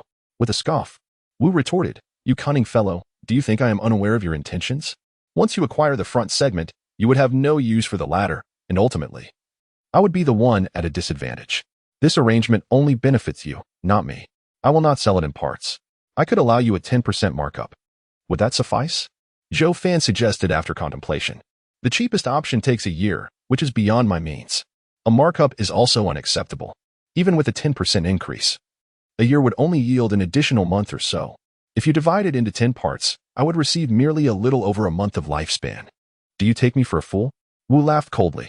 "I promise that when my cultivation reaches the level necessitating the remaining parts of the sword techniques, I will certainly purchase the portions I can utilize. Even if I were to renege, you could deduct my lifespan regardless of my intentions regarding the sword techniques," Zhou Fan asserted. Wu pondered once more. "If you are willing to make such a commitment, I might consider it. However, I fail to understand why you wish to complicate matters. If you intend to give me the techniques, why not provide them all at once? Because I have less than 4 years of lifespan remaining. Should the time elapse without my cultivation reaching the requisite level, or if I were to perish prematurely, what use would the surplus sword techniques serve me?" Zhou Fan replied with a calm demeanor. Wu nodded and said, "I understand. Since you are willing to pay a premium and promise to purchase the remaining techniques once you reach the required level, let us proceed as you suggest. You are quite cunning, but I doubt you can attain those levels." Zhou Fan raised an eyebrow and replied, "It is best that you have confidence in me. I wish to exchange for the most economical technique, the flowing light and quicksilver blade technique. If we are purchasing in installments, why not opt for something a bit more costly? I recommend the Cold Moon Star Soul Blade Cannon." Wu displayed a rare merchant's grin. Zhou Fan laughed in exasperation. "Do not attempt to deceive me. I believe the deceptive blade technique is indeed superior to the quick blade technique, but not by a significant margin. As for the Cold Moon Star Soul Blade Cannon, it encompasses 3 distinct sword techniques, representing 3 different paths of swordsmanship. I simply do not have the time to delve into all 3. I understand that one should not bite off more than one can chew. So I will only choose between the most affordable techniques, the One Brow Willow Leaf Blade technique or the Flowing Light and Quicksilver Blade technique. How should I divide the payments?" Wood closed his eyes. "Given your current strength level, you only need to pay for the portion prior to this strength level, and we can split it into exactly 10 parts." Wood opened his eyes, his expression slightly displeased, and stated, "You've gotten a bargain. The foundational volume of the Flowing Light and Quicksilver Blade technique combined with the strength segment only occupies 1/10 of the total content. Let us proceed." Wood snapped his fingers, and a white light darted toward Zhou Fan. The light quickly entered Zhou Fan's mind, and complex concepts flickered through his consciousness like fleeting shadows. By the time Zhou Fan regained his senses, he had acquired a portion of knowledge pertaining to the Flowing Light and Quicksilver Blade technique.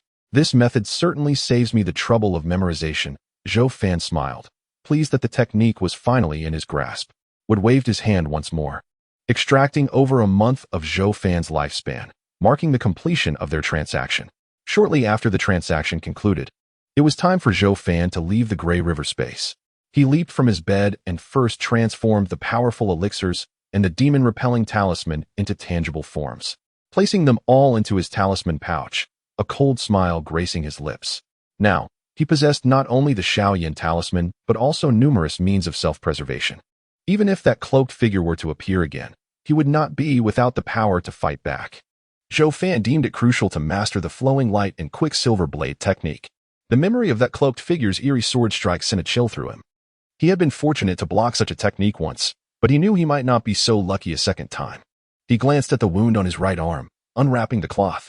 To his astonishment, the wound had completely healed, leaving no trace of a scar, as if he had never been injured.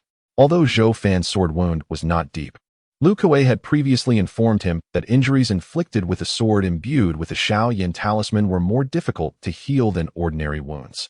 Typically, such wounds would take at least 10 days to heal completely, but his had miraculously recovered overnight. Zhou Fan furrowed his brow, sensing something amiss with the rapidity of his healing. He contemplated deeply, believing that this might be significantly related to the Grey River space. However, he was uncertain whether it was indeed Zhou Fan's case. He resolved to inquire with Wu tonight. If it were true, would that not imply that he could recover swiftly from any injuries in the future?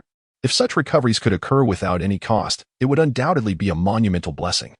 Yet, if there were a price to pay, Zhou Fan shook his head, choosing not to pursue that thought further. After finishing breakfast and bidding farewell to his parents, he made his way to Shouho's abode. After a night of reflection, Shouho had managed to regain his spirit, which surprised Zhou Fan with its swiftness. Nonetheless, Zhou Fan did not dwell on it. He and Shouho set off towards the camp. However, after walking for a while, Zhou Fan paused, reflecting. He then produced a small flame talisman and handed it to Shouho. "Avon, if you give me a small flame talisman, won't that leave you with only 2? Shouho hesitated to accept it, well aware of the talisman's preciousness. "I have my own means," Zhou Fan replied. "Just accept it." Presently, he possessed small thunder talismans and a fish-shaped ink ruler. The small thunder talisman could be utilized 4 times. If 2 small flame talismans proved insufficient, he could easily substitute them with the small thunder talisman, making it evident that Shouho was in greater need of the small flame talisman. Realizing Zhou Fan's resolve, Shouho ultimately accepted the talisman. Upon arriving at the patrol team's camp, Lu Kuei approached Zhou Fan with a somber expression. "What has happened now?" Zhou Fan inquired. Furrowing his brow, Lu Kuei sighed. "Another one died last night. Another death." Zhou Fan's expression shifted, even though the patrol team faced a high mortality rate. The recent spate of incidents was undeniably peculiar. If this continued, it would not be long before the patrol team faced utter extinction. Was it another attack by the Black Wanderers? Zhou Fan asked in a low voice. Lu Kuei spat on the ground before responding vehemently. "Yes, it was the Black Wanderers. This is truly sinister. In my tenure as captain, I have never witnessed such frequent assaults by them." "What is the village's stance on this matter?" Zhou Fan inquired. Lu Kuei offered a bitter smile. "The 2 elders advised us to exercise caution. They do not have any effective solutions." Zhou Fan fell silent. The patrol was merely a defensive measure for the village, inherently disadvantaged against the unpredictable appearances of the Black Wanderers. With their increasing frequency, it was indeed challenging for Sanxiu village to formulate effective countermeasures. Before long, Zhou Shen arrived, his countenance grim. "Were there casualties again last night?" It was evident he had heard the news. Lu Kuei nodded. "Yes, I had initially considered reallocating personnel from the night shift to the day shift to address the daytime manpower shortage, but that seems impossible now. The night defense was far more critical than that of the day. Allowing the Black Wanderers to breach the village's defenses at night could result in significant casualties, especially with the darkness and the villagers' slumber complicating matters." "What is to be done now?" Zhou Fan asked. Lu Kuei replied helplessly. "The village is currently trying to supplement our numbers, but it won't be accomplished in a day or 2. Thus, you 2 will have to bear the burden for the next few days, guarding the vacated areas while I take charge of the patrol and oversight." Regarding the arrangements made by Lu Kuei, both Zhou Shinshin and Zhou Fan expressed no dissent. Under the circumstances of a manpower shortage, such measures were inevitable.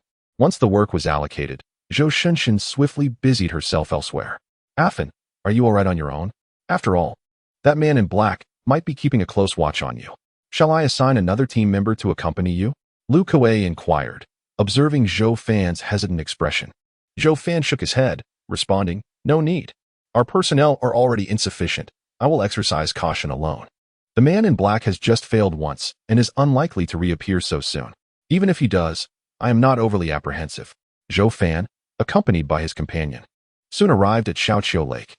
The azure waters shimmered under the blazing sun, resembling a vast crimson orb concealed within. A gentle breeze stirred, causing the wildflowers and grass along the shore to sway slightly, while the surface of the lake rippled with delicate concentric circles. Xiaoqiu Lake is a place of breathtaking beauty, yet the residents of Sanqiu village seldom venture here. The lake lies beyond the village's periphery. Should one encounter a dark wanderer at the water's edge, the chances of survival would be slim. The lake's banks remain adorned with flourishing flowers and verdant grass precisely because few dare to tread here. Zhou Fan's assigned patrol area encompassed Xiaoqiu Lake. As he gazed at the lake, encircled by gentle hills, he refrained from approaching recklessly. The enchanting landscape might harbor various dangers. Prior to visiting the lake, Zhou Fan had been cautioned by Lu Kuei, so he was certainly not inclined to tread near the water's edge. The responsibility of patrolling an area entails vigilance for any anomalies. If confronted by a dark wanderer, one must be prepared to retreat. With his companion, Zhou Fan meticulously surveyed the surroundings of Xiaoqiu Lake. Once he had familiarized himself with the area, he returned to the safety of the perimeter. "Brother, keep an eye on the surroundings," he instructed, drawing forth his straight blade. With everything seemingly calm, he seized the opportunity to practice his swordsmanship. His companion merely nodded in acknowledgement, the gnarled handle of his scythe swaying slightly. Zhou Fan held a profound trust in his companion and focused intently, recalling the swift silver blade technique he had acquired from the mist hand the previous night. As its name suggests, this technique emphasizes speed. When mastered, the blade's light coalesces into a silver line reminiscent of flowing light, both resplendent and perilous. He currently possessed two segments of the swift silver blade technique, one pertaining to the fundamentals of swordplay, and the other detailing strength-based techniques. Naturally, Zhou Fan commenced his practice with the foundational swordplay. As he contemplated the principles, a look of astonishment gradually surfaced on his face. He was now acutely aware of how reckless his previous swordplay had been. The foundational techniques introduced methods he had never previously considered. Without further ado, he began to wield his blade. Although he had practiced swordplay in the thicket before, those efforts had been mere improvisation. The foundational techniques represented true swordsmanship. The foundational swordplay even imposed strict requirements on single-handed and double-handed grips, followed by precise control over the blade's trajectory. Every weapon functions as an extension of the body, and each strike demands precision. For instance, a downward slash must land exactly as intended. 1 inch down means precisely 1 inch, with no room for error. The practice of wielding a blade is not merely an exercise in physical strength and stamina. Rather, it is an art of rhythm control. This is the essence of true swordsmanship, allowing one to command the blade with the precision of a finger, striking wherever desired. This foundational skill is essential for any genuine swordsman. Previously, Zhou Fan had resorted to brute force in his combat, feeling that such a crude approach was a disgrace to the sword in his hand. Each swing of the blade demands complete concentration and a vibrant spirit, the difficulty of which far surpasses his earlier attempts. At the outset of his training, Zhou Fan struggled to adapt, spending half a day merely acclimating to the act of wielding the sword. As afternoon approached, he paused from his patrol around the small hill lake to consume some provisions and share a portion with his companion before resuming his practice.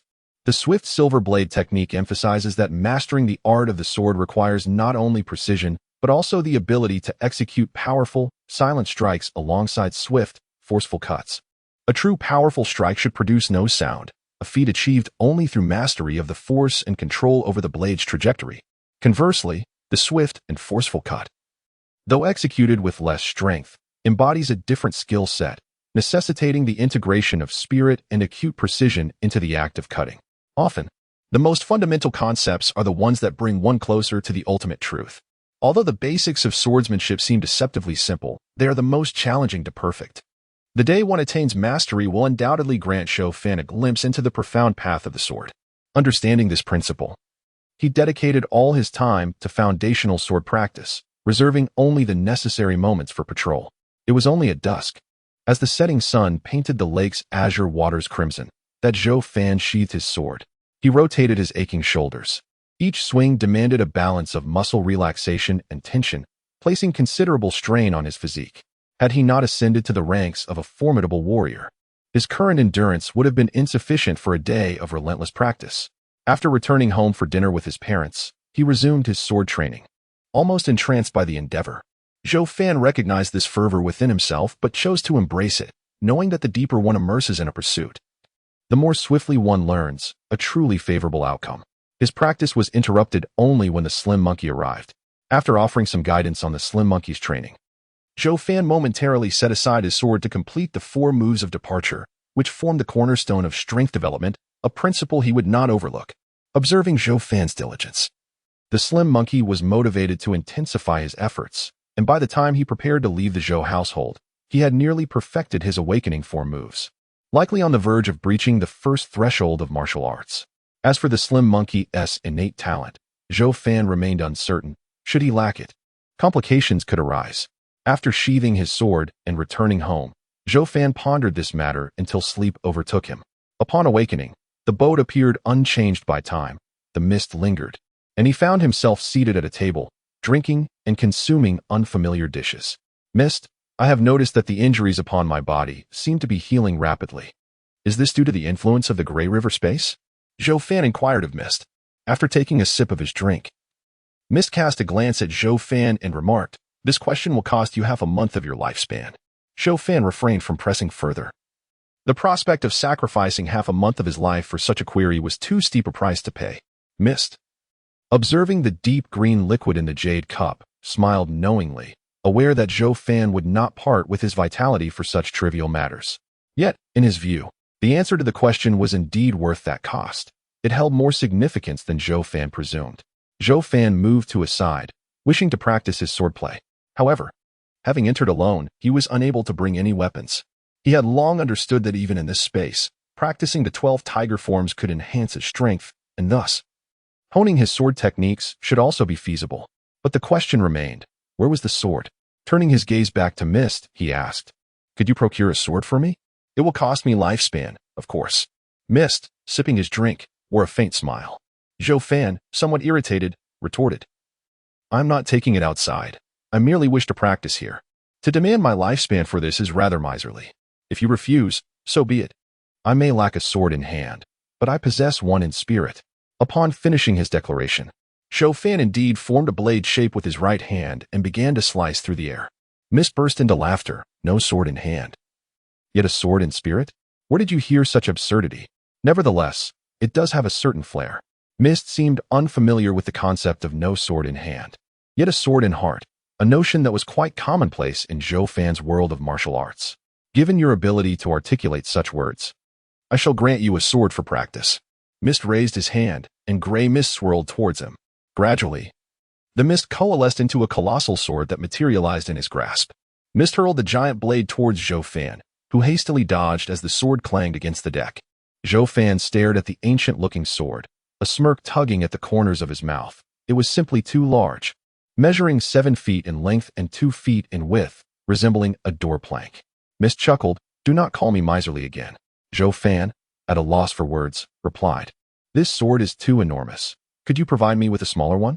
"Very well," Mist responded unexpectedly amiably. He pointed with his finger, and the gray mist swirled once more, forming a small knife. Zhou Fan gazed at it, only to break into a wry smile. This knife was indeed diminutive, both the blade and handle no larger than his palm. "Could I possibly have a more standard size?" Zhou Fan raised an eyebrow, suspecting Mist was jesting. Mist shook his head. "These are the only 2 options. Take them if you wish. If not, it matters little. In truth, I am doing this for your benefit.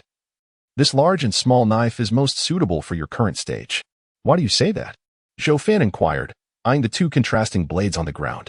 Mist leisurely picked up a piece of food, and then replied, "You are currently practicing the fundamentals of swordsmanship.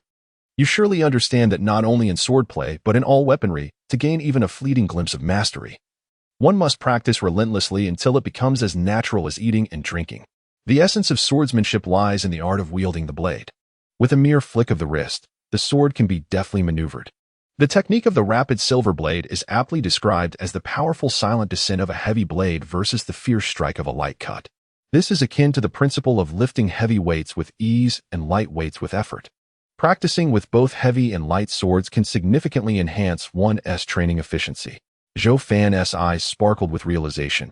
How had he not considered this before? If he could master the art of wielding a heavy sword with the finesse of a light one, and vice versa, He would embody the very essence of the rapid silver blade's teachings. This approach would undoubtedly accelerate his progress far beyond the traditional methods of practicing with a straight sword. As Zhou Fan contemplated this, he furrowed his brow and glanced at the mist.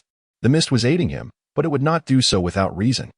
He quickly deduced that the mist's intention to hasten his sword practice was to enable him to exchange for the techniques he required, thereby shortening his lifespan. Nevertheless, he would not refuse the mist's assistance. Compared to the lifespan required for sword techniques, what he truly needed was the ability to preserve his life in critical moments. Mastery of swordsmanship was indispensable. Zhou Fan picked up the enormous sword from the ground, feeling the weight settle upon his shoulders. He let out a wry smile. The sword was indeed heavy, far heavier than he had anticipated, weighing a full 300 pounds, despite his strength of 3,000 pounds. Lifting the sword was not merely about raising and lowering it. It required the grace of a skilled motion. He began to practice swinging the sword. As it descended, the rush of wind accompanied it, scattering the surrounding mist. Zhou Fan gritted his teeth, feeling as though his efforts had been in vain. Not only did the heavy sword fail to descend silently, but its trajectory was also askew. However, given the weight of the sword, the challenge was undeniably greater than that of the straight sword he was accustomed to wielding. It was no wonder that the blade's descent was imperfect. Zhou Fan did not dwell on his shortcomings but continued to swing the sword repeatedly, determined to acclimate to the weight before addressing other concerns. After 100 swings, he was astonished to find that he had not broken a sweat or exhibited any sign of fatigue. In the outside world, wielding such a heavy sword 100 times would have been a strenuous endeavor, yet here in the Grey River space, he felt no exhaustion. Recognizing this advantage, Zhou Fan was resolute in his commitment to practice diligently. After 500 swings, the heavy sword still made a sound upon impact, but its accuracy had improved markedly. I suggest you incorporate cross-training. Do not focus solely on the heavy sword, the mist suddenly interjected, still indulging in its drink and food. Zhou Fan raised an eyebrow. Reflecting on the mist's insight, it was indeed prudent to ensure that he could swiftly adapt to any sword he wielded, executing his desired techniques seamlessly. Cross-training would yield greater benefits than practicing a single style alone. With that, Zhou Fan set aside the heavy sword and picked up the small blade, which felt as light as a feather in his hand. Grasping the diminutive weapon, he sensed an unsettling unfamiliarity. The palm-sized short sword was as delicate as gossamer, and having just relinquished the heavy sword, he could hardly perceive any weight in the light blade. He executed a gentle cut, which, to his surprise, was indeed silent. However, a light sword should deliver a fierce strike. With no time to ponder further, Zhou Fan commenced his rigorous practice with the light blade.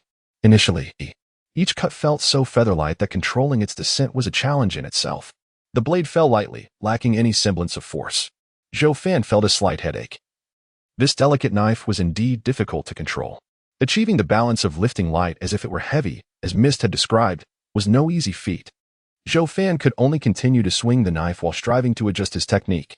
After hundreds of strikes, the precision of his blade improved significantly, even causing the light knife to tremble gently upon impact, emitting a barely audible hiss. Before he could savor this success, the familiar sensation of vertigo washed over him once more. With a resigned expression, he released the light knife and closed his eyes. When he opened them again, Zhou Fan had returned from the realm of the Grey River. A new day broke, with the soft breeze caressing the surface of Little Hill Lake, its azure waves gently rippling. After bringing his companion to the lake, Zhou Fan diligently patrolled the area, confirming there were no anomalies. He rested his hand on the hilt of the straight knife at his waist. Gripping the hilt, Zhou Fan felt a distinct difference from the previous day. The desire to draw his blade surged forth. With a swift motion, he unsheathed the knife, producing a sharp clang as the blade glimmered in the light. Zhou Fan laughed heartily, executing several intricate cuts. Today, his movements were fluid and exhilarating, devoid of the previous day's obscurity. This transformation was entirely attributable to his training in the Grey River realm.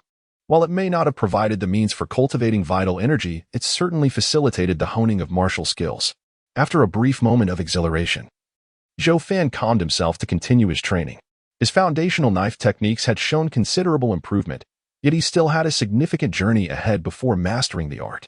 However, less than half an hour into his practice, a chill wind arose, and dark clouds gathered in the sky.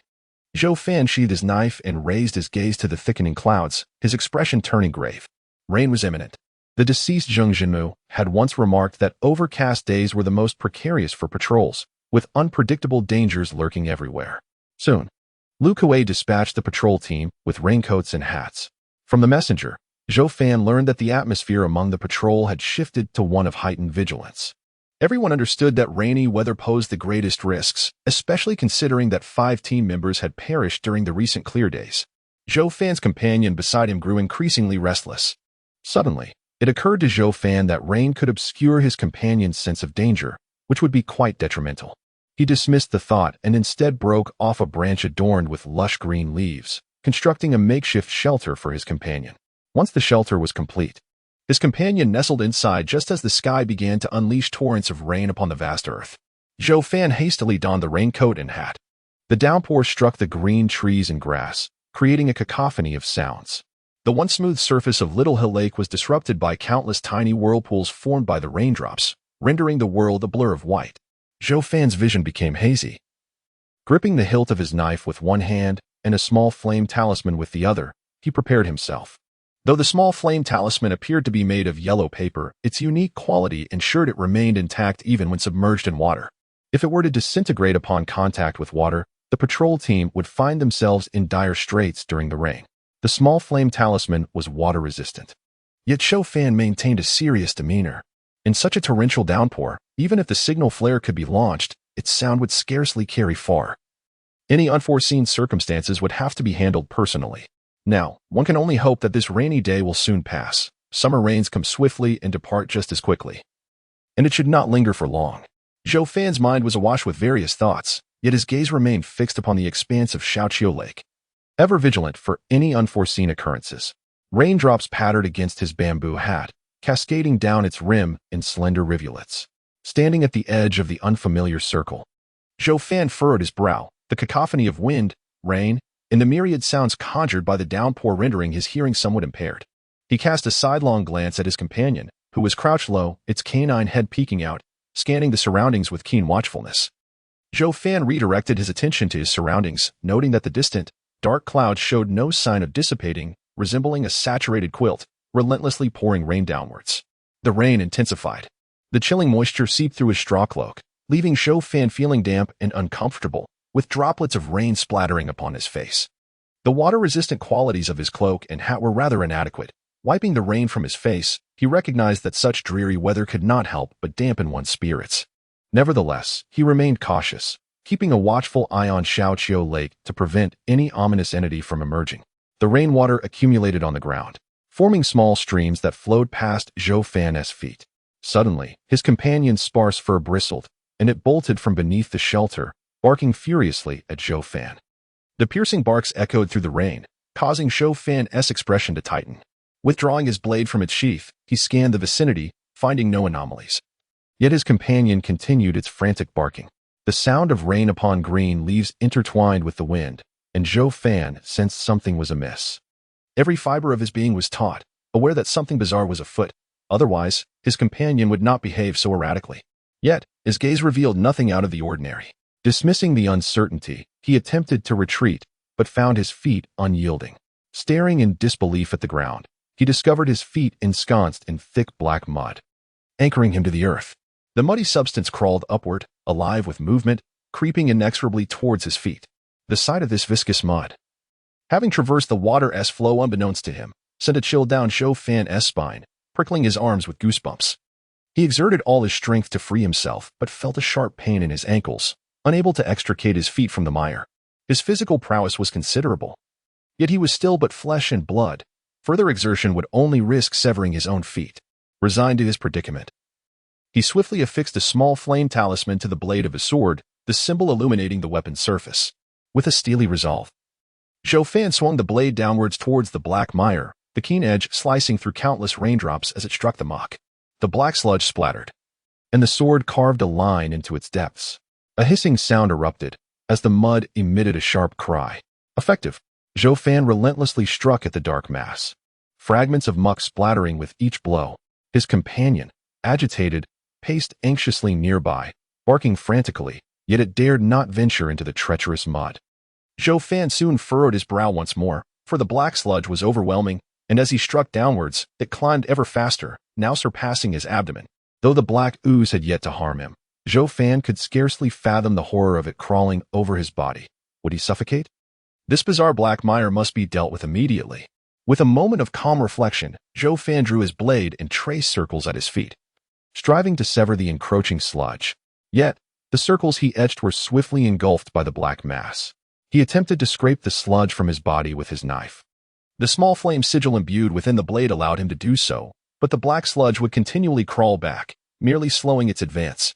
While Zhou Fan's mind raced for solutions, his companions suddenly cried out with greater urgency. Zhou Fan glanced over, realizing his friend was shouting towards the direction of the small hill lake. His gaze sharpened, and he turned to the lake. A humanoid figure stood at the water's edge.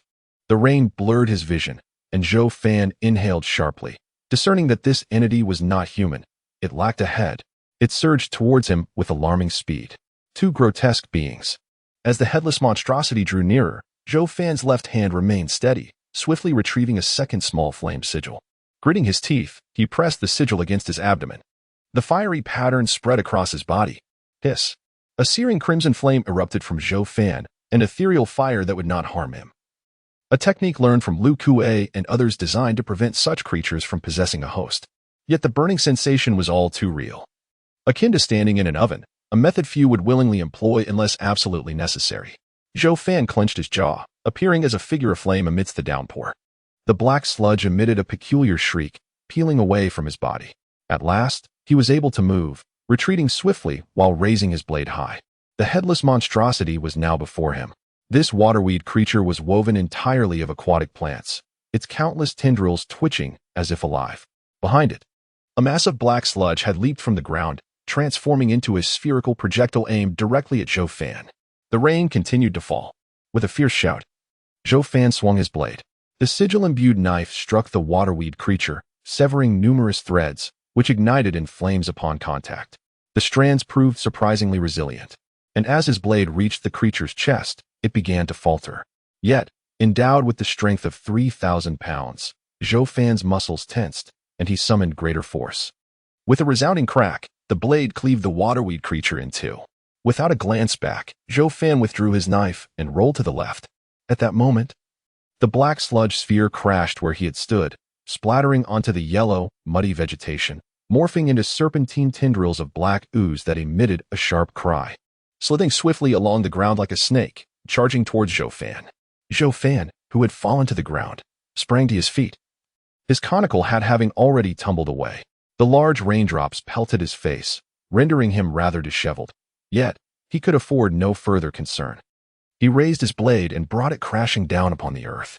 The crimson-hued sword descended with force, striking precisely at the approaching black mud apparition. The dull thud of impact resonated as the creature was cleaved in two, writhing on the ground. Zhou Fan refrained from delivering a second blow, instead retreating cautiously a few steps. "Come back," he called softly, summoning his foolish old dog, which was eager to pounce upon the black mud apparition. The old hound whined and scampered to Zhou Fan's side. Clad in a straw cloak, his hair, eyebrows, and even his clothes were soaked through with rain, and the crimson sigils upon him had gradually extinguished. The water-grass apparition, now lying on the ground, had its two halves moving towards each other. The strands of grass intertwining to reconstitute itself, slowly rising once more. The black mud apparition was similarly merging, clearly not yet vanquished. Zhou Fan's expression was grave. Akin to the ominous clouds looming overhead, the fact that these two apparitions had not perished indicated they were of a level surpassing the Black Wanderer. Yet, he pondered, why had his little flame talisman proven ineffective against even a Black Wanderer? He quickly dismissed this notion. The little flame talisman must have had some effect, for he observed that both the watergrass and black mud apparitions had visibly diminished in size. Contemplating this, Zhou Fan swiftly retrieved a small thunder-skin talisman from his pouch. The previous strikes had exhausted the power of the little flame talisman, and he pressed the small thunder-skin talisman against the blade, the beast-skin talisman wrapping around the sword's body, while blue and white sigils rapidly spread forth. A faint lightning glow dancing along the blade's edge. The black mud apparition began to slither amidst the watergrass, not advancing towards Zhou Fan, but rather moving in the direction of the watergrass apparition. In just a few strides, it ascended the form of the watergrass apparition, the black mud intertwining with the grass strands, creating an oddly surreal spectacle under the rain's deluge.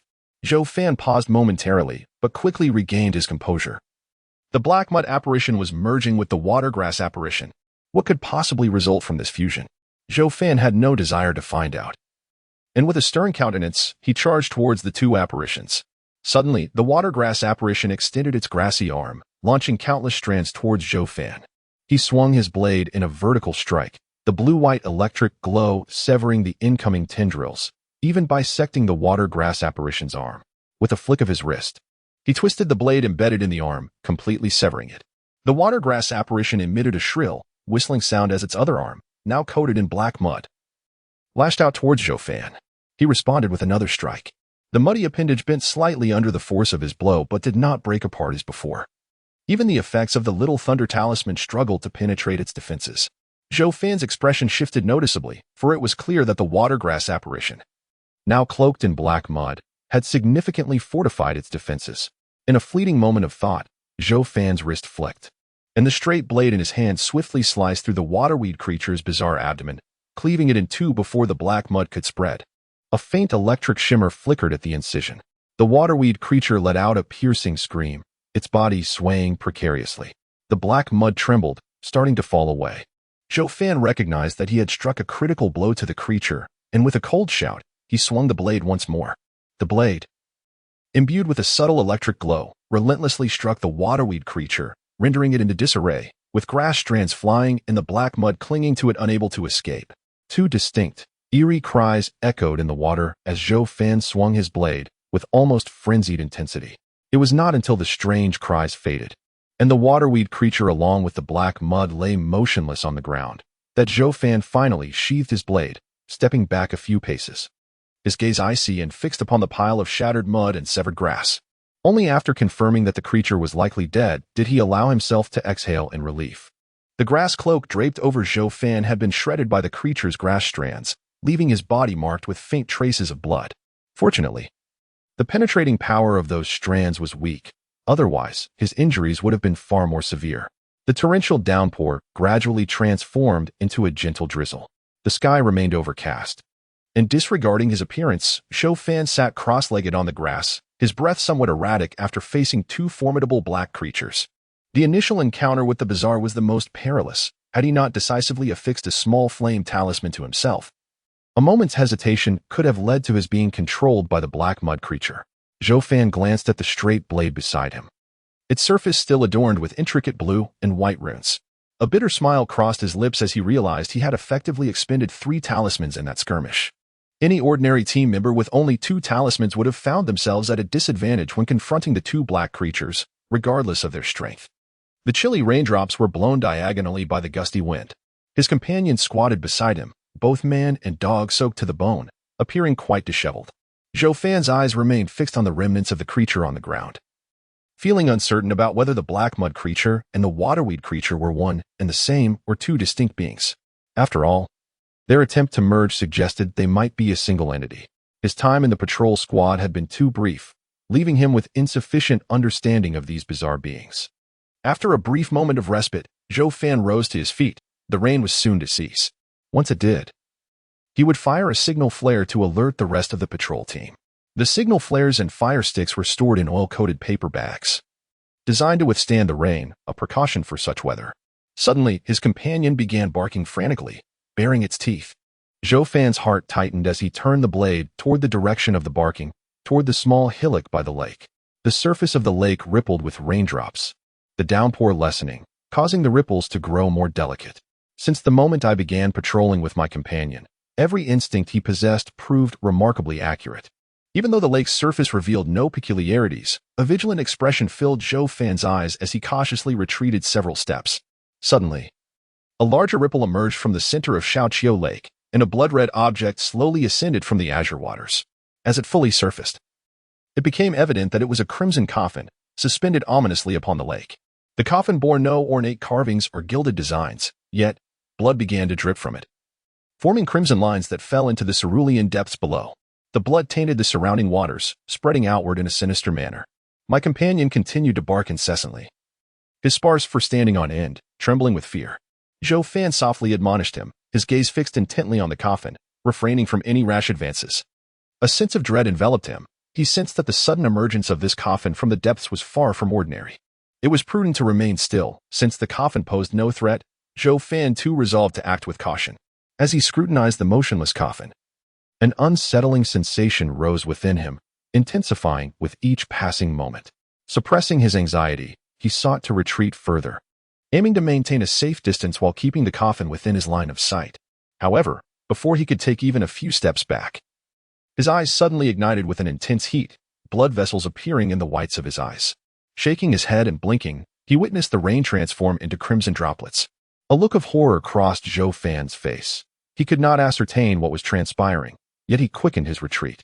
With his left hand, he unfastened a small thunder talisman from his blade, prepared to affix it to himself if any malevolent entity dared to approach. Blood-red raindrops fell upon him, staining him in a gruesome manner. A glance at his companion revealed that the dog was also splattered with blood, while the trees and grass around them were soaked in crimson, as if they had suddenly plunged into a sanguine realm. Zhou Fan retreated several more meters until he finally halted, casting his gaze back to the blood-soaked coffin, which remained unchanged, continuing to drip blood. Gripping the hilt of his knife tightly, he thought that had the coffin not been floating in the lake, he might have struck it down in his fury. Covered in blood, he appeared quite fearsome. The world around him was engulfed in blood rain. Retreat was not an option. This did not resemble a mere possession. What could this phenomenon possibly signify? Aside from the fervent heat in his eyes, Zhou Fan detected no other abnormalities within himself. Just as he hesitated on whether to apply the thunder talisman to his body, the rain ceased, the blood-red hue receding like a tide, as though the crimson never existed. Zhou Fan was taken aback. The situation was exceedingly bizarre. The burning sensation in his eyes dissipated, returning to normalcy. Yet, the blood coffin in the lake remained unchanged, still oozing its sinister liquid. A shadow of unease crept into Zhou Fan's heart as he coldly retrieved a divination talisman from his pouch, swiftly pressing it against himself. With a hiss, the talisman ignited into flames. Zhou Fan gazed at the swiftly incinerating divination talisman, his countenance turning a pallid shade of iron. He had fallen victim to a curse. Without a moment's hesitation, he affixed the small lightning talisman to his body. Intricate runes adorned his form, as blue and white lightning flickered across him, akin to being struck by a bolt from the heavens, the pain nearly overwhelming him into unconsciousness. After a few agonizing seconds, unable to endure any longer, Zhou Fan tore the talisman away, his body trembling slightly from the recent surge of electricity. His face remained ashen. He feared that this method would yield little efficacy, as such talismans could only mitigate the possession by malevolent entities to a certain extent. Offering no defense against curses, possession and curses were fundamentally distinct. Nonetheless, Zhou Fan persisted, for he had no alternative. He directed his gaze towards the blood-soaked coffin by the lake. His mind entering a state of calm contemplation, any panic or fear would prove futile. When had he been cursed? He could only pray that the curse he had incurred was not one of instant death, for such a fate would spell his doom. It likely was not an instant death curse. Otherwise, the affliction would have manifested by now. Since it was not an immediate death curse, perhaps there remained hope. Lu Kuei and the others had once informed him that most malevolent curses required a medium, and the blood rain was merely an illusion born from his cursed state. If that were the case, he might be afflicted by a curse that did not necessitate a medium, which might not be as formidable as he feared. In an instant, Zhou Fan contemplated various scenarios. Taking a deep breath, he retrieved a flare from his bag, igniting it and sending it soaring into the sky, where it erupted with a resounding bang. The blood-soaked coffin floating on the lake was eerily still, instilling a sense of dread within him. Zhou Fan understood that his curse was undoubtedly linked to the blood coffin. Before long, a patrol team arrived at Xiaoqiu Lake. Zhou Fan called out to the group, urging them to keep their distance, proclaiming that he might be cursed. Cursed? Fear etched across the faces of the two team members, who quickly retreated several paces.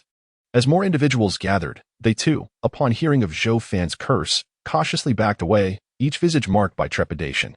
Lu Kuei and Zhou Fan soon arrived, their expressions grave as they regarded Zhou Fan. First, take a look at the blood coffin on the lake. Zhou Fan gestured for them to focus on the water. Zhou Fan turned to gaze at the coffin, a look of confusion crossing her face, as she failed to recognize it. However, Lu Kuei's expression shifted to one of horror as he exclaimed, "It is the Black Malice blood corpse coffin. Retreat immediately." Though the patrol team might not have recognized the significance of the blood corpse coffin, upon hearing the term Black Malice, an overwhelming fear compelled them to retreat towards the village. They could manage white and black specters, even eliminate blood specters at a cost, but entities of the level above, particularly the malevolent ones, were beyond their capacity to confront. The mere mention of black malice, let alone the lesser white malice, was sufficient to instill panic in their hearts. Zhou Fan also retreated, yet his circumstances were rather unique, compelling him to maintain a considerable distance from his fellow team members. The lean monkey glanced back at Zhou Fan several times, his heart filled with anxiety, though he dared not approach him. Upon returning to the patrol camp, Zhou Fan observed the sentinel drum from a distance of 100 paces. His heart raced alarmingly, but as he drew near, the drum remained silent, allowing him to exhale in relief. He harbored fears that the drum might mistake him for a malevolent spirit and strike him down. The patrol team members, after conducting a divination, subtly encircled Zhou Fan, the newly appointed vice captain. "I shall inform the elders," said Zhuang Shan. His face darkened with concern as he turned to leave. Setting aside Zhou Fan's situation of being cursed, the mere emergence of a malevolent spirit at Xiaoqiu Lake necessitated the intervention of the village's talisman master. From a distance, Lu Kuei called out to Zhou Fan, "Do not worry. Even if it is a curse, Elder Mao and the others can lift it for you." After speaking, Lu Kuei ordered all members to continue their patrol, ensuring no malevolent spirit could exploit the opportunity. Once Lu Kuei had organized the tasks, Zhou Fan, standing alone, shouted to him, "Provide me with 2 divination talismans. I need to ascertain whether my dog has been cursed." Lu Kuei nodded, instructing someone to place the divination talismans on the ground. Zhou Fan approached to retrieve them and affixed one to his dog, which showed no reaction. He then applied the second talisman to himself, which ignited almost immediately. Observing the blazing talisman, Lu Kuei and the others' expressions grew grave, their vigilance directed toward Zhou Fan. Maintaining a composed demeanor, Zhou Fan merely sought to reconfirm his status. Today, the talisman master Mao was on duty, and upon receiving notification, he hastened to the scene. Noticing Zhou Fan encircled in the center, his brow furrowed in concern. Zhuangshan had yet to return. He had gone to inform Luo Lai Tian and another talisman master.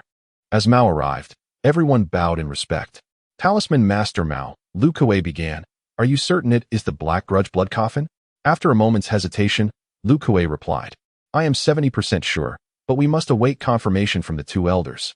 Mao nodded and approached Zhou Fan, halting midway to speak slowly. "Zhou Fan, you may now recount how you became cursed." Zhou Fan began to narrate his tale, detailing the torrential downpour, the assault by the water grass spirit and the black mud spirit, culminating in the emergence of the blood coffin at Xiaoqiu Lake. Though he discreetly omitted mention of the small thunder talisman incident, Lu Kuei's expression shifted to one of astonishment. He had not anticipated that Zhou Fan had encountered 2 spirits prior. After a moment of silence, Talisman Master Mao remarked, "The water grass spirit and the black mud spirit you described, if I am not mistaken, are the black heart grass and the prison mud. They are a pair of symbiotic spirits. Symbiotic spirits rely on each other. The prison mud ensnares food for the heart grass, which survives by consuming the hearts of its prey, while in turn providing sustenance to the prison mud." Zhou Fan inquired solemnly, "Do these 2 spirits have any connection to the floating coffin in the lake?" This, he could not confirm. The talisman master shook his head, explaining that advanced monsters can indeed command lesser ones. However, many creatures prefer solitude and seldom associate with those of different kinds. "But what about the curse afflicting me?" Zhou Fan refrained from further inquiries and instead focused on the curse that concerned him more. After a moment of contemplation, the talisman master replied, "The curse you bear is likely an eye curse. This particular curse manifests as a mark, originating from a unique creature's malediction. Its principles remain somewhat obscure, and it typically appears when such a creature first reveals itself to a human." "Are you suggesting that because I was the first to witness the emergence of that floating coffin, I was thus cursed?" Zhou Fan furrowed his brow. The talisman master nodded in affirmation. "That is indeed the case, though this eye curse is exceedingly rare." Zhou Fan inquired, "Can the eye curse be lifted?" "This curse won't prove immediately fatal, yet whether it can be dispelled remains to be seen," the talisman master responded, producing 2 yellow paper talismans from his robe, one 3 fingers wide and the other 2 fingers wide. He placed the talismans upon the ground and instructed, "Come and take the talismans," applying the smaller one first, followed by the larger. After stepping back, Zhou Fan approached to pick up the talismans. He gazed at the vermilion inscriptions upon them, hesitating before asking, "Will applying these talismans pose any danger? Should the talismans present a threat to his life?" Zhou Fan would need to deliberate carefully. The talisman master shook his head. "There is no danger." Zhou Fan scrutinized the talisman master's expression, and after a brief pause, he affixed the two-finger-wide talisman to his forearm. The dark ink of the symbols began to spread from the talisman, swiftly merging into his arm. Heat radiated from the back of his left hand, and he glanced down to find a blood-red coffin design emerging on its surface. The onlookers regarded the blood-red coffin design on Zhou Fan's hand with trepidation. His complexion shifted slightly as he looked up at the talisman master. The master explained, "This reveals the hidden curse mark within you. My talisman has brought it to the surface. Now, applying the second talisman will determine whether the curse can be dispelled." Zhou Fan applied the second talisman, and bright yellow symbols crawled down from the paper, encircling the blood-red coffin mark on his hand. Sensing the threat, the mark began to emit a dazzling crimson light. Under the brilliance of the blood light, the yellow symbols rapidly vanished without a trace. Zhou Fan's expression darkened. The Talisman Master's effort had produced no effect. The Talisman Master's brow furrowed deeply, and he sighed. The talisman has failed. Master Zhou. Lu Kuei glanced at Zhou Fan, hesitating to speak. Zhou Fan's fingers twitched slightly, yet he restrained himself from reaching for the hilt of his blade. The Talisman Master waved his hand and spoke first. "Zhou Fan, do not worry. The failure of the talisman does not signify that the curse cannot be lifted.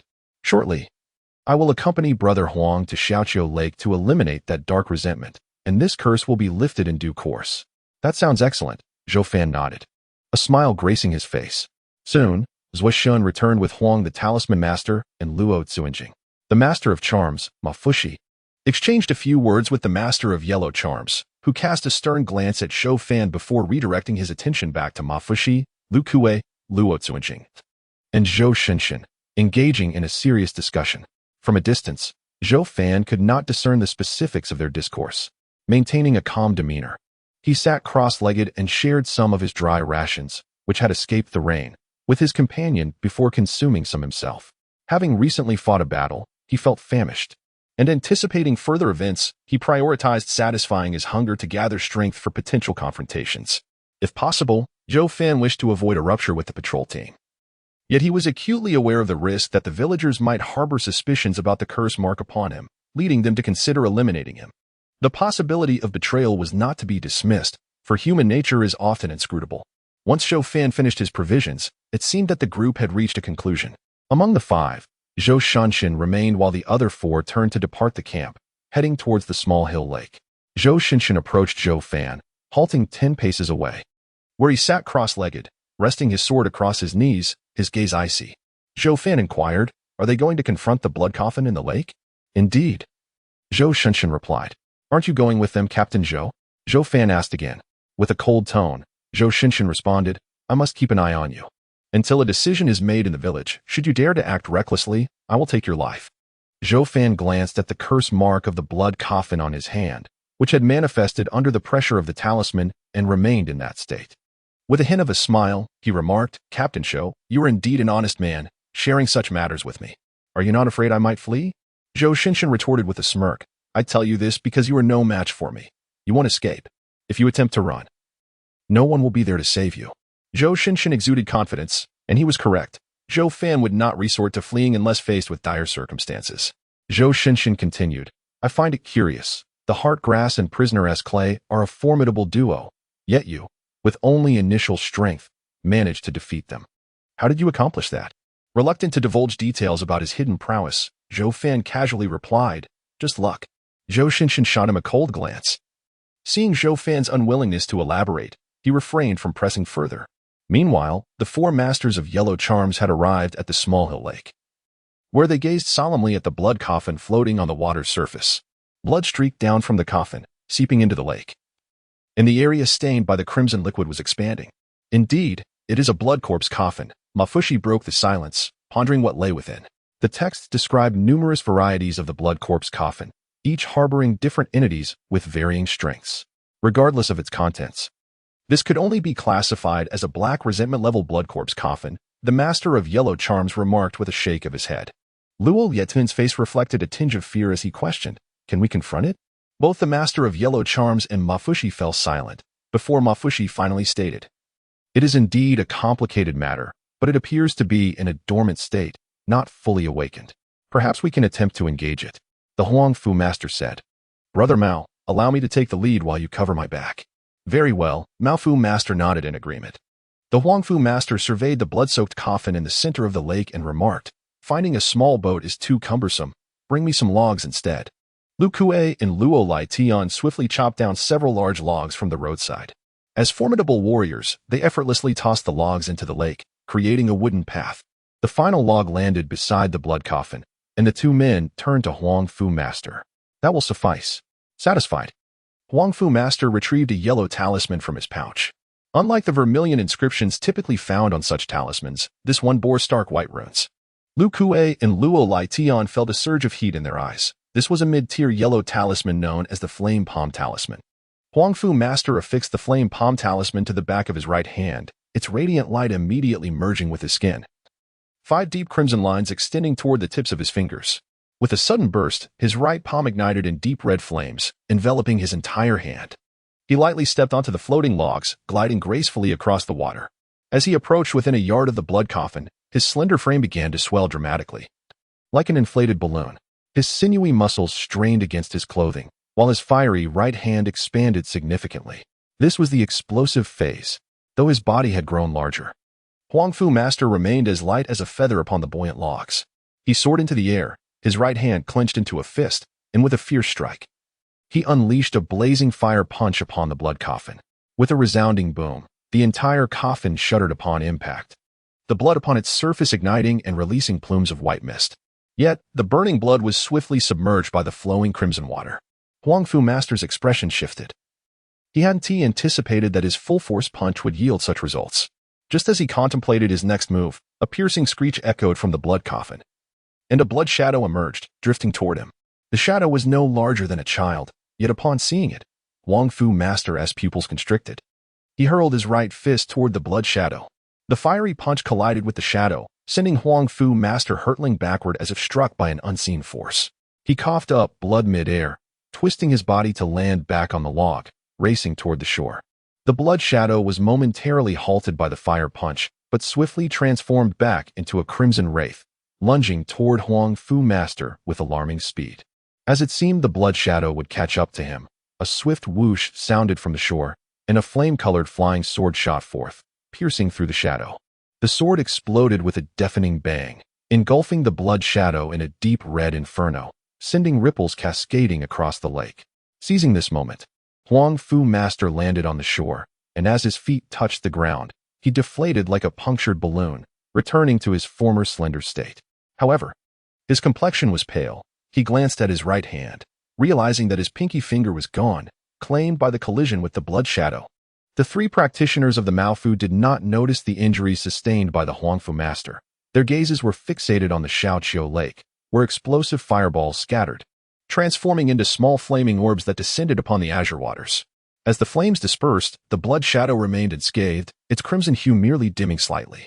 It emitted a shrill cry towards the 4 Maofu practitioners before swiftly retreating into the blood coffin. Only then did the 4 on the shore exhale in relief. The Maofu Master glanced at the severed pinky of the Huangfu Master and inquired, "Is it serious?" The severed digit was drenched in blood. The Huangfu Master sprinkled some medicinal powder onto the wound and shook his head, saying, "It's nothing of consequence. I appreciate your assistance earlier." The flying sword that had been thrown by the Maofu Master was imbued with a mid-tier yellow explosive talisman. Had it not been for this sword, the Huangfu Master could have been in grave danger. Lu Kuei and Luo Laitian exchanged glances, surprised that even the Huangfu Master had been injured, and fell into a contemplative silence. The Maofu Master furrowed his brow, remarking, "I did not anticipate the creature to be so formidable during its dormant phase. It is indeed a powerful entity within the realm of dark resentment." The Huangfu Master sighed. "Dark resentment is inherently difficult to manage. This situation has exceeded our capabilities." Luo Laitian, showing concern, interjected, "Elder, what should we do now?" The Huangfu Master glanced at the Maofu Master, hesitating before suggesting, "Brother Ma, perhaps we should notify the Yilwan Division and request their assistance." The Yilwan Division, originally established to oversee rituals and ceremonies during the founding of the Great Wei Dynasty, had quickly evolved into a specialized institution for managing enigmatic occurrences, continuing to this day. Due to its unique nature, it stands as the most powerful organization within the Great Wei Dynasty, with branches scattered throughout the realm.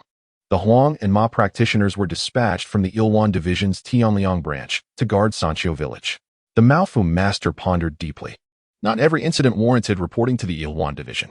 Excessive reports could adversely affect the evaluation of their Tianyang branch. The division categorized evaluations into 3 tiers: excellent, satisfactory, and unsatisfactory, rewarding the former while penalizing the latter. To receive an unsatisfactory rating would render their year's hard work futile.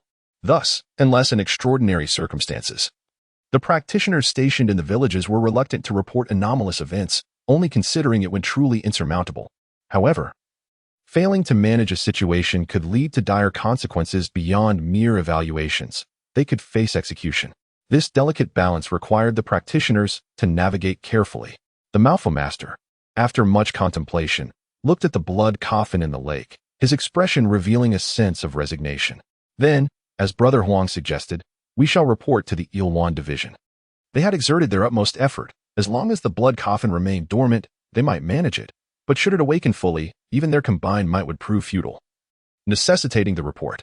Listening to the discussion between the 2 masters, Lu Kuei suddenly remarked, "Elders, it will take at least 3 days for reinforcements to arrive from Tianyang. Will they make it in time?" The Huangfu master replied solemnly, "The blood coffin will take a considerable time to awaken. They should arrive before then." Luo Laitian expressed his concern. "What if they do not make it in time?" The master of talismans, Miao, expressed his indifference. "It is not a significant matter if we cannot catch up, Captain Liu. You should assign someone to guard the Little Hill Lake, monitoring any changes in the blood corpse coffin. Even if it awakens, such a creature of this caliber cannot infiltrate the village. At that point, the patrol team can retreat and hold their ground for a few days. It should eventually leave on its own." Lu Kuei readily agreed to this plan. Miao's confidence stemmed from the presence of the guardian drum in the village, which acts as a filter against malevolent entities. While creatures of the white and black levels may slip through, those of the blood and white wraith, black wraith levels would undoubtedly trigger the guardian drum. The black wraith would not stand a chance against the guardian drum. They could merely hold their ground for now. After devising their strategy, the 4 departed from Little Hill Lake. The expressions of the 2 yellow talismans, Huang Miao, were rather grim. After making the trip and losing 2 medium-grade yellow talismans without accomplishing anything, their spirits were understandably low, particularly the Huang talisman who had lost a pinky finger. His demeanor dark and foreboding. Lu Kuei and Luo Laitian dared not provoke these 2 elders with words. Upon returning to the patrol camp, the 4 made their way to the talisman workshop, where they carefully retrieved a redwood box. Inside the box lay a unique talisman. The upper half was adorned with intricate symbols, while the lower half remained blank. This was a medium-grade yellow talisman for conveying messages back to the instrument bureau. Miao took up a cinnabar brush and swiftly inscribed a concise message. 3 hills have encountered a black wraith blood corpse coffin. We are unable to deal with it. Urgent assistance required. Once the message was inscribed, Miao pricked his fingertip, applying his blood to the talisman, which ignited spontaneously, transforming into glimmers of bright yellow light that dissipated into the air. With this, the message was sent forth, and the Huang talisman, having lost a pinky, said nothing further and retreated to rest. "Miao, how should we address the matter concerning Zhou Fan?" Lu Kuei inquired, now that the pressing issue had been resolved. Luo Laitian interjected, "Since the situation with the Black Wraith is currently as such, I shall take my leave." He showed little interest in the patrol team's affairs, bowing slightly to Master Miao before departing. Upon facing Lu Kuei's question, Master Miao furrowed his brow. Had they succeeded in vanquishing the blood corpse coffin, the curse would naturally have been lifted. But now, let us go and meet him, he finally declared after a moment of contemplation. As the 4 returned to the patrol camp, Zhou Fan took notice of their arrival. However, upon seeing them re-enter the talisman workshop, a sense of unease washed over him, for the blood coffin seal upon the back of his hand remained. He remained utterly still, a deep frown etched upon his face. When Miao and Lu Kuei approached, Zhou Fan observed their expressions, raising an eyebrow as he spoke first. "What is the situation?" Miao shook his head, saying, "It is quite troublesome. Huang and I are unable to confront it. We must wait for assistance from the Tianyang side." Zhou Fan maintained a calm demeanor as he replied, "If we are to wait for help from Tianyang, can the curse I bear afford such time?" Both Zhou Xinshin and Lu Kuei turned their gazes toward Master Miao, for only he might possess the answer to this question, one that would ultimately determine Zhou Fan's fate. The talisman master gazed at Zhou Fan with a look of sorrow and said, "You have fallen victim to an eye curse. indicating that you have caught the attention of a sinister entity. The curse mark on the back of your hand signifies that you are regarded as its personal prey. It will sense your presence wherever you go and will come for you. Lu Kuei, momentarily taken aback, replied, but the blood corpse coffin has not awakened. When it does, there should be others arriving in this chilling atmosphere, meaning there is still time, right? The talisman master shook his head and said, that statement is somewhat misleading. The blood corpse coffin may be dormant, but even when it awakens, it cannot enter the village. What Zhou Fan must be wary of is not the blood corpse coffin, but another type of malevolence. What malevolence? Zhou Fan inquired, perplexed. The curse spirit. The eye curse is a form of ritualistic sorcery embedded within your being. It is not the blood corpse coffin executing the ritual, but rather the cursed spirit that will transport you back to the blood corpse coffin as sustenance for when it awakens. In exchange, the blood corpse coffin must pay a certain price. However, the nature of this price remains unknown to us humans for now. But the executor of the eye curse has always been the cursed spirit, the talisman master explained slowly. Lu Kuei chuckled. As long as it is not the blood corpse coffin, there is nothing to fear. If Zhou Fan stays within the village for the time being, the cursed spirits cannot penetrate. What Lu Kuei said echoed Zhou Fan's thoughts, though he felt the situation was not so straightforward, so he continued to listen intently. The talisman master sighed. The cursed spirits are a peculiar existence. They are elusive, capable of effortlessly bypassing the patrols and entering the village to locate the cursed individual to perform the ritual. Moreover, they are similar to shadow spirits and longevity spirits, remaining undetectable even to the protective drums. Otherwise, if Zhou Fan were to remain beneath the protective drum, he would have no need to fear the cursed spirits. Zhou Fan furrowed his brow in silence. If that were the case, it truly posed a troublesome predicament. He calmly asked, what does the village plan to do? Or, may I inquire about your advice, esteemed master? The talisman master was somewhat taken aback by Zhou Fan's composure. After a brief pause, he replied, there is another terrifying aspect of the cursed spirit. Anyone who assists you in confronting it will equally attract the ire of the cursed spirits, placing them under a similar curse. Therefore, I regret to inform you that we cannot offer you much assistance. You must resolve this matter on your own. If you are concerned about endangering your parents upon returning home, the small house to the west may serve as temporary shelter for you, and the food team will provide for you.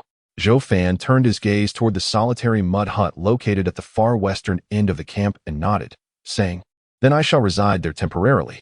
If I kill the cursed spirit, will the curse mark disappear? Will the curse mark vanish upon killing the cursed spirit? The talisman master candidly replied, no, it will not disappear. Even if one cursed spirit is slain, others may continue to seek you out, perhaps even more than one. They are relentless. The only way to break the curse is to find a talisman capable of dispelling the eye curse or to destroy the blood corpse coffin. Nearby, both Lu Kuei and Zhou Shin's expressions shifted, a chill running through them as they contemplated the prospect of being pursued by an unending horde of malevolence. Zhou Fan merely frowned and asked, is there a pattern to when they will come? What do they look like? Understanding that avoidance was not an option, he sought to gather as much information about the cursed spirits as possible. The master of talismans remarked that there were no strict patterns, though he had heard it said that they appeared more frequently at night. As for their appearance, he confessed ignorance. Zhou Fan posed several more inquiries, to which the master patiently responded one by one. Once Zhou Fan had exhausted his questions, he withdrew 2 blank yellow talismans from his pouch and said solemnly, I require the small flame talismans. The master nodded in agreement. This is no trouble. As a gesture of the village's compensation for this matter, we can provide you with 4 small flame talismans. Together with the one you have yet to use, you will possess 5 in total, which should suffice. Once you have utilized them, feel free to return for more. After concluding his words, the master reclaimed the 2 yellow talismans and handed Zhou Fan 4 small flame talismans. Zhou Fan accepted the 4 talismans, his expression easing slightly. In truth, he only had 4, as he had given one to the lean monkey. Captain Liu, when your shift ends, please have the lean monkey come find me.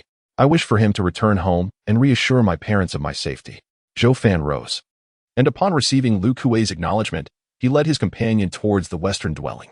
What a pity, the master of talismans mused, observing Zhou Fan's retreating figure. In his estimation, Zhou Fan's talent was quite remarkable, especially given his ability to vanquish a pair of symbiotic creatures so soon after entering the strength phase. Such prowess was indeed impressive.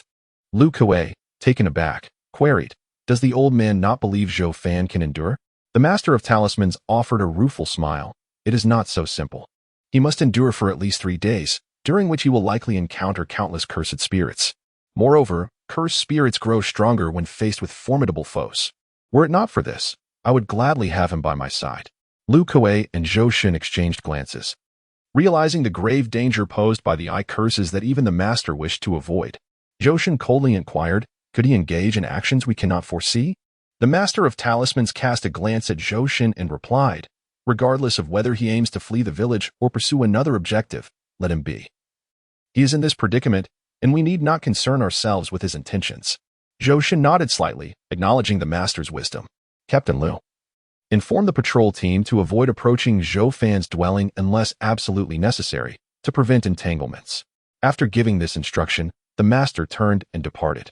Lu Kuei and Zhou Fan remained silent, instinctively parting ways to attend to their respective duties. Zhou Fan pushed open the wooden door to find the interior adorned with white spider silk and coated in layers of dust, compelling him to clean it himself. As he tidied the house, he contemplated the matter of the curse.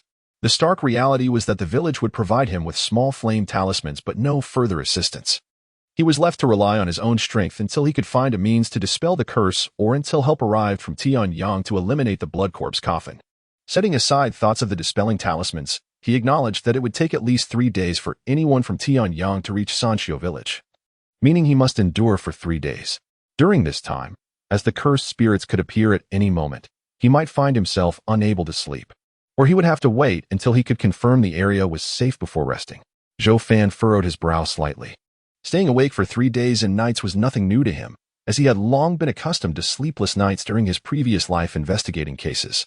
However, sleep had now become a gateway into the enigmatic Gray River space, which was of paramount importance to him. The matter of sleep required a gradual approach to resolve. Zhou Fan reflected on the words of the talisman master, noting that many things remained unspoken, and he refrained from asking questions that might embarrass the village. The warriors in the village shunned the eye curse, and it was unlikely that anyone would risk helping him confront the cursed spirits for fear of becoming entangled in the curse themselves. Moreover, he was not one to seek assistance from others. If no one was willing to lend a hand, the cursed spirits would undoubtedly be a formidable challenge. Yet, even the most troublesome spirits had their limits, for they adapted according to the strength of their victims. At least the first spirit to arrive would not be too powerful. The critical concern lay with how to contend with the subsequent spirits that might come after the first. Zhou Fan engaged in various scenarios in his mind as the sun dipped below the horizon, sitting on the threshold and awaiting the arrival of the slender monkey. The appearance of the cursed spirits was unpredictable, and Zhou Fan dared not return home, lest his parents be drawn into this peril, just as the talisman master had advised. It was best for him to remain there, waiting for the spirits to seek him out, as the patrol team would likely disapprove of his wandering about. When the slender monkey returned from his watch, he regarded Zhou Fan, tightening his grip on the cold white staff. The team was aware that Zhou Fan had fallen victim to a curse, which was why he stayed here. However, a gag order had been issued within the team, forbidding members from disclosing this matter to the village, a request Zhou Fan had made himself, as it could lead to his parents discovering the situation. As the slender monkey approached, his new partner even advised him against getting too close to Zhou Fan, citing the risks associated with curses, despite the talisman master assuring that they were not contagious. Nonetheless, the slender monkey still came, knowing that even without Zhou Fan's request for Lu Kuei to inform him, he would have arrived regardless. He stood there, and as Zhou Fan noticed the slender monkey nearing within 10 steps, he called out to him. The slender monkey halted, trembling slightly, yet he gritted his teeth and declared, "A Fan, I am not afraid of the curse." Zhou Fan replied with a smile, "It is not a matter of fear. The team's regulations state that anyone afflicted by the curse must maintain a suitable distance for the safety of both parties." After a moment's consideration, the slender monkey complied and ceased his advance. Zhou Fan continued, "I did not summon you for anything of great significance. Please return to my home and inform my parents that the patrol team has tasks to attend to, and that I shall not be returning tonight." Opting to rest at the camp. "Understood," the slender monkey affirmed. "Be discreet. Do not let my parents perceive any inconsistencies," Zhou Fan advised sternly, not wanting them to worry. The dim crimson sunlight cast long shadows on the ground. The slender monkey reassured him, "A Fan, rest assured. I will ensure that Uncle Emu and the others do not suspect that I am lying. I will tell Uncle Emu and return to assist you." The slender monkey's words rendered Zhou Fan momentarily silent. Looking at him, Zhou Fan replied, "I can manage on my own. You need not come." The slender monkey insisted. "How can that be? Captain Lu mentioned that this entity could come for you at any time. I am here to keep watch while you sleep." "Skinny monkey." Zhou Fan's voice turned icy. "You cannot protect me, and should the cursed spirit arrive, it would only hinder me. Return at once, and do not dither like a coward. Focus on mastering the 4 awakening techniques, only then can you truly assist me." Zhou Fan's words were cold and harsh, yet he understood that without such sternness, Skinny Monkey would not leave. Skinny Monkey bowed his head in silence, refraining from further words. Instead, he withdrew 3 small flame talismans from his pouch and placed them on the ground. "Affan, I shall take my leave. One of these talismans was given to me by you, but you are in greater need of them now." Zhou Fan replied, "I will temporarily accept the talismans. But come to me for more in the morning. You cannot patrol without them. Do you understand?" Skinny Monkey nodded in agreement, confirming that Zhou Fan had no further instructions. Before turning to depart, Zhou Fan picked up the 3 small flame talismans and placed them in his pouch. He gazed at Skinny Monkey's retreating figure. Feeling a twinge of emotion, it is in times of hardship that one truly perceives a person's character, and Skinny Monkey regarded him as a true brother. Suddenly, Zhou Fan's expression sharpened, and he hastily entered the house, followed closely by his companion. He shut the wooden door and swiftly approached the only small window in the mud house, peering out. As he had been watching Skinny Monkey, he observed Zhang He entering the patrol camp. Zhang He, the village doctor, ought not to be present at the patrol's location. Why had he come here? Zhou Fan leaned slightly to the side, contemplating the scene outside, ensuring that it would be difficult for anyone outside to see him. Since their last encounter, Zhang He had not sought Zhou Fan, yet Zhou Fan had never forgotten about him and remained vigilant. Within Zhou Fan's view, Zhang He intercepted a patrol member, engaging him in conversation. Soon after, the patrol member departed, his expression troubled, leaving Zhang He to converse privately with Zhao Shen. Zhou Fan frowned at the scene. The distance was too great for him to read their lips, and even if he could not discern their words. He could only see Zhao Shen maintaining a stern expression, responding occasionally, while Zhang He spoke with a smile. After a brief exchange, they parted ways. Zhao Shen did not leave the patrol, while Zhang He clasped his hands together and headed towards the village. Just before exiting the camp, he paused, tilting his head slightly toward the small house where Zhou Fan was situated. Zhang He cast a fleeting glance in that direction before hastily resuming his departure, unaware that his actions had been entirely observed by Zhou Fan. It was precisely that glance that led Zhou Fan to speculate that Zhang He was likely seeking him. If Zhang He was indeed looking for him, why had he chosen this moment to visit? Zhou Fan's expression shifted. It could only mean that Zhang He had learned of his curse, prompting his visit. Yet, what connection did Zhang He's interest in him have with the curse? Zhang He is unlikely to have any concern for himself. Rather, he has been coveting something of mine. It is evident that he is anxious, fearing that he might perish due to the curse mark, which is why he has taken the risk to patrol the camp. If this is the case, then it stands to reason that he is not merely here for a cursory glance. He will undoubtedly take further action, striving to acquire what he desires before his demise. There is a significant likelihood that Zhang He will return to seek me out. Zhou Fan is perplexed as to what could possibly merit Zhang He's covetousness. He is acutely aware that his awakening from injury is likely closely tied to Zhang He, and understanding that Zhang He harbors ill intentions towards him is sufficient. There are several points of suspicion that warrant his attention. The first is that Zhang He is not a member of the patrol team. Yet within mere hours of his affliction with the eye curse, Zhang He became aware of it. The patrol team has issued a strict prohibition against disclosing the matter of his curse, and typically, team members adhere to such orders. So, who could have informed Zhang He? The only individuals aware of his curse are all members of the patrol team, 2 talisman masters, and the village chief, Luo Liantian. Excluding the unlikely event of an accidental leak, it is possible that one of these individuals is Zhang He's informant. The second point of suspicion concerns the mysterious assassin clad in black who attempted to take his life. Reflecting on this figure, Zhou Fan's gaze hardened. If he presumes that the assassin is affiliated with Zhang He, then the motive for the assassination becomes clear. And the information could have been relayed to Zhang He by this very assassin. It is undeniable that the assassin possesses martial prowess, and among these individuals, only the 3 team captains, the 2 talisman masters, and the village chief, Luo Liantian, are martial artists.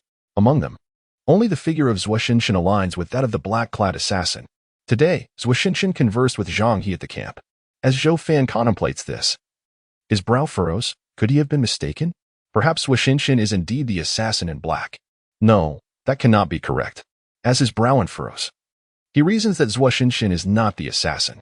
If Zhou Fan were an insider for Zhang He, then Zhang He would likely maintain a deliberate distance from him. Zhou Fan is unaware of the nature of Zhang He and Zhou Fan's conversation, yet it strikes him as though their exchange is conspicuously staged for observation. However, apart from Zhou Fan, the forms of the other 5 martial artists do not match that of the black-clad figure. Even if one were to assume that Zhang He is a concealed martial artist, his figure does not correspond with that of the assassin.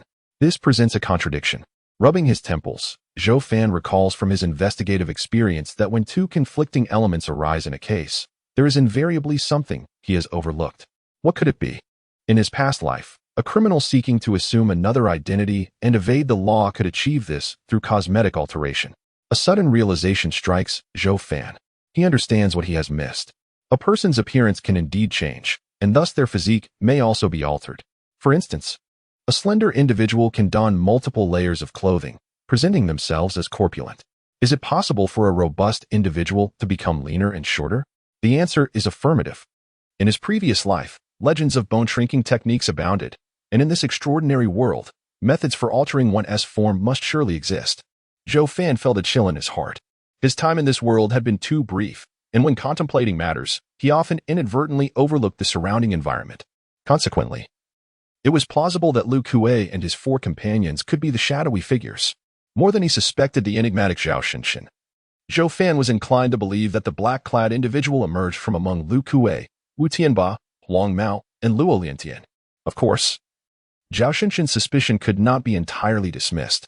Suddenly, Zhou Fan furrowed his brow, pondering another possibility. If Zhang He were a martial artist, he might indeed be the black-clad figure, leaving the possibility of an insider being an ordinary team member. Did he believe that Zhang He had no connection to the shadowy figure? Zhou Fan did not think so. For only Zhang He could provide a rationale for why the black-clad individual would wish to eliminate him. As he pieced together these hypotheses, Zhou Fan's expression grew stern. For tonight, he might not only confront the cursed ghosts, but also face 1 or even 2 martial artists. This evening promised to be far more perilous than he had anticipated. The sky had gradually darkened. Captain Zhou, someone called from outside. Zhou Fan stood up and opened the door, finding a patrolling officer standing a foot away, holding a food box woven from bamboo. The patrol officer cast a fearful glance at Zhou Fan, placing the food box on the ground. Captain Zhou, this is your dinner prepared by the team. Upon finishing, the patrol officer attempted to depart, but Zhou Fan called out to him. As the vice captain of the team, Zhou Fan's presence instilled a certain trepidation in the patrol officer, who was wary of the curse surrounding Zhou Fan. Why the haste? I won't compel you to approach. Nor shall I move closer. I inquire of you, is the night watch on duty? The patrol officer replied, yes. They are currently stationed at the Machuan area under Captain Wu's leadership. Zhou Fan had been preoccupied with his thoughts inside the room and had not noticed. Receiving this answer, he pondered for a moment before asking, will Captain Lu be coming tonight? Typically, Lu Kuei would remain at home, but occasionally he would come to oversee the night watch, depending on his personal schedule. The patrol officer considered this and replied, I am not certain, but I have not seen him yet. If he had not been seen, it was highly probable that he would not come. Zhou Fan pointed toward the symbol house on the opposite side of the camp and inquired, since I usually oversee the day shift, I am unaware of the night watch's circumstances. Can you tell me if the 2 esteemed symbol masters will be in the symbol house tonight? The patrol officer responded, the 2 esteemed masters are generally present during the day and absent at night. Zhou Fan's expression turned grave. If Captain Lu is absent and the 2 esteemed masters are not present, the night is indeed more perilous than the day. What would happen if an incident were to occur with the patrol team? The patrol officer forced a smile, saying, the night watch is inherently more arduous than the day shift. I have heard that the 2 esteemed masters are aging and cannot endure the night. Captain Lu has responsibilities for the entire patrol team, and with the continuous shifts from day to night, he can only occasionally oversee them. Therefore, only 1 vice captain is responsible for the night watch. If an issue arises that cannot be resolved, we can only hastily seek someone to notify them. Zhou Fan then asked, is there anyone staying in the camp tonight?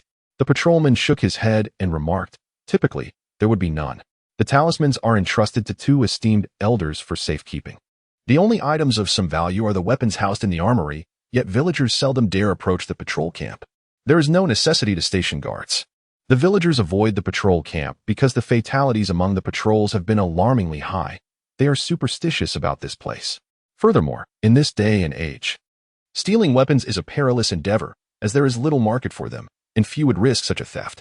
Zhou Fan pointed to the food box on the ground and inquired, "Who prepared this?" The patrolman replied, "Captain Liu ordered it. And I procured it from a household in the village, one that frequently prepares meals for the two esteemed elders." Zhou Fan nodded without further comment, gestured dismissively, and the patrolman hurriedly departed. As Zhou Fan approached the food box, his countenance darkened. The situation was worse than he had anticipated. He was alone in the camp by nightfall, and should any incident occur, no one would be the wiser. The sky descended like a heavy curtain, enveloping everything in darkness. Upon returning indoors, Zhou Fan lit an oil lamp, its dim glow illuminating the shadowy room. He opened the food box, and the aroma of the meals wafted enticingly towards him. Yet, he merely glanced at it before closing the box. He dared not consume such food. For he recalled that Zhang, he was a physician. Since the dark-clad assailant had failed to kill him previously, who could say if Zhang he might have poisoned the food? This was not a suspicion directed at the patrolman, but rather a recognition that the avenues for poisoning were numerous. Perhaps the cook had been bribed, or the food had been tampered with during transit. If any warrior from the team insisted on an inspection, the patrolman would be powerless to refuse. Thus, out of prudence, Zhou Fan resolved not to partake of the contents within the food box. Of course, he could feed his companion at his feet first, as a means of testing for poison, before eating himself. However, his companion was no mere animal for testing toxins. He had saved Zhou Fan on multiple occasions and held significant value in his life. In Zhou Fan's heart, he regarded his companion as an ally. Thus the food box's contents were set aside. Concerned that Zhou Fan might go hungry, his family prepared an abundance of provisions daily. Zhou Fan took the surplus rations, shared some with his companion, and consumed the remainder himself. After finishing the provisions, Zhou Fan began to practice the 4 styles of departure. The small space of the cabin was confined, yet since he was alone, there was ample room to maneuver. He was acutely aware that malevolent spirits and those lurking in the shadows could appear at any moment. Zhou Fan was unwilling to squander the precious time he had for cultivation and thus commenced his training. After completing the 4 styles of departure, he finally sat down to rest. Each day, his strength increased by approximately 100 pounds, an unfathomable feat at the initial stages of strength, however. This was merely due to his recent entry into the mid-strength phase, and soon the rate of increase would diminish. Zhou Fan pondered when the growth and strength during this mid-phase would reach its limit. He had previously broached this topic with Liu Kuei, who had replied that it varied from person to person. Some might reach their peak in 3 to 4 months, while others could take a year or 2.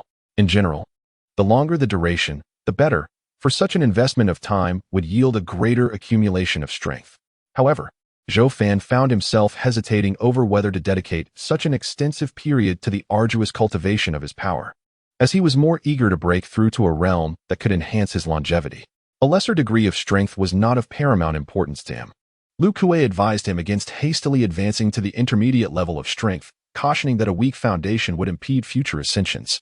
Thus, Zhou Fan remained in a state of inner turmoil. Otherwise, with just a modest increase in strength, he would prefer not to squander his time.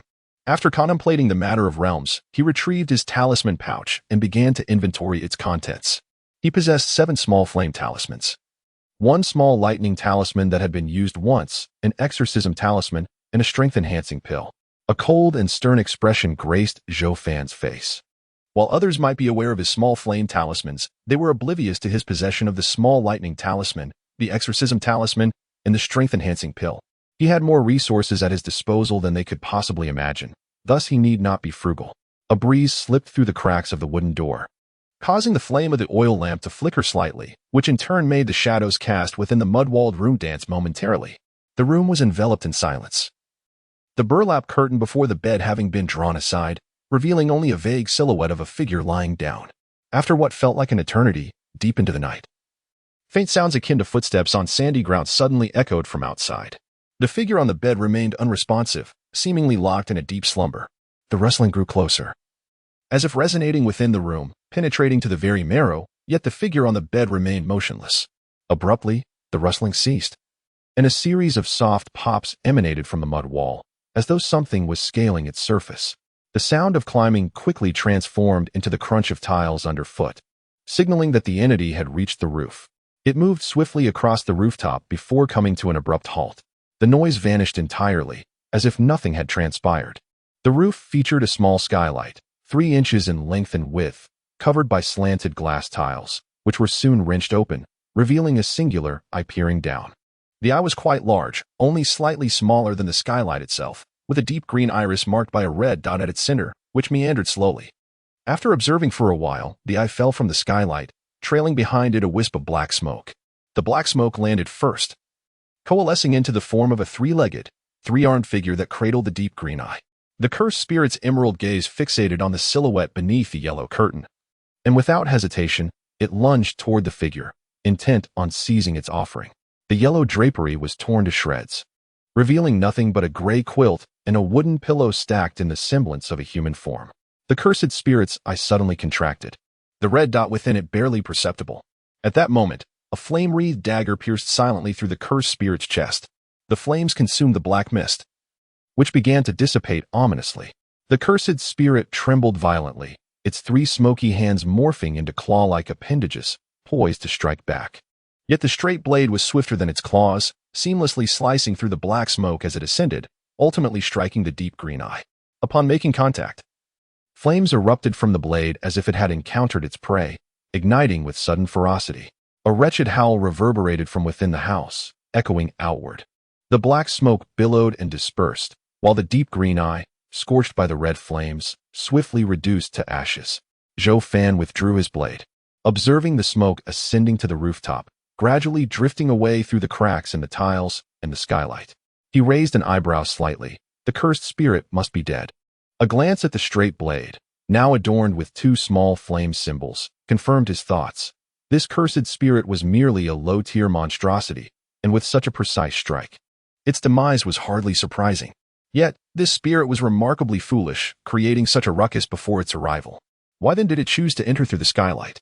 Zhou Fan dismissed the thought. Spirits rarely adhere to logic. He reassured himself that the power of his blade had not yet been fully expended and shifted his gaze to the wooden door. The creature, emerging from beneath the bed, also gazed intently at the door. "Brother, do you sense anything?" Zhou Fan inquired.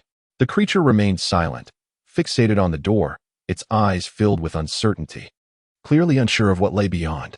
Zhou Fan's expression remained stoic. He understood all too well that the initial cursed spirit was not the true threat.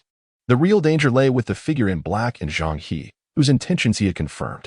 He pondered when they would choose to show themselves. Zhou Fan quickly deduced that they would wait until the cursed spirit engaged him in battle, for regardless of the outcome, it would present an opportune moment for them. He was confident they were lurking just outside the house. They must have heard the spirit's cries before its demise and were likely closing in silently. By referring to them as they, he reminded himself that there could be more than one adversary. In such a situation, Zhou Fan dared not rush out. Neither did his foes dare to enter. In this silent standoff, he recognized the advantage it afforded him. Their hesitation only served to benefit him. Zhang He and his accomplices had ulterior motives, and it was they who were likely to become impatient. Should they act rashly and burst in, it would be to their detriment. Zhou Fan divided his attention between the wooden door and the skylight, the 2 most probable points of entry. Suddenly, the creature's ears perked up, and it spun around, barking fiercely. Zhou Fan's expression shifted. Something was behind him. At that moment, the wall behind him erupted with a loud bang as a dozen yellow clay bricks shattered, followed closely by a longsword thrusting forward. Reacting to the noise, Zhou Fan's right wrist tensed, and with a swift turn, he swung the straight blade towards the source of the threat. However, such a blind strike made it difficult to accurately target the incoming sword. The cloaked figure wielding the longsword was unwilling to be cleaved in 2 by Zhou Fan's straight blade after dispatching him. He altered the trajectory of his thrust, forcefully slamming the sword against Zhou Fan's blade. The clash of weapons ignited sparks, illuminating the tension in the air. Zhou Fan, intent on ensuring mutual destruction, compelled the black-clad assailant to redirect his sword, prompting both combatants to retreat a few paces. In retreating, Zhou Fan exerted himself to ensure that his back met the earthen wall rather than the wooden door. With vigilant eyes, he scanned the door. No one emerged from that threshold, granting him a modicum of relief. This suggested that he faced only the cloaked figure. Otherwise, an accomplice should have joined the fray through the door to encircle him. The room was suffused with yellowish dust, and the black-clad man, shrouded as before, revealed only his piercing eyes from beneath his hood. He coldly regarded Zhou Fan, his voice gravelly as he inquired, "Did you know I would come?" Had he not anticipated Zhou Fan's return, his previous strike would have been executed with greater certainty. Zhou Fan smirked. Recognizing that the cloaked man's voice was artfully disguised, he could not discern his identity. "Of course, I knew you would come. I not only anticipated your arrival, but I also know who you are." The black-clad man's eyes narrowed, and he replied in a low voice, "Impossible." No sooner had he spoken than he swiftly affixed a small flame talisman to his longsword, realizing that Zhou Fan had audaciously employed 2 such talismans in succession. Seizing the moment, Zhou Fan lunged forward with his blade, oblivious to the identity of his opponent. His earlier proclamation had merely been a tactic to unsettle the cloaked figure. The black-clad man defended himself with haste, yet remained composed. Inside the room, the dance of blades and swords unfolded chaotically. The flickering light was buffeted by the gusts generated by their fierce struggle but resolutely remained alight. For a time, Zhou Fan and the black-clad figure were evenly matched. The deep crimson energy of the flame talisman erupted with each collision of their weapons, provided the strikes did not strike something bizarrely out of place. The dissipating force of the talisman remained slow, indicating that the power imbued within their weapons had not significantly waned. The black-clad man grew increasingly alarmed. Prior to this encounter, he had mentally prepared for Zhou Fan's strength, believing their power to be comparable. He had assumed he would swiftly subdue Zhou Fan. In their previous battle, Zhou Fan's technique had been chaotic, relying solely on brute strength. Even with their strengths nearly equal, the black-clad man believed that with his refined swordsmanship, overcoming Zhou Fan would merely require a modicum of effort. However, the reality was starkly different. It was not that Zhou Fan's technique surpassed his own, rather, it was the astonishing speed of Zhou Fan's improvement that left the black-clad man astounded. No matter how intricate the swordplay he employed, Zhou Fan, though occasionally disordered in his responses, managed to counter effectively. While Zhou Fan's technique remained rudimentary, he wielded his blade with an ease that suggested a mastery beyond his apparent skill level. The black-clad man's heart sank further. Previously, Zhou Fan's strength had been close to 3,000 pounds, which had already taken him by surprise. Yet, mere days had passed, and Zhou Fan's technique had progressed to such an extent. The individual seemed to grow stronger each day. If this continued, it would soon become uncontrollable. It was imperative to eliminate him tonight. Otherwise, the consequences would be unimaginable. Resolute in his decision, the figure in black altered his swordplay, executing a flurry of strikes with fluidity akin to mercury spilling forth. Zhou Fan could only retreat a few steps, using his straight blade to fend off the attacks. Narrowly evading the lethal edge, it was undeniable that his opponent's swordsmanship far surpassed his own. However, inflicting harm upon Zhou Fan was no simple task. The figure in black aimed to force Zhou Fan back, coldly declaring, "I was initially concerned about causing you severe injury, but now I fear nothing." Suddenly, his right arm swelled with power, and he swung his longsword towards Zhou Fan. Seeing the bulging arm, Zhou Fan's heart skipped a beat. This was the explosive phase. The sword moved with unparalleled speed, and in the cramped confines of the dilapidated dwelling, Zhou Fan realized he could not evade. In that fleeting moment, he engaged his breathing technique, channeling all his strength into his hands gripping the blade, and struck with immense force. With a thunderous impact, Zhou Fan crashed through the wooden door, splintering it into countless fragments, and emerged into the enveloping darkness outside. The figure in black merely felt a slight numbness in his arm. Zhou Fan's full-force strike was formidable, yet he ultimately emerged victorious and smiled, eager to pursue Zhou Fan with another blow. However, a scruffy creature, its fur bristling in fear, leaped from the corner, barking fiercely at the figure in black. "Beast!" The figure growled, his gaze chilling, but he was acutely aware of the time constraints and wished to afford Zhou Fan no respite. He aimed a kick at the creature, knowing that if it connected, the old dog would meet its demise. Yet the creature proved more cunning than anticipated, retreating while barking defiantly. The figure in black chose to disregard the animal and hastened towards the exit. "Everyone, come quickly. He is right here and cannot escape." Zhou Fan's voice echoed through the darkness. The figure paused momentarily, but quickly scoffed and charged outside, convinced that no one else would arrive, believing Zhou Fan was merely deceiving him. Indeed, no one came. Zhou Fan was merely stalling for time. With the creature buying him a moment and his own thoughts delaying him, he staggered to his feet. The figure in black regarded Zhou Fan's silhouette in the shadows and muttered, "This is where it ends." Before he could finish speaking, his sword lunged towards Zhou Fan. To avert any unforeseen circumstances, his right arm swelled once more. The explosive phase excelled in delivering short bursts of power. Once engaged, strength and speed surged dramatically.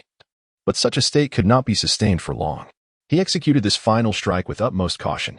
Amidst the darkness, Zhou Fan's soft laughter resonated as he lifted his blade and swung it towards the figure in black. The blade shimmered with a brilliant crimson flame, dazzling in its intensity. Observing Zhou Fan's seemingly reckless strike, the figure furrowed his brow in confusion, yet the longsword was already in motion, impossible to withdraw. In the blink of an eye, the blade and sword clashed with a resounding clang, an unimaginable force emanating from Zhou Fan's weapon, shattering the longsword into two jagged pieces, the tip spinning through the air before plummeting to the ground. The figure clad in black exhibited an expression of sheer horror. What could have caused such a reaction? He barely had time to entertain that thought. The straight blade, having severed the longsword, continued its downward trajectory, and before the tip of the sword could touch the ground, the black-clad man's right forearm, along with his hand, was brutally severed by the sharp edge. Blood sprayed through the air, and the black-clad man emitted a piercing scream of agony. Zhou Fan's expression remained impassive, with a twist of his right wrist. He lifted the descending blade and swung it horizontally at the black-clad figure.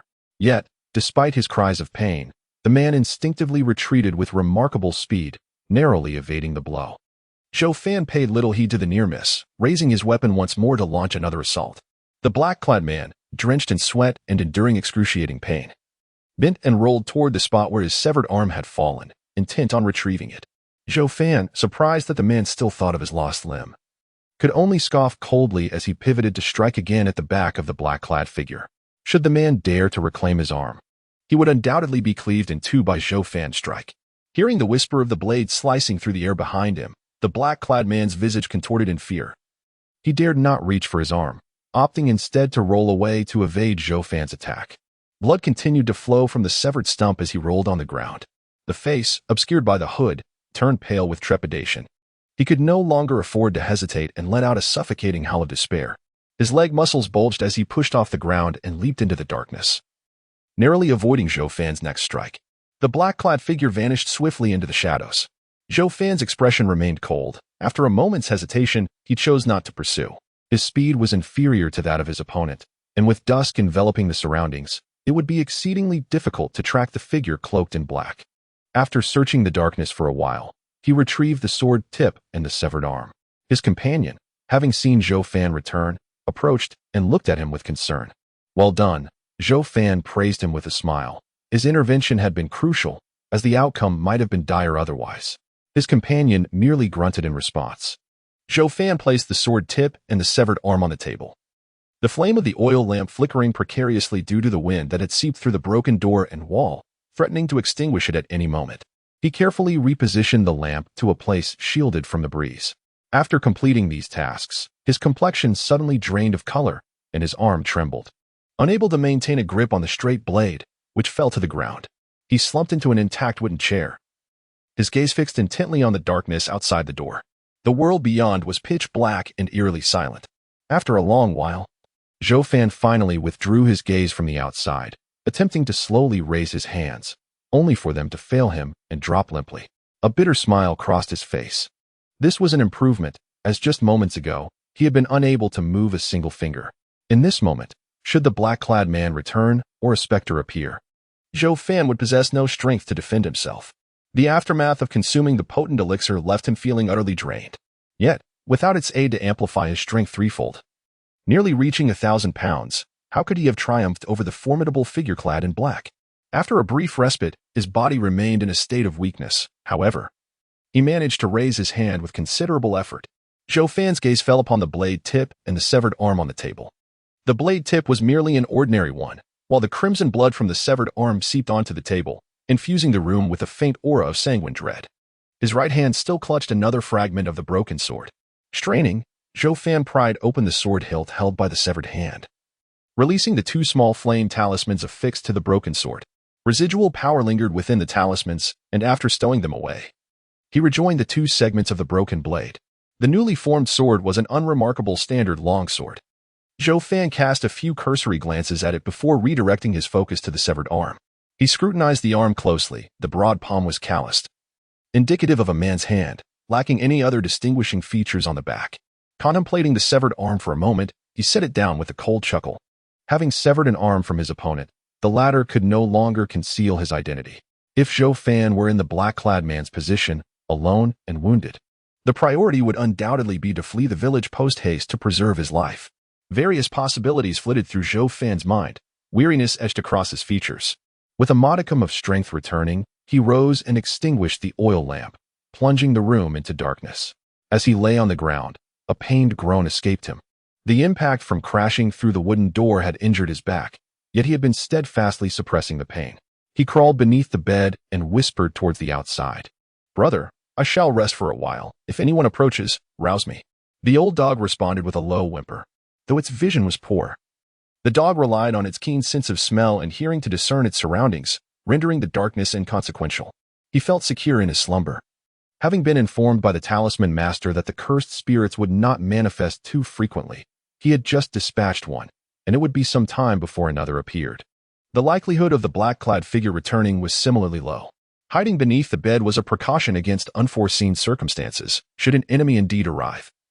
He could rely on his companion's vigilance and the position's advantage to afford him sufficient time to awaken. Why not seek a more secure location for rest?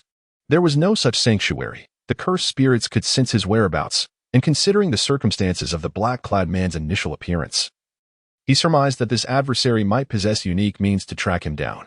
Thus, rather than squander time in search of a safe haven, Zhou Fan reflected internally and, once satisfied with his reasoning, closed his eyes. Suddenly, Zhou Fan opened his eyes as if sensing something. Swirling gray mist drifted before him. Standing on the deck, a smile had yet to grace his features when he beheld an expression of astonishment on his countenance. Not far ahead on the deck lay a blood-red coffin, identical to the one at Little Hill Lake, with crimson liquid trickling down its arched surface, spreading ominously in all directions.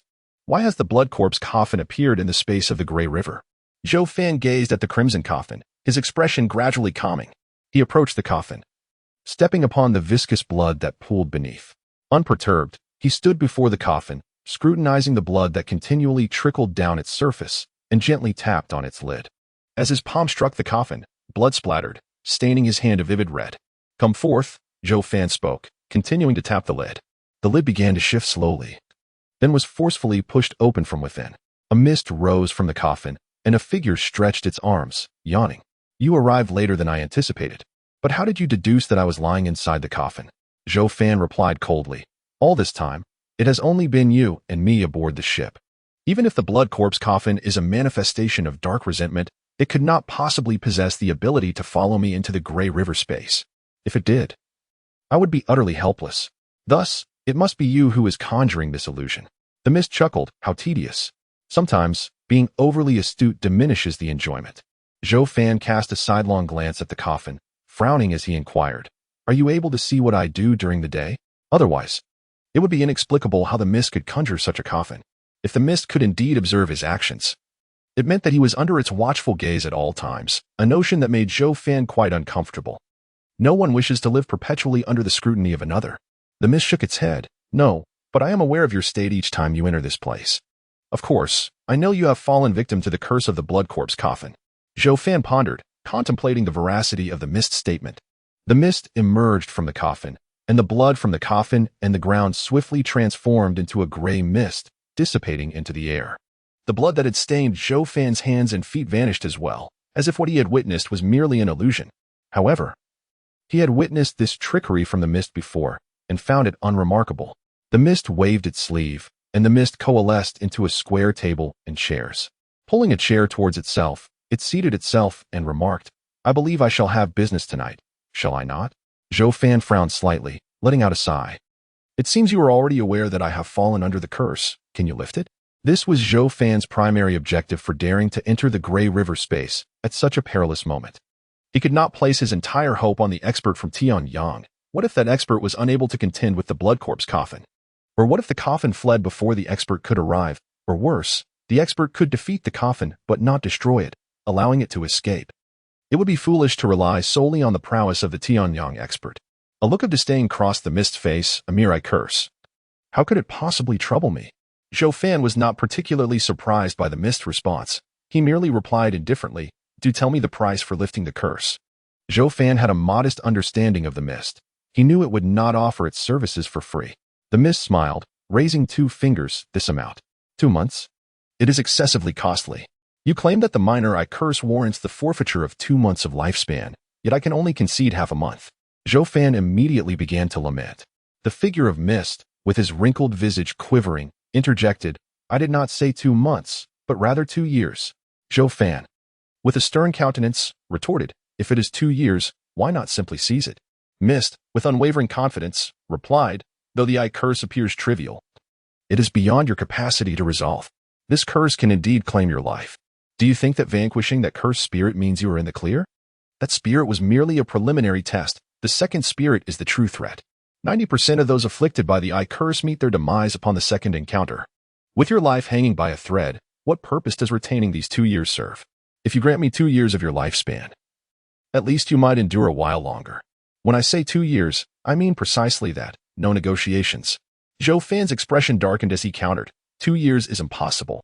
Even if you speak incessantly, I can only afford to part with 2 months of my lifespan. Otherwise, I shall take my chances. If I survive the second encounter, there will be those who come to destroy the blood coffin. At that point, the I curse will be unraveled. Do not think you can extract even 2 months, let alone an hour of my lifespan. Miss languidly stated, 2 years is 2 years. If you wish to gamble, then gamble. Zhou Fan, perceiving Mist's steadfastness, felt somewhat at a loss. The resolution of the I curse was not akin to martial arts, where transactions could be made incrementally. After a moment of contemplation, Zhou Fan remarked, my lifespan is likely just over 3 years. The calculation of one's lifespan does not commence from the day of one's coming of age, but rather from one's birth date. Prior to the coming of age ceremony, Zhou Fan's birth date had already elapsed several months, compounded with the months traded to Mist.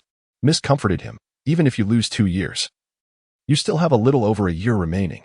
Zhou Fan scoffed, if I were to use these 2 years to lift the I curse, combined with the lifespan promised through the martial arts, should my realm continue to ascend, your deduction would leave me with scarcely any lifespan at all. Do you truly believe I would agree to such a trade? Mist pondered in silence for a moment before nodding. The reality aligns with your thoughts. Yet that is your dilemma. The choice to trade remains yours. Seeing Mist's unwillingness to yield, Zhou Fan opted not to press further and instead declared, I wish to go fishing. The cost of lifting the I curse was exorbitant, and since Zhou Fan could not afford it, he resolved to fish for more treasures to wager on the second encounter of the I curse. Mist remained silent, then snapped his fingers. Gray mist swirled, curling around the wooden table, revealing 7 fishing rods and an hourglass, while translucent glass orbs floated in the air. Zhou Fan glanced at the transparent glass orb, which contained 3 gray worms. Those were the 3 black wandering spirits he had slain that day. Observing that there was still ample time in the hourglass, he inquired, if I were to kill white wanderers, would it yield 1 bait per white wandering spirit? If that were the case, he would need to take the risk of hunting some white wandering spirits upon awakening. Certainly not. It takes 10 white wandering spirits to coalesce into a single bait. Mist replied somewhat casually. Zhou Fan frowned slightly. If that were the case, it would not be worth the risk. While white wandering spirits were not particularly difficult to slay, the team's rule was to avoid provoking spirits. Deliberately seeking trouble with white wandering spirits would draw unwanted attention. Moreover, the solitary white wanderer does not easily reveal itself. However, a group of white wanderers, akin to the Rice children, elicits a sense of dread just by their sheer numbers. Such entities should not be trifled with. Zhou Fan dismissed further contemplation and cast his gaze upon the 7 fishing rods of varying hues. Ultimately, he resolved to select the deep gray rod, for it possessed the remarkable ability to randomly catch 2 items with a single bait. With 3 baits, he could potentially reel in 6 items, and if fortune favored him, he was bound to procure something of value. In Zhou Fan's eyes, the benefits of the deep gray rod far surpassed those of its colorful counterparts. Observing Zhou Fan grasp the deep gray rod, Wu suddenly remarked with a smile, I just remembered something I have yet to share with you. What is it? Zhou Fan inquired, his brow furrowing slightly. He pondered whether Wu intended to alter the bait regulations, although Wu had previously stated that such matters were beyond his control. Wu continued, it's about the boat and the bait. Do you wish for the boat to advance? Zhou Fan's expression sharpened. Are you suggesting that this vessel can move? To him, the boat appeared to be a derelict craft, lacking both mast and sail. Who says it cannot move? Wu countered with a chuckle. Zhou Fan replied, you don't mean to say that the bait can enable this boat to move, do you? You are correct, Wu affirmed, pointing to the vessel beneath them. As long as you provide bait, it can set sail. Zhou Fan frowned. Given the preciousness of the bait, why would I wish for the boat to advance? Wu explained. There are indeed benefits to advancing the boat. Each stretch of the Gray River yields different catches. Different catches? Zhou Fan hesitated. Even so, could it be guaranteed that the quality of the items caught would surpass those available here? If not, why squander valuable bait and effort? Wu gazed ahead at the bow of the boat. You lack understanding of the Gray River. Although bait can prompt the boat to move, it cannot alter its course. The deeper you venture, the rarer the treasures you may catch. If you remain here, you shall forever be limited to trivial items like the Lesser Thunder Skin Talisman. Zhou Fan, contemplating this revelation, was taken aback by Wu's willingness to share such critical information. After a moment of thought, he lifted his gaze and queried. I do not comprehend. Such significant information ought to come at a cost to your lifespan. Why divulge it freely? Wu smiled gently. Because I wish for you to propel the boat forward. It would bring me much amusement. The boat itself yearns to advance. Which is why I felt compelled to share this with you, even at no cost. You say this boat desires to move? Zhou Fan glanced down at the deck, his expression shifting slightly. Could it be that the boat possessed consciousness? Wu inquired. Would you like to know what I would charge in lifespan for that information? Zhou Fan shook his head, maintaining a composed demeanor. He had merely asked out of curiosity. The realm of the Gray River was rife with the uncanny. The notion of a sentient boat was not entirely implausible. The crux of the matter remained. Should he allow the boat to advance? If Wu's claims were true, and deeper exploration yielded superior catches, then the expenditure of bait would undoubtedly be justified. Zhou Fan believed that Mist would not deceive him regarding such matters. For the truth would reveal itself as long as the ship advanced. Temporarily setting aside his deep gray fishing rod, he inquired. How much bait is required for the ship to progress? A single gray worm is sufficient for a 10-meter advance, Mist replied, lifting his gaze to the 3 delicate gray worms within the glass sphere. Only 1 gray worm for a 10-meter advance. Zhou Fan pondered intently, and after a moment, he continued, what I wish to ascertain is whether the quality of the catch improves if we only advance 10 meters. If there is no distinction, how far must we go to notice a difference? Also, how much bait will be required for the second 10-meter advance? Zhou Fan was concerned that over such a short distance, the catch might remain unchanged. After all, Mist had merely stated that advancing would yield better catches, without explicitly affirming that a mere 10 meters would suffice. Mist smiled and said, it is of no consequence to share this with you. The further you advance, the more gray worms will be required. However, for the second 10-meter advance, you will still only need 1 gray worm. I trust you will not expend all your bait solely for the ship's progression. Even with a 10-meter advance, the quality of your catch will improve. In truth, each advance will enhance the quality of the items you reel in. The ship desires your continuous progress and will not allow your efforts to be in vain. Zhou Fan found Mist's response quite satisfactory. Just as Mist had articulated, he indeed would not throw all his bait into advancing the ship. Yet, he furrowed his brow in contemplation. With 3 worms at hand, he could either refrain from advancing the ship to catch more or move forward to enhance the quality of his catch. After considerable deliberation, he resolved to let the ship advance 10 meters. After all, even with this advance, he would still have 2 worms remaining. Once he had made up his mind, he asked, how should I proceed to advance the ship? Are you certain? Mist queried. If so, you will need to sacrifice 1 gray worm. The rest is for me to manage. I am certain, Zhou Fan affirmed once more. A peculiar smile spread across Mist's face as he gently opened his palm. The floating glass sphere descended into his hand, and a gray worm, undeterred by the barrier of the glass, wriggled forth and landed in Mist's palm. The glass sphere swiftly floated back into the air. Zhou Fan observed the gray worm crawling in Mist's palm, which soon curled up and transformed into a gray glow. Let us set sail, Mist declared, flipping his hand, causing the gray light to fall and vanish into the deck below. A humming sound arose, and the entire ship began to tremble. The fishing rod and hourglass on the wooden table quivered as well. From the center of the deck, 10 black iron masts ascended, each towering 30 zhang high. The gray mist swirling in the air coalesced, gathering around the ship's black iron masts to transform into a vast gray sail, the true form of the vessel. Is this truly the original shape of the ship? Zhou Fan gazed in astonishment at the transformation of the wooden vessel, yet sensed it was still insufficient. The gray river space lacked any movement of wind. He had long realized that the gray mist did not drift due to the wind, but was propelled by some peculiar force. Where, then, was the wind? This was a sailing ship reliant on wind power. Zhou Fan gazed at the mist, yet the mist lifted its gaze towards the immense blood orb suspended in the sky. He spoke solemnly. The sails are set. Why do you not summon the winds? As if some entity had heard the mist's utterance. The gray river space soon stirred with a gust. A fierce wind erupted, dispersing the gray fog and rippling the mirror-like surface of the gray river, where dark shadows beneath the water swam wildly. The wind whipped around Zhou Fan and the mist, causing their garments to flutter. The mist gently narrowed its eyes, while Zhou Fan remained fixated on the blood orb, always sensing a deeper secret concealed within it. The sails of the gray mist billowed with the wind, and the vessel finally moved, not in a slow advance, but leaping into the air. This sudden ascent caused Zhou Fan to stumble, nearly sending him sprawling onto the deck. The bow of the wooden boat tilted upward, soaring 10 meters before crashing back onto the gray river, splashing the water and sending ripples radiating outward from the vessel's center. The tempest ceased entirely, and the gray mist coalesced once again, as if the earlier storm had never occurred. Zhou Fan looked around. The vessel was enveloped in mist, making the distinction between moving forward and remaining stationary seemingly negligible. However, it was evident that the ship had indeed advanced 10 meters.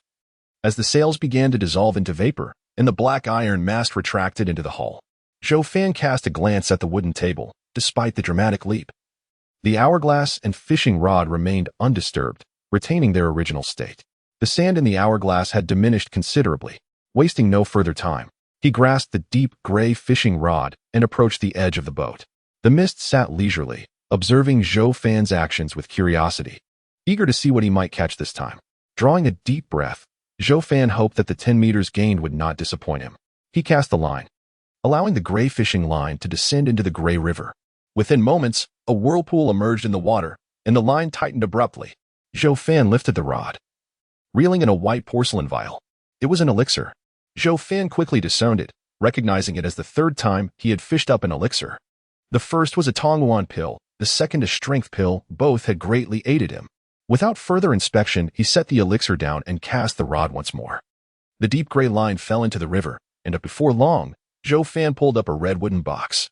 Observing how the line spread out at its end like an octopus ensnaring the box, he paused, surprised, for it was his first time catching such a red wooden box. He did not open it. Instead, he placed it on the ground, aware that time was fleeting and eager to fish again. Just as he was about to cast the rod once more, his heart raced unexpectedly.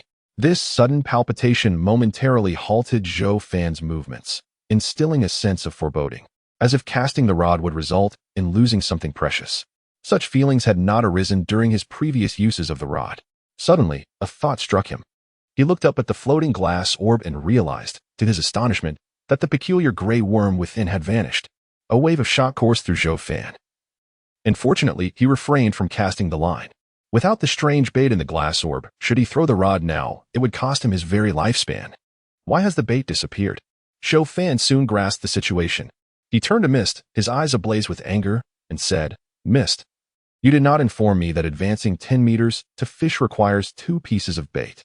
The dark gray fishing rod, being a random rod, previously allowed for 2 catches with a single bait, yet now it required 2 baits to achieve the same result." Mist chuckled, "But you never asked. Had you inquired? I might have enlightened you.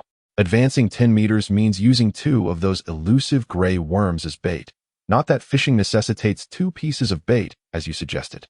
The quality of the catch has improved, thus the bait required is changed. You can only blame your own ignorance for not considering this aspect." Indeed, Zhou Fan had not contemplated this issue earlier. Mist had deliberately withheld this information. Otherwise, he would have pondered whether to advance the boat so hastily. However, it was too late to dwell on that now. Zhou Fan quickly regained his composure, picking up the mahogany box and the elixir vial. With the requirement of 2 gray worms for a single bait, it stood to reason that the quality of the catch would be exceptional. Gazing at the mahogany box and the elixir porcelain vial, Zhou Fan first uncorked the white porcelain vial. Peering inside, he was taken aback to discover that there seemed to be more than 1 elixir within. He poured out the contents, revealing a total of 10 green round elixirs. A look of joy spread across Zhou Fan's face. Irrespective of the elixir's effects, the previous 2 catches had yielded only a single elixir each, making this 10-piece bounty a commendable outcome. After placing the elixirs back into the vial and sealing it, he eagerly turned his attention to the mahogany box. The box was unlocked, allowing him to easily lift the lid. Inside lay a tome in a red porcelain vial. To find 2 items within a single wooden box was indeed a delightful surprise. Zhou Fan first picked up the tome. Having long desired to fish for a manual on sword techniques, what might this volume contain? As he flipped through the pages, astonishment quickly graced his features. This was a manual on martial techniques, and his surprise stemmed from the unique nature of the skills it described. The technique was called Fiery Sun Chi, and once mastered, it could be infused into one's fists or weapons to inflict harm upon enemies, akin to weapons enhanced with talismans. However, the advantage of Fiery Sun Chi lay in its ability to replenish itself rapidly once expended. Moreover, the more one cultivated it, the more formidable it became, far surpassing the power of 2 or even 3 minor flame talismans. Remarkably, the tome explicitly stated that Fiery Sun Chi would not conflict with talismans, allowing for the possibility of simultaneous use. Zhou Fan speculated that if it did not conflict with talismans, then applying 2 talismans to a straight sword, in conjunction with this Fiery Sun Chi, would amplify the weapon's lethality to an extraordinary degree.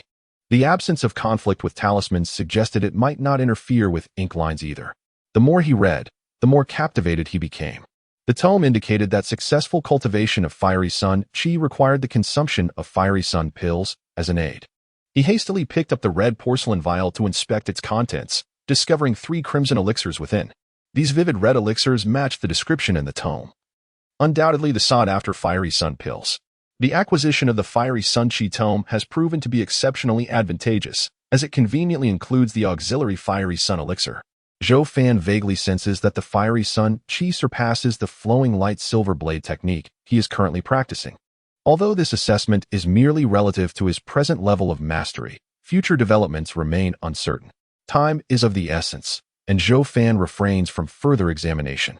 He places the tome and elixir into a wooden box before addressing Wu. The rosewood box requires no authentication from you. Only the vial of elixir necessitates your appraisal. As per our customary agreement, a lifespan of half a month will be exchanged for the authentication of this item. Zhou Fan feels a sense of helplessness, for he is unaware of the elixir's nature and thus cannot utilize it without Wu's expertise. However, relying on lifespan for authentication is not a sustainable approach. The gray worms, which can serve as bait, allow for only 3 authentications each, rendering this method rather impractical. He realizes a more suitable strategy must be devised. As Zhou Fan contemplates, Wu has already claimed half a month of his lifespan and takes the white porcelain vial. After merely uncorking it and inhaling its scent, he returns it to Zhou Fan, stating, "This is the 9 Revolution Strengthening Elixir. Once ingested and cultivated, it will accelerate your cultivation speed and continuously augment your strength limit within the mid-tier range.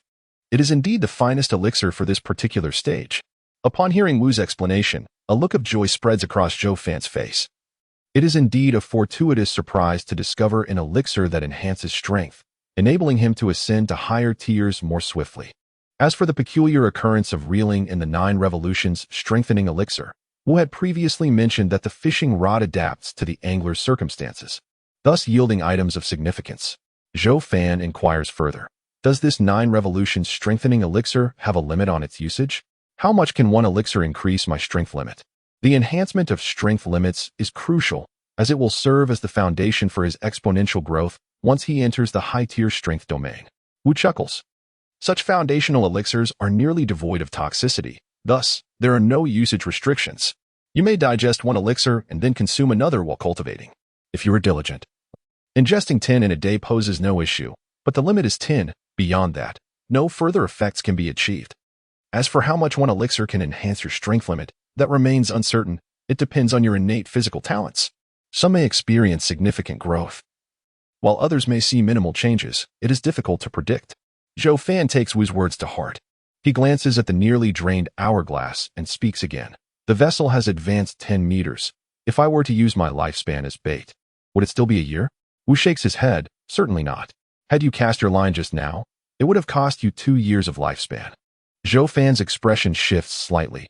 Fortunately, he sensed the urgency and halted in time. Otherwise, he would have forfeited 2 years of his life. This implies that the current requirement of 2 years of lifespan as bait is equivalent to the bizarre bait. Zhou Fan remains silent, realizing that Wu had offered no prior warning, a rather ruthless oversight. He resolves to exercise greater caution in his dealings with Wu. However, Zhou Fan bore no resentment towards Wu, for Wu had made it clear from the outset that he was merely a bystander. under no obligation to assist Zhou Fan. Should Zhou Fan desire his aid, he would need to offer a portion of his lifespan as recompense, contingent upon Wu's whims. As the boat advanced a mere 10 meters, the cost of fishing surged exponentially, leaving one to ponder whether this was a boon or a bane. It seemed that Wu discerned Zhou Fan's thoughts. He narrowed his eyes, the wrinkles at their corners deepening, and softly remarked, "What? Do you regret the vessel's journey? You must understand, to acquire something, one invariably must pay a price. Moreover, is this not a rather fortuitous circumstance? Much like the elusive 9-turn strengthening pill, it was indeed possible to catch some at the prior location, but should you succeed, your luck would yield at most 5 pills, with the typical outcome being merely 1. Only in this stretch of the river could one hope to reel in 10. Furthermore, the tome of the Sunfire Chi, at its original site, could not be caught even with a specialized rod, for that place held no trace of Sunfire Chi." Listening to Wu's words, Zhou Fan merely shook his head and smiled. "I harbor no regrets. What has transpired cannot be altered. I was merely contemplating another matter." Wu did not inquire further. He was not a man given to curiosity. Yet Zhou Fan chose to share his thoughts with Wu. "I was pondering. Am I not the first passenger of this vessel? Have there been no others to propel it forward? If it has advanced, why then does it remain in this position?" As Zhou Fan spoke, he maintained his gaze upon Wu, eager to unveil the mystery. Could it be that this boat returns to its origin after its passengers have departed? If so, what purpose does its journey serve? Or, perchance, where lies the ultimate destination of this vessel? The wooden boat was enveloped in silence. And after a moment of contemplation, Wu shook his head, stating, "You should return." Zhou Fan was not surprised by this response. He had merely sought to test the waters. And silence can sometimes convey an answer of its own. As the sensation of detaching from the gray river's realm washed over him, Zhou Fan closed his eyes. When he opened them again, he found himself back in his own world, shrouded in dimness, the dawn yet to break. He crawled out from beneath his bed. The old companion by the bedside, sensing Zhou Fan's awakening, emitted a low whine. In the darkness, Zhou Fan lit the oil lamp, lifting it to peer beneath the bed, where he beheld a redwood box and a white porcelain bottle, both shrouded in a wisp of gray mist. As he reached out to touch them, the mist dissipated, allowing the ethereal redwood box and porcelain bottle to solidify before his eyes. Zhou Fan carefully stowed away the porcelain bottle before opening the redwood box, only to be astonished to find that the tome within was merely a swirling indigo luminescence, while the porcelain bottle appeared as substantial as it had in the gray river's domain. This marked Zhou Fan's first encounter with a fishing tome. Hesitating briefly, he grazed the indigo light with his fingertip. Upon contact, the light surged into him. In an instant, his mind was flooded with a plethora of characters and symbols. It took him a considerable time to emerge from this state, but the knowledge of the Sunfire Chi tome was now firmly etched in his memory. Zhou Fan smiled, surprised to discover that the inheritance method was akin to that of the silver blade technique, alleviating the need for him to memorize anything painstakingly. He stowed away the red porcelain bottle and glanced at the remaining mahogany boxes, which were made of rather ordinary wood, devoid of any notable characteristics, and casually discarded them. After completing these tasks, Zhou Fan surveyed the dilapidated mud house, which lay in disarray, featuring a gaping hole in the back wall and a wooden door that was utterly shattered. He picked up the right forearm and the 2 broken sword segments from the table, digging a pit within the room to dispose of these items. He then examined the 2 small flame talismans obtained from the cloaked figure. Due to the sword's shattering, these talismans had also suffered damage, exhibiting numerous cracks. As far as he was aware, they had become useless, so he buried them as well. Zhou Fan contemplated preserving the fingerprints from the right forearm, but deemed it unnecessary, reasoning that the adversary would not allow him to examine his fingerprints. Fingerprint comparisons in this era were laborious, and considering that the individual had lost a hand, it was evident who the cloaked figure was. Retaining the fingerprints held no significance. After meticulously filling the pit to leave no trace, Zhou Fan pulled open the battered wooden door and stepped outside. The earth was shrouded in a misty haze, and the sky bore a bluish-gray hue, suggesting that the night watchman would soon return. Zhou Fan touched his back, and as he had anticipated before sleeping, he felt no pain. The injury sustained had miraculously healed overnight. He raised an eyebrow, marveling at the rapid recovery afforded by the gray river space, hoping that such healing would not demand any price in return. The weary night patrol returned, stepping into the white circle. Zhou Fan made his way toward the watch drum, first spotting Lu Kuei standing beneath it. With hands clasped behind his back, Lu Kuei smiled upon seeing Zhou Fan and inquired, "Was everything all right last night?" Due to the curse, Zhou Fan maintained a distance from Lu Kuei, merely shaking his head and replying, "A cursed spirit appeared, but I dealt with it." As he spoke, he glanced at Lu Kuei's hands, noting that his right hand was intact, indicating that he was not the cloaked figure from the previous night. "Glad to hear that." Lu Kuei nodded, then commanded everyone to conduct the divination. Zhou Fan stood aside, observing the patrolman, soon spotting Wu Tianba, who had already torn down the divination talisman and exited the white circle. Wu Tianba approached, his right arm similarly intact. Zhou Fan remained composed. He was not Wu Tianba. As Wu Tianba drew near, he maintained an appropriate distance, first greeting Lu Kuei before turning his concerned gaze to Zhou Fan. "Captain Zhou, it's good to see you're unharmed. I intended to assist you last night, but as you know, I was quite busy and couldn't spare the time." Zhou Fan simply shook his head and smiled. "It was merely a minor cursed spirit. I could handle it myself. You all have much to attend to, so there is no need to trouble yourself." Wu Tianba replied, "I have confidence in your strength, Captain Zhou, especially since you have successfully dealt with formidable entities like the heart-connecting grass and the prisoner mud." Zhou Fan exchanged a few words with Wu Tianba before the latter turned to depart. The night patrol team members followed suit, leaving one by one. Lu Kuei observed the departing patrol officers and cast a glance at Zhou Fan, hesitating momentarily before speaking. "Ah, Fan. It's not that I do not wish to assist you, it's simply that." Zhou Fan replied with a smile, "Brother Lu, you need not elaborate. I understand. I can handle such matters myself. As long as you comprehend," Lu Kuei responded, refraining from further discussion. "Brother Lu, how's the patrol work today?" Zhou Fan inquired about the tasks at hand. Lu Kuei hastily replied, "The team has discussed this. Until your curse is lifted, feel free to pursue whatever you like, and we shall manage the patrol duties." Soon after, the white patrol team members arrived in succession, and Zhou Fan spotted Zhou Shinshin, whose arms appeared intact as well. Zhou Shinshin cast a fleeting glance at Zhou Fan, showing no inclination to greet him. Zhou Fan furrowed his brow. If all three captains were unscathed, then who could it be? Ah Fan, the lean monkey, joined them, his face brightening upon seeing Zhou Fan unharmed. Zhou Fan led the lean monkey to a secluded corner and inquired, "Are my parents all right?" The lean monkey shook his head. "Uncle Emu and the others are fine. I told them you were busy with duties in the team, and they believed it." "That's good to hear." Zhou Fan placed 3 small flame talismans on the ground and stepped back, saying, "Lean monkey, take the talismans and patrol, but be cautious. The black wanderers have been appearing far too frequently lately. Also, try to avoid the Little Hill Lake." The lean monkey nodded, hurriedly taking the small flame talismans and departing. Zhou Fan quickly approached the talisman house and called out from within. The door opened, revealing the yellow talisman master. Upon seeing Zhou Fan, the yellow talisman master nodded. "The cursed spirits encountered for the first time tend to be weaker. Do not let your guard down. Thank you for the reminder, Master Huang. I am here to collect the small flame talismans." After speaking, Zhou Fan placed the 2 dissipated yellow talisman papers on the ground and stepped back a few paces. The yellow talisman master approached, picked up the 2 yellow talisman papers, and left Zhou Fan with 2 small flame talismans. Watching the yellow talisman master re-enter the house, Zhou Fan shook his head. If it wasn't the yellow talisman master, then only the 3, Mao talisman master, Luo Lietian, and Zhang He, remained unaccounted for. With these 3 absent from the camp, Zhou Fan felt no urgency. Instead, he walked towards the village and soon returned home. Upon his arrival, Zhou Yimu and Gue Feng expressed visible relief and joy. Their son had not returned overnight, and even though someone had relayed information, they had slept uneasily. Thankfully, he was safe at home once more. Zhou Fan placed the ring-headed straight knife upon the table, his frame cloaked in dust and filth.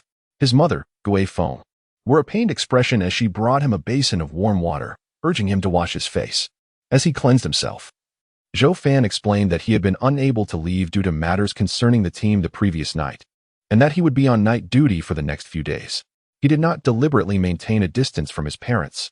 As the Master of Talismans had mentioned the day before that this curse was not contagious, the patrol team's actions were merely bound by protocol. That Lu Kuei is truly unreasonable. How can he keep you from returning home at night? Fanner, you must be starving. Just a moment. The meal will be ready shortly. Gue Feng complained before turning back to the kitchen to busy herself. Zhou Yimu remained silent, holding a black iron smoking pipe. Pondering the complexity of the situation but refraining from saying much, he understood that if Zhou Fan chose not to speak, his inquiries would only heighten his son's unease. After washing his face, Zhou Fan set down the towel and, after a moment's reflection, spoke softly. "Father, the situation outside the village has been rather precarious lately. While I am away, you and Mother must exercise caution in the evenings." Zhou Imu furrowed his brow slightly, placing the smoking pipe down as he nodded. "Do not worry about us. Fanner, your mother, and I will be careful. You must be vigilant while on patrol."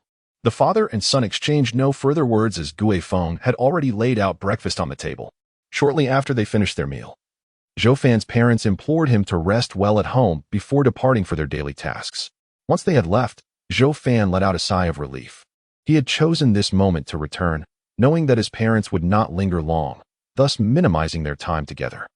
It was indeed the most opportune moment for him to be back, although remaining absent might have been safer, given the uncertainty of when the cursed spirit might appear. However, he could not take the risk of worrying his parents further. Zhou Fan felt a nagging certainty that the cursed spirit would only emerge at night. With that thought in mind, he grasped the straight knife and talisman pouch. Having distanced himself from the knife previously was a perilous decision made solely to soothe his parents. He did not linger at home, for he had many tasks awaiting him, the most pressing of which was to ascertain the well-being of the master of talismans, Luo Lightian. And Zhang He. As he stepped outside, he unexpectedly collided with Xiao Lu. Stopping abruptly, Zhou Fan startled her, but she quickly regained her composure, raising her brows and exclaiming, Well, I finally caught you." Zhou Fan, taken aback, replied, "What do you mean by that?" Xiao Lu retorted, "Are you still pretending to be oblivious? I haven't seen you during the day. Have you been avoiding me these past few days? If I hadn't spotted you returning, I would have missed you again after waiting for Uncle Imu and the others to leave." Zhou Fan sighed, "You're overthinking this. I haven't been avoiding you. I am on patrol during the day and return home only at night. If you wish to see me, why not come by in the evening?" A faint blush crept across Xiao Lu's cheeks. "That would not do. I am not yet married to you." A young lady visiting a man's home at night would invite ridicule. Observing the girl before him, who bore a striking resemblance to his sister, yet possessed an entirely different temperament, Zhou Fan realized that without prompting, she might meander indefinitely without addressing the matter at hand. Thus, he inquired, "What exactly do you wish to discuss with me?" Xiao Lu inquired curiously, "Did you not just return from outside? What could possibly require your attention?" Zhou Fan replied with a bitter smile, "The patrol team is currently short-staffed, and I must lend my assistance. Please, tell me what you need." Upon hearing of the manpower shortage, Xiao Lu's expression tightened. She understood the gravity of those words. "The patrol team often suffers casualties, Fan. My grandfather has warned me that it is perilous. You must exercise caution." Zhou Fan sighed internally, realizing that this conversation could drag on indefinitely. Nevertheless, he assured her, "Yes, I am aware. I remain vigilant every day." After uttering these words, Zhou Fan fixed his gaze on Xiao Lu, resolved not to speak further unless she revealed the matter at hand. Xiao Lu tilted her head slightly, recalling that she had not yet addressed the main issue. "Fan, have you discussed this with Uncle Imu and Aunt Gui Feng?" Zhou Fan was momentarily taken aback by her question. "Discuss what?" he asked. Xiao Lu's eyes widened as she stared at him incredulously.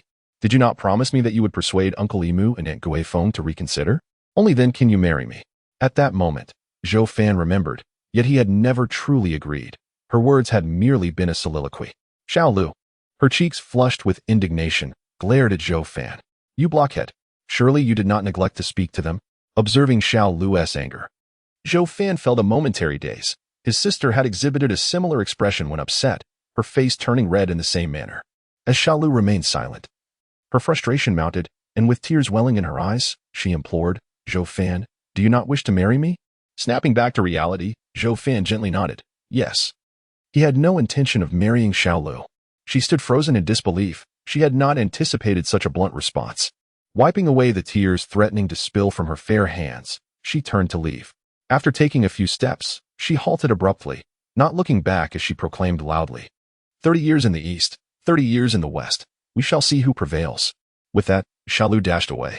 Zhou Fan let out a bitter smile, thinking that, regardless of the circumstances, her departure was for the best. Regaining his composure, Zhou Fan began to wander the village with his brother, as the curse only targeted him. The patrol team did not restrict his freedom.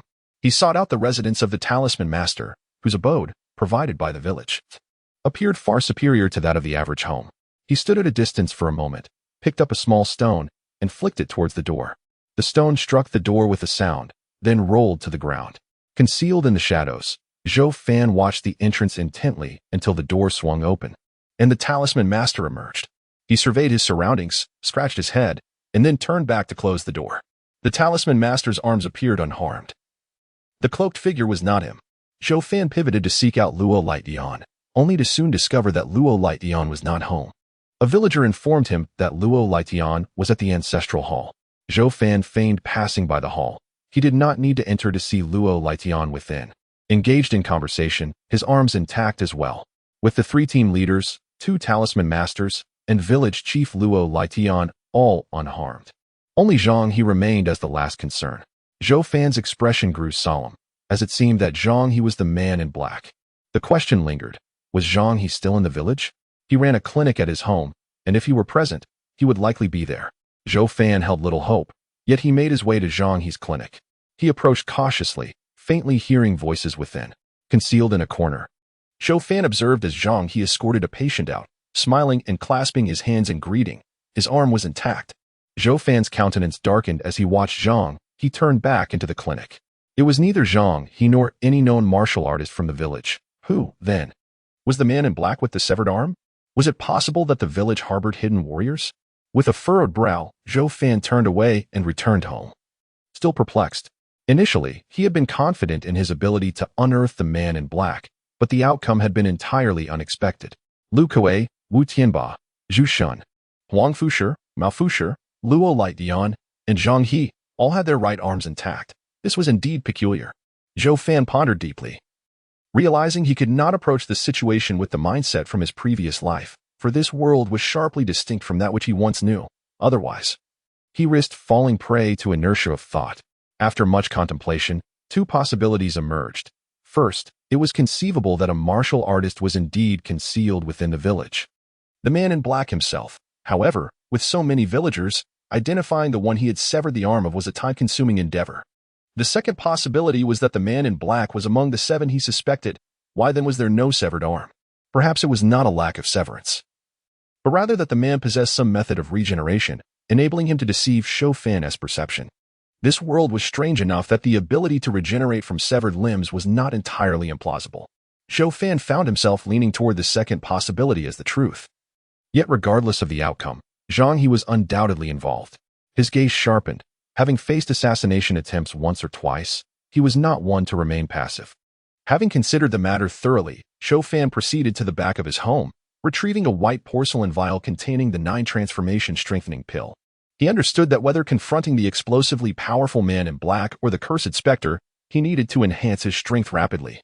Otherwise, he would lack the certainty of victory when they next came. Zhou Fan extracted a single 9 transformation strengthening pill and swallowed it, immediately commencing the practice of the 4 styles of Lianque. With his elder brother nearby, he could focus on his training without excessive concern. Through multiple crises, Zhou Fan had learned how dependable his brother was, as the medicinal properties of the 9 transformation strengthening pill coursed through him. Zhou Fan felt a torrent of elemental energy surging within. This pill differed significantly from the thorn fruit, which merely expedited his absorption of the world's elemental energy.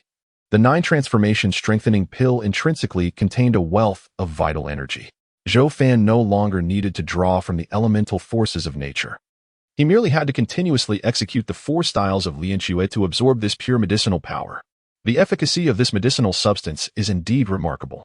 Unlike the ordinary energy that requires time for digestion and absorption, this elixir functions differently. With each technique employed by Zhou Fan, a portion of the medicinal power swiftly dissolves and integrates into his flesh and blood. His strength continues to augment until the essence of the 9 strengthening pill is entirely absorbed. Zhou Fan, acutely aware of the burgeoning power within him, realized that this singular 9 strengthening pill had bestowed upon him nearly 200 pounds of force. Although he previously boasted a strength exceeding 3,000 pounds, which appeared formidable, it was merely a consequence of entering the intermediate phase of energy cultivation. Had he endeavored to gradually enhance his strength in that phase, achieving an additional 200 pounds would have been an arduous task, requiring no less than 10 days to a month. The remarkable effectiveness of the 9 strengthening pill left Zhou Fan no room for hesitation. He promptly consumed a second pill and resumed his training. As the mist had previously indicated, one could consume up to 10 pills, with any excess yielding no adverse effects on the body. Immersed in the process of refining the medicinal power, Zhou Fan consumed pill after pill, his strength surging exponentially. Undisturbed until afternoon, Zhou Fan successfully refined all 10 9-turn strengthening pills, resulting in a staggering increase in strength to 5,000 pounds. Reaching such a level of power in the intermediate phase was beyond Zhou Fan's wildest imaginings. He quickly recognized that this extraordinary achievement was solely attributable to the 9-turn strengthening pill. Had he relied solely on the rigorous training of the 4 techniques of energy release, he would likely have plateaued around 4,000 pounds. The 9-turn strengthening pill continuously pushed the limits of his strength, each pill augmenting his capacity by 100 pounds, thus enabling his current strength of 5,000 pounds. While Zhou Fan was uncertain of how much others might achieve at this level, he was confident that 5,000 pounds would surpass many in the advanced tier. The more he pondered, the more astonished he became. If mist had not been deceiving him, the acquisition of 10 9-turn strengthening pills during this voyage had indeed conferred upon him immense benefits. Had the ship remained in its original position, even doubling the bait would not have sufficed to catch 10 strengthening pills. Zhou Fan refrained from further contemplation. Drawing his sword to practice a few strokes before sheathing it again, this was not the moment for swordplay. He resumed his serious training of the 4 techniques of energy release, executing each move with a proficiency that was second nature to him. Fierce Tiger releases the den. Fierce Tiger descends the mountain, and Fierce Tiger rolls until Fierce Tiger roars in the forest. As he exerted himself, his muscles quivered. Yet no energy was absorbed into his body. Shaking his head, Zhou Fan realized that the 4 techniques had ceased to be effective for him. He had reached the limits of his strength in the intermediate phase. With this realization, he hesitated no longer and began to explore the advanced phase of energy cultivation. Though he had only just reached the limits of the intermediate phase, urgency gripped him. The unknown threat posed by the cursed spirits aside, the cloaked figure was already beyond his current capabilities, a warrior of the explosive phase whose unleashed power far surpassed his own. Zhou Fan's triumph last night was attributed to the potent elixir known as the Strength Pill, which significantly amplified his strength, enabling him to crush the cloaked adversaries with a force akin to 10,000 pounds. However, he now finds himself devoid of the Strength Pill. Faced with the cloaked figures and possessing merely 5,000 pounds of strength, he is confronted with a dire fate. He must ascend to a higher realm of power. Once he achieves this elevated status, his strength could surge exponentially, rendering him fearless even against foes at the explosive tier. The final 4 techniques of the tiger form, known as the 4 strikes of the starving tiger, embody the essence of a most formidable predator. What kind of tiger instills the greatest fear? The answer lies in the starving tiger, which is precisely the inspiration behind these techniques. Starving tiger steps, starving tiger spring, starving tiger pounce, and starving tiger devours. Upon entering the intermediate level of strength, Zhou Fan commenced the dissection and practice of the 4 strikes of the starving tiger, a sequence with which he was not entirely unfamiliar. He began with the first technique, starving tiger steps. This movement symbolizes a famished tiger advancing towards its prey, with each step akin to a falcon pursuing a rabbit, as every muscle in his body coiled in preparation. The human body comprises 639 muscles, and the starving tiger steps necessitate the meticulous engagement of these muscles with each stride, a task significantly more challenging than any techniques from the previous forms of awakening and entrapment. Zhou Fan, with hands and feet grounded, resembled a tiger as he advanced steadily. Any slight misstep could easily lead him to tear the earth beneath him or crack the ground with his footfalls. Such were the erroneous practices of a famished tiger in motion. Its steps before pouncing upon prey must be silent and stealthy, drawing near with utmost caution. Fortunately, Zhou Fan had previously mastered the 4 foundational techniques of the tiger's pounce, allowing him to err only twice before successfully executing the famished tiger's stride. With a slight crouch, his entire being contracted, resembling a coiled spring. As his flesh and bones compacted to their utmost limits, he sprang forth with explosive force, producing a resounding thud in midair. This was the second technique, the famished tiger's leap, demanding a swiftness akin to a tiger's unparalleled pounce, symbolizing the ultimate release of muscular power. Zhou Fan achieved the famished tiger's leap, yet it lacked perfection. He returned to practice the famished tiger's stride repeatedly until, after several attempts, the seamless transition between the stride and the leap was flawless. Next came the third technique, the famished tiger's claw strike. This technique involved not only the limbs, but also the meticulous gathering of strength throughout the body, demanding rigorous control over the muscles. To master the connection to the third technique, Zhou Fan tirelessly repeated the movements 30 times before achieving proficiency. perhaps due to the effects of the 9-turn-strengthening pill. Zhou Fan felt no fatigue after practicing the 3 techniques. He transitioned from the famished tiger's claw strike to the final technique, the famished tiger's feeding. This feeding motion is the most challenging within the 12 forms of the tiger, as it requires not only precise execution but also a natural fluidity in the action. Historical texts on the tiger's 12 forms noted that the act of feeding is innate to the tiger, a completely natural occurrence in its eyes. It is difficult to conceive that a technique designed to build strength also necessitates the cultivation of a particular state of mind. Yet, without achieving this naturalness, the technique yields no results. The 12 forms of the tiger demand that each set of 4 be executed in one continuous motion, with the famished tiger's feeding being the final and most arduous of all. Although Zhou Fan had trained in advance, he found himself challenged. The difference between dissected practice and seamless execution was profound. Imagining himself as an exceedingly hungry tiger, he practiced the feeding motion repeatedly, failing over 100 times before finally completing the sequence of 4 techniques. This singular completion of the 4 techniques caused his muscles to swell dramatically, producing a cacophony of cracking sounds, each muscle in his arms, legs, and torso bulging with formidable hardness, akin to the most resilient stone, exuding an aura of powerful beauty. His companion stood nearby, observing Zhou Fan's transformation with a puzzled expression, perceiving him now as a fearsome beast. Zhou Fan paid no mind to his companion's gaze, even neglecting to admire the burgeoning muscles on his own body. A torrent of immense energy surged into him, causing him to cry out in agony. His companion circled around him, emitting low whimpers, bewildered by Zhou Fan's cries. The forceful influx of energy paid no heed to his pain, continuing unabated until Zhou Fan could absorb no more, at which point it finally ceased. The bulging muscles contracted back, returning to their original form. Zhou Fan was drenched in sweat, his clothes thoroughly soaked, as he slumped to the ground, gasping for breath. He had not anticipated that stepping into the high tier of strength would be so excruciating. Previously, at the intermediate level, it had not been this arduous. After resting for a while, he stood up and returned indoors. He removed his sweat-soaked shirt and took a cold shower, instantly feeling revitalized. Even during his bath, the image of the straight blade and other items remained vivid before his eyes. The notion that the cursed spirits might come at night was merely Zhou Fan's speculation. In reality, no one knew when they would arrive, leaving him perpetually on guard. After donning fresh attire, Zhou Fan took the time to appreciate his newfound strength, which surged within him like a stampede of wild horses, rendering even his current capabilities difficult to gauge. Stepping outside, he first lifted the stone mill beside the house.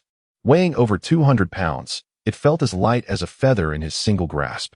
This was truly astonishing and beyond the conventional measure of his strength. With a look of astonishment, Zhou Fan set the stone mill down, having initially believed that his strength would merely double, reaching around 10,000 pounds. However, it now appeared that this assumption was far too conservative. After walking a short distance, Zhou Fan soon found a white ash tree standing 10 feet tall. He assumed a horse stance and began to pull the tree upwards. Previously, when he was at the intermediate level of strength, he had attempted to uproot this very tree, but it had remained steadfast. The difficulty of uprooting a tree lies not only in its weight but also in its roots, which extend deep into the soil, forming a massive earthen ball, coupled with friction and other factors. Even someone with 5,000 pounds of strength like Zhou Fan had found it challenging to dislodge this white ash tree. This time, however, as Zhou Fan exerted force, the tree began to tremble, its roots and surrounding soil gradually revealing themselves. With a powerful shout, he forcefully uprooted the 10-foot tree, leaves cascading down in a flurry. A smile broke across Zhou Fan's face as he triumphantly swung the trunk around, the wood and green leaves rustling in a symphony. In that moment, he resembled a valiant warrior, wielding a mighty spear to sweep away legions. Observing the slender roots at the base of the trunk, he noted several had snapped within the muddy pit. Ensuring no one was around to witness, he chuckled to himself, replanted the tree, filled the hole with soil, and departed without concern for its fate. This test had finally provided Zhou Fan with a clearer understanding of his strength. It had now reached at least 15,000 pounds. This indicated that upon entering the high tier of strength, his power had tripled. Zhou Fan was puzzled. He had expected his strength to merely double. Why had it escalated to 3 times? He could not fathom the reason. Suspecting it might be linked to his innate talent, or perhaps the refining needles and the 9-turn-strengthening pill he had consumed. It was possible that all these factors contributed to the remarkable surge in his power upon stepping into the high tier.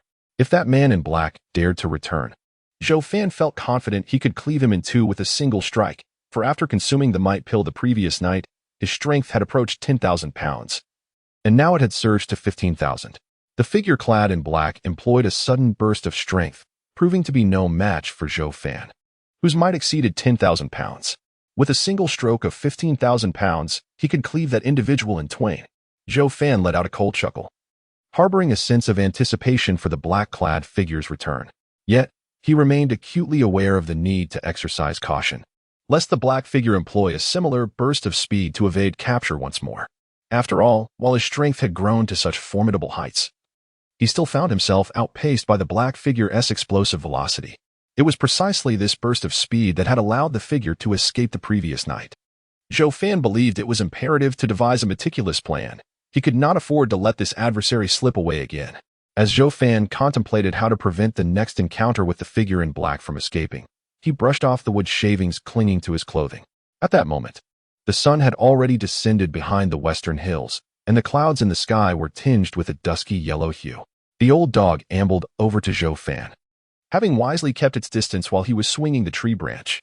"Let us go home," Zhou Fan said, a contented smile gracing his face. Today had proven to be remarkably fruitful, and he was undoubtedly pleased. By this time, his parents had returned, but Zhou Fan had no intention of dining at home. After a brief word with them, he resolved to head back to the patrol camp. Dining at home would consume a considerable amount of time, and should the cursed specter find its way to his doorstep, it would spell trouble. As these thoughts coursed through his mind, he made his way toward home, when suddenly, the old dog's fur bristled, and it sprinted ahead, raising its head to the sky and barking fiercely. Zhou Fan's pupils dilated in alarm. Was the cursed specter approaching? He looked up to see a blood-red cloud swiftly approaching from a distance, starkly visible against the backdrop of the dusky sky. "Let us go." Zhou Fan cast a fleeting glance and then turned to flee. The old dog barked several times before turning tail to follow in Zhou Fan's footsteps. The distance to home was not far, and Zhou Fan understood the necessity of avoiding a confrontation with the cursed specter here, for it could easily implicate his parents in danger. Thus, he ran toward the outskirts of the village. The blood cloud, stretching over 3 yards long and trailing a fiery tail, pursued him relentlessly, closing the distance with alarming speed. Zhou Fan ran swiftly, having distanced himself from the houses of Sanqiu village, entering a thicket of low shrubs. If he could just run a few hundred more meters, he would reach the edge of the boundary marked by the MO circle. Glancing back, he realized time was running out. The blood cloud loomed just 3 to 4 yards behind him. Moreover, reaching the MO circle would endanger the patrolling members there, offering him no advantage. Zhou Fan halted, drew his blade, and swiftly turned around, retrieving 2 prepared fire talismans to press against his straight sword. The crimson talisman lines rapidly spread along the blade. The blood cloud in midair surged toward him. With a fierce shout, Zhou Fan dashed forward, swinging his sword to cleave the blood cloud in two. The sharp blade sliced through, scattering flames that burned the crimson smoke. After severing the blood cloud, Zhou Fan quickly turned to look back. The divided cloud coalesced into a mass of crimson mist, within which the fire talismans quickly dimmed until they extinguished. The blood mist began to transform, morphing into a humanoid figure with 3 legs and 3 arms. Above its smoke-like head sat a singular, deep green eyeball that occupied the entirety of its cranial space, with a faint red dot at its center that shifted as it scrutinized Zhou Fan. Zhou Fan's expression turned frosty. This cursed specter was somewhat different from the one he had encountered the previous night. The talisman master had warned him that some inspectors would grow increasingly powerful, and Zhou Fan dared not let his guard down. The blood mist specter floated toward him, its 3 arms morphing into sharp mist spears that lunged threateningly at Zhou Fan. With a swift motion, Zhou Fan swung his blade, unleashing a fiery arc as it struck the 3 mist spears, producing a clanging sound as sparks flew in all directions. Under the relentless impetus of Zhou Fan, the blood mist curse ghost was compelled to retreat repeatedly from the might of his blade, as 3 mist spears were forcefully deflected by the sheer power of his weapon. Observing this, Zhou Fan felt a wave of relief. The ghost's strength was inferior to his own, thus there was little to fear. His swordsmanship grew increasingly ferocious, effectively subduing the cursed ghost. Seizing a fleeting opportunity to sweep away the 3 mist spears, he executed a vertical slash aimed at the deep green orb that served as the ghost's vital point. The cursed ghost emitted a piercing shriek as smoke suddenly billowed from its deep green eye, obscuring it. The fiery blade struck its head, cleaving the ghost in twain. However, the 3 mist spears lunged towards Zhou Fan, forcing him to deftly retreat, while maintaining his offensive stance.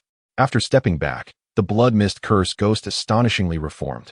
Its deep green eye first appearing at its heart before swiftly relocating to its head. Zhou Fan's brow furrowed. His previous strike had missed the ghost's eye, which moved with remarkable speed. The sigil flames that had clung to the unscathed blood mist curse ghost quickly extinguished. Zhou Fan soon comprehended that unless he struck its eye, it would be nearly impossible to vanquish the creature.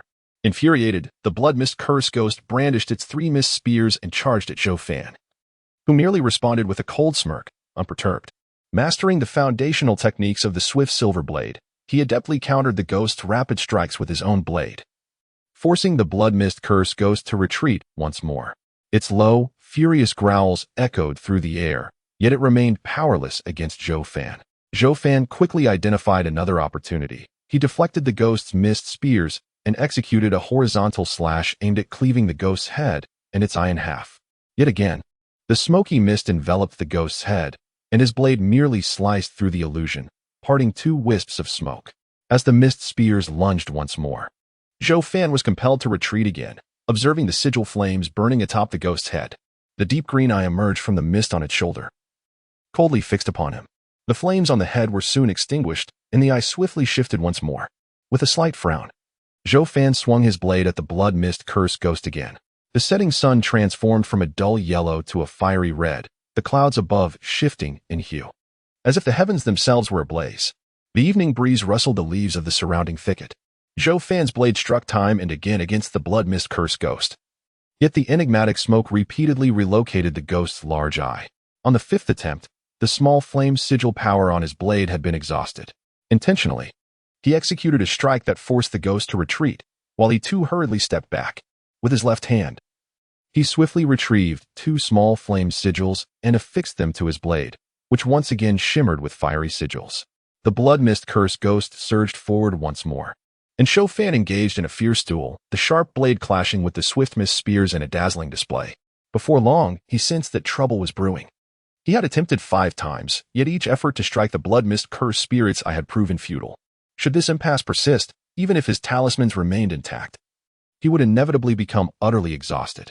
This blood mist curse spirit appeared inexhaustible, no longer emitting any furious cries, merely maintaining a relentless barrage with its mist gun. It was indifferent to being deflected or struck, for the blood mist enveloping it was abundant enough to deplete countless talismanic energies. Its intention was clear, to wear Zhou Fan down to the point of collapse. There was no hope of vanquishing it, nor an escape in sight. Zhou Fan felt ensnared in a quagmire, sinking deeper until the viscous mud completely engulfed him, leading to a slow suffocation. The setting sun cast its final rays, the fragmented clouds transitioning from fiery red to a soft orange. The battle in the thicket continued unabated. Zhou Fan grew increasingly cautious, refraining from indiscriminate strikes against the blood mist curse spirit, as this would swiftly deplete the energy of his blade. He needed to conserve the talismanic power within it. The 2 small flame talismans on his blade represented the last vestiges of his power, should they be exhausted. He would have to resort to a small thunder talisman or an exorcistic ink talisman. The potency of a single small thunder talisman paled in comparison to the combined might of 2 stacked flame talismans. The exorcistic ink talisman, while effective, required a more complex maneuver, making it exceedingly difficult to inscribe 2 ink lines beneath the spirit's watchful gaze. These 2 small flame talismans were his most formidable means of attack at present. Unlike the black specters he had previously encountered, this blood mist curse spirit was distinctly more tenacious, forcing Zhou Fan to recognize the true peril of such cursed spirits. Without the stacked flame talismans, he could hardly guarantee a fatal strike upon its green eye. Failure could mean missing another opportunity. The stalemate was beginning to gnaw at Zhou Fan's nerves. As twilight was settling in, and night would soon render his situation even more precarious, his companion, who had been circling around, attempted to assist several times. Yet each time it clamped onto the blood mist cursed spirit, it only bit into a wisp of vapor, the spirit disregarding it entirely while fiercely assaulting Zhou Fan with its mist gun. Zhou Fan retaliated with precise strikes, forcing the spirit back, striving to maintain his composure. The longer this dragged on, the more disadvantageous it became for him. He had to devise a way to subdue this blood mist cursed spirit before darkness fell. To dispatch the cursed spirit, he had to strike its deep green eye, yet with each swing of his blade, the eye would evade, relocating elsewhere on its form. To hit that elusive eye, he must strike before it could escape. With enough speed, it should be achievable. Zhou Fan's gaze hardened. The intensity of battle nearly made him forget that he had trained in the flowing light quick silver blade technique, a true fast blade technique. Until now, he had focused on foundational training, neglecting the practice of speed. Mastery of fundamental blade techniques was essential. Without it, subsequent techniques would be futile. Nevertheless, the principles of the flowing light quick silver blade technique were already imprinted in his mind. Now, he has merely scratched the surface of basic swordsmanship. His realm having reached a vigorous stage where strength has significantly increased, resulting in a notable enhancement in speed. Thus, the techniques of the swift silver blade naturally came into play. As Zhou Fan slashed at the blood mist spell demon, he began to recall the techniques of the swift silver blade's strength phase. The strength techniques can be said to encompass numerous moves. Yet they can also be distilled into a single strike known as the chasing wind stance, with a blade's momentum as swift as the wind itself. Zhou Fan inhaled deeply, flicking his wrist as he executed the chasing wind stance of the swift silver blade. His swordplay transformed instantly, becoming agile and ferocious. A bright flame-like blade light swept through, clashing thrice against the 3 mist spears of the blood mist spell demon, shattering them, and then aimed for the demon's head. Sensing danger, the demon's entire body shrouded in smoke, and before the blade light could strike its deep green eye, it concealed the eye within itself. The blade was a fraction too slow. However, Zhou Fan displayed no signs of frustration. With a solemn expression, he wielded his straight blade, forcefully sweeping it upward from left to right, once again deflecting the 3 mist spears that had lunged at him. At that moment, the deep green eye emerged from the demon's abdomen, providing it with vision, hence its urgency to expose the eye. Yet, this exposure did not escape Zhou Fan's keen observation. With a swift mental shift, he redirected the blade that had just dismissed the 3 mist spears toward the demon's abdomen, the blade descending silently and swiftly, leaving only a fleeting afterimage in its wake. With a sharp sound, the blade struck the deep green eye, the flames of the spell spreading across the orb, causing it to split in two. The angled sweep of the blade cleaved the eye, bisecting the demon once more. The blood mist erupted violently, emitting a mournful howl. As its divided smoky form struggled to coalesce, the flames raged, consuming the crimson smoke, leaving nothing behind as it could no longer extinguish as before. Zhou Fan retreated a few steps, his gaze vigilant, his right hand trembling slightly as it gripped the blade. The rapid strikes he had just executed were a culmination of his spirit and energy, and he found himself unable to wield a third strike at that moment. The crimson smoke was nearly incinerated, leaving no trace. It was evident that the demon had perished. Zhou Fan took 10 steps back to confirm this fact before sheathing his blade. The orange-hued clouds resembled splashes of light ink as the setting sun dipped behind the mountains, leaving only a crescent red sickle in the sky. Zhou Fan hastened homeward, reflecting on the recent battle.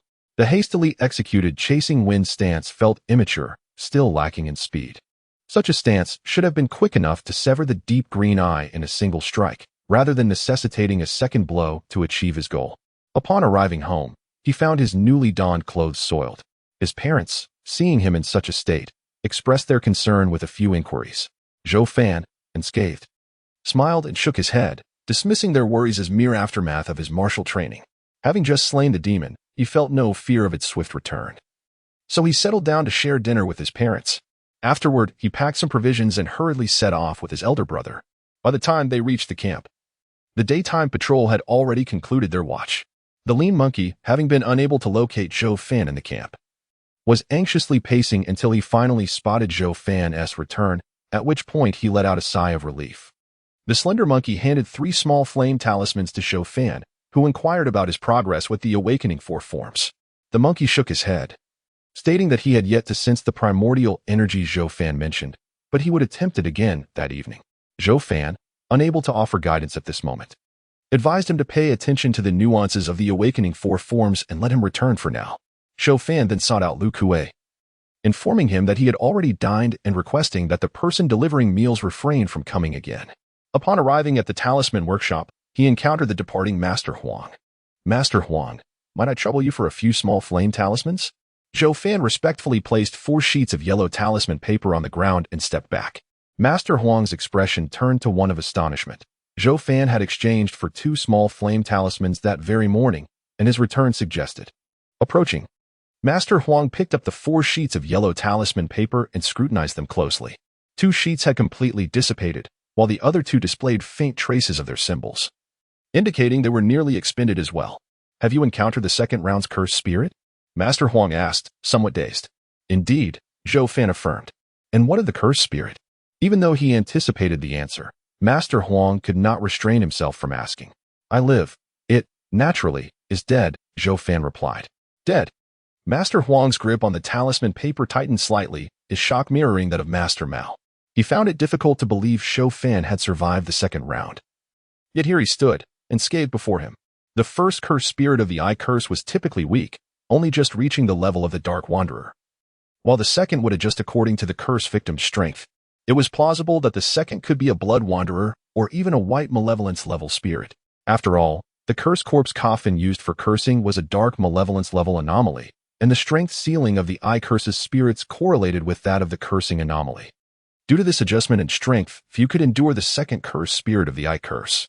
Yet Zhou Fan had not only survived, but stood before Master Huang without a scratch, a feat that left him utterly astonished. Master Huang gazed at Zhou Fan, asking, How did you manage that? In his eyes, Zhou Fan was merely a practitioner of the initial stage of strength, and even with the layering of 2 small flame talismans, survival seemed improbable. After a moment of silence, Zhou Fan replied, I have broken through to the high stage of strength, thus, the cursed spirit was no match for me. Master Huang sighed deeply, realizing the unfortunate truth. Zhou Fan had bypassed the foundational accumulation of strength, leaping directly from the initial stage to the mid-stage, and then to the high stage. While this rapid growth was indeed remarkable, it came at the cost of jeopardizing his foundational stability. Such a practitioner would find their growth severely restricted, unable to achieve significant progress thereafter. Zhou Fan's statement was intended to mislead Master Huang. He had no intention of clarifying. However, you acted wisely. Surviving is undoubtedly more crucial than sacrificing future growth. Master Huang retrieved 4 small flame talismans, placed them on the ground, and stepped back, saying, barring unforeseen circumstances, the envoy from the cool realm should arrive by tomorrow morning. The third cursed spirit likely will not have time to seek you out. Zhou Fan merely nodded and walked over to retrieve the 4 small flame talismans, placing them into his talisman pouch. Old Master Huang, can that envoy truly eliminate the Blood Corpse coffin? He inquired. The yellow talisman master chuckled, rest assured. Our message has already indicated that it is a black resentment specter. The person who arrives will possess the strength to vanquish such a formidable entity, otherwise, why would they come? Without further ado, the yellow talisman master departed. Zhou Fan cast a glance at the night patrol team gathered beneath the watchtower, but chose to ignore them, returning instead to the dwelling from the previous night. To his surprise, the walls of the mud house had been repaired, and the wooden door had been replaced with a new one. It was evident that the patrol team had undertaken these repairs. Upon entering the house, Zhou Fan inspected the spot where he had buried the severed arm and broken sword talismans. His subtle markers remained intact, indicating that no one had excavated that area. He surmised that even if the cloaked figure returned stealthily to search, they would be unable to locate his severed arm. Zhou Fan sat down and began to ponder the yellow talisman master's earlier remarks, shaking his head slightly. If the envoy from Tianliangli failed to arrive by the following morning, or if the cursed specter appeared before then, he would inevitably face a third cursed specter. It was prudent not to place all his hopes on that envoy, as relying on chance was unwise. Yet, he could not ascertain the strength of the third cursed specter. If it were only slightly stronger than the previous blood mist specter, he would not fear it. He felt capable of handling it. His concern lay in the possibility of it being exceedingly powerful, which would pose significant trouble. After contemplating for a while, he retrieved a red porcelain vial containing 3 Inferno Sun pills, auxiliary elixirs for cultivating the Inferno Sun Qi. Recalling the method of cultivating the Inferno Sun Qi, he ultimately shook his head. The initial stages of cultivation required a period of immobility, and the cursed specter would not arrive so swiftly. However, he feared the lurking cloaked figure. Should they seize the opportunity to strike him with a sword, it would be a most unjust demise. Now is not the opportune moment to cultivate the Inferno Sun Qi, at the very least. He must first resolve the threat of either the cursed specter or the cloaked figure. Zhou Fan stowed away the red porcelain vial and began practicing his sword techniques, opting not to practice the wind chase style, but rather the fundamental swordsmanship. A platform of 9 layers is built upon the earth, he reminded himself. His basic swordsmanship was merely at the entry level. Should he fail to master the foundational skills, no amount of diligent practice in the wind chase style would yield significant results. The basic swordsmanship formed the bedrock for the advanced sword techniques, a truth Zhou Fan recognized well. However, as he practiced, a frown soon creased his brow. The pace of mastering the basic swordsmanship was excruciatingly slow. Unlike in the Grey River space, where he could alternate between heavy and light sword techniques with remarkable effectiveness. In reality, finding such heavy and light swords was no easy feat. Moreover, wielding a heavy sword in the real world would quickly exhaust him, unlike in the Grey River space, where he could train without fatigue.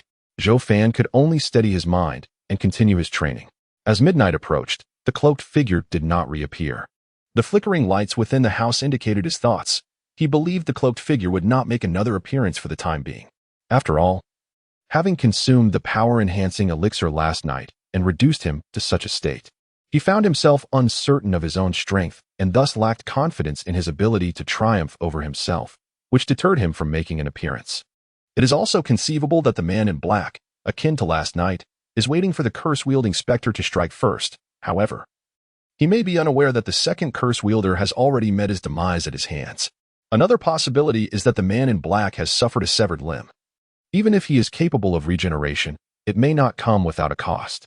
Given that the adversary would not reappear, Zhou Fan had no intention of lingering any longer. He extinguished the lights and took refuge beneath the bed. Once under the bed, Zhou Fan did not close his eyes. Instead, he patiently waited for a short while. When no movement ensued, he contemplated the possibility of the adversary deploying poison gas.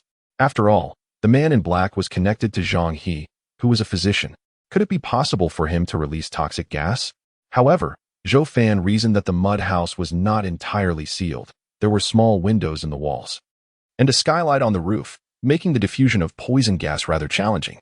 Furthermore, given his brother's acute sensitivity to danger, if the man in black were to approach the house, his brother would certainly detect it.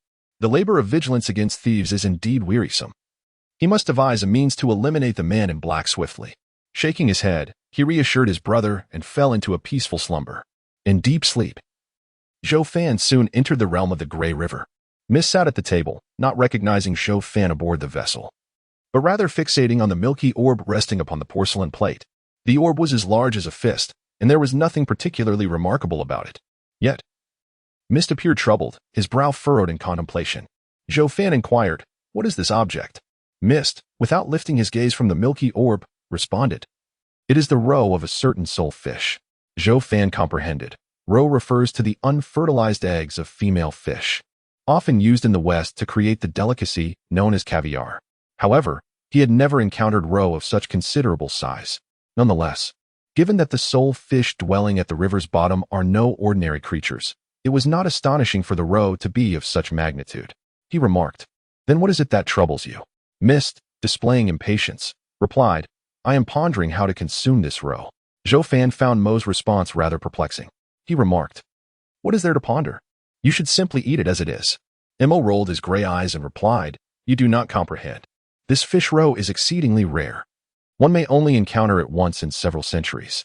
Only a handful of exquisite delicacies can evoke my appetite, and this fish roe is among them. Thus, I find myself in a quandary, whether to saute, stew, or pair it with other ingredients. I have contemplated hundreds of culinary methods, yet I remain undecided." Zhou Fan, somewhat speechless, gazed up at the sanguine sphere in the sky. While he toiled tirelessly to survive, Mo's dilemma was merely how to consume fish roe. Was the disparity between people truly so vast? No, he mused. That line of thought was flawed. Mo was perhaps not entirely human. Shaking his head, Mo declared, "Forget it. I shall swallow it whole." Without hesitation, he seized the fish roe and attempted to fit it into his mouth, but the orb was far too large, becoming lodged at the entrance. With his brows furrowed, Mo forcefully pushed it into his mouth, stretching it wider until the roe finally slipped inside. The fish roe filled Mo's cheeks, causing the veins on either side to bulge. Zhou Fan stared in astonishment. Even if it could fit in his mouth, how could it possibly be swallowed? Yet, as if to defy his thoughts, the fish roe smoothly traversed Mo's throat, a round bulge visibly moving down his neck. Mo let out a satisfied belch, a look of contentment gracing his face. Zhou Fan shook his head, bewildered. What pleasure could there be in such a crude act of consumption? After consuming the fish roe, Mo cast a sidelong glance at Zhou Fan and remarked, I did not expect you to survive. He referred to Zhou Fan's unexpected endurance before the second curse demon. Zhou Fan, maintaining a calm demeanor, replied, "Isn't my survival a fortuitous occurrence for you? At the very least, you need not succumb into a deep slumber." Mo retorted, "I have already told you. It makes no difference. It is merely a matter of taking a nap. Time has lost its significance for me. But have you truly no intention of granting me 2 additional years of life? I could lift the curse from your eyes. And you might not be so fortunate with the third curse demon." Zhou Fan shook his head. 2 years of life is out of the question. Tomorrow, someone will kill the blood corpse coffin for me. I might be amenable to 2 months. Seeing that he could not sway Zhou Fan, Mo waved his hand, conjuring a fishing rod and an hourglass atop the table, while a floating glass sphere appeared in the sky. "If you wish to fish, then proceed. Otherwise, simply remain here." Fishing? He had only slain one peculiar creature today, which should yield but a single gray worm. To catch a fish here required 2 gray worms. And Mo ought to realize that Zhou Fan would not readily barter his lifespan for fishing. As Zhou Fan pondered this, his brow furrowed as he gazed at the glass sphere, and his pupils narrowed slightly upon discovering 2 gray worms inside. "Why are there 2 gray worms?" Zhou Fan inquired hastily. Mo snorted derisively. "What is so astonishing about that? The creature you defeated today, though somewhat weak, was of the blood tier, thus yielding 2 gray worms." It dawned on him that the blood mist cursed demon was indeed a being of the blood level. Zhou Fan gradually came to a realization. He had sensed a peculiar strangeness about the blood mist cursed spirit, which was far more formidable than the previous black specters. If it were indeed a blood specter, that would explain matters. Yet, was there another opportunity to fish? Zhou Fan gazed at the glass ball, deep in contemplation. The mist spoke, coaxing him. "Perhaps you could use gray worms to advance the vessel another 10 meters, thereby accumulating the potential for greater rewards." Zhou Fan dismissed this suggestion with a cold laugh. At this juncture, it requires 2 gray worms to serve as bait, to progress another 10 meters. One could only wonder how much it would cost to catch a single fish. It was plausible that, before the next danger approached, he might not even have the chance to fish again. Greed could indeed lead to one's downfall. Given the current state of the river's bounty, Zhou Fan felt no urgency to propel the boat further. The mist shrugged nonchalantly. "I merely offered a friendly reminder." Zhou Fan replied, "I appreciate it, but I shall not advance the vessel. In fact, I will not fish tonight at all. Do as you will."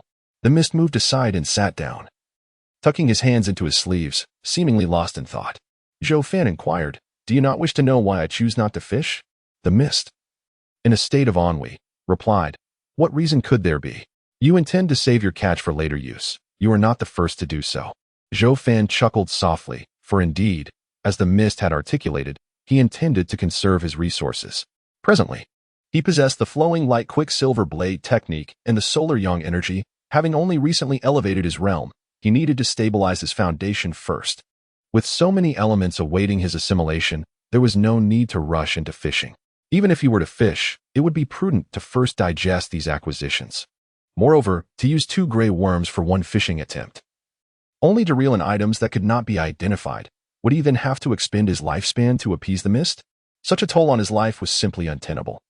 Zhou Fan had resolved to utilize gray worms in place of his lifespan as the cost for identification, even if a single gray worm could only facilitate 3 identifications. He was compelled to do so, for his lifespan was far too precious. Lastly, the rationale for his preparedness lay in the notion of being prudent. While a random fishing rod might yield an additional item, chance also implied uncertainty. Zhou Fan could not ascertain that the items he might catch would align with his desires. Should the day come when he sought a medicinal pill to enhance his realm, yet the 2 items he caught were not what he sought, that would spell trouble. By preserving his resources, perhaps one day, when he needed a targeted fishing rod, he would have bait at his disposal.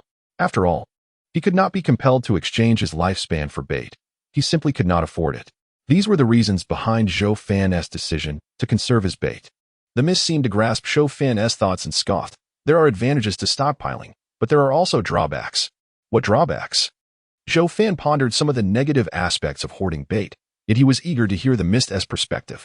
The mist continued, "Should you accumulate bait, and, by misfortune, meet your end outside, all that bait would be rendered utterly futile."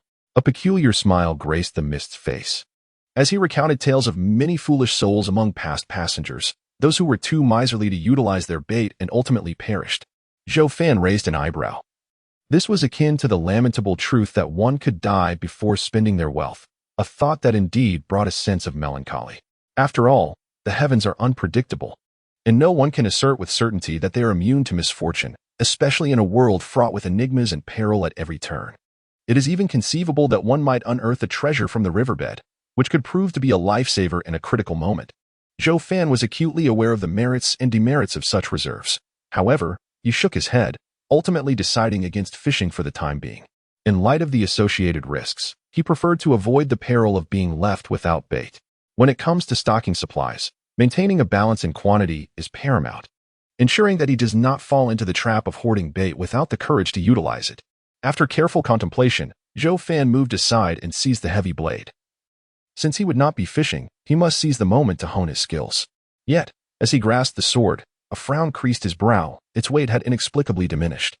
Zhou Fan gazed at the heavy blade in his grasp. The sword measured 7 feet in length and 2 feet in width, its proportions undeniably extravagant, with a formidable weight of 300 pounds. Yet, having ascended to a realm of immense strength, Zhou Fan, with a power of 15,000 pounds, found the blade's heft to be trivial. Mist, this sword is far too light, he called out to the dazed figure of Mist. Mist remained silent, merely gesturing with a hand, causing the swirling gray fog to coalesce around the heavy blade, enveloping it in an ethereal embrace. The sword, already a manifestation of mist, melded with the drifting gray vapor, its dimensions expanding until it reached a length of 10 feet and a width of 3 feet before finally halting. As the weight of the blade suddenly increased, Zhou Fan felt the hilt grow heavy in his hands. He exerted considerable effort to lift it. Since entering this new phase of strength, his perception of weight had sharpened, and after a brief estimation, he surmised that the sword now weighed approximately 1,500 pounds. This weight was ideally suited for him at present, prompting him to earnestly practice his foundational swordsmanship. Time flowed swiftly as Zhou Fan seamlessly alternated between the heavy and light blades, tirelessly refining his skills until the moment he exited the Gray River space. Emerging with a significantly fortified understanding of sword techniques, he bid farewell to Mist and stepped out of the Gray River space. Upon awakening, Zhou Fan first turned his head to survey the dimly lit room, confirming that all was normal before crawling out from beneath the bed. Outside, the dawn had begun to break. After brushing off the dust from his clothes, he ignited the wick of an oil lamp, illuminating the space. The figure sprawled on the floor merely raised his head slightly in acknowledgement before returning it to the ground.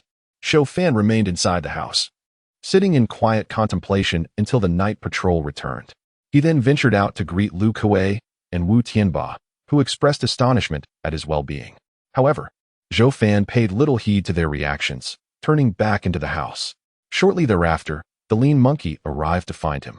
Zhou Fan handed 3 small flame talismans to the lean monkey, offering a few reminders before permitting him to commence his patrol.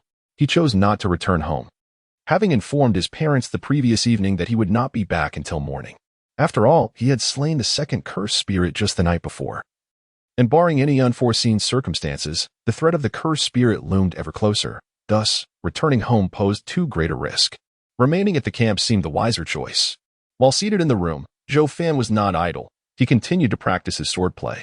Each stroke of the straight sword contained 2 distinct transformations: the silent descent of the blade and the fierce momentum gradually converging.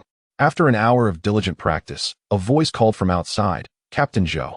He paused, his sword stilling as he replied, "I am here. What is it?" "The 2 elders request your presence at the talisman chamber," the patrolling officer informed him. At this, Zhou Fan's spirits lifted. He sheathed his sword, opened the wooden door, and followed the patrolman to the talisman chamber. Outside the chamber, 2 talisman masters from Huangmao, along with Lu Kuei, were cautiously attending to an unfamiliar middle-aged man who donned a light blue, cross-collared robe, cinched at the waist with a deep black sash, and adorned with a scarlet wine gourd at his left hip. Moreover, the middle-aged man held an azure wine gourd in his right hand, pouring its contents towards his mouth. His seemingly disheveled face bore no flush from drinking. Instead, it appeared somewhat pallid. Zhou Fan halted a step away, aware that this middle-aged gentleman was most likely the special envoy from Tianliang. The man set down the gourd and, after sizing up Zhou Fan, spoke gently. "Are you the Zhou Fan afflicted by the eye curse?" "Yes." Zhou Fan nodded in affirmation, raising his hand to reveal the blood coffin mark on his palm. The Huang talisman master smiled as he introduced, "This is Lord Yan Guilai, the envoy of the Ilwan division of Tianliang. Zhou Fan performed a respectful bow, addressing Lord Yin. Yin Guilai replied, "You need not stand so far. Feel free to approach." After a moment of hesitation, Zhou Fan moved closer, catching a faint scent of alcohol wafting from Yin Guilai. As Zhou Fan drew near, a flicker of intrigue crossed Yin Guilai's face, and he scrutinized Zhou Fan once more. "Take me to Xiaoqiu Lake." Zhou Fan felt a twinge of surprise, unable to comprehend why he was specifically requested to lead the way. Nonetheless, he nodded in agreement. The two Huang Talisman Masters and Lu Kuei exchanged astonished glances. Yin Guilai had only recently arrived and inquired about the situation, to which they answered, including the matter of Zhou Fan being cursed. Upon learning that Zhou Fan had vanquished two cursed spirits, Yin Guilai expressed a desire to meet him. Naturally, the Huang Talisman Masters would not refuse such a request. Yet, upon meeting Zhou Fan, Yin Guilai asked scarcely anything and merely instructed him to lead. "Lord Yin, what about the three of us?" The Mao Talisman Master inquired respectfully. Yin Guilai took a sip from his gourd and replied, "You may attend to your own affairs. Having someone to guide me is sufficient." The three Talisman Masters exchanged glances before unanimously acknowledging his command. Time was of the essence, and Yin Guilai swiftly followed Zhou Fan toward Xiaoqiu Lake.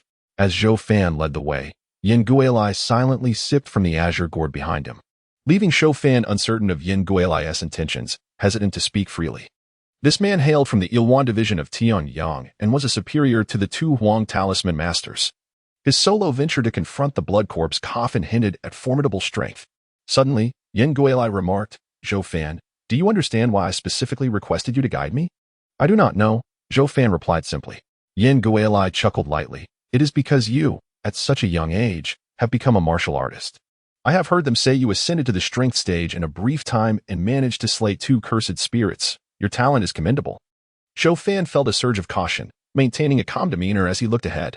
"Your grace is too kind. My ability to defeat two cursed spirits was largely due to fortune." Yin Guilai responded, "Whether by luck or strength, the fact remains that you have killed those two cursed spirits. I have requested you to lead as a precaution. Should a third cursed spirit arrive before I deal with the blood corpse coffin, it would be a pity if you were to fall victim." "Thank you, my lord," Zhou Fan replied casually, though inwardly he remained vigilant, questioning whether Yin Guilai's interest in him stemmed from a genuine appreciation of talent. However, Zhou Fan did not sense any malice from him. Yin Guilai merely smiled, choosing silence as he continued to drink. Soon, the two arrived near Xiaoqiu Lake. Captain Zhou was greeted by two patrol officers stationed there, who, although unfamiliar with Yin Guilai, surmised that he must be there to assist Sanqiu village with its troubles. "Please let them leave," Yin Guilai suggested. Zhou Fan then instructed the two patrol officers to depart. Xiaoqiu Lake was eerily tranquil. The blood-soaked coffin within the lake continued to bleed, staining the azure surface a deep crimson. The bloodied waters contrasted sharply with the outermost layer of clear blue. This was Zhou Fan's first visit since being afflicted by the eye curse. He gazed at the ominous blood coffin, knowing that resolving the coffin would lift his curse. He turned his attention to Yin Guilai, pondering whether this envoy from the Ilwan division could indeed confront the blood coffin. With a languid expression, Yin Guilai remarked, "If it is truly the Black Grudge blood coffin in its dormant phase, then there is no need for concern." Securing the ice blue wine gourd at his side, he glanced at Zhou Fan and advised, "Be cautious. If it becomes too perilous, retreat to the village swiftly." With that, Yin Guilai leaped into action, seemingly gliding over the lake's surface without stepping on the previously left logs, moving with the speed of an arrow as he approached the blood coffin. In terms of agility, his skill surpassed that of the Yellow Talisman Masters by several degrees. Upon reaching the blood coffin, Yin Guilai stood upon the water as if on solid ground, astonishing Zhou Fan with his remarkable lightness of foot. With an expression of indifference, Yin Guilai struck the blood coffin with a single palm. A resounding thud echoed as a chill emanated from his hand, instantly enveloping the coffin in a layer of azure frost. The blood coffin, sensing the threat, emitted a piercing cry akin to a night owl, and shadows of blood surged forth to assail Yin Guilai. "Begone!" Yin Guilai bellowed at the encroaching shadows, his voice resonating like thunder. The ripples cascaded across Xiaoqiu Lake, causing Zhou Fan, standing at a distance, to wince in pain. The blood shadows confronting him were scattered by the force of his shout, leaving a pool of blood upon the ground. Yin Guilai swiftly struck the coffin twice more, transforming it into a massive block of ice, the blood congealing under the frost. Shatter. His gaze sharpened as he delivered another powerful blow. A tremendous crash reverberated as the blood coffin splintered into fragments. From within the shattered coffin emerged a human corpse, its bloodied form clad in white shrouds. Swollen and covered in blood blisters, emitting a ghastly wail as it lunged madly at Yin Guilai, awakened prematurely and denied its dormant phase. The creature sought vengeance on the human who disrupted its rest. Undaunted, Yin Guilai advanced to meet it. Zhou Fan, wary of being drawn into the fray, took several cautious steps back, his gaze fixed on the blood corpse, knowing that if it escaped, he would have no choice but to seek assistance from the fog at the cost of his own life. Each collision between the man and the corpse sent waves of lake water soaring into the air, the droplets cascading down like a torrential rain. The duel between the man and the corpse intensified, their movements becoming increasingly swift, their figures blurring as the sounds of thunderous clashes echoed around them. To Zhou Fan, it appeared as if two indistinct shadows, each a different hue, were engaged in combat amidst the scattered waters of the lake. His expression turned grave, for the prowess of both the man and the corpse far exceeded his expectations.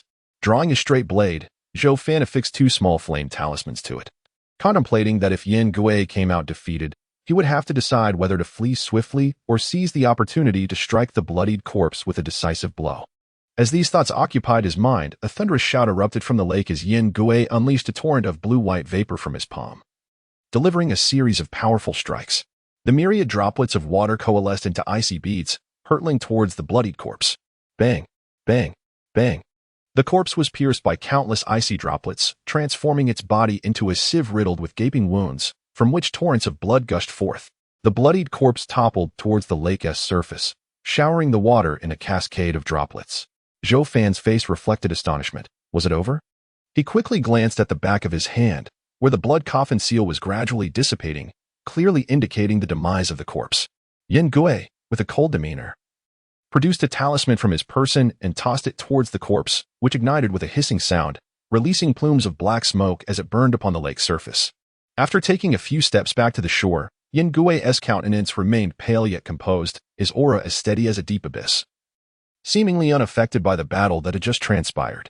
Casting a glance at the lake, he noted several shattered red coffins submerged in the crimson waters and cautioned, "Once we return, ensure no one drinks from this lake for a month. After that, it will be safe." Zhou Fan mentally recorded this warning, pondering the vast superiority of Yin Guilai's strength. Were such a person to desire his demise, escape would be a formidable challenge.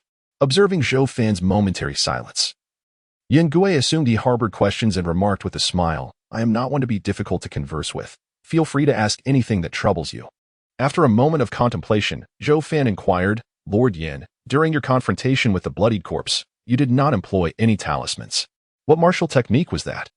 He recalled the young flame chi he had obtained, yet Yin Guilai's icy aura had bested even the corpse, which was distinctly different from the young flame chi thus. He was curious. Yin Guilai, smiling, gestured to the ice-blue gourd at his waist, stating, "This is not a martial technique, but rather ice cicada wine. Upon consuming it, I can infuse the cold energy into my true essence and unleash it. The icy chill of the ice cicada serves a talismanic purpose against the bizarre. Yet not everyone can partake in it. At this stage, you should not drink it, lest the cold seep into your very marrow, causing you harm." Ice cicada wine?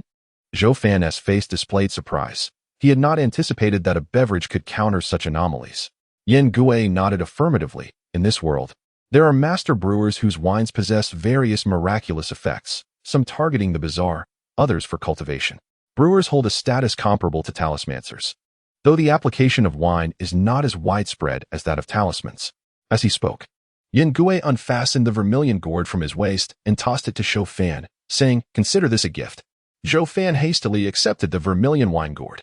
Before he could voice his inquiries, Yin Guilai elucidated, "This gourd contains explosive grape wine. Consuming it will enable a martial artist of your caliber to unleash the power akin to that of an explosive stage warrior, albeit only reaching 70% of the initial explosive stage's might. Remember, given your strength, you should only take a small sip each time. Otherwise, you may easily injure yourself." A look of hesitation crossed Zhou Fan's face. The explosive grape wine sounded appealing, yet he believed in the principle of no gain without effort, and was on the verge of declining the offer. Yin Guilai laughed heartily. "Do not feel embarrassed. This wine holds little value for me. I brought it merely for a moment of indulgence on the road, and it is perfectly suited for you. Consider it a gift from me, as we have crossed paths. I shall not return to Sancho village, so please convey my regards to them. Yin Gui Lai turned to depart. If you manage to secure a spot for your village to study in Tianyang, we shall meet again during the Laba festival. Thank you, Lord Yin. Zhou Fan called out to Yin Gui Lai's retreating figure, regardless of the circumstances. Yin Gui Lai had indeed avenged him by eliminating the Black Grudge Blood Corpse coffin and gifted him a gourd of explosive grape wine, thus incurring a debt of gratitude. Without looking back, Yin Gui Lai waved his hand, a hint of a smile gracing his lips. His exceptional prowess had allowed him to discern that Zhou Fan was brimming with vitality, his foundational strength in the high stage remarkably solid. Achieving such a level in a short span, with no signs of vanity, but rather a profound and dense power, was astonishing. In this nearly insular village, Yin Gui Lai did not anticipate that the youth would experience any remarkable fortune. More likely, his extraordinary talent was the cause. Should this young man evade untimely demise, his future achievements could be boundless, rendering a mere gourd of explosive grape wine insignificant. Zhou Fan did not linger at Xiaoqiu Lake. Instead, he instructed 2 patrolmen to stand guard while he returned to the patrol camp. Upon his arrival, the 2 talisman masters, Huang and Mao, along with Lu Kuei, who had been attentively waiting at the camp, disregarded any formalities and approached him eagerly. Master Huang inquired breathlessly, "What transpired?" Zhou Fan replied with a smile. "The blood corpse coffin has been dealt with by Lord Yin, and my eye curse has also been lifted." As he spoke, he extended the back of his hand, feeling a sense of relief as the eye curse had been a considerable burden. With its dissolution, he felt significantly lighter. The 3 masters, upon confirming that Zhou Fan's eye curse had indeed vanished, understood that the blood corpse coffin was likely no more. Master Mao then asked, "And what of Lord Yin?" Yin Gui Lai was their superior, and maintaining a favorable relationship with him could yield great advantages. Thus, the 3 of them displayed a glimmer of eagerness in their eyes. Zhou Fan shook his head, stating, "Lord Yin mentioned he had urgent matters to attend to and departed." Suddenly, Lu Kuei's attention was drawn to the crimson gourd hanging at Zhou Fan's waist, his eyes widening in astonishment. "That gourd," he exclaimed. Zhou Fan, patting the gourd without reservation, replied, "This was a casual gift from Lord Yin. It's called exploding grape wine." The faces of the 3 masters lit up with envy. Although the exploding grape wine was of no personal utility to them, it was indeed a remarkable treasure, especially since it had been given by Yin Gui Lai, implying that he might hold Zhou Fan in high regard. Naturally, because it was a gift from Yin Gui Lai, they harbored mere admiration, not daring to entertain excessive thoughts. It would be unwise to offend a figure like Yin Gui Lai over something as trivial as a gourd of wine. Zhou Fan understood this principle as well, hence his lack of concealment regarding the gift. However, the 3 masters were still somewhat puzzled. They were aware that Zhou Fan had advanced into a higher tier of martial prowess without solidifying his foundation to kill the second cursed ghost. Logically, Zhou Fan's martial achievements should have reached their zenith. Even if he were to tap into the explosive phase, his lack of a firm foundation might hinder his progress. How could someone of such a standing garner the favor of a distinguished envoy like Yin Gui Lai? Or was it merely a casual gesture from Yin, devoid of deeper implications? As these thoughts swirled in their minds, Master Huang and Master Mao exchanged a few words with Lu Kuei and Zhou Fan before parting ways. In an instant, only Lu Kuei and Zhou Fan remained. Lu Kuei chuckled, "A Fan, you truly possess remarkable fortune to receive a gourd of exploding grape wine from Lord Yin. It's worth at least 10 Xian coins." 10 Xian coins? Zhou Fan mused as he gazed at the gourd at his waist. He recalled that he had only earned 3 Xian coins when he risked his life for the patrol team. And he felt a surge of temptation. Perhaps he could sell it to support himself? Seemingly reading Zhou Fan's thoughts, Lu Kuei quickly cautioned, "A Fan, this exploding grape wine is immensely beneficial to you. Do not consider selling it." Zhou Fan had merely entertained the thought, shaking his head resolutely, "I will not sell it." Should he enter the explosive phase and find the wine useless, he would certainly part with it. But as Lu Kuei pointed out, the exploding grape wine remained highly valuable to him at present. In critical moments, it could amplify his strength significantly, equivalent to 70% of a novice explosive phase. With his current capabilities, supplemented by the wine, he could even contend against practitioners in the intermediate explosive phase. Lu Kuei remained unaffected by Zhou Fan's self-destructive attitude towards his future. After all, even a practitioner with a shaky foundation and strength held considerable significance within the patrolling team of Sanqiu Village. Contemplating this, Lu Kuei suggested, "Afan, given that Lord Yin possesses formidable abilities and you have some connection with him, it would be prudent to maintain that relationship. The benefits it could bring you and Sanxiu village are beyond imagination. Countless martial artists in Tianliang aspire to curry favor with Lord Yin, but find themselves unable to do so. Zhou Fan sighed. I do not have any substantial relationship with that Lord Yin. He may have gifted me a gourd of wine out of good spirits after dealing with that blood corpse coffin. By the way, I am still unaware of Lord Yan standing in the Ilwan division of Tianliang. Lu Kuei grinned and explained, the Ilwan division is an institution under the Great Wei dynasty, specifically tasked with managing the bizarre and the uncanny. It ranks first among the many institutions of the Great Wei, with branches established in various regions. The Ilwan division at the primary level is overseen by the 4 Ungshi, namely in Dong Shi, and Nan Shi, and Bei Shi, and in Shi Shi. These 4 Ungshi are the most powerful and authoritative figures within the primary Ilwan division. Whenever there are matters concerning the Ilwan division in Tianyang, it is they who convene to deliberate and resolve them. Both the local magistrates and lieutenants in Tianyang must heed their commands. Beneath the 4 Ungshi are the strength practitioners, talisman masters, and other executing personnel. Although the powers of the 4 Ungshi are relatively equal, tradition in the Great Wei holds that the East is regarded with greater esteem. Thus the Dongshi implicitly holds a higher status than the other 3. Zhou Fan was taken aback. If Lu Kuei's words were to be believed, then Lord Yin Guilai was indeed the Dongshi of the Ilwan division in Tianyang, the most powerful individual in that realm. It dawned on him why both Lu Kuei and Huang Mao, the talisman masters, were so eager to ingratiate themselves with Yin Guilai. After exchanging light-hearted banter for a while, Zhou Fan resumed his patrol around Shaoqiu Lake in the afternoon. Upon returning home for dinner with his family, he declared, Father, Mother, I will practice for a while. Gui Feng glanced at Zhou Fan's talisman pouch and straight sword, somewhat surprised. Affin, why do you need all these items for your practice? I plan to practice the coordination between swordplay and talismans, Zhou Fan explained calmly. As he stepped out, Gui Feng looked anxiously into the dark outside. I hope nothing happens to him. He never used to bring so many things when he practiced. Zhou Yimu took a puff from his water pipe and remarked, Affin has become much more composed than before. Let him be. Zhou Fan circled around to the back of the house and departed, relying solely on the faint lights of nearby homes and his memory to navigate through the night. He arrived near the medical clinic, concealed in the shadows, his expression cold as he gazed at the hazy yellow light emanating from it. His fingers tightened and relaxed around the sword hilt, but ultimately, he turned away, for the time was not yet ripe. Returning to his small courtyard, Zhou Fan commenced another day of silent cultivation, diligently practicing until he had perfected the 4 styles of pushi before returning home, where his parents, still awake, seemed to be worried about him. Zhou Fan returned, and they took a moment to rest. After a brief wash, he retired to bed, swiftly finding himself aboard the vessel.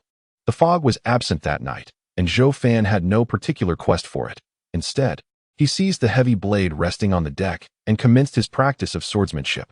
When the time arrived, he was once more drawn from the gray river space, each emergence signifying the dawn of a new day.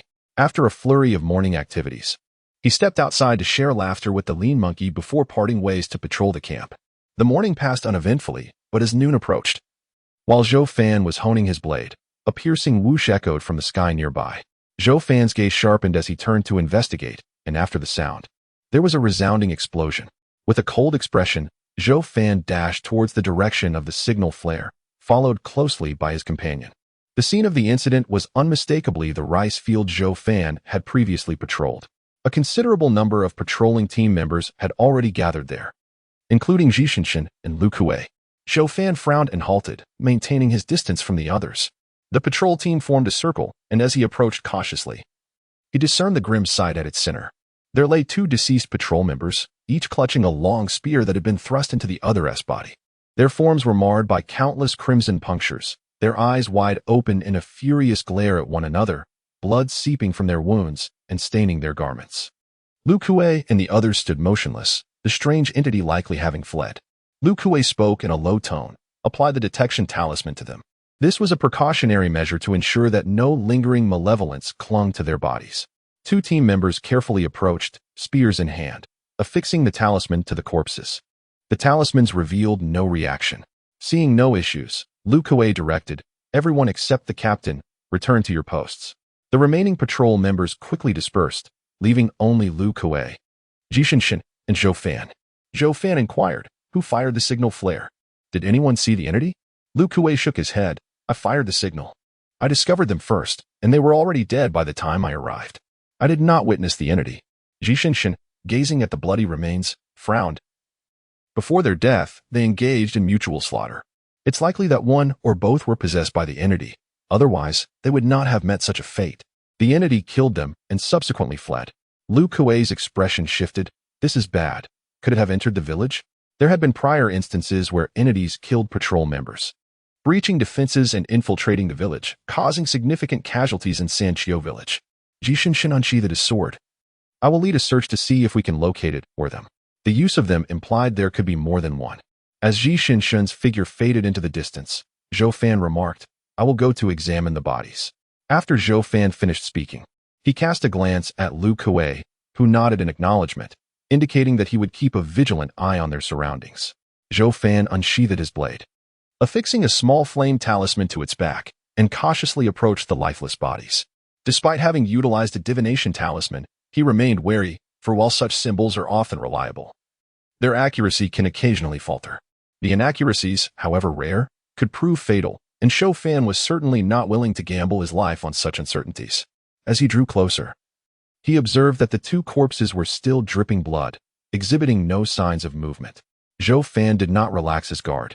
He remained alert for the possibility that some unknown malevolence might suddenly emerge from within the bodies and assault him. With a watchful eye, he scrutinized the two cadavers, drawing upon his extensive experience as a detective to identify several irregularities. First, he examined the pupils of the deceased. The patrolman had not been dead for long. Typically, if a person has been deceased for over 3 hours, a thin film clouds the eyes, and the eyeballs become notably soft.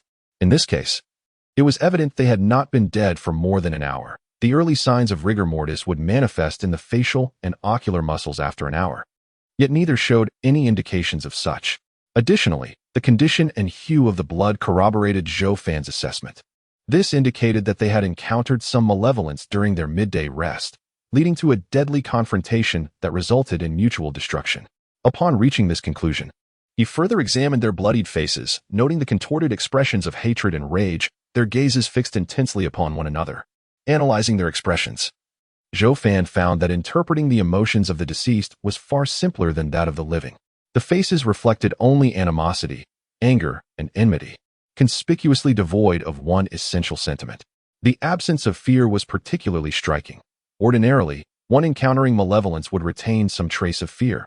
Why was this not the case for them? Could it be that they had been possessed for too long, causing their fear to be suppressed? Zhou Fan's gaze shifted downward, where he observed the wounds on their bodies, all inflicted by gunfire. Even in death, their hands were tightly gripping their rifles, the strain evident in their knuckles, which had turned pale from the force. From the locations of these wounds and their steadfast grip on their weapons, Zhou Fan could envision the ferocity of their struggle. Both combatants had fought with reckless abandon, unafraid of death. The brutal nature of their conflict suggested that both had indeed been possessed. Otherwise, it would be difficult to explain the savagery of their encounter. If only one had been possessed, the other, retaining even a modicum of rationality, would likely have prevented the battle from escalating to such extremes. The pressing question remained, had they truly been possessed? Where had the malevolence fled? Into the wilderness? Into the village? Or was it lurking nearby, observing them? Zhou Fan withdrew his gaze and took a few steps back, contemplating before slowly uttering, "They're not novices." Zhou Fan held a faint recollection of the two patrolling team members who had perished, recalling that they had been part of the patrol for over a year. Beside him, Lu Kuei offered a wry smile, remarking that they were certainly not novices. The team had just welcomed 3 new recruits, only to have 2 seasoned members meet their demise shortly thereafter. Should he report this to Luo Lietian, who was responsible for recruiting for the patrol? It was certain that Luo would be infuriated.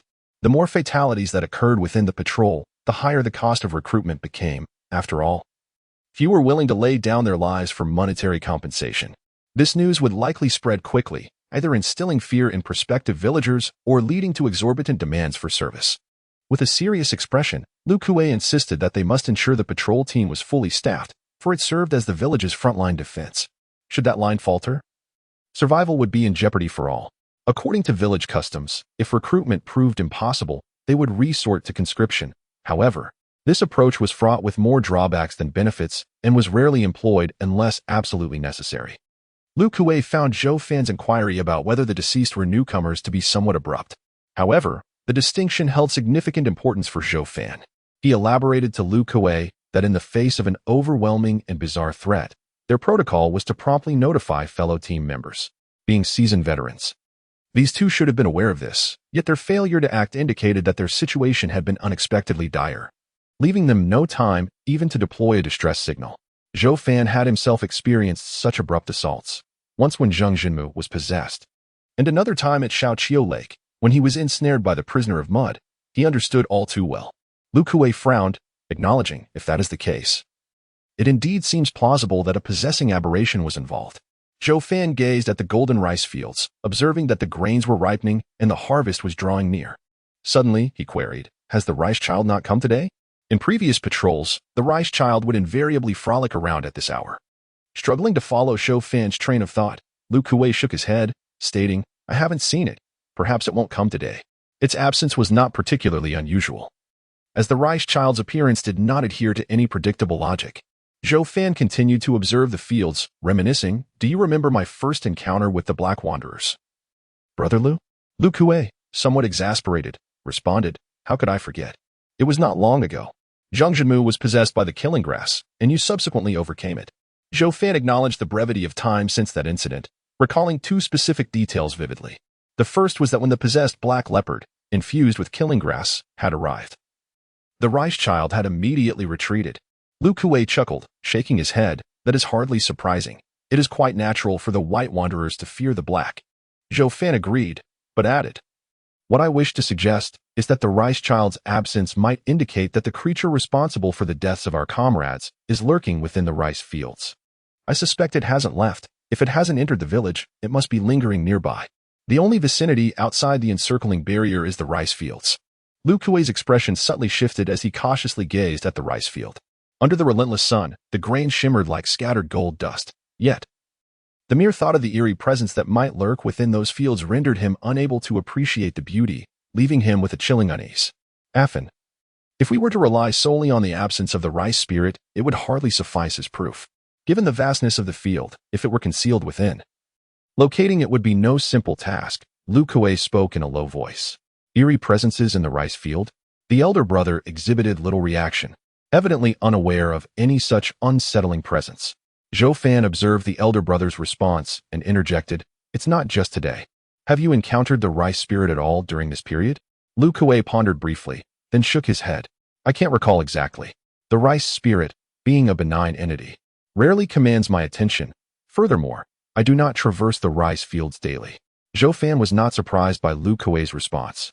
Recently, the patrol team had been severely understaffed, leaving even the deputy leaders like him confined to specific areas without the opportunity to patrol or monitor effectively.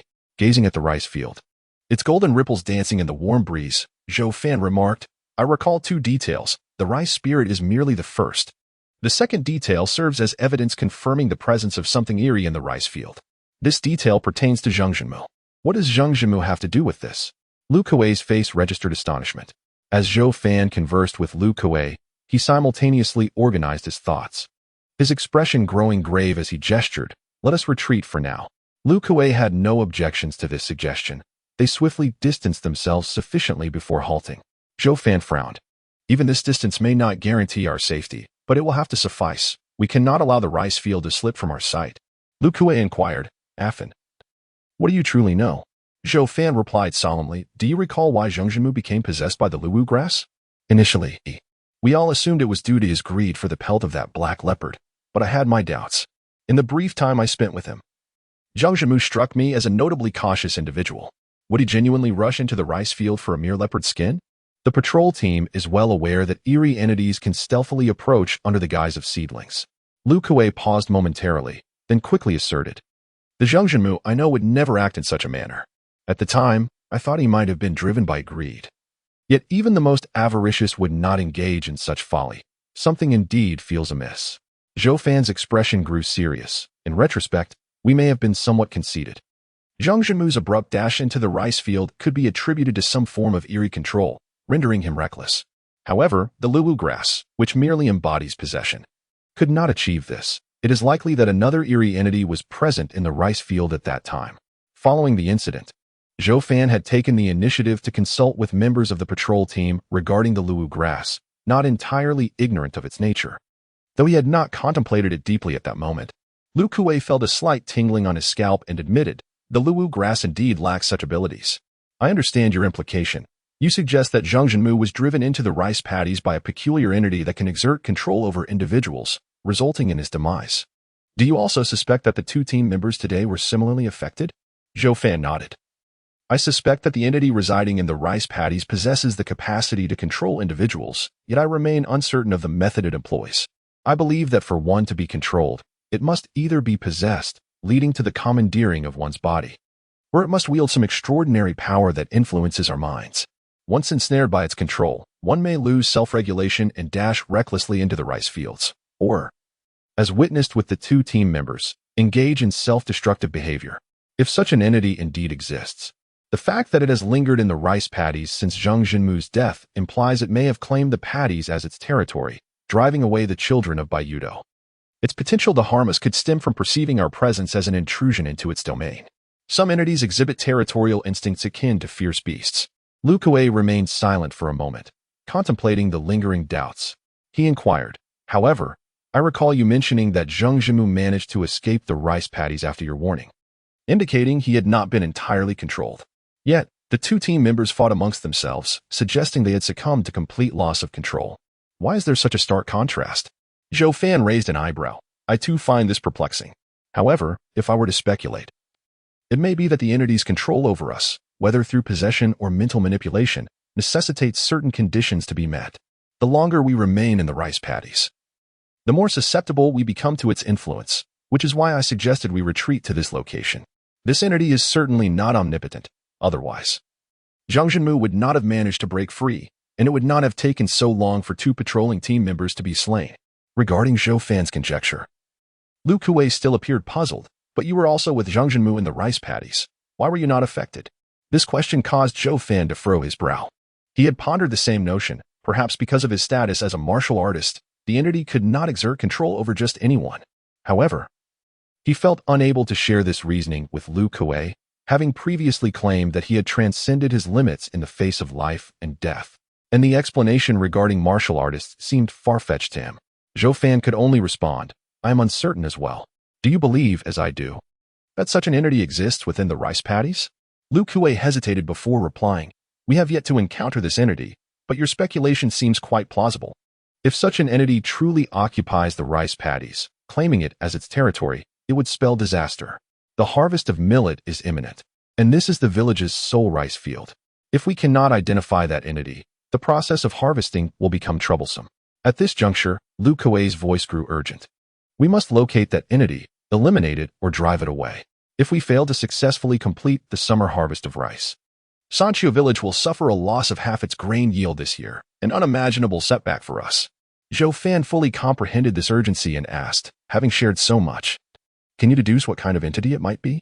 If one understands the nature of the anomaly, confronting it would become considerably easier. Lu Kuei's expression darkened as he remarked, I have never encountered such a peculiar entity. In truth, anomalies are ever-evolving.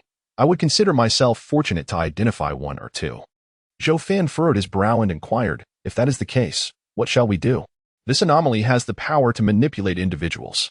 Should they dare to venture into the rice fields in ignorance, it would be tantamount to courting death. My previous immunity to its control may simply have been a stroke of luck.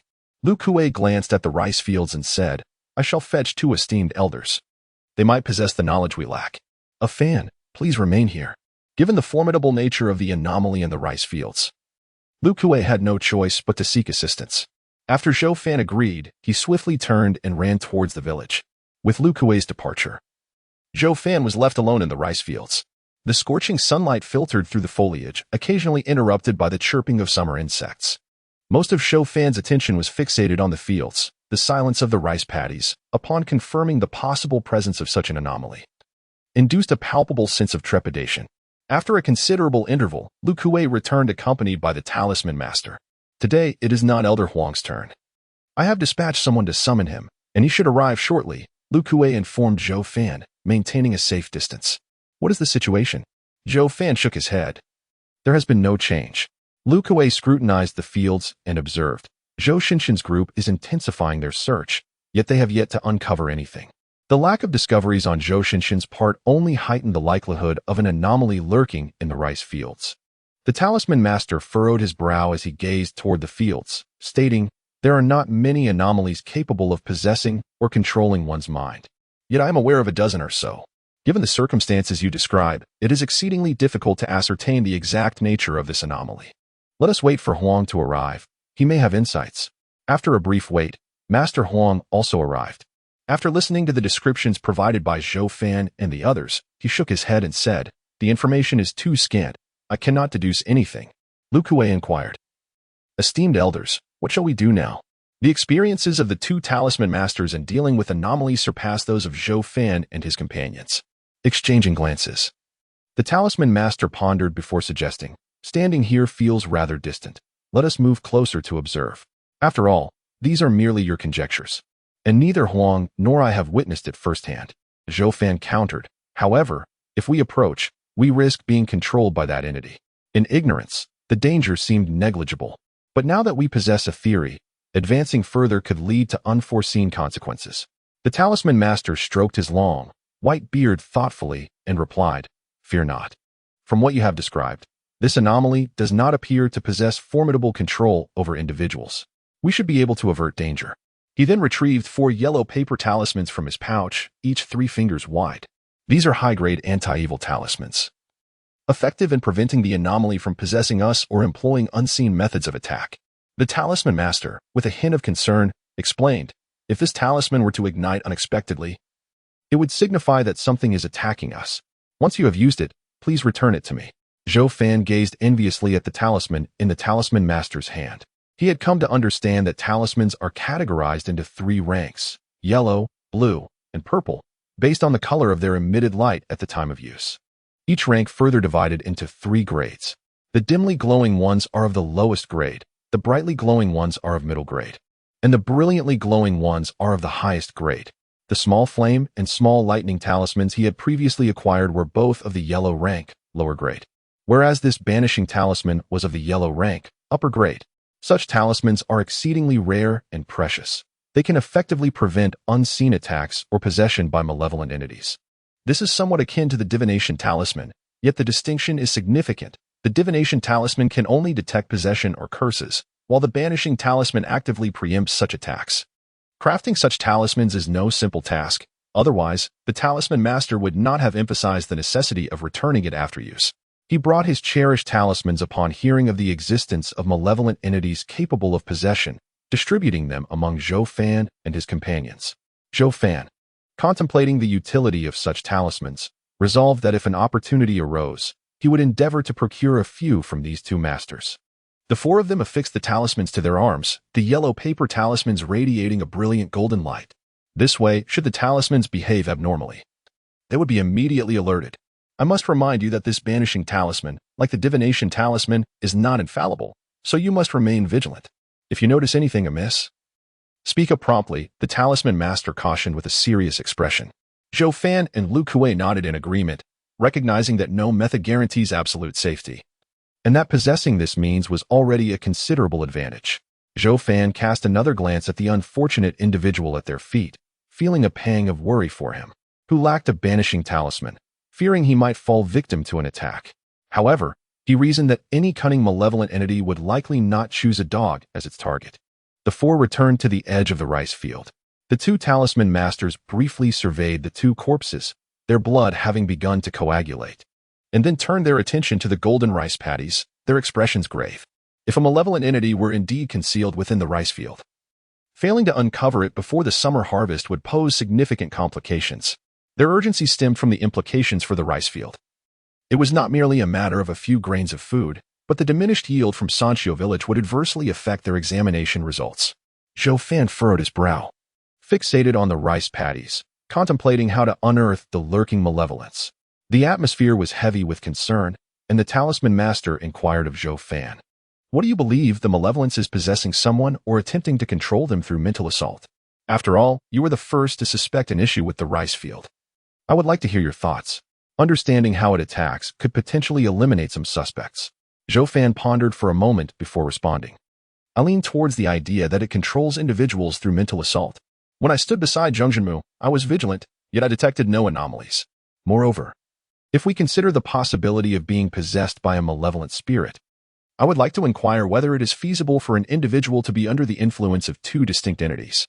The master of talismans furrowed his brow and replied, "While no one has ever witnessed a person possessed by two spirits simultaneously, we must not forget that the malevolent entity may have departed prior to the possession of Zhou Fan by the other spirit." This reasoning from the elder was indeed sound. However, I remain convinced that it was a spirit that manipulates the human psyche. Zhou Fan gently nodded and expressed. The talisman master inquired with interest, "What compels you to hold such a steadfast belief?" Zhou Fan organized his thoughts and responded, "Typically, for a spirit to possess a host, it requires a medium. Yet, at that moment, not only was there no medium present, but I did not even catch a glimpse of the spirit itself. This serves as one of the reasons for my conviction. Furthermore, once possessed, one would expect to observe some peculiarities in the host's physical form. For instance, when Zhou Fan was possessed by the malevolent spirit, he exhibited numerous straw protrusions. However, prior to the possession, his body appeared entirely normal. The same can be said for the two deceased team members. Their bodies bore only signs of mutual harm, with no other abnormalities present. These deductions were drawn from Zhou Fan's acquired knowledge of malevolent spirits. The talisman master and the elder exchanged glances, both taken aback, given their expertise. They could have arrived at similar conclusions, yet it was impressive that Zhou Fan, having only recently encountered spirits, could articulate such insights with clarity and speed. The talisman master leaned towards Zhou Fan's perspective, but still frowned and pointed out, setting aside Zhou Fan. The two deceased team members indeed do not exhibit many external signs of possession, but what of their insides? Zhou Fan gazed at the two corpses and pondered. It seems I have not considered this thoroughly. To ascertain the truth, we must resort to an autopsy. Upon hearing the suggestion of performing an autopsy, Lu Kuei hesitated momentarily but ultimately did not oppose it. After all, to uncover the truth, dissection was an unavoidable necessity. Then let us proceed with the autopsy. The talisman master stated calmly. Zhou Fan produced a dagger and declared, "I shall perform the procedure." None of the three talisman masters voiced any dissent. Zhou Fan approached the two corpses, now shielded by a protective talisman, and felt a diminished sense of trepidation. He examined the corpses and gave a slight tug on the long spear embedded within one of them. The spear, with its sharp tip, was not difficult to extract. Once removed, the two bodies were laid side by side. Zhou Fan casually selected one corpse, unfastened its belt, and tore open the blood-stained garment, revealing the body clad only in shorts. The exposed torso bore several deep lacerations, the most alarming being a gaping wound through which internal organs could be faintly discerned. Accustomed to the sight of corpses, Zhou Fan measured the incision with his dagger, deciding to commence the cut along the midline of the neck. Then continuing down the neck and along the midline of the chest and abdomen, curving to the left of the navel and concluding at the lower abdomen. This was a straightforward anatomical incision. Zhou Fan had observed numerous forensic autopsies, rendering this task far from daunting. With a calculated resolve, the sharp tip of the knife sliced through the pallid skin on the neck, penetrating the thick layer of subcutaneous fat as it descended towards the abdomen. The incision opened a narrow line of blood, revealing a gruesome sight that filled Zhou Fan's vision, yet he did not flinch. The dagger became thoroughly stained with crimson. A single droplet poised precariously at its tip. After completing this grim task, Zhou Fan leveraged the hilt of the knife to pry open the body, beginning his examinations. While Lu Kuei and the two talisman masters gathered around. Inside the cadaver, the internal organs, intestines, and bones appeared to be in perfect order. "It seems there is no possession. Let us open the skull for a closer look," suggested Master Huang. Those accustomed to the bizarre were no strangers to corpses, and the expressions of the three talisman masters remained largely unchanged. Zhou Fan proceeded to use the dagger to perform a cranial dissection. The skull was formidable, but for a warrior of great strength, it posed no challenge, and he swiftly severed the head of the fallen comrade. As the cranium parted, revealing a brain that resembled a gelatinous mass, the countenance of Zhou Fan and his companions shifted slightly. Master Huang had advocated for the craniotomy to ascertain the absence of possession, as any mental manipulation would undoubtedly leave the brain in an abnormal state. Zhou Fan and Lu Kuei were only partially aware of this, while Masters Huang and Mao understood it fully. They exchanged a glance, apprehension flickering in their eyes. Their suspicions about the entity were taking shape, and the realization was daunting. "Esteemed elders," Lu Kuei began, eager to inquire. Master Mao interjected. Let us retreat to a safe distance before we continue." Upon uttering these words, the four began to withdraw. Once at a secure distance, Lu Kuei asked, "Have you discerned something, esteemed elders? Could it be that this aberration is beyond even the protective talismans?" Master Mao rolled his eyes slightly and replied, "The protective talismans can indeed ward off such an aberration, but once ignited, they are rendered useless. We must retreat. Should we destroy such a precious talisman unnecessarily? Who would compensate me?" Lu Kuei offered an awkward chuckle. Zhou Fan inquired, "Elders, have you already identified the nature of this aberration?" Master Huang paused momentarily before responding. "To be honest, prior to the dissection, both Brother Mao and I had our suspicions. Now, having ruled out possession and examined the disfigured brain in conjunction with the environment of the rice fields, I believe we are nearing the truth. Am I right, Brother Mao?" With a sigh, Master Mao confirmed, "It is the blood-soaring soul bird. It thrives on grains and emits an inaudible call. If one lacks protective measures like talismans, it can invade the mind, causing one to lose control or even fall under its influence. Just as Zhou Fan mentioned, it possesses a fierce territorial instinct, treating our rice fields as its domain." The blood-soaring soul bird. Master Mao's words validated Master Huang's suspicions, and he grimaced. "This complicates matters." Lu Kuei furrowed his brow. He had never heard of such an aberration, yet he stated gravely, "If we cannot contend with the blood-soaring, do the esteemed elders find themselves at a loss as well?" Neither Lu Kuei nor Zhou Fan had ever heard of the soul-devouring bird. Zhou Fan glanced at the two talismancers, who, armed with their advanced mastery of talismanic arts, could easily handle both blood-welling and white resentment creatures. The cold-eyed talisman master Mao cast a disdainful glance at Lu Kuei and remarked, "If it were an ordinary blood-dwelling or white resentment creature, we would certainly manage without difficulty. However, the soul-devouring bird is an exceptionally troublesome entity among blood-dwelling creatures.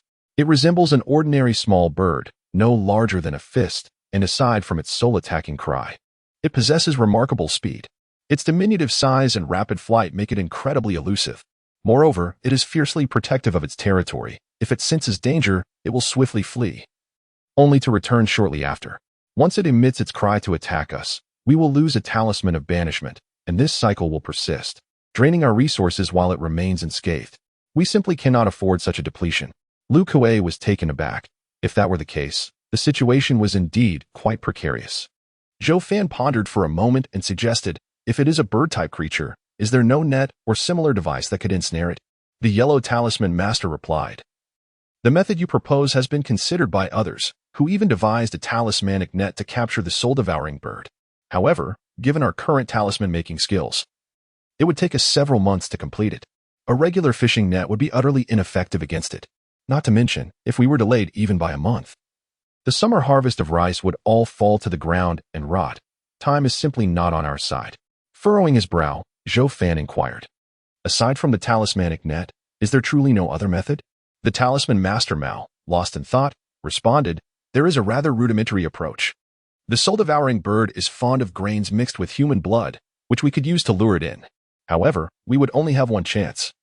If it falls for our trick once, it will not be deceived again. We must seize this opportunity to kill it. The challenge lies in the fact that even if we manage to lure it, we may not have enough time to slay it before it escapes. Its size and speed pose insurmountable obstacles." Zhou Fan contemplated, "My blade is fairly swift, but I cannot be certain it can match its speed." Zhou Fan had been training with a quick blade. After several days, his foundational knife techniques had reached an introductory level, and his practice technique, the flowing light quicksilver blade, had significantly improved in speed compared to its initial application. Nevertheless, having never encountered a soul-devouring bird, he could not ascertain whether his blade would indeed strike true. The yellow talisman master asked, "How fast is your blade?" How should one respond to such a question? Zhou Fan surveyed his surroundings, then approached a tree, gently placing his palm against the trunk. Leaves cascaded to the ground.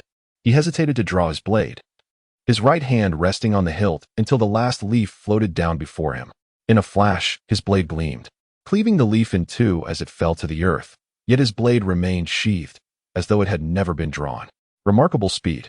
The three talisman masters were momentarily taken aback, their keen eyes barely able to catch the fleeting shadow of the blade. Lu Kuei, astonished, exclaimed, "Who did you train with to achieve such swiftness?" Zhou Fan replied, "It is merely something I have figured out on my own."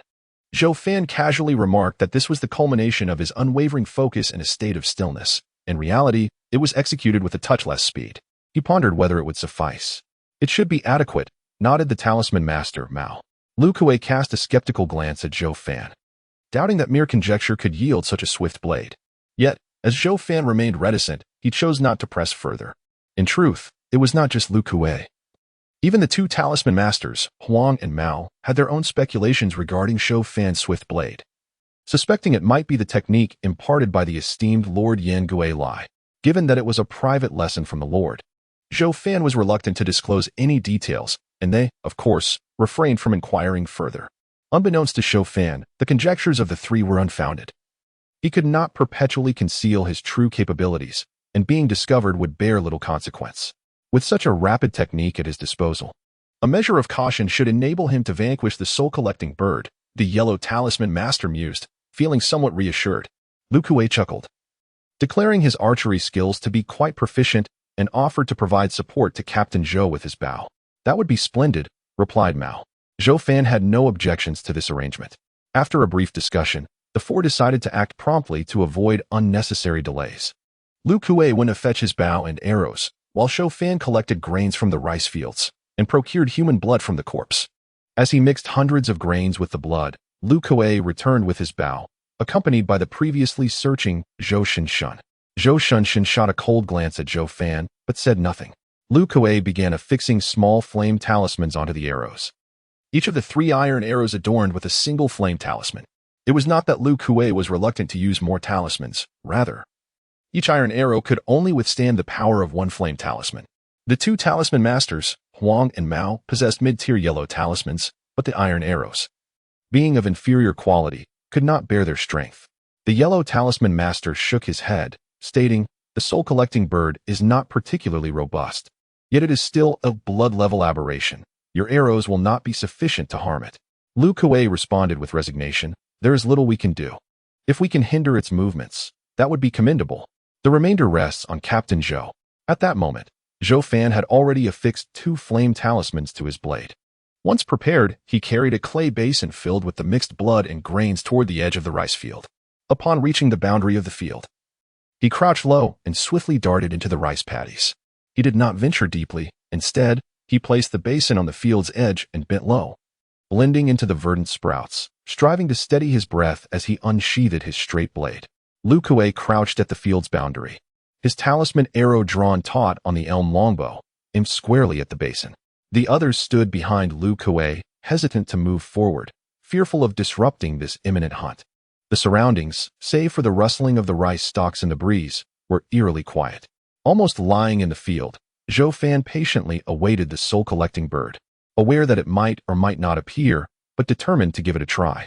The rice fields were oppressively hot, and Zhou Fan soon found himself drenched in sweat. Yet, he dared not move. The soul-snatching bird was exceedingly vigilant, and even the slightest disturbance could expose him.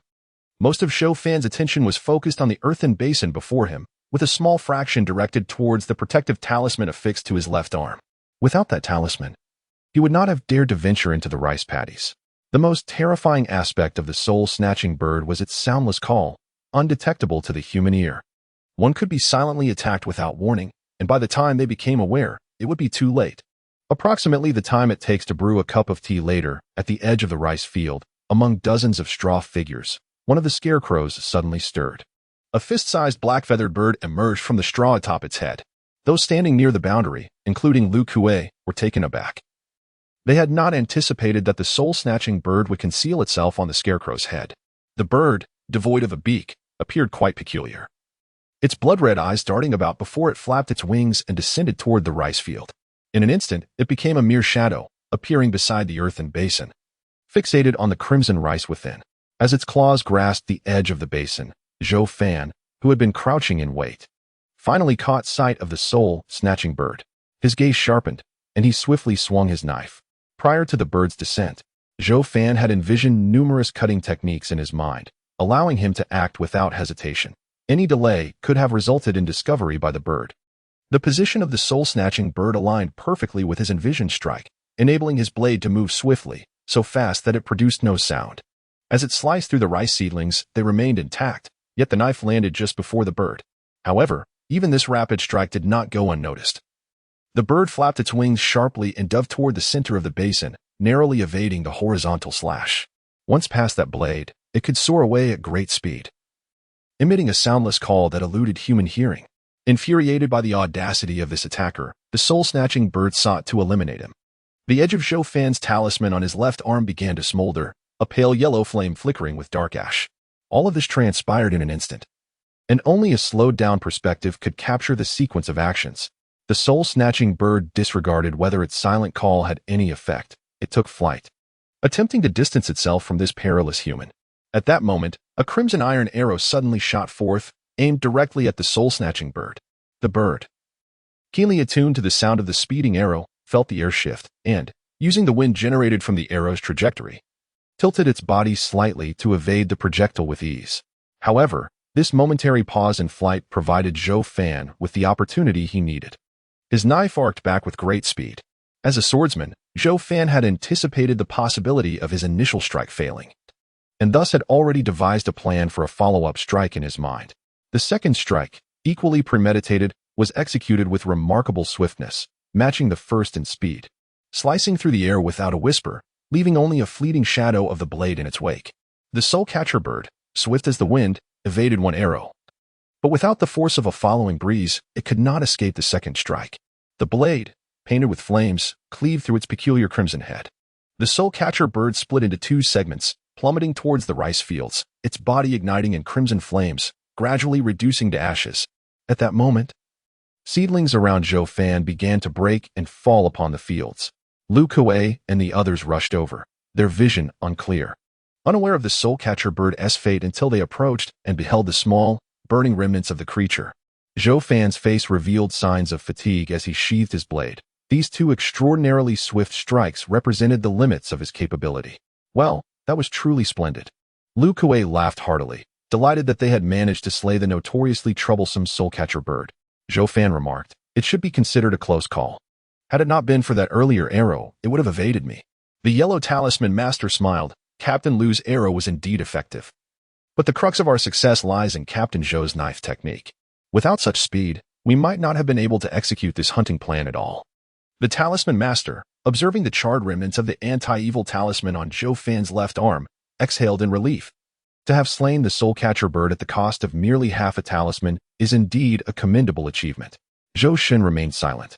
Yet his gaze was fervent as he regarded Zhou Fan, realizing he had underestimated him. This individual had been concealing his prowess.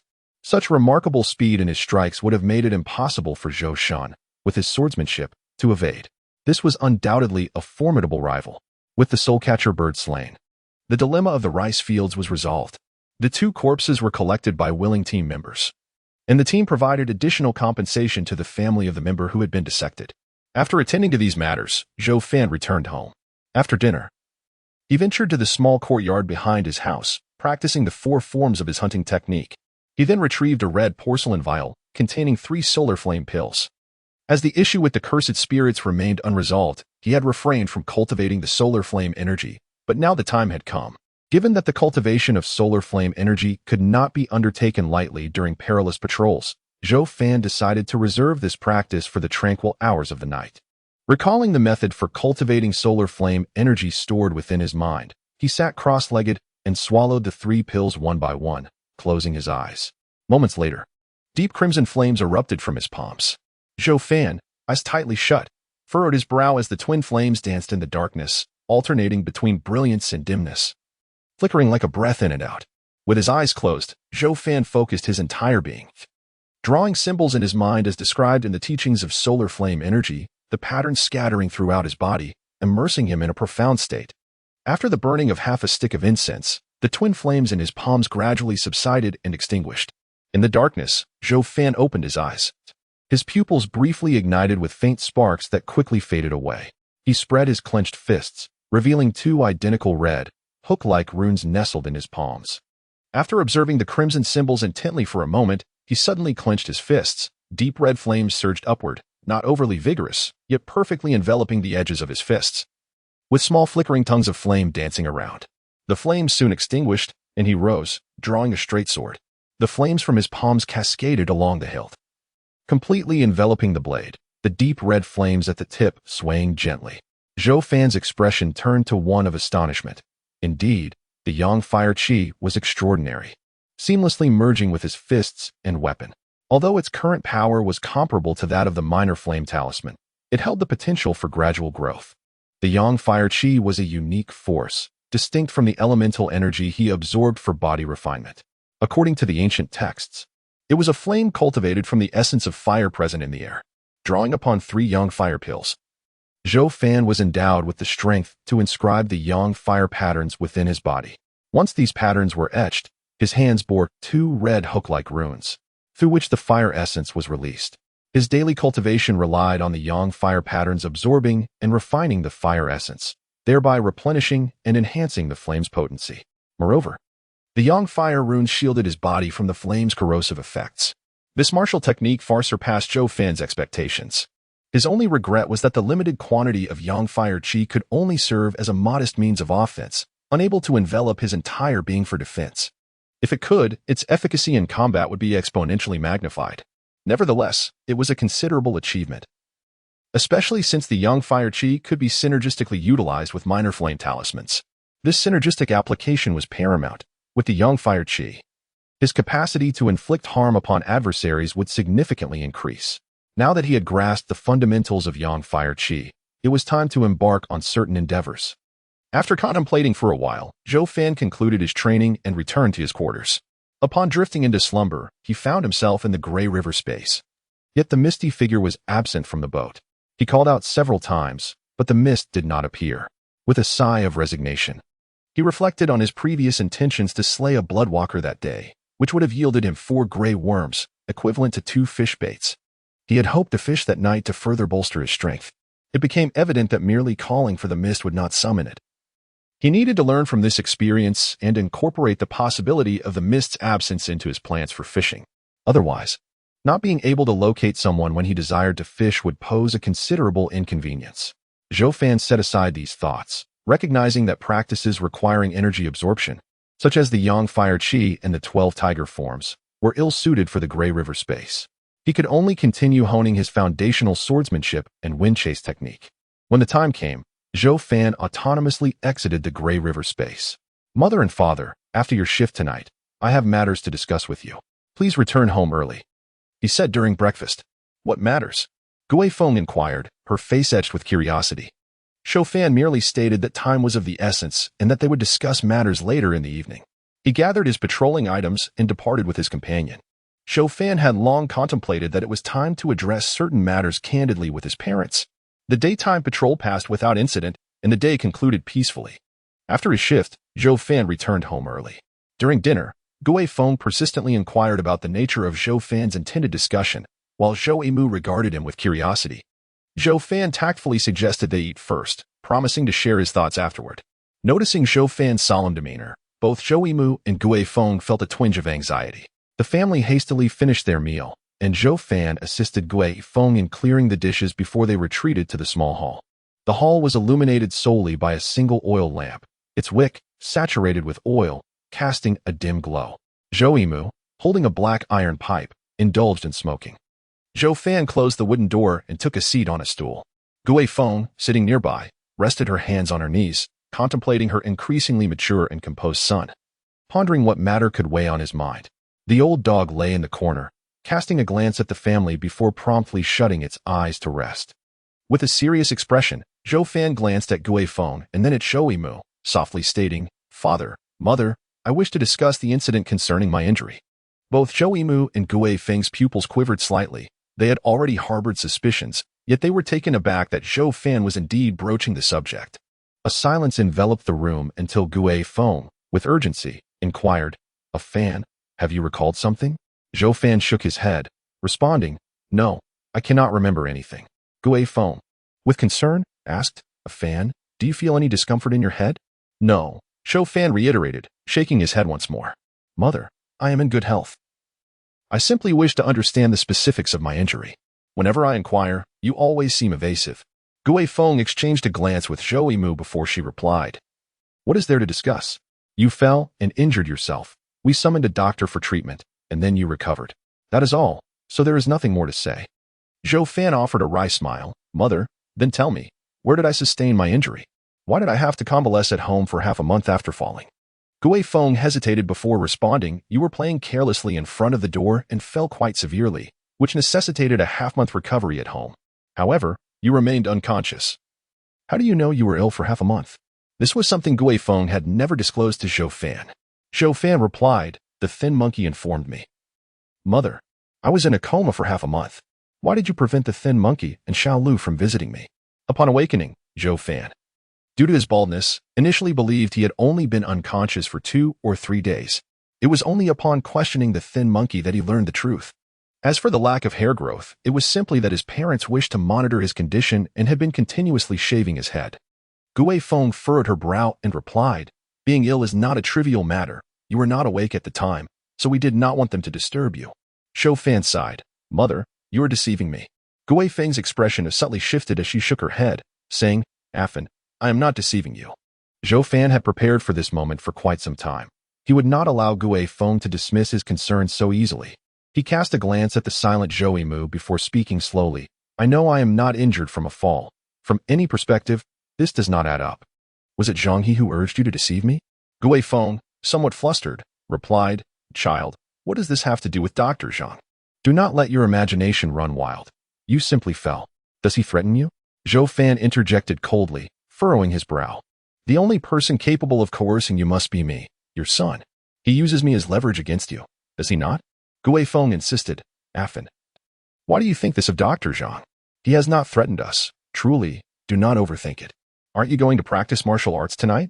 Hurry and go practice. Perhaps it does not seem a threat to you, but he must have said something that prevents you from revealing the truth to me, Zhou Fan pondered.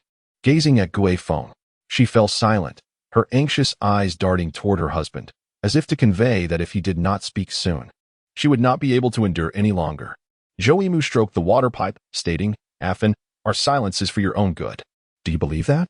Zhou Fan nodded. Father, of course I believe you. You are the least likely to harm me in this world. Zhou Yimu took a puff from the pipe, the thick smoke swirling from his mouth to his lungs and back out again. Since you are aware, then do not inquire further. Except that you merely sustained an injury from a fall. Asking will yield no benefits. Zhou Fan raised an eyebrow. I cannot refrain from questioning. If I remain unaware at this juncture, it would genuinely be detrimental to me. Why are you so eager to uncover this matter? Zhou Yimu inquired, studying Zhou Fan. Zhou Fan hesitated before responding, because I intend to kill Zhang He shortly. I cannot approach him without understanding the situation. That would be perilous for me. Kill Zhang He. Both Zhou Yimu and Gui Feng looked on in astonishment, with Gui Feng rising anxiously. Affan, Dr. Zhang is a good man. Do not act recklessly. This has nothing to do with him. He saved your life. Zhou Yimu furrowed his brow, questioning, why do you wish to kill Zhang He? Zhou Fan replied calmly. Because he seeks to kill me, he has already failed twice. He is now preparing to attempt my murder for a 3rd time. He may not be fully ready. Or perhaps he is prepared but hesitates for some reason. I must eliminate him before he strikes. I should not burden you with such matters, causing you distress. But my injury and your connection to him are inextricably linked. Gui Feng's face turned pale with panic. She wanted to deny the truth. But these words came from her son, leaving her no choice but to believe. Zhou Yimu found it absurd, his expression serious as he asked, Affan, is it a proven fact that Zhang He wants to kill you? Could you be mistaken? Zhou Fan replied firmly, there is no error. He was certain in his heart. Otherwise, he would not have spoken. Gui Feng exclaimed anxiously, but why would Zhang He want to kill you? Zhou Fan shook his head and replied, I am uncertain, which is why I must understand what you are concealing. Perhaps the answer lies within the truth you have withheld. Zhou Yimu turned to Gui Feng, suggesting, since a fan has expressed this, we should reveal the matter to him. Gui Feng clenched her fists tightly, her teeth chattering as she said, we cannot speak of it. If we do, a fan will be lost. He will die. Zhou Fan's pupils constricted. He could sense that Gui Feng was not lying. He was puzzled by what kind of revelation could threaten his life. Zhou Yimu paused momentarily before stating, a fan may not necessarily perish. Perhaps Zhang He. Zhou Fan regained his composure and interjected, Zhang He is undoubtedly deceiving you. There is no utterance in this world that could lead to someone's demise merely by being heard. Zhou Fan finally comprehended that Zhang He was using the threat of his life to coerce his parents into keeping a secret from him. Gui Feng, in a state of bewilderment, insisted, Zhang He may be a villain, but I believe there is reason in his words. Revealing it is simply too perilous. Zhou Fan spoke gravely. Mother, Zhang He intends to kill me. You must not trust his words. They may very well conceal information intended to harm me. You must tell me. Gui Feng's lips trembled, yet she remained silent. Naturally, she wished to believe her son, but the gravity of the situation was overwhelming. If it were true, she would have to bear the loss of her child. Zhou Yimu interjected, a fan speaks wisely. Rather than allow him to guess and confront the unfamiliar Zhang He, we must disclose what we know. Gui Feng approached Zhou Fan, grasping his hand with her rough palm. Her eyes filled with terror and concern, tears streaming down her face. Zhou Fan quickly reassured her in a gentle voice, aware that his mother was merely a traditional peasant woman, timid by nature. A fan, promise your mother, no matter what you hear, do not be afraid. And do not overthink it. You are safe now, understand? Gui Feng spoke, her voice choked with emotion. Zhou Fan nodded in agreement, recognizing his mother's unstable feelings. He turned to Zhou Yimu, hoping he would reveal the truth. Zhou Yimu took a drag from his cigarette, observing the burning tobacco, and spoke solemnly. On the day of the incident, your mother and I were out tending to the fields. You were supposed to accompany us. But your mother insisted you had been too exhausted from helping around the house in the days prior, so she allowed you to play instead. It is all my fault. Had I not let a fan go play? Gui Feng's tears flowed freely. Zhou Yimu frowned. I have said it before. No one could have anticipated this.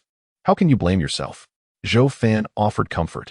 Mother, regardless of what has occurred, I will not blame you, nor should you blame yourself. Zhou Yimu continued. After a long day, we returned to find you lying at the door, your head stained with blood, flowing down your face. Your mother nearly fainted at the sight. However, at that moment, I could hardly attend to her. I merely discarded the hoe and helped you to your feet. Upon inspecting the injury at the back of your head, Zhou Yimu paused, casting a startled glance at Zhou Fan. A piece of your skull has been dislodged, leaving a hole at the back of your head, slightly smaller than a fist. Zhou Fan's complexion paled, and a shiver coursed through him as Zhou Yimu endeavored to soften the horror of his words. Yet, he could not help but envision Zhou Fan's head akin to a coconut, cracked open, perhaps revealing a mixture of crimson blood and brain matter within. How did he survive such a grave injury? Afan, do not fear, Gui Feng said, gazing at the silent Zhou Fan, gently caressing his cheek as she spoke with a tremor in her voice. Zhou Fan, shaken from his terror, managed to muster a strained smile, assuring her, I am not afraid. See, I am fine now. Observing this, Gui Feng exhaled a sigh of relief, her previously taut heart beginning to ease. The fact that his skull had been shattered was inconceivable. In any realm, even in a past life, survival would have been improbable. Or perhaps that was the very manner in which his former self had perished. Yet, despite the demise of his predecessor, Zhou Fan could not fathom how he could continue to exist within this body in such a state. Suppressing the urge to touch the stubble on his head, he turned to Zhou Yimu and asked, Father, what happened next? Noticing Zhou Fan's remarkable composure, Zhou Yimu felt a wave of relief wash over him. I was utterly terrified. Your mother was so shaken that she could hardly move. I resolved that I must save you, keeping my wits about me. I feared that the contents of your head might spill out, so I quickly turned you over, cradling you in my arms as I rushed into the house. I propped your forehead with a pillow and laid you on the bed. Then, I returned to the doorway to retrieve the piece of skull that had fallen, placing it beside your bed. When I stepped outside, your mother was still at the door, tears streaming down her face. I grew frantic, shaking her shoulders to keep her steady, and told her I would fetch Dr. Zhang. Having said this, I could not linger. I dashed out in search of the doctor. Father, let us pause here. I have a question to ask, Zhou Fan interjected. Yes, go ahead, Zhou Yimu said, recalling that fateful day, his hands trembling slightly. The memories of that day still instilled a deep sense of fear within him. Zhou Fan inhaled deeply and asked, when you and mother returned, just before discovering my injury, did you happen to see any strangers nearby? Zhou Yimu shook his head, replying, no, we only encountered a few villagers along the way. Zhou Fan frowned in contemplation. The road before his home was frequented by passers-by during the day, but as evening approached, it was seldom traversed. Moreover, as dusk fell, had he collapsed on the ground, it was unlikely anyone would have noticed his injury unless they were particularly observant.